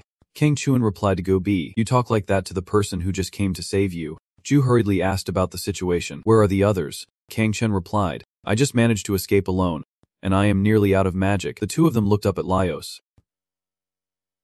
feeling disheartened. To be honest, the situation was not promising for dealing with him. This time, I will try using that, Jik said curiously. What is that? Kangjin exclaimed, surpassing even Baekhin Maming. My strongest magic. He smiled with satisfaction. The Niminzig. 30 years ago, in the Republic of Korea during a chaotic escape, Kang Chuan's parents were trying to get him out of the fire. Don't look back. Just keep running. The huge flames had burned so many people on the spot. He was blindfolded. Don't look back. His mother tried to reassure Kang Chuan. We won't end up like them. We will survive and get out. At that time, he was just a little boy. Yes. The three of them ran together. His father encouraged him. Just a little more, and we will reach the place with the heroes. Just hold on a bit longer. Suddenly, a giant foot with claws appeared, looking fierce and terrifying. The whole family froze. Everyone panicking. A monster. Hope turned into despair. In an instant, the monster raised its weapon, Siv. Suddenly, Kang Chuan was pushed back by his parents. He was utterly stunned. Oh! His parents said goodbye to each other in tears. You must survive. Kang Chen was filled with fear. Mom and Dad. That night, my world shattered. The monster roared and charged at Kang Chen's parents. He witnessed everything through the innocent eyes of a young boy, and I was reborn. Giant footsteps gradually appeared closer to Kang Chuan. Soon, they emerged behind the boy. Then, the giant monsters rushed towards him like a pack of hungry wolves. Kang Chuan had sensed it. The once luxurious town quickly turned into a battlefield. Tall buildings collapsed, and people lay sprawled on the streets. A group of people appeared at the scene, led by Kim, looking like they belonged here. One person behind him had to cover their nose with a cloth, showing an annoyed expression. That smell is terrible. Kim gasped as he witnessed the scene before him. All of this caused by that child alone. Truly an unimaginable talent. Quickly take the child away. Gongcha stepped forward, smiling warmly at him. Hey kid, it is okay now. Come with us. He shouted loudly right after. My hand. The blonde boy exclaimed in panic. Damn it. Goon Gongchan has been taken down. That kid is unstable. The disheveled boy stood up, stumbling forward, mumbling, kill them all. Gongchan stepped back to report to Kim Jun. What should we do, Colonel? The guy in the black hat finally spoke. It is a pity, but we have no choice but to kill. Let us see what happens. Kim turned his head back. You are the girl in the black hood approaching Kang Chuan. The boy raised his hand, signaling, don't come closer, I will kill, after removing her hood to reveal her shiny blonde hair. She spoke. You are too aggressive, kid. That person is Anna. She smiled at the boy, Kang Chuan, and assured him she meant no harm. The sharp point of her ears became the focus of Kang Chuan's attention. Kang Chuan suddenly panicked, waving his hands. Don't come here, monster. Suddenly, she drew a sword, startling both Kim Jun and Gongchan. Seeing Jim Jun and Kang Chuan worried, she raised her hand to stop them. Don't come over. I am enough on my own. You are just a kid, but you already have uncontrollable power. Then she extended her hand towards Kang Chuan. I do not want to. To survive I have to kill. Otherwise I can't protect my family. But surprisingly, Ona embraced Kang Chuan tightly and covered his eyes, whispering, just stop. If you are tired, then do not look anymore. It is not your fault. Hearing this, tears streamed down Kang Chuan's face. Those were tears of sadness and self-pity that he tried to hold back. That was the first time I met her. She saved a child who was being manipulated by hatred, and now it is my turn to take revenge for her. Back in reality, Liat looked at Kang Chuan and thought, does he still have this much magical energy? No. Wait, this magic feels strange. Magic is an energy that contains mass. The purer the magic, the more mass it holds. But why can't I sense any mass from Bang Chuan's magic? It feels like an illusion that is not real. Lias reached out and felt, then exclaimed, so this is just an illusion. I can sense any magic from that staff. Your strength. Lias raised his hand to the sky, summoning spiritual power. Do you think I will be fooled by that petty trick? You have not forgotten. Right, ancient magic announces judgment. Saying that, gigantic arrows began to appear from the swirling crimson space. This place is inside the realm of judgment of death. As soon as he finished speaking, the arrows, like iron nails, were activated. At this moment, Kang Chuan and Guk were protected from the arrows by a barrier. Jubu seems worried. Hey Kang Chuan, when are you going to use your strongest magic? Kang Chuan replies back, just wait, I am almost done. Leith smugly exclaims, it is over. But just a second later, he gasps in shock. Is the verdict disappearing? Over here. Kang is crushing something. Materializing the White Sun Dream is not just about the staff. It is the means to unleash the sealed power within. It is just a tool for my unique skill. And today, I have decided to unleash it. He is casting some kind of spell. Kang looks at Leet with a challenging gaze. Hey fake, do you remember? Leet stands there in shock. That shape is damn familiar. It is a memory. Fragments of memories start to engulf Leet's mind, showing a woman holding a baby. Lie is becoming confused. Who is this woman? I do not know this woman. But why? Kang Chun is manipulating the orb, revealing these memories of Lias. Nea's shadow appears behind. But being a fake, she does not remember anything. The corners of his mouth curve slightly upwards. Then let me pull it out. His gaze reveals madness, and he will end your nightmare. A massive explosion occurs, shattering everything. From the blazing red portal, sharp thorns sprout. Lias unhesitatingly launches the thorns forward. The spikes rush towards her and Kang. He wears a smug smile. It is pointless. Then around Kang Tron, powerful spiritual force radiates. Your attack can touch me now. These words make Liz ponder for a moment. Again, why did my attack disappear before him like an illusion? He keeps thinking, just like the magic he is releasing. What is he up to? At this moment, Kang Tron mutters, if the White Sun Dream can manipulate space, then the Heavenly Sun Dream, the orb in his hand, shows cracks manipulating reality. That source of spiritual power is becoming stronger, and then immediately attacks directly with Louis's strikes. At this point, he can only stand in silence, unsure of what to do. Louis' eyes widen in horror. The verdict is collapsing. Is this his spatial magic? His pupils are shaking in shock. No, it can't be. His spatial magic has been sealed for a long time. This thought only excites him more. Realizing now is too late. Meanwhile, figure with golden spiritual power appears. Dug emerges from behind. Your space has shattered. His gaze is sharp. Thought you were going to drown. Is the verdict or whatever over? He immediately counterattacks. Damn it. I am too late. Louis' earth-shattering blow sends Doa flying. He shows clear panic upon seeing this. Gotcha. Hit directly and the earth elemental magic will definitely kill you. Suddenly, Louis loses his balance and falls backward. Grinning smugly, sinking into the nightmare, he was pushed off the cliff, his gaze fixated on his opponent. Damn it. At this moment, Louis had sunk deep to the ocean floor, staring blankly into the void ahead. Was this the place where Louis gently reached out to touch the water's surface? As soon as he realized, his eyes widened in horror. A long vine had tightly wrapped around Liz's arms and legs, leaving him no choice but to stare in shock. I can move. Now, a figure appears in front of Liz, who still has not realized it. Seeing the presence of his opponent, he was even more terrified. Li casually put his hands in his pockets and said softly, "You are just a copy." He almost shouted, "Is this also an illusion created by that Kang Tron? I want to be fooled by these silly illusions." Hearing this, that guy's expression showed even more amusement. If I am an illusion, then what are you? Do you think you are real? Li's next words left him in shock. Then what do you know about it? Li, under the clear blue sky, wondered, who was I once? He remembered the days spent with the kids. Was I once the king of Ezia? Lios gently patted the kids' heads. Do I hate humanity? In his mind, each image grew blurrier. He could not remember anything. Li stiffened, as if someone had forcibly erased his memories. Memories distorted and worn away. He kept wondering, in the past, what did I do? What did I want? What did I live for? I can't remember anything. You are just a copy. Everything shattered for Li. He kept muttering, fake copy, in Li's mind.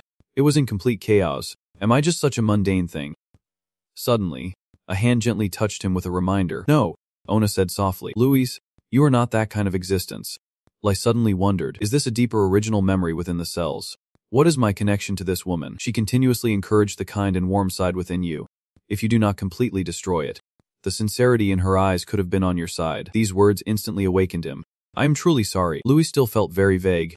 The existence within me. Those words are for the original, not for me. He held his face. But why did that person's words move me so much? What am I really? Li's pupils widened. Then he roared. No, the remnants of the past do not matter. He clenched the fabric at his chest. With only rage and revenge as my motivation. Memories are a luxury. Emotions are meaningless. Everything else is useless. After saying that, Liz tore that piece of fabric away, revealing the gem embedded in his chest. There is only one thing to prove. That gem immediately glowed around him, radiating a powerful aura. He was determined to use these hands to punish humanity. Nothing more. Then, Li seemed to unleash all the power within. The energy was so strong that it created blinding light, as if being thrown into chaos. This scene made Dua curious. Hemph. Suddenly exploding. Huh, he asked loudly. Hey Kang Tron, what is going on? Kang Chan quickly replied. He broke the heavenly dream and escaped. It seems like a dragon's upper half appears as he said. The monster has awakened. A drop of blood rolled down his cheek. The eternal dream of Butch Kangtron no longer exists. He was completely immersed in the desire for revenge. Now I will end that dream. Scene shifts to Uppy Branch in London. Night has fallen. A large magic circle appeared in the middle of the room. Ajaka looked up at that magic circle. He could not hide his satisfaction. He has awakened. At this moment, UP's senior official Robert was slightly surprised, faster than expected. Senior UP's officials seemed very excited. Do not let the plan be disrupted. At this moment, a voice rang out. No, this is Data. Lias this time is an individual with a strong will.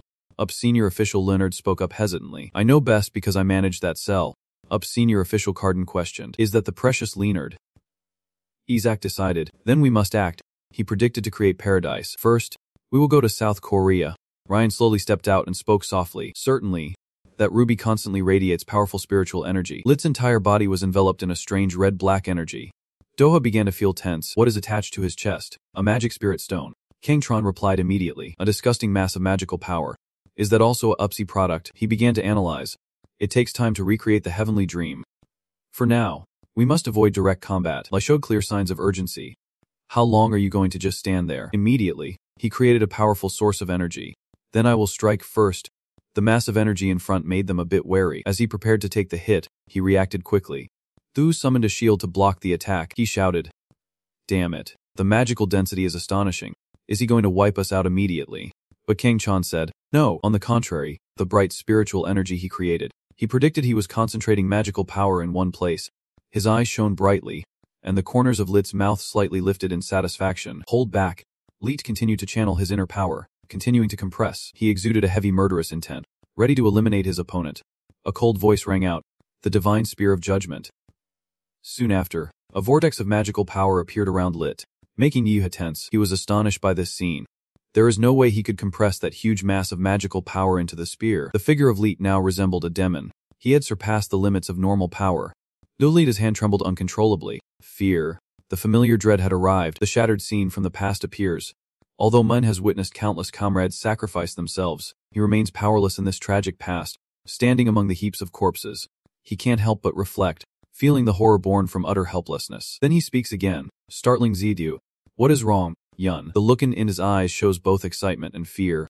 Just like that time, this immediately infuriates. Ula can't hold back and shouts to shut up. Seeing the tense situation, Kangtron quickly yells out, stop it. Yun Doha. Over here, he keeps provoking, just despair in your powerlessness.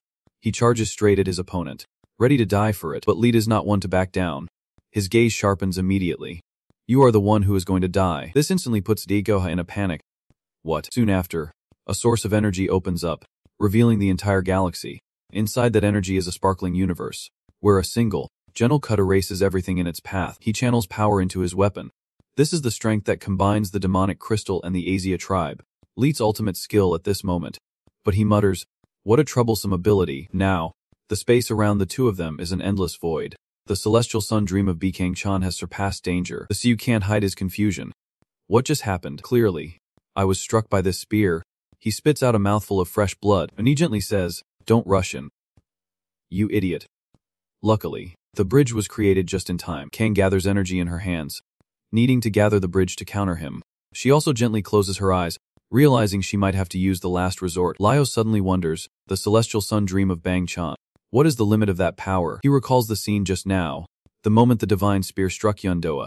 He must have died. Lee quickly notices the oddity, as if reality is distorted. His death seems to have never happened. Lee ponders. This form I have never seen is an unbelievable ability. But there must be a weakness. He still focuses on gathering energy in his hands, the corner of his mouth stained with blood. When destroying the judgment scene and saving Yundoa, he used the bridge in both hands. Not wasting a second, Louis charges forward quickly. This means he realizes that without the bridge, the celestial sun dream cannot activate. Leet makes a beautifully executed spear cut, obliterating the divine spear. Seeing this, O immediately raises his voice to warn, bitch Kangtron, while he remains focused on channeling power. Now, Kangtron speaks up. From the beginning, I said. His pupil has a few cracks. There is only one bridge. Lio suddenly halts. Does he have another bridge in his eyes? Immediately after, the two sources of energy clash directly, blue and red light charging in like a storm. He grips the smoking spear tightly, and in Leet's heart, he can't help but ponder. He uses the celestial sun dream to erase the existence of the divine spear. That ruby still shines brightly, but it is okay. With my magic, recreating the divine spear won't be difficult.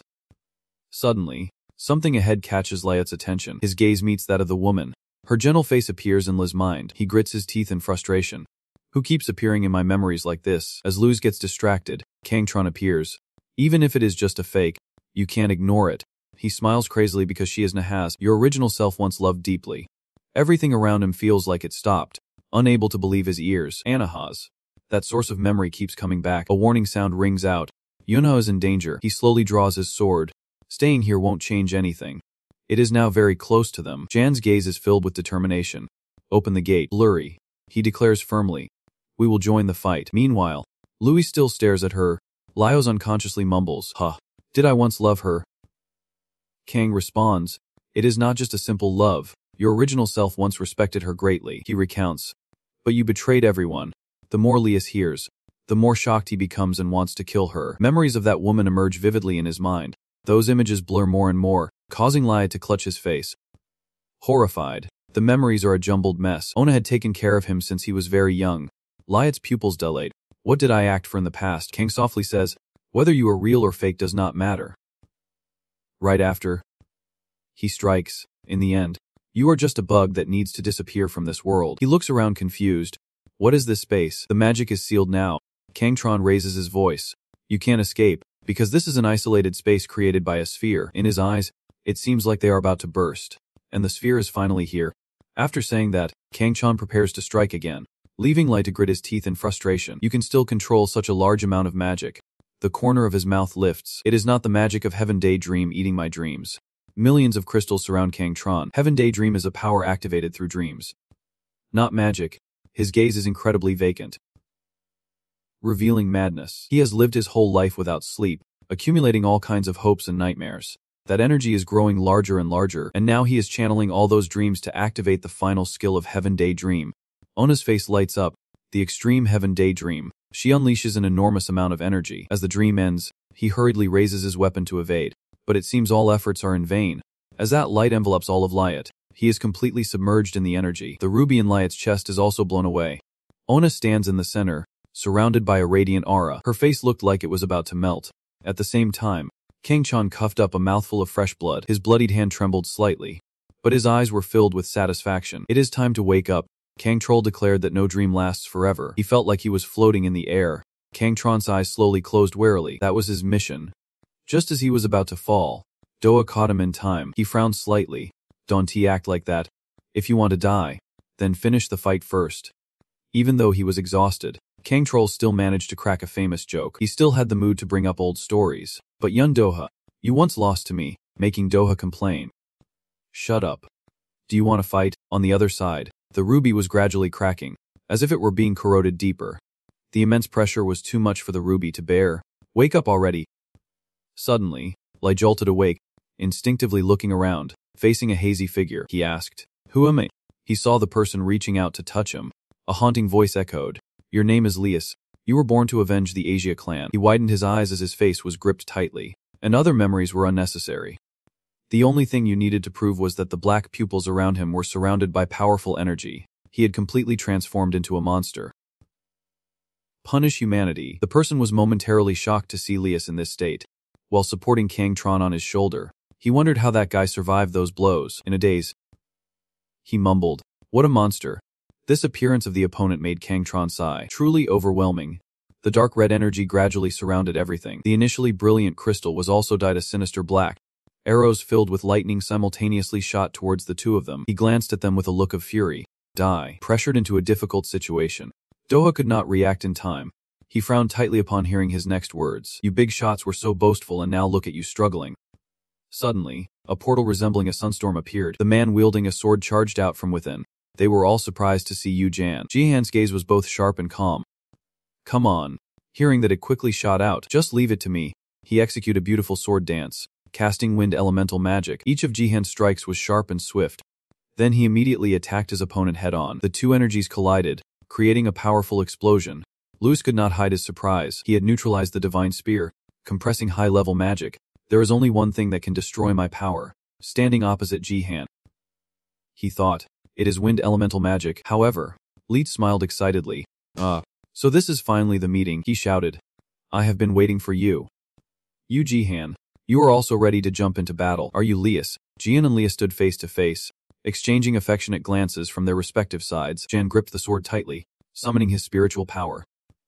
Li smirked, arrogantly thinking, I will surpass the original and become the one and only. He pondered softly, asking, do you remember anything about him?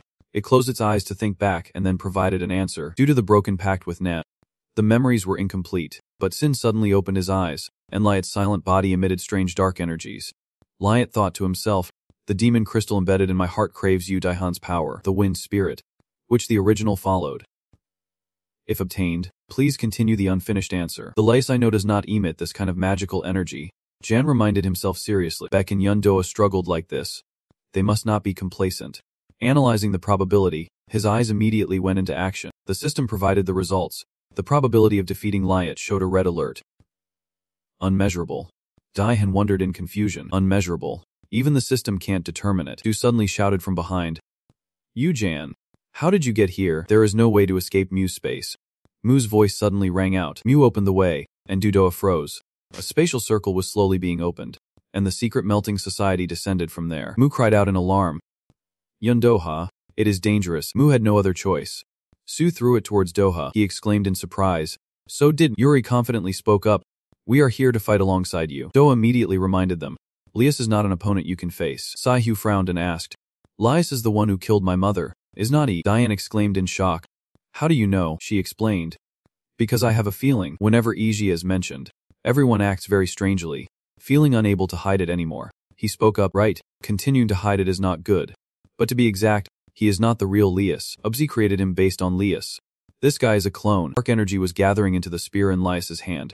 The spear of judgment appeared, and he slowly approached Jan. He thought in astonishment, the magical power is terrifying. The demon crystal in his chest is the source of strength. I quickly urged Yu Jihan, it is best not to touch that spear. I sense a very bad energy. He thought, then the only way is to keep my distance and fight. Actually, this makes sense. The wind spirit technique is originally used for long-range combat. Daihan was attacked aggressively. He grimaced, thinking, too fast. He closed the distance immediately. Liat swung the spear around, releasing an indescribably terrifying power. Su shouted in panic, and Jihan Yuri beside him looked equally worried. Li was disappointed, thinking to himself, Yu Jihan, is this all you have got? His gaze was cold, cutting through with a deadly glint. Above, Lut darted in like lightning. Jan tightened his grip on the sword, ready to defend. Here, he did not need to worry about collateral damage. He could freely deal with the magical spirit. Jen unleashed a powerful wind sword attack with significant damage aimed straight at Lut, who struggled to block the fierce strike with his spear. Lut sighed, realizing that even the divine spear of judgment could not stop the magical spirit. Luce excitedly laughed, exclaiming, absolutely, this is the power I have been seeking. He channeled all his strength into the divine spear but still could not pierce through Jihan's wind sword. Doha was stunned by what was happening, exclaiming, Yu Jihan, when did he become this strong? Kang Chan suddenly spoke up. But it still was not enough. Jan focused entirely on the battle, thinking, got it, this is the key. Suddenly, he was surprised to see the magic crystal on Lut's chest glowing, its magical power being drawn in stronger and stronger. Concerned, he spoke up, Yu Jian seems calm, but if we do not destroy the magic crystal in his chest, we won't be able to kill him. Lai growled. Yu Jihan, as he prepared to charge forward, Lut Ludley demanded, give me that power. Daihan calmly challenged him, try and take it if you can. Then the two charged at each other, both unleashing their full strength in their attacks. Jan's face was tense and unchanging, while Lut wore a wicked grin. He was unexpectedly hit by Lut's tail. Lut continued to scratch Jan fiercely, but he managed to dodge it lightly. Unfortunately, Jan still felt the impact. He angrily growled, damn it. Jahan quickly lunged forward to counterattack. Lut also received a cut across his face, bleeding, but he suddenly burst into laughter. Jan immediately threw a punch straight into Lut's mouth to silence him. Lut lost his balance and fell backward, but he eagerly charged forward again. He exclaimed, not only does he have magical spirit, but he is also quite skilled. However, it is useless against me. Jan pondered deeply, realizing that the healing ability from the magic crystal would only prolong the fight to his disadvantage. He quickly asked, how much longer? It replied nervously, just a little longer. The last move drained my magic power. Jihan raised his sword and softly said, that is enough. Then he immediately unleashed a powerful wind sword attack, Jan's technique was rushing toward Lot, who was always waiting for the magical spirit. Luck quickly reached out to block Jan's wind sword attack. Daihan thought in astonishment. Can he really block the sword with just his bare hands? Wait. That guy. Lut's clawed hand gently held back the wind sword, standing still without letting it touch him. He then released his grip, and the wind sword's power was drawn into Lot. He exclaimed delightedly. So this is what it feels like, the flavor of wind essence. Daihan was astonished. Mouth agape. Has he absorbed the magical spirit? The power of the wind sword was being frantically absorbed by the magic crystal on Lut's chest, and he was absorbing it at an alarming rate. Daihan, confused, asked, "What is happening? Please report. It is beyond my ability. This is the first time such a case has occurred, so I am not sure either. He is converting the magic spirit into his own power." Liat excitedly chimed in. That is quite a powerful ability. Jan. The magic crystal suddenly emitted a blinding light. He stood frozen, watching as he charged toward him fiercely. Liat's voice turned eerie. Give me more. He immediately struck Jan, sending him flying backward. He gritted his teeth, lost in thought. His power had significantly increased. Not only that, but his speed had also improved greatly. He was turning the absorbed wind spirit magic into his own. Lias forcefully grabbed Jan's sword, squeezing it so tightly that it trembled. He could not help but be stunned. Jan helplessly exclaimed, "This guy again." He decisively kicked Lai in the stomach, pushing him back. Daihan, fatigued, panted. Realizing even the magic spirit on the sword had been stolen from him, he silently wiped the sweat from his face. La laughed and asked with a mocking tone, "What is wrong?" Jan, you look tired. So different from before," he confidently replied. "Just wait and see. I will show my no soon." Liat grinned as he spoke. "Is that so? May God bless you." Daihan seriously swung his sword forward. He did not hesitate to meet him. Their techniques clashed, creating a blinding flash. The terrifying light of the battle illuminated the space. Su and Yuri were left stunned witnessing it. Jan's four friends all looked up, intently watching. Su spoke worriedly. "Jan is being pushed back," Yuri said with a serious face. "We have to fight together." Du from behind raised his voice to remind them. "You kids, quiet down." Still not understanding this battle. The two sides are not on the same level. You jumping in will just be a hindrance. Yuri's voice unexpectedly rose, causing him to fall silent. That is how the core guild operates. We will act in the way of the secret guild. Su stood in the front line with her eyes full of confidence. Du helplessly clasped his head, exclaiming, "The whole guild is just a bunch of stubborn people." Kang from behind suddenly spoke up. "But they are not wrong," Du asked in surprise. "What?" he coldly replied. "Even if we can't fight directly, if we can increase the chances of winning, there is still something we can do. Over here." Jan and Lias continuously exchanged techniques without stopping. He arrogantly roared, "Give me more. Let your spirit completely belong to me." He struggled to raise his sword to defend against Lias's fierce attacks. Jan thought to himself, this guy is getting stronger. He suddenly called out, "Please respond immediately." Understood. Daihan pointed his sword forward, channeling all his energy, unleashing the wind spirit sword. This swing emitted a tremendous force. The shadowy figure of Lias slowly became clear after Jan's attack. He sighed helplessly. Truly living long like a leech, he coldly spoke, "What is going on? Jan, your power has decreased compared to earlier. It just won't die." "Please explain." "Because Lias continuously absorbs magic power, the spirit sword's full strength cannot be unleashed." Jen gently commanded, "You have worked hard to maintain your magic power. Please continue to accumulate it for me from now on." Sin gently patted his shoulder and asked, "So what do you plan to do now?" Dahan expressed the opinion that we should first stop using spirit magic against him. It jumped in shock, questioning, "What? Are you kidding? How can we fight him without using spirit magic?" He firmly asserted, "I am not joking. The more you use Sin's power, the stronger he becomes. Coincidentally, I also want to try something." As he finished speaking, the green aura emanating from Jihan's body slowly dissipated. Leet stared blankly, wondering if the spirit magic surrounding Jahan had vanished. He excitedly laughed.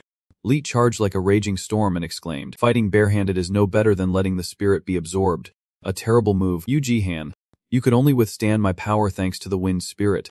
So why are not you using it anymore? How foolish." He silently bowed his head, then opened his eyes, beginning to perform a probability analysis. A green network was formed. Jan had set up a hypothesis for a special skill of probability analysis, moving in battle, predicting the enemy's actions and timing of attacks. The probability analysis provided him with countless data, but there was a big problem. Activating the skill was completely random and did not provide necessary information for every situation. That was because the amount of data the probability analysis provided exceeded Jan's reception limit. But what if it were 2 instead of 1? Kahoki had vowed to share magic power with each other, not just simply borrowing the spirit's strength, but the essence of their connection. If they could share the probability analysis beyond their limits, pushing the ability of the probability analysis to the maximum. Leet wanted to claw at Jan with his clawed hands, but he remained calm and composed in the face of his aggression, clawing with tremendous strength. He suddenly froze. His face stiffened as he coldly spoke. I knew you would attack like that. Le looked on in astonishment. You blocked my attack with your bare hands. Oh. The system just reported. Strength index 97.3%. Speed 92.6%. Reaction 95.1%. Advanced regeneration ability. Predicting the attack. Moving the upper body center of gravity in 0.2 seconds.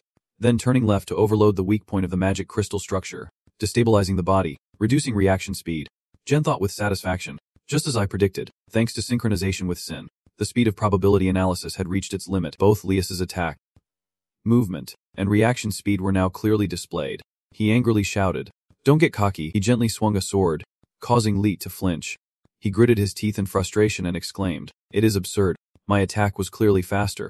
What trick is he playing?" First, he created distance and analyzed. Daihan suddenly charged forward, silently asking, "Where do you think you are going?" With that, Jen gathered his strength and struck down hard. Frustrated, he cursed under his breath. Damn it. Again, it is like he can see my movements. How can he fight like that without a magic spirit? Lei suddenly laughed and questioned. I can't understand. In that split second. What did you do? It is like you have become a different person. Jahan happily replied while holding his head. Maybe I should say I saw something. The future where you can't defeat me. He scoffed. The future where I lose. That is not happening. Lisa's magic power display system combined with the absorbed wind spirit magic has a power amplification ratio of 150. He summoned the divine spear in his palm. A red warning appeared, activating the unique skill of the divine spear. The arrogance lost danger level warned. Don't get delusional. Yu Jihan, I let you live just to absorb the entire wind spirit. I seriously advise you. Yu Jihan. Be careful. That spear can destroy everything except my magic spirit. He coldly affirmed. The ability to destroy everything. As long as I do not get hit, I'm good. Luz practiced a few moves with the two divine spears, launching a series of attacks towards Jihan and taunting him. If you can dodge it, go ahead and try. His eyes immediately lit up, calling for probability analysis. The network quickly appeared, announcing 4 trajectories to dodge the divine spear. The optimal route search was completed. Jan smoothly dodged Lisa's very devilish attack. He was astonished, his eyes wide open as he exclaimed. Did he just pierce through the trajectory of the divine spear? Diane appeared right in front, and Lit asked, I dodged them all. Is there any fruit? He immediately countered with a series of wind sword strikes. He shouted loudly, trying his best to fight back, with a slash hitting Lit's collarbone, the same on one side of his face. Lit could not believe what was happening and wondered, am I being pushed back by such mediocre attacks? Even after absorbing wind spirit magic, the system continuously displayed, predicting the trajectory of the divine spear and the counterattack route. Every move of Lias was anticipated, and if he aimed for his magic stone, Jahan would win. He suddenly paused for a moment, his thought process slowing down. Jen realized that the probability analysis feedback had reached its limit. It must end before the probability analysis collapses. Lio seized the opportunity to bite his wind sword and spoke up. Gotcha. It seems like your age-old movements are done. I have won. I thought it would end here, but no. He suddenly took a hit from behind. Leos gritted his teeth in anger and questioned. Where did that attack come from? It originated from Sue and Yuri. They shouted at him.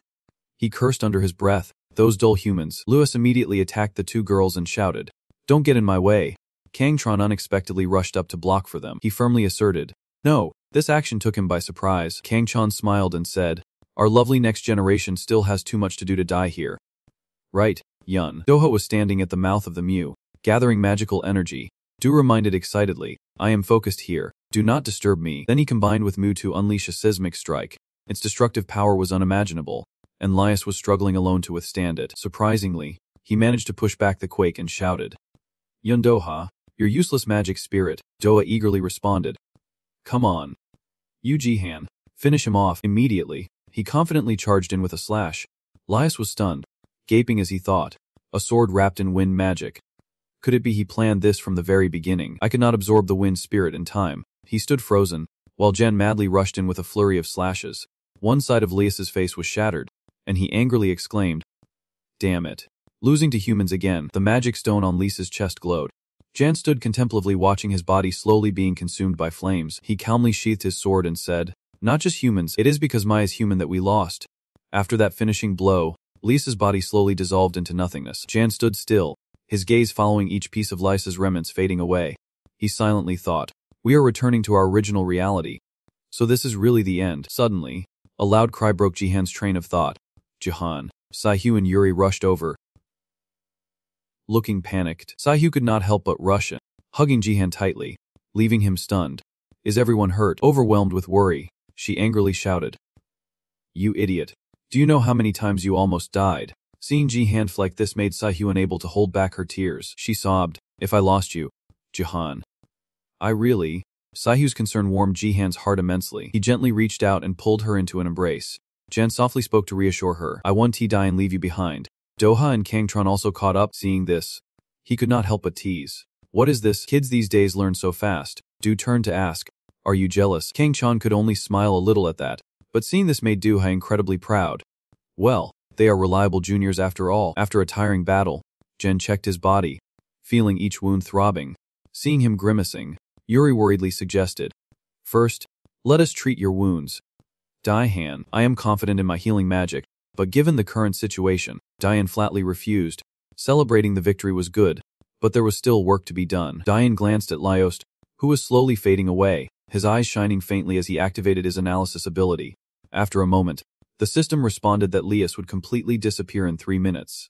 But he could not let him vanish that quickly. He needed to extract information before that happened. With that, Jahankli activated another skill to investigate the clues about Leos. Everyone gathered around the fading body of Lei, their eyes filled with vigilance and curiosity. Doa took advantage of the remaining seconds, raising his voice to greet him. It is over, Lias. Hurry up and spill your whole paradise plan. Jian also pressed on with questions about the true purpose of UPS. However, despite what they said, Lias remained silent, causing everyone to gradually lose patience. They urged loudly. Hurry up, can you hear us? After a moment, he suddenly opened his bright red eyes wide. Lisa's gaze was fixed on Siu, who was quietly standing behind him. Her familiar face made Lias vaguely remember someone from the past. Ona looked so much like her that he could not help but ask, who are you? Saihyu glanced at Jan beside her, and upon seeing his nod, she agreed to reveal her identity. Saihyu introduced herself to Lias. I am Si, daughter of One. Upon hearing this, he could not hide his surprise, his gaze suddenly becoming chaotic. The daughter of One. The child did not beat around the bush. Saihyu bluntly stated what she knew. I know I killed my mother. She commanded him to recount what happened. Tell me what happened that day. In that moment, Lukuinian seal on Lisa's memories was broken, and fragments of memories surged, forcing him to confront the brutal truth of the past. The Great War of the Asia tribe, a tragic and bloody history between humans and the Aya tribe. After a long time, both sides signed a peace treaty and prepared to establish a new era. At that time, the representative of the Asia tribe was Lias. Outside the door, a girl with shimmering golden hair gently swayed in the wind, slowly stepping inside, inviting Onian, no one else but the representative of humanity. She sang. The two were happily conversing and signing the treaty at that moment. Let us begin signing the peace treaty. She would be the bridge between humanity and the Asia tribe. But on that bright full moon night, the luxurious glass door was suddenly shattered. In the middle of the church, under the moonlight shining through the broken glass, a woman appeared, cradled in Lias's arms. A tragedy had unfolded. Her body was drenched in blood, staining the pure white dress red. Lisa's eyes were filled with murderous intent as he held Ona's bloody body tightly in his arms. And in that moment, he trampled upon all hope. Suddenly, from the deep darkness, a cold voice echoed. So it was true that Asia shed tears of blood. The man stepped out of the shadows, delighting in seeing the blood tears rolling down Lias's face. My experiment will not shed a single tear, and because of that, I have discovered something interesting. Jono finally revealed himself, stepping forward to greet. Long time no see. Old friend. As soon as Jean saw Na's lifeless body in Lisa's hands, he exclaimed, is she dead? Without waiting for a reply, John sighed and cursed. What a stupid choice. Oh no. His eyes were empty, showing no pity for her death when he thought she would understand him. Ignoring Jine's muttering, Leet spoke up irritably, asking why they were being divided from humanity. Hearing this, Jine contemptuously responded, I do not know. Even if I explain, would you understand my grand plan? As soon as John finished speaking, he threw his suitcase down hard, creating a loud thud that echoed throughout the room. Furthermore, John calmly put on his gloves, his whole body now radiating a menacing aura. I am really angry. After saying that, John began to unleash his power, dense purple energy quickly enveloping his entire body. Please excuse me if I seem a bit rough. Lai also refused to back down, his eyes flashing with murderous intent, his whole body erupting in a fierce red energy. Equally intense. What I want. Both of them wasted no time, charging at each other simultaneously, creating a breathtaking battle to determine the outcome. Their punches collided, both streams of red and purple energy bursting forth violently, illuminating the entire space. That terrifying explosion created a cataclysmic blast, sweeping away everything around. The air seemed torn apart by the shockwave. After the violent onslaught, the place was left in ruins. The ground cracked, and dust filled the air. The recent fatal blow left Leet unable to hold on any longer. Coughing up bright red blood, his body trembled uncontrollably, his eyes wide with panic, unable to believe what he saw. No way. He was injured. Bloodied, which made him extremely angry. Shouting, "How could you use our power?" Witnessing this, Diane calmly replied, "I told you, I used your race as test subjects." He continued, "The demon crystal originated from the Ezia. I only used that power." Hearing those words left Leet utterly stunned. He exclaimed in horror, "You extracted magic from us to create all this. You are insane." No matter what he cursed, Jun still nonchalantly continued with his ruthless plan. "The war between humans and Aya was all orchestrated by me. Your body and words are merely pawns in my plan." He reached out, pointing directly at Lias, revealing his reason. "It is all just to awaken your wrath," John said with eagerness. "The hatred and bloodlust accumulated from the war. The frenzied energy of the Asia is the material I need most, and the final key is perfect." He glanced over at Nee's body lying in a corner, slightly disappointed, saying, "Even though it is now shattered." Jine's voice was filled with regret over this situation, but hardly anyone had a pure spirit and body like hers. "I did not expect her to choose death upon learning the truth, but that feeling quickly faded away." He coldly spoke, "But it is fine. I have prepared a backup." Upon hearing this, Leet suddenly realized something. His face changed instantly. Panic took over. A backup? This bastard. Could it be? Seeing that Leet finally understood, John merely sneered. "Exactly." A sinister smile suddenly spread across his face. "My child and a Kim-Soo can replace it." With that, Jine charged like the wind, and in the blink of an eye, his hand pierced straight through Lios's body.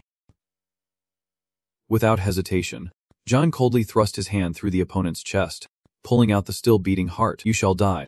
In that fateful moment, he still wore the eerie smile, bidding farewell. Meanwhile, Lias had not reacted at all and fell under the fatal blow from his old friend. Right when the peace treaty was about to be signed in the Harmonia Cathedral, inside the beautifully decorated glass of the cathedral, the hall was filled with high-ranking officials. Everyone faced the stage, waiting for the signing ceremony to begin. Una joyfully spoke up. She thanked everyone who had come here for peace. "We have lived in fear of each other for too long." Everyone sat seriously, listening to her presentation, but now it is time to turn that fear into courage. Una smiled brightly, her eyes full of hope. "I believe that it is our differences that can make us better." Lai beside her also agreed with her. "This is our last remaining chance."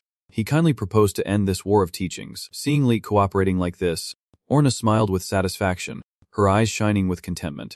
No one in the crowd dared to speak up. Everyone wore a hesitant expression. After a moment, finally, one demon spoke up in agreement. "If Lord Leet has said that, then there is no reason to doubt anymore. We are also ready to embrace peace." The humans agreed as well.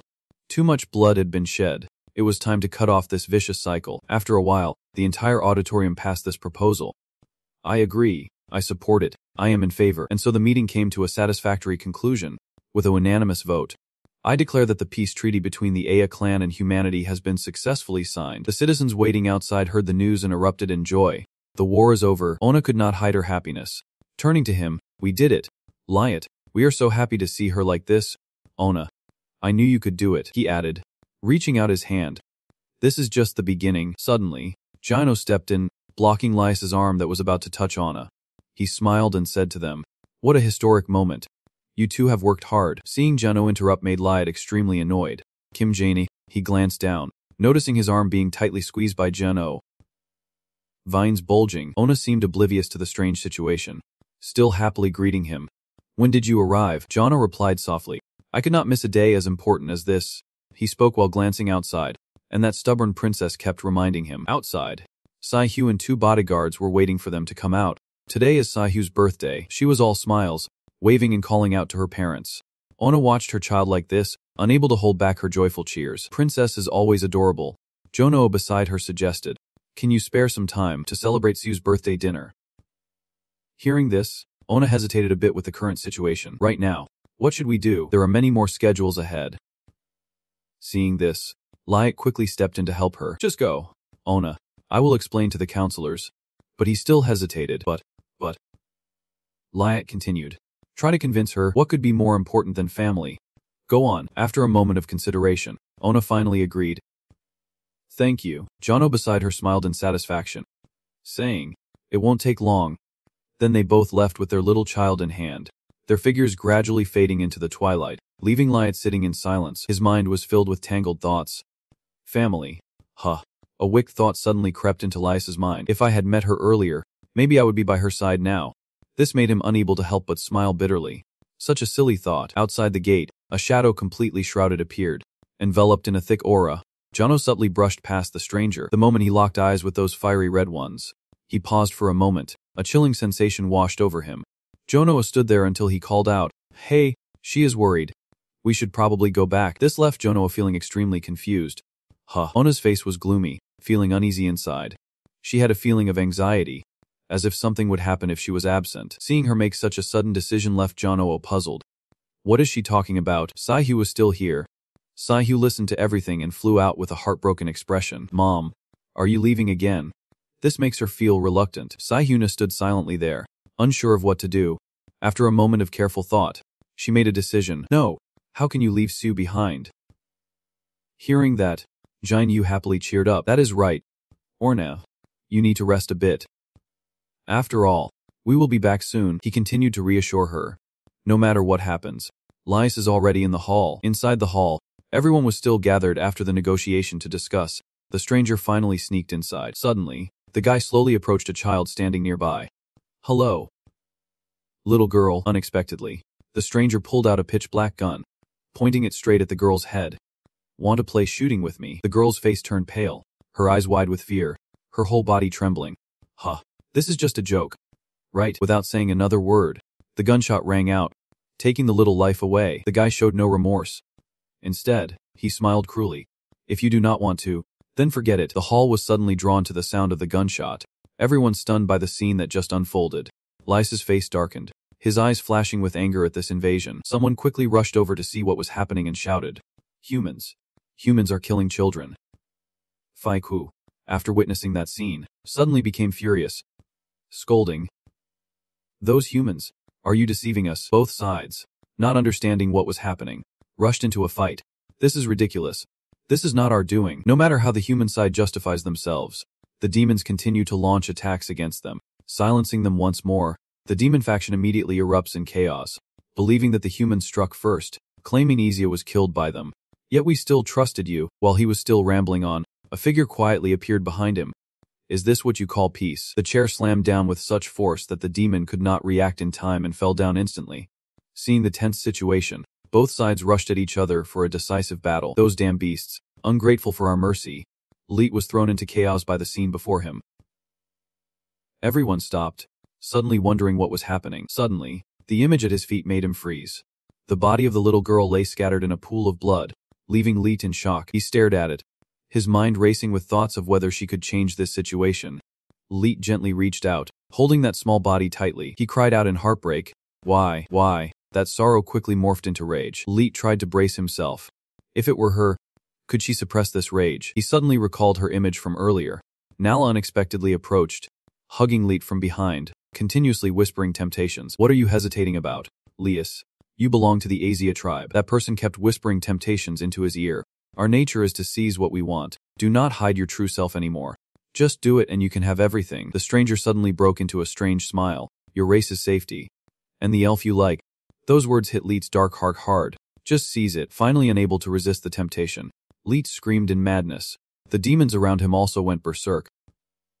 Howling loudly, the scene turned chaotic, and the humans panicked and fled, screams echoing everywhere. Help me. After a while, she hurriedly returned. She anxiously flung open the church door. Is everyone okay? But before her, Nala could only see a pile of bodies lying in a pool of blood. Witnessing this horrifying scene left her in shock. In the distance, Leet stood among the stacked corpses, exuding an overwhelming aura of killing intent. La looked at his strange figure in disbelief. Why? The events that followed unfolded as the world knew. The peace treaty was revoked.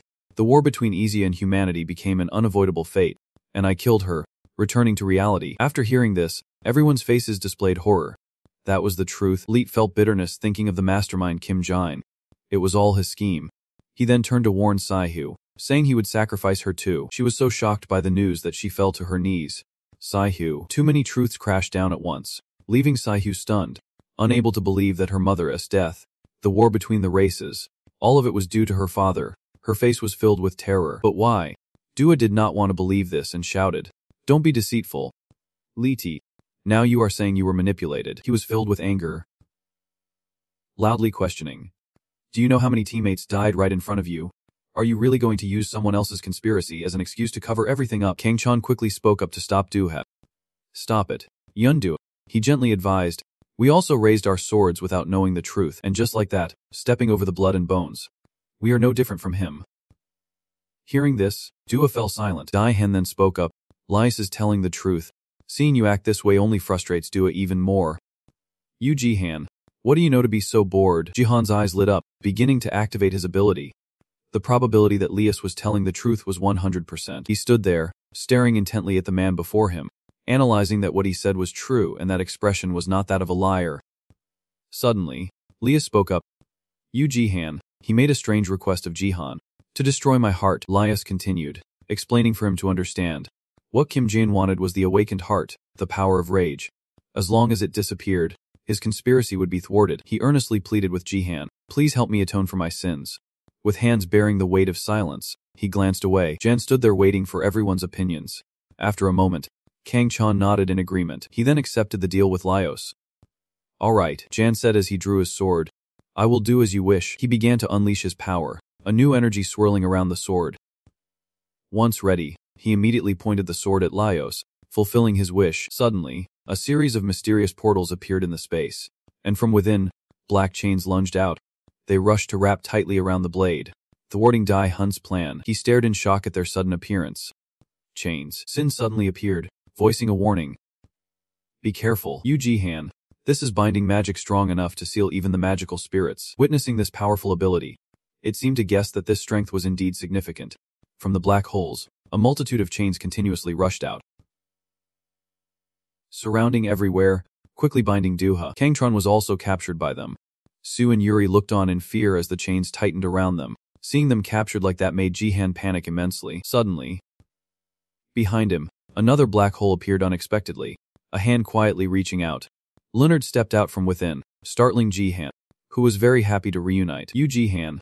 His eyes gleam with malice, a cunning smile forming at the corner of his lips. "And now, please leave here." Leonard reached out, grabbing Jihan tightly and pulling him into the black hole. The others immediately appeared, moving to restrain Duha, pulling him inside. They were successively captured, dragged into the darkness, leaving only the last one standing amidst the battlefield. He seemed to realize something was wrong. It could not be that they had. Suddenly, a familiar figure stepped out from behind Liat. "Long time no see. Old friend." Without hesitation, he stepped forward and stabbed through Lios's chest, pulling out his heart. Jono radiated a fierce aura. "Warning Lai, who always made things difficult. I almost repeated the mistakes of the past." The moment he saw Jano, Lai went berserk. He growled, "Kim Janie, just take out his heart already." Lisa's body began to vanish into thin air. "Truly astonishing. Clearly, I had locked your memories away, yet you used your will to break through them." Jono clenched the heart in his hand, sighing. "Time flies. The Iza clan still keeps me intrigued, but looking down at what I hold made him freeze. With this, I will gain your power." The heart that was just beating was now slowly evaporating into thin air. And suddenly, an unexpected figure appeared behind Jin. "The heart of Lias is disappearing." The person softly said to him, "It is not real, Senior Jin." Hearing this, he seemed to understand the ability to manipulate reality. Kangtron calmly stood there, smugly saying, "I knew you would come, Senior." The plan being ruined like this made him extremely frustrated. The ability to turn reality into a dream. Indeed, your Heavenly Son dream is quite annoying, but there is still a backup plan. Jono quickly cheered up, though it would be useless. The others must have already been captured. Seeing him so smug, Kang Chan just sneered. "You are underestimating me, Senior. Have you forgotten that I am the strongest space mage currently?" They are no longer here. Jahan's group has relied on Kang Chan's power to execute their other plan. Jan held the real heart of Lias in his hand, constantly worried. "Damn it," Du growled angrily. "Damn it. That bastard. Get him." He was still rushing through space, but his face was grimacing. "I will go back. I can't leave Kang Tron alone." Jahan rolled his eyes. Turning back, "You should stop, Jundoha. Are you going to make the sacrifice of Bang Kron meaningless? He said solemnly. Looking serious, this is an opportunity he traded his life for. We still have work to do. A system panel suddenly appeared right before him. The chance of B. Kang-chan surviving was hoping that it would be the wrong outcome. In the empty room, Kang-chan faced Jim. He tightened his palm, glaring at the other person. The skill is still impressive as always, even twisting Lias's heart and the whole group in a fleeting moment. Jono grimaced, pushing his glasses up. You are always a step ahead. His pupils lit up for a moment, his expression full of malice. So, you already know your future in this case. According to him, Kang-chan coughed up a large mouthful of blood, saying that if this continues, you will lose your life. The magical force around him was weakening, and his eyes were clearly filled with fatigue. I have reached my limit. I can't use the Heavenly Sun dream anymore. Jono slipped his hand into his pocket, trying to troll. He once shared his ideals with us. He pulled out a glass vial containing dark purple liquid, offering you a chance to cooperate with him and become part of the Heaven Party. Kang-tron narrowed one eye, his head drooping. That paradise of yours was built on blood. Right.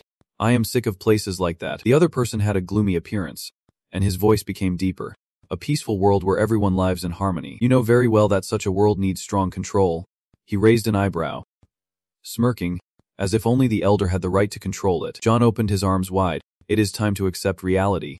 Humans are too lenient and selfish. To maintain peace, they need to be led by strong power. His tone was monotonous. If you use power to right the wrongs of the past, then imagine that beautiful world. Kang furrowed his brow, his eyes filled with fury as he glared at him. The magical force around him trembled violently. For that ideal, he had sacrificed so much, and now the elder even intended to sacrifice his own daughter. John's face turned pale, gently pushing his glasses. Una Kim-soo is the heir to the elf royal bloodline. They are very important to my plans. He revealed a crazed, stubborn face, self-satisfied smile. Both of them will understand me, because deep down, they have always yearned for the same thing. When did Kan's blood-stained palm accumulate so much magic? No, that will never happen. The glass vial shattered in an instant. Under his command, magic shot out, illuminating the entire room. Kang-tron said firmly, his gaze directed forward. The world is his dream, not what need desires. A voice filled with murderous intent reached him, leaving him stunned. So this is your choice? Fine. I respect that. The dust cleared, revealing Gen 2 still standing straight and intact. Did he take a direct hit and remain unharmed? He gently pulled off the white glove, magic wrapping around his palm. Then I will take your life. Kang-tron lowered himself, his hand outstretched, gathering magic. If you can do it. He spread his arms wide, leaning back as waves of energy shot forward. The slash flew at unimaginable speed, aimed straight at John. He frowned. With a single wave of his hand, he neutralized the attack from him. Jono covered his hand in magic and leaped toward Kang-tron. He quickly ducked to avoid the punch aimed at his head. Before he could gather his thoughts, Jin Yu dove down from above, and he jumped to the side, dodging the strike that hit the ground. Kang-tron squinted in amazement, watching the ground shatter. The destructive force was terrifying, far beyond a third-rate hero's level. His brow furrowed, one eye shut tightly, and he was completely drained of both magic and special skills. The only option left to counter Jin's blade was the bloodstains at the corners of Jinko's mouth.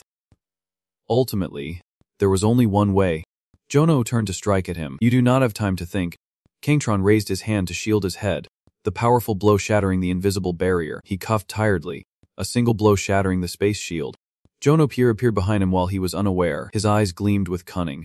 Your shield is too thin. Jonoko thrust his hand through the chest of the other man. Kang-tron coughed up a large mouthful of blood in pain. Jin's hand on Kang-tron's chest kept him from collapsing. I should thank Leet. Really, thanks to him weakening you, I can handle this easily. Suddenly, his eyes widened as a strange wind rushed in. You have chosen a meaningless death. The wound on his chest began to close. What? My hand is stuck. John stared wide-eyed, the corners of his eyes crinkling. No. Is he pulling me in? Kang-tron smirked derisively. A meaningless death? You can't know that yet. He strained to create a sphere of magic between his palms. Did you forget my power? John was astonished. Streams of light flickered around him. A black hole. A dark hole created with an invisible pull. Supreme spatial magic, collapsing time and space. A black hole. Kang-tron and Zhuo were at the center, the surrounding space consumed by darkness. He burned his own existence and pulled everything into the void. His face darkened, revealing a cunning smile as the magic continued to grow. In the black hole, there was no escape or return. It was a void where all possibilities vanished. His eyes widened as he shouted, You and I will vanish together. Forever forgotten. John gritted his teeth, the darkness slowly wrapping around him. Damn. Is this his plan? Kang-tron sneered, the energy orb in his hand starting to crack. I leave the rest to you all. As he spoke, The orb emitted a blinding light and shattered into pieces. The next generation, the magical orb hovered in the air, sucking away the remaining darkness, leaving a large hole on the ground. Joan's square glasses fell hard to the ground, large hands appearing to split the space apart. The man with squinted eyes and long ponytailed hair stepped out from the spatial rift. What an impressive display. The best performance. Senior Ups leered, with his hands in his pockets. He leisurely walked to the scene left behind after the battle. Who would have thought Bi Kang-chan would use a black hole and die with him? At this point, even Kim Jun would not survive. Leonard picked up the glasses from the ground, his golden sandy pupils slightly moving. There is Jono appearing in tattered clothes. He knelt on the floor, his hand raised to support his forehead. If I had not intervened, he would have raised his face from his palm, his brows knit together. Eyes sharp. Leonard, how's your heart? The other man laughed joyfully, his eyes squinting, having determined the coordinates of the pursuer. Here are his glasses. His bare face looks really scary. They must be about to meet. Waiting for John Tew to put on his glasses again. He continued, no need to worry too much, because this time... Leonard sneered, his face darkening with a cunning look. Even the chairman will personally participate. In the ruined city, everything seemed to be engulfed in smoke and fire. I really look forward to that outcome. The time-space portal flickered, and a figure appeared. Jan's eyes widened, his body trembling. What the hell is this? Before them was a pile of ruins of a city already devoured by the Great Fire. What happened here? The group of four, Jan, stood frozen in the middle of the city. Yuri frowned, her voice trembling. What on earth happened? Saihu behind her was also astonished. Everything had been completely destroyed. Du looked serious. The situation was worse than the previous terrorist attack in Sun. Jan pursed his lips, his gaze filled with anger. This must be what they mentioned. What exactly are they plotting? He lowered his head, intently looking at the heart in his hand. Up in his mind flashed the image of the middle-aged man with square glasses. Kim Jim-shi frowned sadly, hugging his arm close to his chest. Doha approached him softly. You Jan, how much longer do you plan to keep that heart? Shouldn't you destroy it before it falls into their hands? A glimmer of light suddenly appeared in Jahan's eyes. Now is not the time. The crimson heart lay still in his hand. The heart's destruction conditions have not been met. To destroy the heart, certain conditions must be satisfied. Memories of facing the last soul table of the white-haired man flashed through his mind as he tried to destroy the heart before. Jan pursed his lips, his brows furrowed in the system space. Li's heart is indestructible. The conditions are not met yet. I have discovered through analysis that it is inviolable. He rolled his eyes at your expression. It seems it really can't be destroyed. Jan saw Kang-tron standing behind. Doha, do not panic. Only you can hear my voice. Bitch Kang-tron, how did you get into the analysis space? The other person still had one eye tightly shut, with a streak of blood at the corner of his mouth. I have vaguely sensed it for a while now. You can see the truth. Jan was confused hearing what he said. I have met someone like you before. Another one. Kang-tron stuffed his hands in his pockets, standing opposite him. I wanted to say a lot, but there is no time left. Listen carefully. Yu Jihan, they are heading towards our coordinates. He continued while imagining the lunar group along with a high-level space mage. A Kim Jane. Coming here. Jan squinted, his face focused. Then we should eliminate them at the same time. I have enough power to do it. Kang-tron interrupted him. He turned to look behind. No. With our current strength, we will be at a disadvantage. You still have people to protect. Behind them, Yuri was gently comforting the frightened blonde girl. Her pupils were dilated, and the Kang troll glowed, causing magical energy to ripple in the virtual space. I will buy time. In the meantime, take the heart and that girl away. A blue light flashed, and he disappeared. Jan gritted his teeth, his eyes filled with furious determination. Bitch Kang-tron, you have reached your limit. If you face it alone, one of your eyes is darkened and tightly shut. You are right. If we fight here, one of us will die. That eye suddenly opened wide, revealing a shattered emerald pupil. So this is something I must do, he said firmly. The image of a golden-haired spirit appeared in his mind.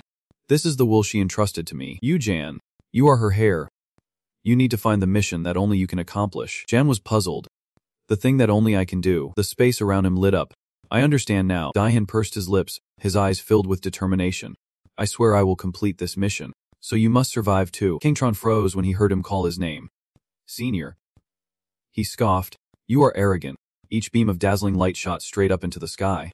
Don't forget this. Daihan pursed his lips, his determined gaze fixed on the heart in his hand. The opportunity that B sacrificed his life for, I won T let it go to waste. He turned back, ensuring that there was something he needed to do first. Saihu was still holding his hand tightly. He gently called out as the other person was still lost in thought. Saihu. Jan turned to face her. It might confuse her, but I have to say this.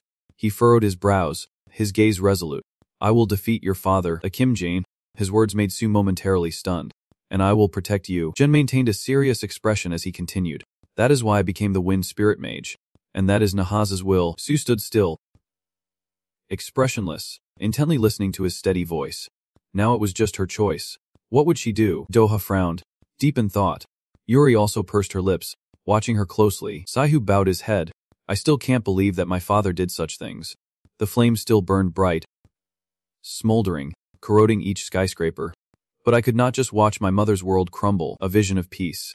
Happy people dancing appeared in her mind, the future her mother envisioned. And now everyone was fighting to protect it. I want to hold on to it. Su bowed her head to the ground, crying uncontrollably. So please help me prevent the tragedy my father caused. The tip of the slender sword struck the ground forcefully. Jen knelt on one knee in front of her. At the command of the president, one hand gripped the sword tightly. The other held her heart, his eyes shining brightly. I will protect the world you dreamed of, no matter what happens. Su's face showed a smile, with tears still lingering in her eyes. Jan stood from afar, watching the two of them. He pursed his lips, pondering. At first, I thought we had to be the ones to end it. Because this whole tragedy was caused by our generation. The past memories felt like they were playing in slow motion. Jan tightened his grip on the sword, charging forward without hesitation. But they did not turn back. He raised his sword in front of its spear. Knowing this world was twisted, Yuri and Sihu simultaneously drew their weapons in support, ready to confront this nightmare. Like a relay race, the hope was passed from one hand to another. What we need to pass on is not the mistakes but the opportunity to continue. Yuri also stood from afar, watching Jihan and the others. She rubbed her neck, tilting her head with a forced smile. At this rate, I won't get a chance to intervene. Chila lifted her head from her shoulder as if discovering something. Suddenly, it puffed up and let out a loud growl. Choi quickly drew his sword to shield in front of Saev. Doha used magic to levitate shards of stone in the air. Who is there? Identify yourself. A tall, thin figure appeared in a hurry. Wait, it is me. Do not shoot. The middle-aged man raised his hands in surrender. Terrified. Yunha, you are alive. That is great. Biki Dung Siu frowned and grumbled when his name was called. Why are you here? The other presidents should be trapped in Ulho's space. Right. Dung Sio's reached into his coat pocket. Slowly approaching. You must be surprised that I survived. Right. That is understandable. Everyone was completely overwhelmed by Leet. He pulled out a pocket watch. The speed artifact Temporus. I use it to escape from Lias's spatial magic. Doa grabbed his collar tightly. You have such an artifact and you used it alone. The suddenly captured man was frightened. Don't misunderstand. It was the best choice at the time. I needed someone to inform everyone of the situation down here. A voice calling from behind caught Dung Sio's attention. Yunha paused. Jan slowly approached. The past is behind us, and right now we need to focus on stopping Kim Jine. He secretly muttered Yu Jihan's name. Dung Siop lowered his head, paying attention to the heart he was holding. And it was clear that he frowned when he heard him say Yu Jihan. Unbelievable. Holding Leet's heart means he has defeated him. Right, Dung scoffed, reaching out towards him. Hurry up and give me the heart. I have already reported to the government. Before it falls into Up's hands, I will hand it over quickly. Jan pointed the sword across his neck, cutting him off. Back Dung Sio's. How do you know about the heart? The other person shouted in panic. Hey, what are you doing? He found you annoying. We just discovered the heart a few minutes ago. Someone who ran away should not know about this. He was scared, his teeth clenched. Back Dung Siu. Who are you? A large sword was formed. Damn, it is too sharp. A figure appeared from behind, swinging a sword at Jihan. The man with slick back hair scoffed. Let us see what you have got. You trash. Yuji. A big explosion occurred. The city lay in ruins, burning beneath Hunta's large sword. It was empty with no one in sight. He raised an eyebrow and scoffed. What? So Yuji, you're becoming a spirit mage is not just talk. Huh. He swung the sword forward, creating an invisible wave of magic. Jan spoke in a deep voice. What are you doing? Kim Hyunt. He bit his lip, glancing back to see how Shen Yuri were doing. Yuri was holding Chala tightly in her arms, shielding herself and Sue with a little glowing dog. Oh, Mumu protects everyone. The scar-faced guy approached Jan. Since I entrusted this to Mew, it will be fine. He softly thanked him. Yunhao. The other person frowned tightly. Now focus on those guys. Facing Dung Sep and the traitorous teammate. Kim T laughed arrogantly, sticking out his tongue to reveal a purple gem. Still playing the hero. Huh. Dung's P behind him frowned and coughed. What are you doing? I said to avoid fighting if possible. The other person was annoyed. He told me to fight if the situation got bad. The tip of his sword struck hard against the ground, and Kim T's whole body was enveloped in a strange purple magic. It was odd to have such power and not use it. Dian furrowed his brow at Kim Hyunta's magic stone. How did you get this power? The other person laughed gleefully, his tone mocking. Stop pretending to be holy. Can't you see the situation around you? Flashbacks of the group fighting the monsters flooded back. Kim T spoke softly. While you were fighting, a guy named Lias in the Red H Guild's basement launched a large-scale attack across South Korea. The evil demon corpse, covered in blood, stood in front of the mages' corpses, resulting in the heroes being defeated. Kim T triumphantly raised his arm. This country has completely fallen to ups. Everything is over. No one can protect this land anymore. Diane shouted angrily. So you have joined the enemy. Huh. Kim T rested the large sword on his shoulder, hands on his hips. It is not about following. It is about choosing the stronger side. That is always the wise decision. He smirked. You said it yourself, that I can never become a top hero. Kim T stood across from him in the desolate setting. As much as I hate to admit it, you were right. My limits can't breach that wall. He stuck out his tongue, revealing the purple gem on it, his eyes wild. But Ray has broken through that wall. Diane's pupils dilated, and Kim T blinked before swinging his sword at him. Diane struggled to counter. Stumbling back. This guy was much faster than before. Kim T gleamed with pride, stating that by joining Upsi's Heaven Project, we decided to become the masters of the new era. Jan leaned back, thrusting his sword forward, stopping this nonsense. Kim T glared, raising his sword for momentum. Yu Ji-han. In the name of old friendship, I can give you a chance to become one of us. He lunged forward, relentlessly swinging. If you hand over the heart, lie it, we can avoid this. The wind spirit suddenly shouted loudly. Yu Ji-han, we have gathered enough magic power now. He gritted his teeth, mustering strength to withstand the blow from that guy. The system interface appeared. Analyzing compatibility. The risk increased, and attack accuracy decreased due to rising temperatures and the spreading effect of the fire attribute not being favorable for him. The tiny wind spirit stood against the fire and flame spirit. In terms of compatibility, wind cannot defeat fire. It is like a natural law. Sin smiled faintly, holding the fire spirit in his hand. But in Yu Duan's case with the magic spirit, he could excel in compatibility. But the gem glowed with an odd purple light. The power of the magic crystal within Kim Hyant had greatly widened compatibility. Daihan pursed his lips.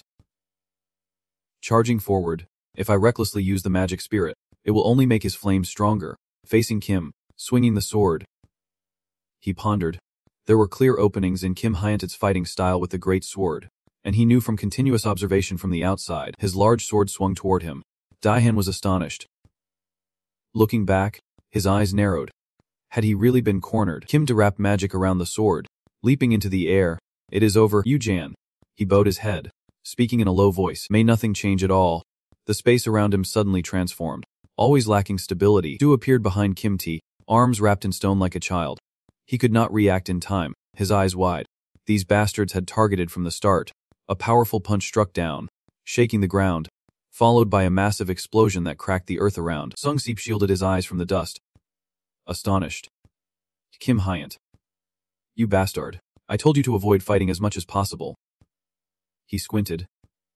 Calculating. If I do not hurry, that person will arrive, and I have to get the heart of Liat before that. A voice from behind interrupted his thoughts. Shut up, Bakdung Seep. Du frowned, his eyes widening. I thought he had some kind of attack plan, but this guy, Kim T, was able to block his punch with just one hand. I am completely disappointed. You are going to defend the town with your bare hands. He scoffed, his other hand tightening around the hilt of his sword. I heard you are the last remaining level 1 hero. If I kill you, I can become a level 1 hero myself. The blade began to glow with a red light. No, I do not need those standards anymore. Powerful swing sent debris flying. Kim T laughed arrogantly, because I will stand at the top of all heroes. Jahan panicked and shouted, Yundoha, that guy is staggering out of the flames. Do not overact like that. You landed safely in front of Kim Tia, who squinted with delight. Maybe it is because you are an earth spirit mage that your physique is so tough. Uha bent over, gasping for breath, beads of cold sweat dotting his face. But it seemed he had taken quite a bit of damage. His eyes narrowed, pupils slightly shaking. I have expended too much mana in the last battle, and my spirit power is currently below 100%. The closely observed the Kim Tivan in front of him. This guy was completely different from the last time I met him. Is this the power of the mana crystal? That guy planted his sword into the ground. Arrogant. Wanting to say they could both charge at him at once, but fighting 2 spirit mages alone was a bit too much. At his words, 2 more figures appeared, so I will call on my allies too. Kim T raised his voice to greet them. Yu-jan. He stammered in shock. There was a muscular man and a girl with red hair and vacant eyes stepping forward. Hong trembled. Imun. While he was not paying attention, another person charged from behind. meaning the girl with short hair silently approached Jan. Even Mia is here. With his quick reflexes, Jan noticed someone behind him and turned to look. Maya glanced to her side. Having sensed the movement next to her, Mia jumped high from behind Jihan, preparing to ambush Jan. But at that moment, an energy flashed by rapidly. Yuri aimed to shoot an arrow to stop her, but she easily dodged it. Even Yuri herself did not expect this. She dodged it. I clearly attacked her blind spot. Maya landed, using her hands to push against the ground, quickly twisting her body to land successfully. She looked at Jan in front of her, thinking to herself, what amazing reflexes. Jan pointed his sword at her, but did not forget to thank Yuri. She almost missed hearing that. Thank you. Min Yuri, that was close. It is nothing. I have not even shot them yet. But Jan did not hesitate to acknowledge her contribution. No, you have already helped me a lot. His words left Yuri speechless and unable to respond. Dine looked at Mia in front of him, only wishing he could kill her immediately. I almost killed Mia with my 9 hands. Maya's body emitted a mysterious purple energy as she held 2 small daggers, the mind control state from Limia's mana crystal. Maya and the others are not fighting of their own free will. She flew to Daihan's side to remind him of something strange she saw from Maya. Seek that power. Someone is definitely controlling them. That is right. You guessed it. Daihan also figured out who was manipulating Maya. Kim Hyant. That bastard is the one using Kim Hyant. Daihan shouted loudly, questioning what Hyanti had done. What the hell are you doing? Kim Hyant, Hongzhou, Imun, Limia. They are all your teammates. Your questioning only made him laugh mockingly. Huh? So what? How to use teammates is the captain's right. He used his power to control others to do his bidding. He did not hide it but made it public. Just give the order, and they become loyal puppets unafraid of death. That is the ideal teammate. Maya is still being controlled by him with the purple energy. This is his. Hun wants to use his teammates to force Jihan's morals. Now, what will you do? You Jihan, can you kill your old teammates? He did not expect him to use such a dirty trick. That coward. Junho's figure is rushing toward Jan. He wants to take the opportunity to ambush him. He turned just in time to catch this moment. Hong Runho. Chala quickly ran out, jumping toward Junho. Chia. It stood in front of Jan, wanting to confront Junho to protect Jihan. Chila Chi. Yuri, holding a bow and arrow, prepared to draw her bow. He requested him. Just let us handle it. Min Yuri like these people. Yuri raised her bow. Aiming at Hunta's group, she hinted. I have heard the situation and understand it roughly. They are all being controlled. Right. She shot an arrow straight at Maya, who was rushing in, but the arrow vanished upon hitting her, seemingly ineffective against her. Lightning began to appear around Yuri, and she wondered. Thunderbolt. Huh. Isn't she an assassin? Maya used a thunderbolt strike to reflect Yuri's attack back at her. A massive amount of thunder strikes hit where Yuri was standing, sending her flying away. It turns out Shun is the one behind casting that spell, another sorceress. She was preparing to cast a new technique while being free at the moment. Countless formations appeared above her, but on Jihan's side, there is Siu. The sorceress. She is the one stepping up to confront her. Let me handle this one. The formations of both sides began to intersect, creating a massive wave of power. Mia hugged San and quickly ran out of the flames. Both sides are now in a balanced state of power. Sihu and Yuri are ready to fight. Dung Sios, watching the battle from outside, immediately became furious and cursed Hunt.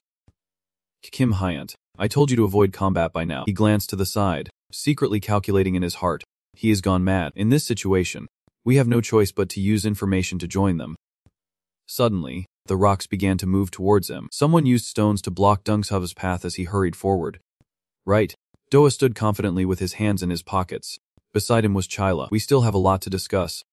Yundoha, upon seeing Dua, it seemed he had not anticipated the veins in his neck starting to bulge. Dungstu pulled a compass from his sleeve, his expression dark as he looked at Doa, truly a burden. When Hyant saw the newcomer, he rubbed his head in apparent helplessness. Hemph, this is not the scenario I was hoping for. I wanted to see you collapse under the pressure. Jan stared directly at him. I struck at the weakness in his heart. You would not understand. You have never fought with faith in anyone. He raised his sword before him, declaring sharply to him, that is why you will fail, and I will save everyone. Jihan's words felt like a joke to Hunt. He smirked, questioning him. Save everyone. Have you ever considered the worst-case scenario? He also raised his blade, preparing to attack him. When you lose both your old and new teammates, that is the worst outcome. Jan swung his sword at him, asserting firmly that won't happen. Hyant was no less than him. He also swung his blade toward him. Then I will show you right now. The swords clashed dramatically, creating a tense scene. Hyant continuously delivered more slashes. His strikes came at Jan in rapid succession, making it hard for him to predict. The speed of his massive sword swings was terrifying. with unpredictable, irregular attacks. On this side, Hein Ti was goading him to unleash all his strength. He was hiding his true power. Are you just gonna keep defending? Jan swung his sword to break all the strikes he just threw. One of his eyes suddenly sparkled. Ianti charged at Jan, preparing for a surprise attack. At that moment, Jan heard her reminder and began to attack fiercely. His slash enveloped Hunt's body with a wind blade. He exerted all his strength to counter Jan's wind blade attack. But Jan's strikes felt like ants biting to him. He jumped high, gathering strength in his blade, ready to strike down. That little wind. Dian looked up sharply, thinking to himself that his spirit technique only made the fire stronger. Hyan felt smug. His attack was gradually descending. It is over. Yu Jihan. His slash struck the ground below, instantly igniting a cosmic fire. Just one of his strikes had engulfed the area in flames, leaving cracks in the ground. At this moment, only Hunt's silhouette remained behind the hazy smoke. His face was dark as he stared straight ahead. Hunt wore a confident, victorious smile. Ha, hey, I won. Yu Jihan. In the end, you could not protect anything at all. But then, the sword in Hunt's hand suddenly cracked. He watched in disbelief as his sword exploded right before his eyes, a wave of blue energy spreading out in front of him. All right, are you done talking, Jan? Expressionless, appeared somewhere nearby. If he was done, he had gathered his power into the sword, ready to strike Hyun. Now was my turn. The sword swung straight toward him without holding back. A wave of blue light radiated everywhere. Jahan continued to stare at him. Jan's strike was almost upon Hyant. At this moment, he still truly did not understand why. He widened his astonished eyes at him, filled with confusion. Someone like you, expelled from the team. He could not accept being defeated by you. How could he defeat me? Jahan's immense power enveloped both of them. In a forest, it began to rain as monsters crawled out. I once wanted to become a great hero. The silhouette of a young man rushed to fight that monster. But unfortunately, the young man's hand was bitten by a monster. The young man used his own sword to slay the monster. The passionate young man at that moment was Hunt. After a while fighting the monsters, he sat on the ground, breathing heavily as if he had realized something. Thing immediately directed his sharp gaze forward. Damn. Countless giant spider monsters surrounded Hyant. More than he had imagined. He looked at his arm, injured by the monster earlier, thinking to himself, they even know how to use paralysis poison. And then a beam of light appeared above him. The spider monsters jumped up, preparing to attack him. Is this all there is? That moment, a voice rang out, encouraging Hunt. Don't give up, Kim Hyan. A man appeared before Hyant. He began to strike down the monsters he had seen earlier. Hyang-sich arrived just in time to save his son, his father, a level 1 hero and president of the Inferno Guild. Kim Hunt's. He turned and questioned his son. Where are the team members? If it were them, they would be done for. Meanwhile, Hyant's teammates were surrounded by spider monsters elsewhere. They were likely surrounded by the Red Weavers in the heart of the forest, and must have been wiped out by now. Hunsich shot a glance at his son, scolding him, you pathetic fool. He was the one who had taught the philosophy of being a hero. Remember this? Kim Hyant. A hero draws their sword not for themselves, but for others. Ainsich also made sure Hyanti knew what he needed to do. Those who abandon their teammates do not deserve to be level 1 heroes. As soon as he finished speaking, he immediately ran away from there. Hyant could only stare blankly, calling out, Dad, you are a righteous man, and people follow you for that. Hunt's teammates are still trapped inside. Everyone is following the T. Hunt's group looks ahead in confusion as if they have discovered something. Look over there. It turns out Hunzi has gone inside to rescue all of his son's teammates. As the guild leader, he has returned alive. The whole team survived. How did that happen? Iant feels joy seeing his father able to save his teammates. He is everything I aspire to be. I dreamed of becoming a level 1 hero like him. One rainy evening, Hyanta stood silently in the downpour with a gloomy expression. Behind him stood others in black, mourning someone. The portrait displayed Hyanta, Hunty's father, and then he left us. He fought alone against those giant monsters. He plunged into a level 1 dungeon by himself to rescue his trapped teammates. He got them out, but he could not come back himself. Hunt bowed his head, silently gazing at his father's portrait, which was exactly the choice he would make. He always said, heroes exist to help others. He stared blankly at the portrait without saying a word. If you ask me, did he die a foolish death? The crowd below at Huntsy's funeral kept whispering to each other. I heard he stayed in the dungeon just to save one teammate. We lost a level 1 hero because of a useless guy. He used cruel words to criticize Hunt while showing pity for him. He could only grit his teeth and endure the insults. What a foolish way to die. Now he leaves behind a fatherless son, and every part of me screams to protect him. Ianta tightened his grip on his sword, wanting to prove to Hunt, I want to say that my father was right.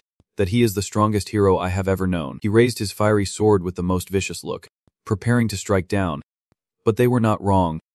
What they said was the truth. Ain't decisively slammed the fiery sword down into the ground.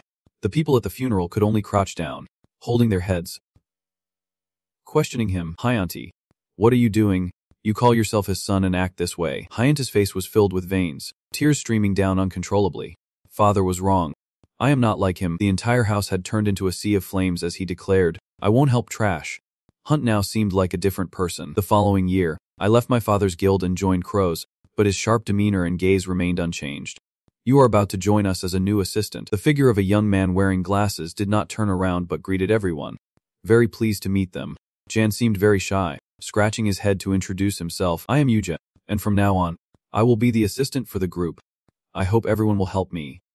And that is when I met him. Soon seemed delighted to approach and shake hands with him, appearing very happy with his joining. Whoa. Finally we have an assistant in the team. Looking forward to that mana supply. We are all about the same age, so let us talk freely. Okay. But Daihan has outright rejected her proposal at this point. Sorry, I really can't provide any mana. Oh. So maybe you are the useless support type. I can't be useless either. I absolutely can't use magic. Hearing Jan's words, San's face immediately turned pale, looking very surprised. Hyante, after hearing that, showed his displeasure with a gloomy expression and started to criticize. Hey, why would you bring back trash like this? What are we supposed to do with a support who can't use mana? Dung approached Jihan, placing a hand on his shoulder, explaining that everyone here who can control mana has already been taken by the top teams.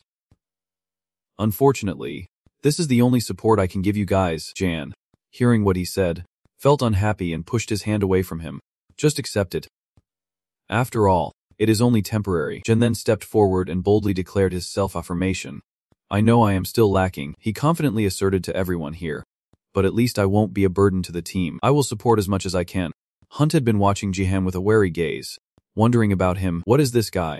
Despite the ridicule, his expression did not change at all. He looked into those sharp eyes and could guess part of Jan's personality. No. Actually, there was a strange confidence shining in his eyes. Even so, Hyante still wore a sarcastic smile at Jan. All talk, truly trash. Fine. I will see how long you can last before allowing Jan to join. He made it clear about the conditions for coming in. But let me be clear. The moment you pull me back, I will drop you without hesitation. Hyante used that condescending gaze to remind Jihan to do his best. That trash Jihan, despite being harshly scolded by Hunt, still maintained a calm expression. A level 3 spider snaked in, with a strange green light. Hyante held a sword to light the way for everyone to enter. Despite Shin's fear, he still ordered her, quiet, shine, sweep the area. Alright. C quickly used his wizard potential to scout inside. Reading the mana waves, there are 6 creatures, they must just be ordinary snakes. Everyone slowly advanced inside as Hyante coordinated the team to carry out the mission. Home Jan stayed at the front while the support was clear behind. Jan used his trusting gaze to observe the cave, and at that moment, he seemed to notice something. Suddenly, 2 snakes lunged out to attack him, causing him to shout in fear, noticing the spider snakes ahead. Then he regained his composure and immediately eliminated the 2 snakes in front of him. Meanwhile, Maya had to focus on dealing with other snakes. Hyante sliced the giant snake in half with a single slash, but it seemed he discovered something surprising. In front of Hunty, many other snakes appeared, and he was confused. Didn't she say there were only 6? Their numbers did not decrease, but instead increased. Quickly, the tail of a snake wrapped around Hunta's leg. He also realized something was off. The snake knocked him down to the ground. Now, his limbs were entangled by those snakes. Unable to escape, he closed his eyes, accepting his fate. But then, loud noises echoed again. After waiting for a while with nothing happening, Hunta slowly opened his eyes. He sat up, and before him stood a tall figure. Hyante Sekh turned around, and at the same time, Jihan's figure also turned to look at him. He asked about Hunta's condition. Are you okay? Kim Hyante. Hyante looked on with suspicion at the figures of the 2 in front of him. At that moment, he was overwhelmed with confusion and realization. That day, I realized I could never become a top-tier hero. Back in reality, Jihan's attack power enveloped both him and Hunt inside. Jan lowered his head but could not hide the grim expression on his face at that moment. Just then, the surge of power faded away. Jan stared straight ahead with his sharp eyes. His previous strike had taken away one of Hyante's arms. Hunta was severely injured, but he still had not grasped the truth. How could someone like you? He immediately collapsed to the ground. Unconscious, 2 sources of power, one yellow and one purple, intertwined in the air. Suzan and Maya were still under control. Maya was charging forward. Yuri and Sihu were preparing to attack, discussing their fighting strategy. It was indeed a Ko's meeting. It is hard to subdue without causing harm. If we can control the fastest one, we might have a chance to win. Yuri took on that responsibility. She drew her bow directly at Maya. If it is about control, let me handle it. The arrow was shot by Yuri towards the charging Maya, but unfortunately, each stone arrow passed through Maya without hitting her. Suddenly, a beam of light appeared right above Maya. Typical. Yuri's power erupted with force. After shooting that arrow, Yuri was confident. Alright, with this shot, I have at least controlled her for a moment, but Yuri miscalculated. Maya's strength was stronger than she thought. Maya overcame the attack and charged forward, leaving Yuri stunned. Mia had her spear aimed at Yuri, leaving her astonished. She wondered, how did she avoid that explosion? Now, Mia faced Yuri directly. Seeing her face, Yuri felt confused. Why am I fighting this person? Maya still pointed her spear at Yuri. But now she questioned herself. From the beginning, why was I fighting? The mind control had been shattered. See you. Over here. Looked down in confusion. Below, Sai was trembling in fear, biting her nails. Finally, I am free. Hyanan has woken up. The company groggily sits up right in front of Chila. He realizes he is still alive. Dung Seos is fighting over here. He turns his head to look at Hunt. He has figured out that the mind control placed on them has been lifted. That means Kim Hyant has, at that moment, a voice interrupts his train of thought. Why are you so distracted? Dung Stub quickly regains his composure. He uses his technique and rushes towards Ziko. Dung Seos is gathering power on the compass in his hand. Impressive. That artifact is quite special. Doa calmly puts his hands in his pockets. He has anticipated Dung Sepi's move. It separates the user from the flow of time, significantly increasing speed. That is an extremely powerful ability. Dung's gloomy face clutches his chest. His expressions have been quickly noticed by Du Liu haha. But it seems the risk is placing great pressure on his heart. Damn. Has he figured it out? The large rocks move once again. Doha unleashes his power to manipulate the red stones, transforming them into a giant monster. Your defeat is inevitable. Just give up. Jan slowly approaches Hyant with his sword in hand. Hyanan slaps his forehead. Laughing loudly, hee-ha. Jan looks at him laughing maniacally on the ground and immediately questions him. What are you laughing at? Maybe Hyant is using his hands to hide the emotions in his eyes. Looking ridiculous. Right, he removes his fingers from his eyes, revealing his furious gaze. My father died protecting his teammates until the last moment, and I swore I would never do anything foolish like that. He never expected to find himself in the situation he despises the most. But in the end, you saved me. You stopped me. Another one walking that path. He still rests his hand on his forehead, confessing to Jihan. The truth is, I always knew you had something I did not. Perhaps Hyanting acknowledges this, but he just forces himself not to reveal it. Here, he also wants to confess to Jihan, which is also a confession to himself. I just do not want to admit it. I was afraid. After a moment of contemplation, Jan finally speaks up. Kim Hyant, do you remember? Memories flood back into his mind. The day of that conflict appears again. The day I was kicked out of the group. I told you that you would never be able to become a level 1 hero. Daihan had cried at that time. He turns to look behind him. At this moment, his best friend has also acknowledged Hyan. In fact, that was a lie. What I said left Hunna speechless. Jan pointed out his selfishness. You are stronger than anyone, but you never let anyone be by your side. Hyan Dian stood up to expose Hunta's weakness without hiding it. You never learned how to fight alongside them. How to trust someone. You refused to understand that until the very end. He looked at him lying on the ground with a determined gaze, honestly acknowledging that he might have become a top-tier hero. His words felt like verdicts delivered to him. But he had already walked away from that path himself. Jen reached out his hand, wanting to help Hunta get up. It is not too late yet. Ianti stared in shock, unable to believe he thought of him like that. Make can still start over. Daihan's outstretched hand reminded him of what his father had said before. A true hero is someone who reaches out their hand to anyone. Perhaps now he finally understood his father's words from before. Now I understand, Dad. Finally, Hyuna raised his hand to Jihan. Jihan slowly helped Hyan to sit up, realizing what it meant to be a hero as his father had said. Jan still treated Hyan with that gentle gaze, even though he had brought up so many things with him before. Suddenly, someone appeared, letting out a heavy sigh. Oh, this is so boring. The red power surged around Hunt. Jihan's eyes widened in surprise when he saw the person in front of him. Why do people always choose this script? Jerry appeared from behind Hyant, his innocent face revealing everything. Redemption. Remorse. Tears. It is really so hollow. She pointed her blade at Hunt, declaring, so from now on, Jerry will make everything more interesting. Jen quickly let go of Hunt's hand. He drew his sword, ready to fight her. Hyant reached out to him, hoping he would live well. Eugen slashed at Hunt repeatedly, causing him immense pain. Seeing Hyant being cut right in front of him, Jihan immediately shouted his name. Kim Hyant. Jan knelt before the fallen Hunt. Jerry mocked him on this side, feigning sympathy for the enemy. You are weaker than I thought. Jerry licked the blood off her blade seductively. Do you miss me? Darling. Dian Dean glared at her with rage, his voice low. Jerry. Hyant lay collapsed on Jihan. Purple aura radiated from his body. He now felt deeply sorry for Jihan and his teammates. In his final moments, he tried to express his apologies for everything. Hyant's body had vanished into thin air. Jihan's hands could no longer hold on to anything. Jihan. He bowed his head, biting his lip, his face dark as he witnessed Hyant leave in his arms. Kim Hainan. Jerry continued to babble. It seems she still harbored the intention to brainwash him. Why are you so soft-hearted? Not like you at all. I told you so, did not I? Her eyes revealed death and danger. With that defeated one, only death awaits, isn't that right? Jan threatened her with the sword in his hand. Say one more word and I will cut your throat right here. He pointed the sword directly at Jerry, declaring to her, you will soon become that. Just a waste. Jerry was excited to see Jan's outburst. Oh yes, that is it. Her face turned red with embarrassment. She still had no shame, standing here flirting with Jan. That face was where sadness resided. Rage and emptiness blended together. Just seeing him made my heart skip a beat. Jen did not want to hear Jerry jump again, so he rushed in, ready to attack him. With a sharp gaze, he swung his sword straight ahead. Jan, with his piercing green eyes, stared ahead and then realized Jerry had vanished from his sight.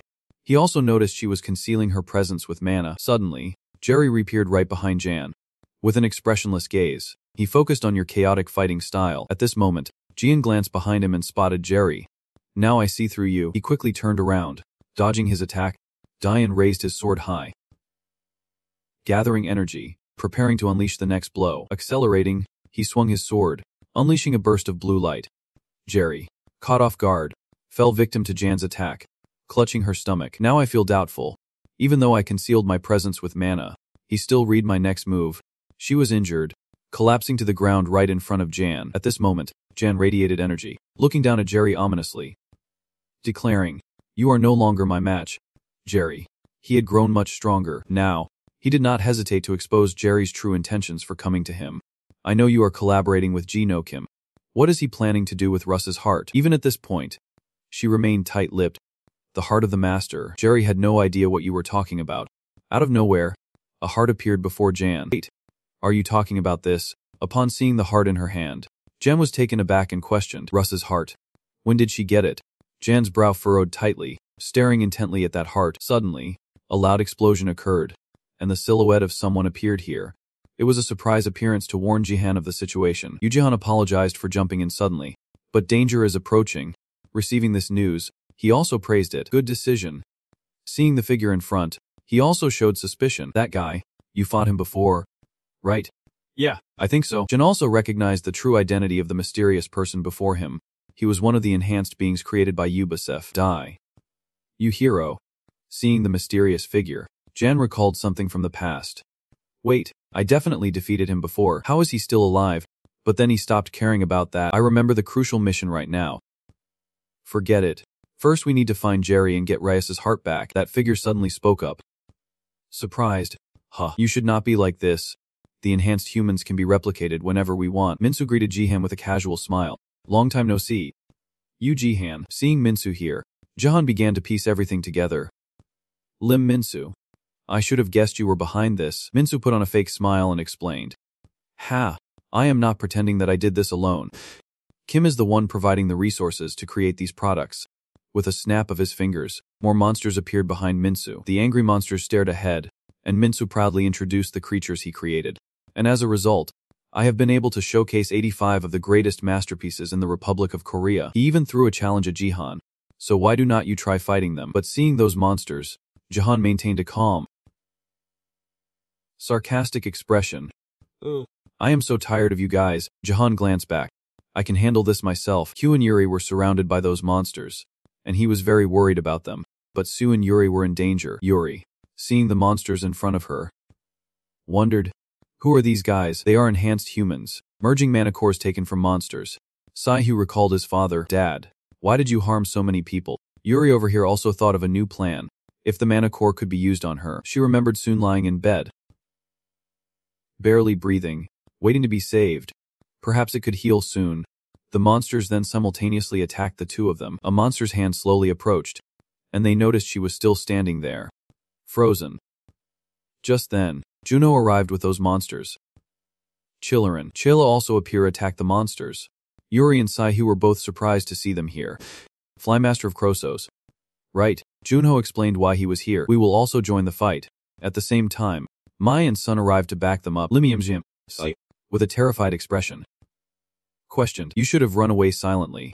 Why are you coming out to help now? Mia suddenly grabbed her by the collar and ordered. Shut up. Maya threw her into the group of monsters, reminding her to use her specialty quickly. Electric magic. Huh. This crazy Limia immediately unleashed her power, incinerating those monsters. Jin also turned to greet everyone behind him. Everyone is back now, after witnessing everything. Minsu felt dissatisfied. I knew I could not trust that idiot. He is more of a nuisance than a help. Minsu quickly ordered the monsters to attack and eliminate them all. Jan stood silently, waiting for the monsters to charge. At this moment, he unleashed his technique, a surge of blue energy radiating from his body, speeding him up. With just a few basic sword strikes, Jian took down quite a few maximum power monsters. Minsu, observing from the outside, felt very puzzled. What was that movement? Seeing Jihan's powerful attack surprised Minsu. You Jihan, when did you get this strong? Jian shot a sharp look at Minsu, declaring, stay right there. I will be there soon. Bright purple space portal appeared, revealing the shadowy figures of several people. X slightly bowed his head and spoke in a deep voice. We are here. He looked straight ahead, hands in his pockets, speaking in a grim tone. The first heaven, chairman of UPS Isaac Becker. Isaac smirked, his eyes glinting coldly. Bring my heart here. Each of his members stepped out of the portal one by one, the three of them appearing with confident demeanor. Yes, sir. The monsters stood still, eyes blazing as they watched the two slashes coming at them, while Jian charged forward with his sword, his gaze fierce. Mindu stood behind the two monsters, observing, his brows slightly furrowed, feeling a deep tension rise. Even the most skilled warriors, stripped of emotions, would tremble. Minsu closely followed Jihan's attacking movements, realizing just how great the distance was between them and Yu Jihan. His eyes lit up, voice low and challenging. Stop hiding, come out here, coward. Minsu pressed his lips together, angry at Jihan's provocation. He narrowed his eyes, focusing his attention ahead, feeling an ominous premonition. Wait. This feeling, Maya wielded her dagger, slicing through the beastmen. She exhaled sharply and turned to assess the situation. Maya's gaze was fixed on Jihan as he swung his sword to eliminate the monsters with swift motions. He was so strong that she almost did not recognize him. She suddenly remembered his cheerful smiling face. Silently evaluating, strong enough to protect others, she smirked quietly. So you were not lying. Maya was stunned as a monster lunged at her. She whipped around, eyes wide in shock. I was too careless. I should have finished them off right away. Maya stared blankly at the monster collapsing right in front of her. Yuri lowered her bow, worriedly asking, Laya, are you okay? Sue rushed over with a weapon, suggesting, we will cover you from the back. Maya glanced at the two women in front of her, those whom Yu-Jen wanted to protect. She lowered her head, lips slightly curling in bitterness. I once wanted to be someone like that. Suddenly, Maya's eyes widened as she looked up ahead. She turned around, her gaze landing on Cecily, who had her hands clasped behind her back. What kind of disgusting magic is this? Cecily touched her cheek with her index finger, a sly smile creeping onto her lips. Oh, so you are the ones ruining our plans. She raised her hand, conjuring a source of purple magic, her tone dripping with disdain. It is really disappointing that you are all so weak. Mia's face revealed an unbelievable tension. That woman can't be serious. She immediately turned around and urged, everyone, run right now. Cel wasted no time raising her hand to unleash a massive burst of magic toward Maya. She pointed her finger under her eye and stuck out her tongue mockingly. Too late now. The ground trembled, and a cloud of dust rose up, engulfing the space. Mia braced herself, raising her hand to shield her face as she struggled to open her eyes. She stared in shock at the scene before her. Maya looked at Junhee's solid back as he created a barrier to block the attack and protect everyone. Hong shouted. She was so anxious that her voice trembled with confusion. Hong shouted, that woman is him. He gasped, sweating and breathing heavily. I know who she is. Junik watched Slee standing across from him, full of arrogance, providing information about the former level 1 hero of the Yuk. Side-eye. She had ranked in the top 10 globally as a damage-dealing mage but suddenly retired to become the director of UPS. Sue exclaimed in surprise. UPS even recruited a level 1 hero. Yuri was puzzled. What on earth is that organization? Mia hopelessly suggested. We need to get out of here. We can't face her destructive power. Joniku suddenly hinted. Have you forgotten? Limia glanced back with a proud smile. We have someone just as strong, a mage with destructive power to match. Jonik shouted. Imshan. Are you ready, Sizen? face resolute, clasped her hands together to create a surge of electric magic. Don't rush me. She tightened her grip on the staff, and a violent burst of electricity erupted. I will use my strongest magic. Sue extended her hand, launching magic straight ahead. Her form released a powerful electric current, a brilliant light tearing through the space. Scylla spread her arms, casting a spell, her voice playfully chiming in. So, the hero of Korea is not half bad. She opened her purple eye with a sharp, arrogant gaze. Oh, but it is just level 2. Sulzing raised her hand high, casting the anti-gravity magic voa, wondering if you all could block it. Sue slightly recoiled, straining to use magic to absorb her attack. She widened her eyes in shock and exclaimed, "No way. It is absorbing my magic and getting stronger." Just as Saizen thought that, a massive explosion erupted, too fast to avoid. Runho shouted in panic. Imshun. Doa clicked his tongue. Really a noisy little brat. He lifted Scene up with one hand, grumbling. Those innocent kids. She glanced over at Doha. Yun trembled and raised his hand to support Shun in response to his complaining. You kids are blocking the way. Move aside. So crossed his arms behind his back with a smirk. Level 1 hero Yuna, it is surprising you are still alive. She touched her finger to her cheek, smirking sarcastically. If you do not want to end up like your friends, then cherish your life. Doha raised his hand to his face, unfazed and challenging. Shut up and come at me to see what a level 1 hero from England can do. Sully laughed at that. Sorry, but fighting one-on-one with you is just too chaotic. She continued as she noticed Robert and Kane behind her, so I brought a few friends along. He kept a serious expression, coldly denying the relationship. I do not consider us friends. The UPSI director, former level 1 hero. Robertkin raised his hand to touch his collar. Bored. I am tired of waiting already. The UPSI director, former level 1 hero, trembled with panic while still carrying Shun. Impossible. They are both former level 1 heroes. He looked at Doa standing in front, whose expression remained unchanged. Even Doa could not take on 3 level 1 heroes alone. Suddenly, Doa broke into an excited smile. His eyes sparkled with confident provocation. Come on, all of you filthy pests. On the other side, Jan rushed forward to attack the monster. He looked at the 3 remaining in front of him, thinking, just 3 more to go. Diane tightened his grip on the sword, using magic to charge straight ahead. It is over. Lim Min closed his eyes slightly behind his sunglasses, speaking in a low voice. So you are the one called Yu Jan. At that moment, his surprise was evident on his face. In an instant, he had tightly gripped Jan's sword. He shot a sharp glance at him, growling, "Where's your heart?" Jan stayed still, watching Isaac hold his sword. He frowned in confusion. Who are you? He squinted, lifting the sword to assess. Brave, are not you? No wonder you defeated the awakening light. He spoke in a deep voice, introducing himself. I am the chairman of UPS. Isaac Becker. Jan's eyes widened in astonishment. The chairman of UPS. Isaac narrowed his eyes, intensely staring at him. But I do not sense a heart in you. Please worry and scream out loud. Yu Jihan. Be careful. Jan quickly dodged Isaac's sudden attack. He held his hand in the air. A delighted voice rang out. You managed to avoid it. Impressive. That is the youth for you. He leaned slightly forward, keeping his eyes on Isaac. Thanks. I owe it to you for avoiding it. Jan observed the large hole dug into the ground from his magical attack. Pondering, that blow was not skill or magic. He simply compressed space with dense magical power. He firmly confirmed in his heart, without a doubt, that was the power of the magic crystal. The display system began to analyze. Diane wondered how much magic crystal he had absorbed. Ek was engulfed in layers of red squares. Warning, reaction density exceeds threshold. Error, reached system power limit. Warning of detecting strange structure. Warning of feedback reversal phenomenon occurred. Jan placed a hand over his face, leaving only one eye visible. Stopped the analysis. Detected danger for the user. He felt tense, even though the analysis was activated. He still could not read him. The cause was given. The magic density was too thick. Nothing could be analyzed. It immediately reminded. Yu Jihan, that guy is very dangerous. Standing opposite him, spoke up with disdain. I do not need a heartless person. Minsu approached, then bowed respectfully before him. Chairman, it is a great honor to meet you here. Someone slightly turned to ask. Lim Mitsu. Right. He put his hands in his pockets and ordered. Report to me.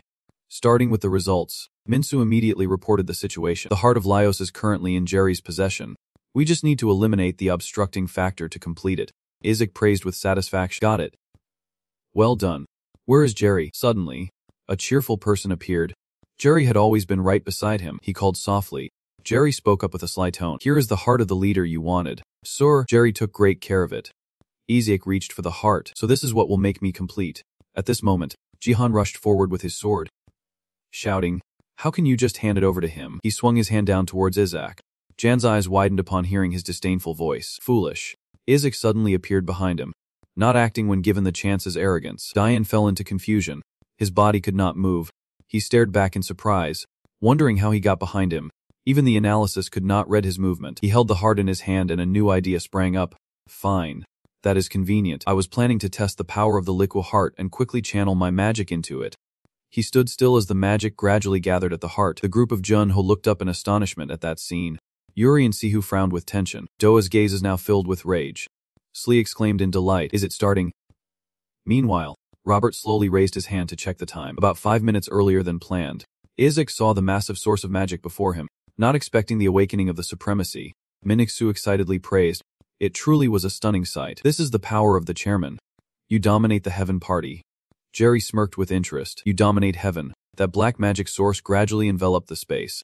We will see that. Uck looked down at the cracked glasses he was wearing, overwhelmed by the power of the magic. Even as the glasses shattered and fell, he remained expressionless. Isaac clenched his fists, aligning them with his heart. He raised his beastly hand, speaking in a deep voice. This is truly a perfect being. Uck grinned excitedly. Even greater than we imagined. At that moment, Jen rushed in from behind, calling out. Hearing the sound, Isaac turned sharply, shooting a bolt of magic at him. Silence. Jen was stunned, taking the full brunt of the attack. Barely realizing the hit, he coughed up a stream of red liquid and collapsed to the ground. Sin shouted in panic. Yu Jihan. It flapped its wings and flew over, shaking him vigorously. Jihan. Wake up, Yu Jihan. At that moment, he felt something was very wrong with his body. Damn it. They hit a vital spot. Consciousness was fading. Jan slowly lost awareness, his eyes gently closing. Could this be the end of the will that One entrusted? Sin released a stream of magic from his body. Not yet. Yu Jihan. Your role is not over. He unconsciously called out its name in his mind. Sink unleashed a torrent of magic that spread up to the sky. He spread his arms wide, laughing maniacally. This power is truly terrifying. A tilted his head back proudly and shouted. With this power, I can make anyone submit, even the gods. Suddenly, he frowned, halting, his face growing tense. A's body began to swell painfully, and he screamed loudly as it slowly transformed. What is happening? Are the cells going out of sync? John looked at Isaac and reminded him. I warned you. Do not be greedy for power that my research cannot support. He stepped out from the spatial gate with his hands in his pockets. The power of Izia is not something you can easily absorb and control. You need a suitable host to contain it. Jonah looked straight at Isaac and spoke. In the end, you chose the path of self-destruction. At this moment, Isaac could only darkly call out for Kim Jian. Isaac turned sharply to observe him, then resolutely stated, You must know how to bring me back to normal at this very moment. John lowered his head, his brows slightly furrowing at his words. Go ahead. My friend. He watched Isaac with calculating eyes. All right then. John lunged forward, thrusting his hand straight through him, gripping his heart tightly. Isaac trembled in pain, confused by this surprise. Kim Jane, what are you doing? He did not answer the question. Without my research, you would have died decades ago. John used magic to extract the heart from his body. It is time for you to return to dust. Ak was stunned, his body gradually turning into tiny specks. Why, my friend? I thought we were friends. Jono stood watching him lying on the ground. Ak stared wide-eyed in disbelief. Jono just smirked. He brought what was in his hand to Yak. By then, he was gradually fading away, leaving only purple streaks in his last words. He said he needed a friend like me, did not he? John wondered quietly. A friend? He smiled brightly, his eyes narrowing as he casually replied. I never considered you a friend. Not even for a moment. Isaac slowly turned to nothing, his heart shattering. No. John quietly watched him completely disappear. So now only the host remains. Held the heart in his hand and turned to ask. Where is the girl? My daughter. Kim Soo-jen rushed straight towards John. Do you want to take on another son? He glanced at him warily. Jen decisively swung his sword to attack John. He frowned, his eyes shining with determination. Before looking for his daughter, he had to settle things with me first. Jono smiled widely, clearly amused. Yu Jihan, you are still alive. John and Jen unleashed magic at each other simultaneously. He gritted his teeth, his eyes blazing with resolve. Raising his sword high, John focused his Ji and cast a purple spell. He shot up. At the point of impact between the two attacks, Jen landed on the ground. John also landed but had to step back to maintain his balance. Jiang lunged forward with open arms towards him. Jen decisively swung his sword at Jun. His eyes widened, filled with determination. John leaped off the ground, facing Jihan. He reached out to catch the sword's tip, then praised him. Impressive. Jono remarked in a deep voice. Even in a situation where a small mistake could cost you your life, you did not hesitate at all. Your decision is nearly perfect. Suddenly, he asked a question. Do you really see the correct answer? Jan replied without wavering. Then let us see you withstand a few of my blows. The more John watched him, the more amused he became. You truly are unpredictable. If you get hit, you could die right here.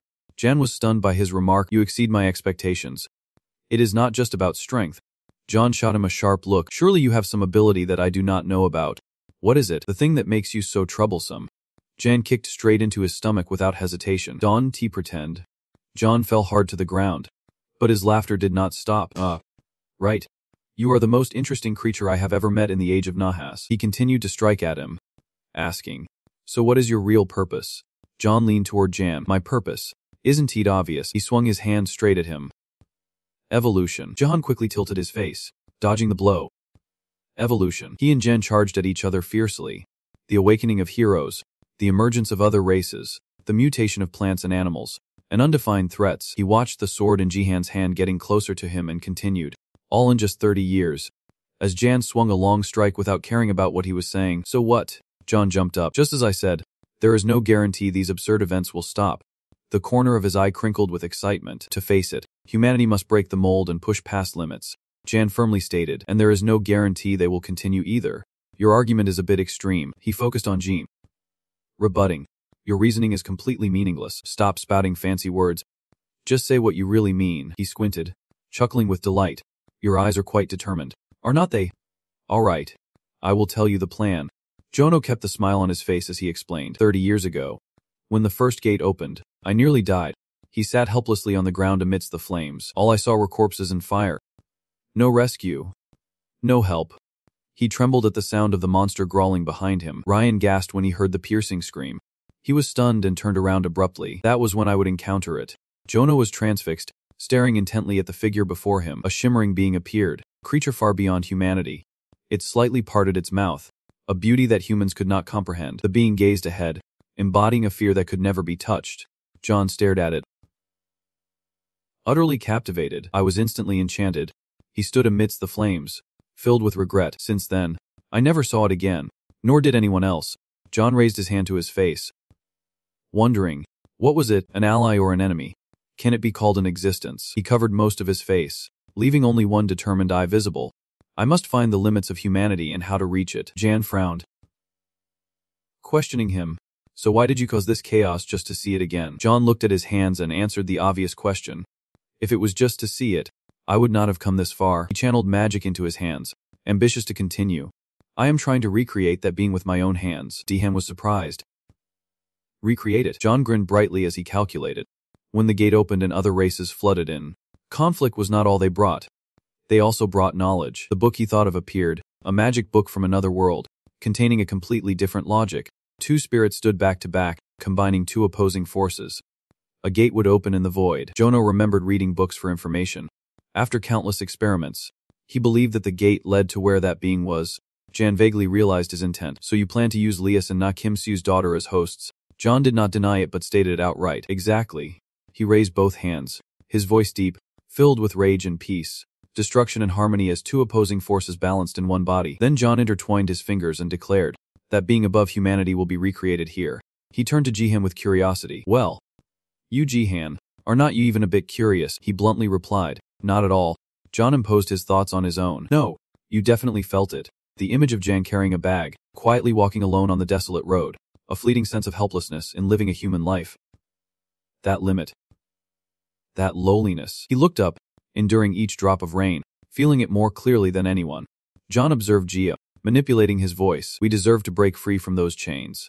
We are the ones worthy of leading paradise like the Supreme Being. Squinted with a benevolent smile. Reaching out to him, my daughter Kim Su will become the vessel for that blessing, and you will be the key to unlock the gate. Saihu lowered his head, ominously asking, are you done speaking? John gasped in shock. He was suddenly attacked from behind by multiple magical strikes. Su created a magical circle, continuously striking at John, unable to hear any more. It was disgusting. Diane turned back, calling out to Mies. Tears streamed down her face as she choked out each word. No, Dad. You really are trash. John bent down, covering his face behind a cloud of dust. Kim Si, he smiled menacingly, looking at his hand, emphasizing each word. You are such a disappointing child. Jahan and Su stood still, watching John. He asked Han anxiously, are you okay? Saihu replied firmly. This has made me realize something. She looked at John, who was radiating magical power from his entire body, then raised her hand to her face. That man is not my father. He is a monster. He issued a grim command. Kim Siu, I do not want to hurt you. You just need to obey and become the vessel. Saihu pointed his staff at John, commanding decisively, shut up. That will never happen. She summoned a barrage of arrows aimed straight at him. Lo Si Lien Hon Tin. John raised his hand to block the attack. You really are just as stubborn as she is. He squinted and flashed a sly smile. But that is what makes you the perfect vessel. John narrowed his eyes, focusing intently on Jihan. In this regard, I am very grateful to you. He quickly blocked a surprise attack from him. You Jan. Jan frowned in annoyance at John's words. Thanks to you, I can nurture Kim Siu and achieve my plan. He gathered magic into his hand, coldly declaring, your role is over. John unleashed a massive burst of magic toward Jahan. Get lost. Su shouted in panic. You, Jan. He bowed his head and defiantly questioned back. Who said that? John was surprised to still hear Jan's voice after his attack. Sorry, but my role is not over yet. He stood in midair, summoning magic, his eyes gleaming with determination. I promised to see you that I would change the ridiculous world you created. Saihu felt a weight lift from her heart. She joyfully called out, Jan. Jan raised his sword high, aiming at John. Until then, my role still remains, he confidently proclaimed. I will defeat you. Kim Jane. John excitedly made a suggestion. Have you been gathering magic power all this time? Very good. Show me your strength. Jen decisively swung his sword down towards him. Spirit blade. He looked at the magical energy heading straight for John. John was astonished, raising his hand to block. This is the power of sin that Nai is using. John is reminded of Ni's form and wonders inside. Why you? Even with this power, the explosion of magic sends debris flying everywhere, revealing a huge, deep blue pit after the attack. Jan lightly lands on the ground, squinting to observe the situation ahead. He stands still, using the analysis skill to scan for life signs, the consciousness reactions, and the remaining energy level is negligible. Survival capability. He does not take his eyes off the pit, feeling a growing sense of alertness. Analysis does not lie. Is Kim Jin really dead? Saihu runs over to Jan and asks, is it over? Jan. He replies thoughtfully, his tone uncertain. Maybe. I have not detected any life signs from Kim Jin. She looks contemplative upon hearing Jan's words. He must be dead. Saihu's eyes widen in sadness. I understand now. She clenches her hands in front of her chest, blaming herself. I am so foolish. Even with everything happening, I still can't escape his shadow. Saihu gasps in surprise at a strange question coming from someone. I want to be someone's necessary existence. The shimmering being replies. But right now, I have nothing left. Everyone is afraid of me. She narrows her eyes, examining it closely. Someone. The strange creature grins and answers. And you are me. Flies over, gently touching Hugh's face and says, only I understand you, so come to me, child. Jian tightens his grip on the sword, gathering his magic. He closes his eyes, calling out in his subconscious, Sin, if you hear me, please respond. Sinjan frowns, opening his eyes with tension. Just as he expected, there is still no response. He recalls when Sly used magic to heal him. Since Sin healed him, his connection to Singf has been severed. Dahan looks down at his sword thoughtfully. I can still use some magic, which means Sin has not vanished. He tells himself that now he must join the others to eliminate the remaining monster remnants. Daihan turns to speak. Saihu. Noticing her unstable state, he raises his voice. Saihu. Saihu opens her eyes wide, struggling to call out. Daihan. Daihan is shocked and rushes towards her. Saihu. What is wrong? He is bewildered, asking what suddenly happened. Suddenly. She smiles, answering nonchalantly, there is no need to be so surprised. He stares wide-eyed at her words. The child's original intent was to awaken as a vessel. Leonard, from the space portal, grins as he pokes his head out to greet. Hello. You Jihan. Finally met you. Jihan is confused by his words. Someone. He feels a flicker of confusion inside. Why is the analysis not responding? He half closes his eyes, lowering his head and raising his finger to his lips. Introducing himself. I am the multidimensional space mage. Leonard. I waited behind the dimensions for you to let your guard down. Jen was caught by countless hands from the circle behind Leonard. His ability could not detect beings in other dimensions. He frowned, struggling to ask the question. Do you know about the analysis? Leonard looked at Jihan with interest. Analysis? Is that what you call it? He smirked, his eyes glinting with a cunning order. Anyway, you are interfering with the awakening of the Supreme Being, so you have to come with me. Leonard demanded. In the multidimensional space, Jen tried to break free from the series of hands. No. He quickly reached out toward Saihu, his whole being radiating unease. I can't leave Saihu alone in there. A patch of darkness enveloped the space, and a portal appeared. John stepped out holding a heart, standing behind Sihu with a sly grin. Finally, it is just the two of us. Our daughter. He sternly raised the arm holding the heart high. I really am. John pressed the heart against her, offering words of praise. So proud of you. Sihu spat out a mouthful of red liquid, her eyes widening in shock. Sihu glared with eyes full of horror. Then she broke into a strange smile. Sihu looked up gloomily, wondering, have we finally become one? Jan was pulled into the swirling space filled with mysterious purple light. His face was stunned as he raised his hand, asking himself where he was. Diane stared blankly at the mystical purple universe unfolding with shimmering magical streams.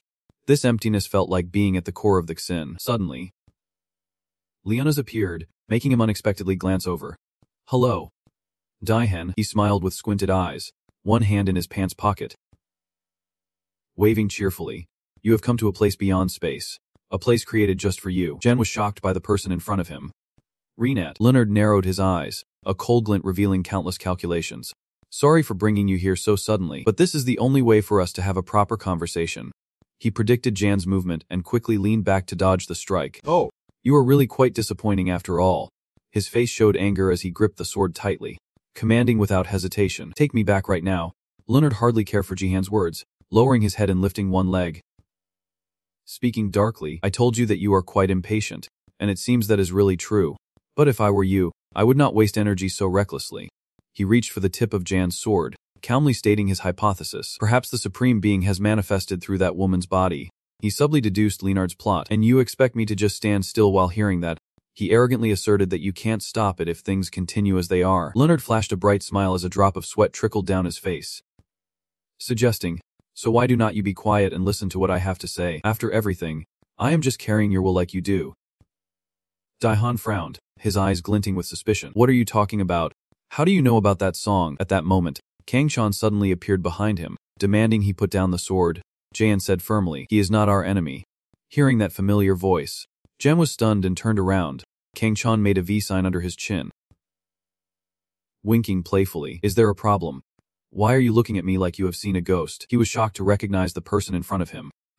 Gang Chan. Jan stood still in front of the green square grid, activating the analysis magic. He scanned Kang Chan to check. The probability that the person in front of him is Gang Qian B is 100%. Daihan showed a hint of confusion. That person is really Gang Chan. Kang Chan raised his brow, pretending to be sad. Can you believe you did not recognize me? That is really hurtful, and I thought we had built some respect by fighting together. He exclaimed, bewildered. What is going on? When I took the sample, it indicated you had no chance of survival. Leonard calmly raised his hands, naturally explaining to clear up Jan's confusion. Of course, it is because Gangan has been trapped in this rift in space all this time. Your ability could not be used here, so you did not detect anything. Kang Chan assured him. You are actually very accurate. Jan looked down, his face showing a hint of concern. I am not considered alive. Kang Chan clasped his hands together, creating a magic sphere. My plan has self-destructed through that black hole, taking Jen down with it. His mouth dripped with red liquid, but he remained determined to use the black hole. Gradually, that magic swelled violently as if it wanted to rip apart space. The luminous sphere absorbed every strand of energy. Kangtron gazed into the distance before being pulled into the black hole. At that moment, escape was impossible. Once it passes, everything is drawn into oblivion. He closed his eyes, helplessly sending an apology in his heart. Sorry, Jahan. It seems I can keep my word. Suddenly, Leonard popped his head out from the space gate opposite Kang Chan. I guess you are not ready to give up yet. He calmly reached out and grabbed Kang Chan's wrist. Nice to meet you. Gang Chanbi of Red Han. This is just to let you know you are not dead yet. He moved one hand slowly to explain to Jan. Without him, I would be trapped at the boundary between life and death forever. His face broke into a cold sweat as he looked at Leonard in suspicion. Renat, who are you really? I thought you were with the enemy. He smirked calmly in response. It seems you are finally willing to listen to my opinion. So, let me reintroduce myself. Leonard returned to a serious demeanor to introduce his identity. For the past 30 years, I have carried out Nahat's will. He looked directly at Jihan and said, my only goal is to thwart Gihim's plans and to achieve that. John stood at the back, watching Shu gradually transform, the supreme being coming to this world. His brows furrowed slightly, his voice hesitant, filled with joy. Finally, John smiled excitedly, thinking, I am with him again. The supreme being looked at his hand, a dark sound escaping. The royal elven blood has been converted to mana since birth. She stood still, feeling her entire body surrounded by dark magic. It can't be wrong. This is the body that carries Na's blood. Among all the bodies I have gone through, this is the most suitable one. The Supreme Being's finger turned to probe. So, you are the one who put me in this body. John then patted his chest, confidently affirming, that is right, it was me. I brought you this world. He bowed his head and continued, we have met before. Do you remember? John recalled the scene of a being standing tall before him amidst the great fire 30 years ago. On the day the first gate opened, you saved me amidst that chaos. His face showed no emotion. That brief encounter changed my life. John raised his arm to express his words. I gave up all my honor, humanity, and even my normal life. The Supreme Being looked away, not rushing to answer the question he just asked. Right now, I only have one question. Why did you choose to save me that day? John was filled with ambition, raising his hands defiantly to make his case. Was there something about me that was worth it? Was I chosen because I am different? Because I possess something others do not? His mouth opened to form a wide smile, asking, I spent all my time waiting for that moment to get an answer. Please tell me the truth. The Supreme Being lowered his head in silence for a moment, then coldly looked at Jian and said, Who are you? His face stiffened upon hearing the disdainful words from the Supreme Being. Are you always deceived? You are so weak that you think a single encounter with a superior being means something significant. The Supreme Being took a step closer to John, his voice indifferent. But that day, I did not even notice you. You were just one of many in the crowd. He felt crushed, unable to believe what he just heard. That can't be. You know I went so far to awaken you. The Supreme Being wrapped his arms around John. How pathetic, she whispered sadly in his ear. You spent all those years believing you were special. 2 streams of helpless tears flowed down John's eyes. You must have lived fully with that belief.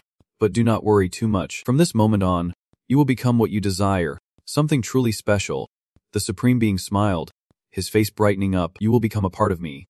Eternal. Unchanging. Never forgotten. On the other side, Dahan stared at Leonard, probing. So it was intentional. Did you really let him bring that into our world? He did not hide it and confessed. That is right. It is the only way to stop it. This is part of Ni's plan that has been in motion for 30 years. Over there, Sue tightly embraced Jen, preparing for a transformation, while the being known as Leonard squinted, revealing the reasons from the past. They are the ones who destroyed the planet Aya, responsible for opening the gate on Earth 30 years ago. He solemnly stated the information, with the ultimate goal aimed at you, Jan, so they can absorb your sampling ability. Jen silently used his magic to analyze. The superior being gently touched John's cheek, both tender and slightly mocking. Good night, the foolish ordinary person.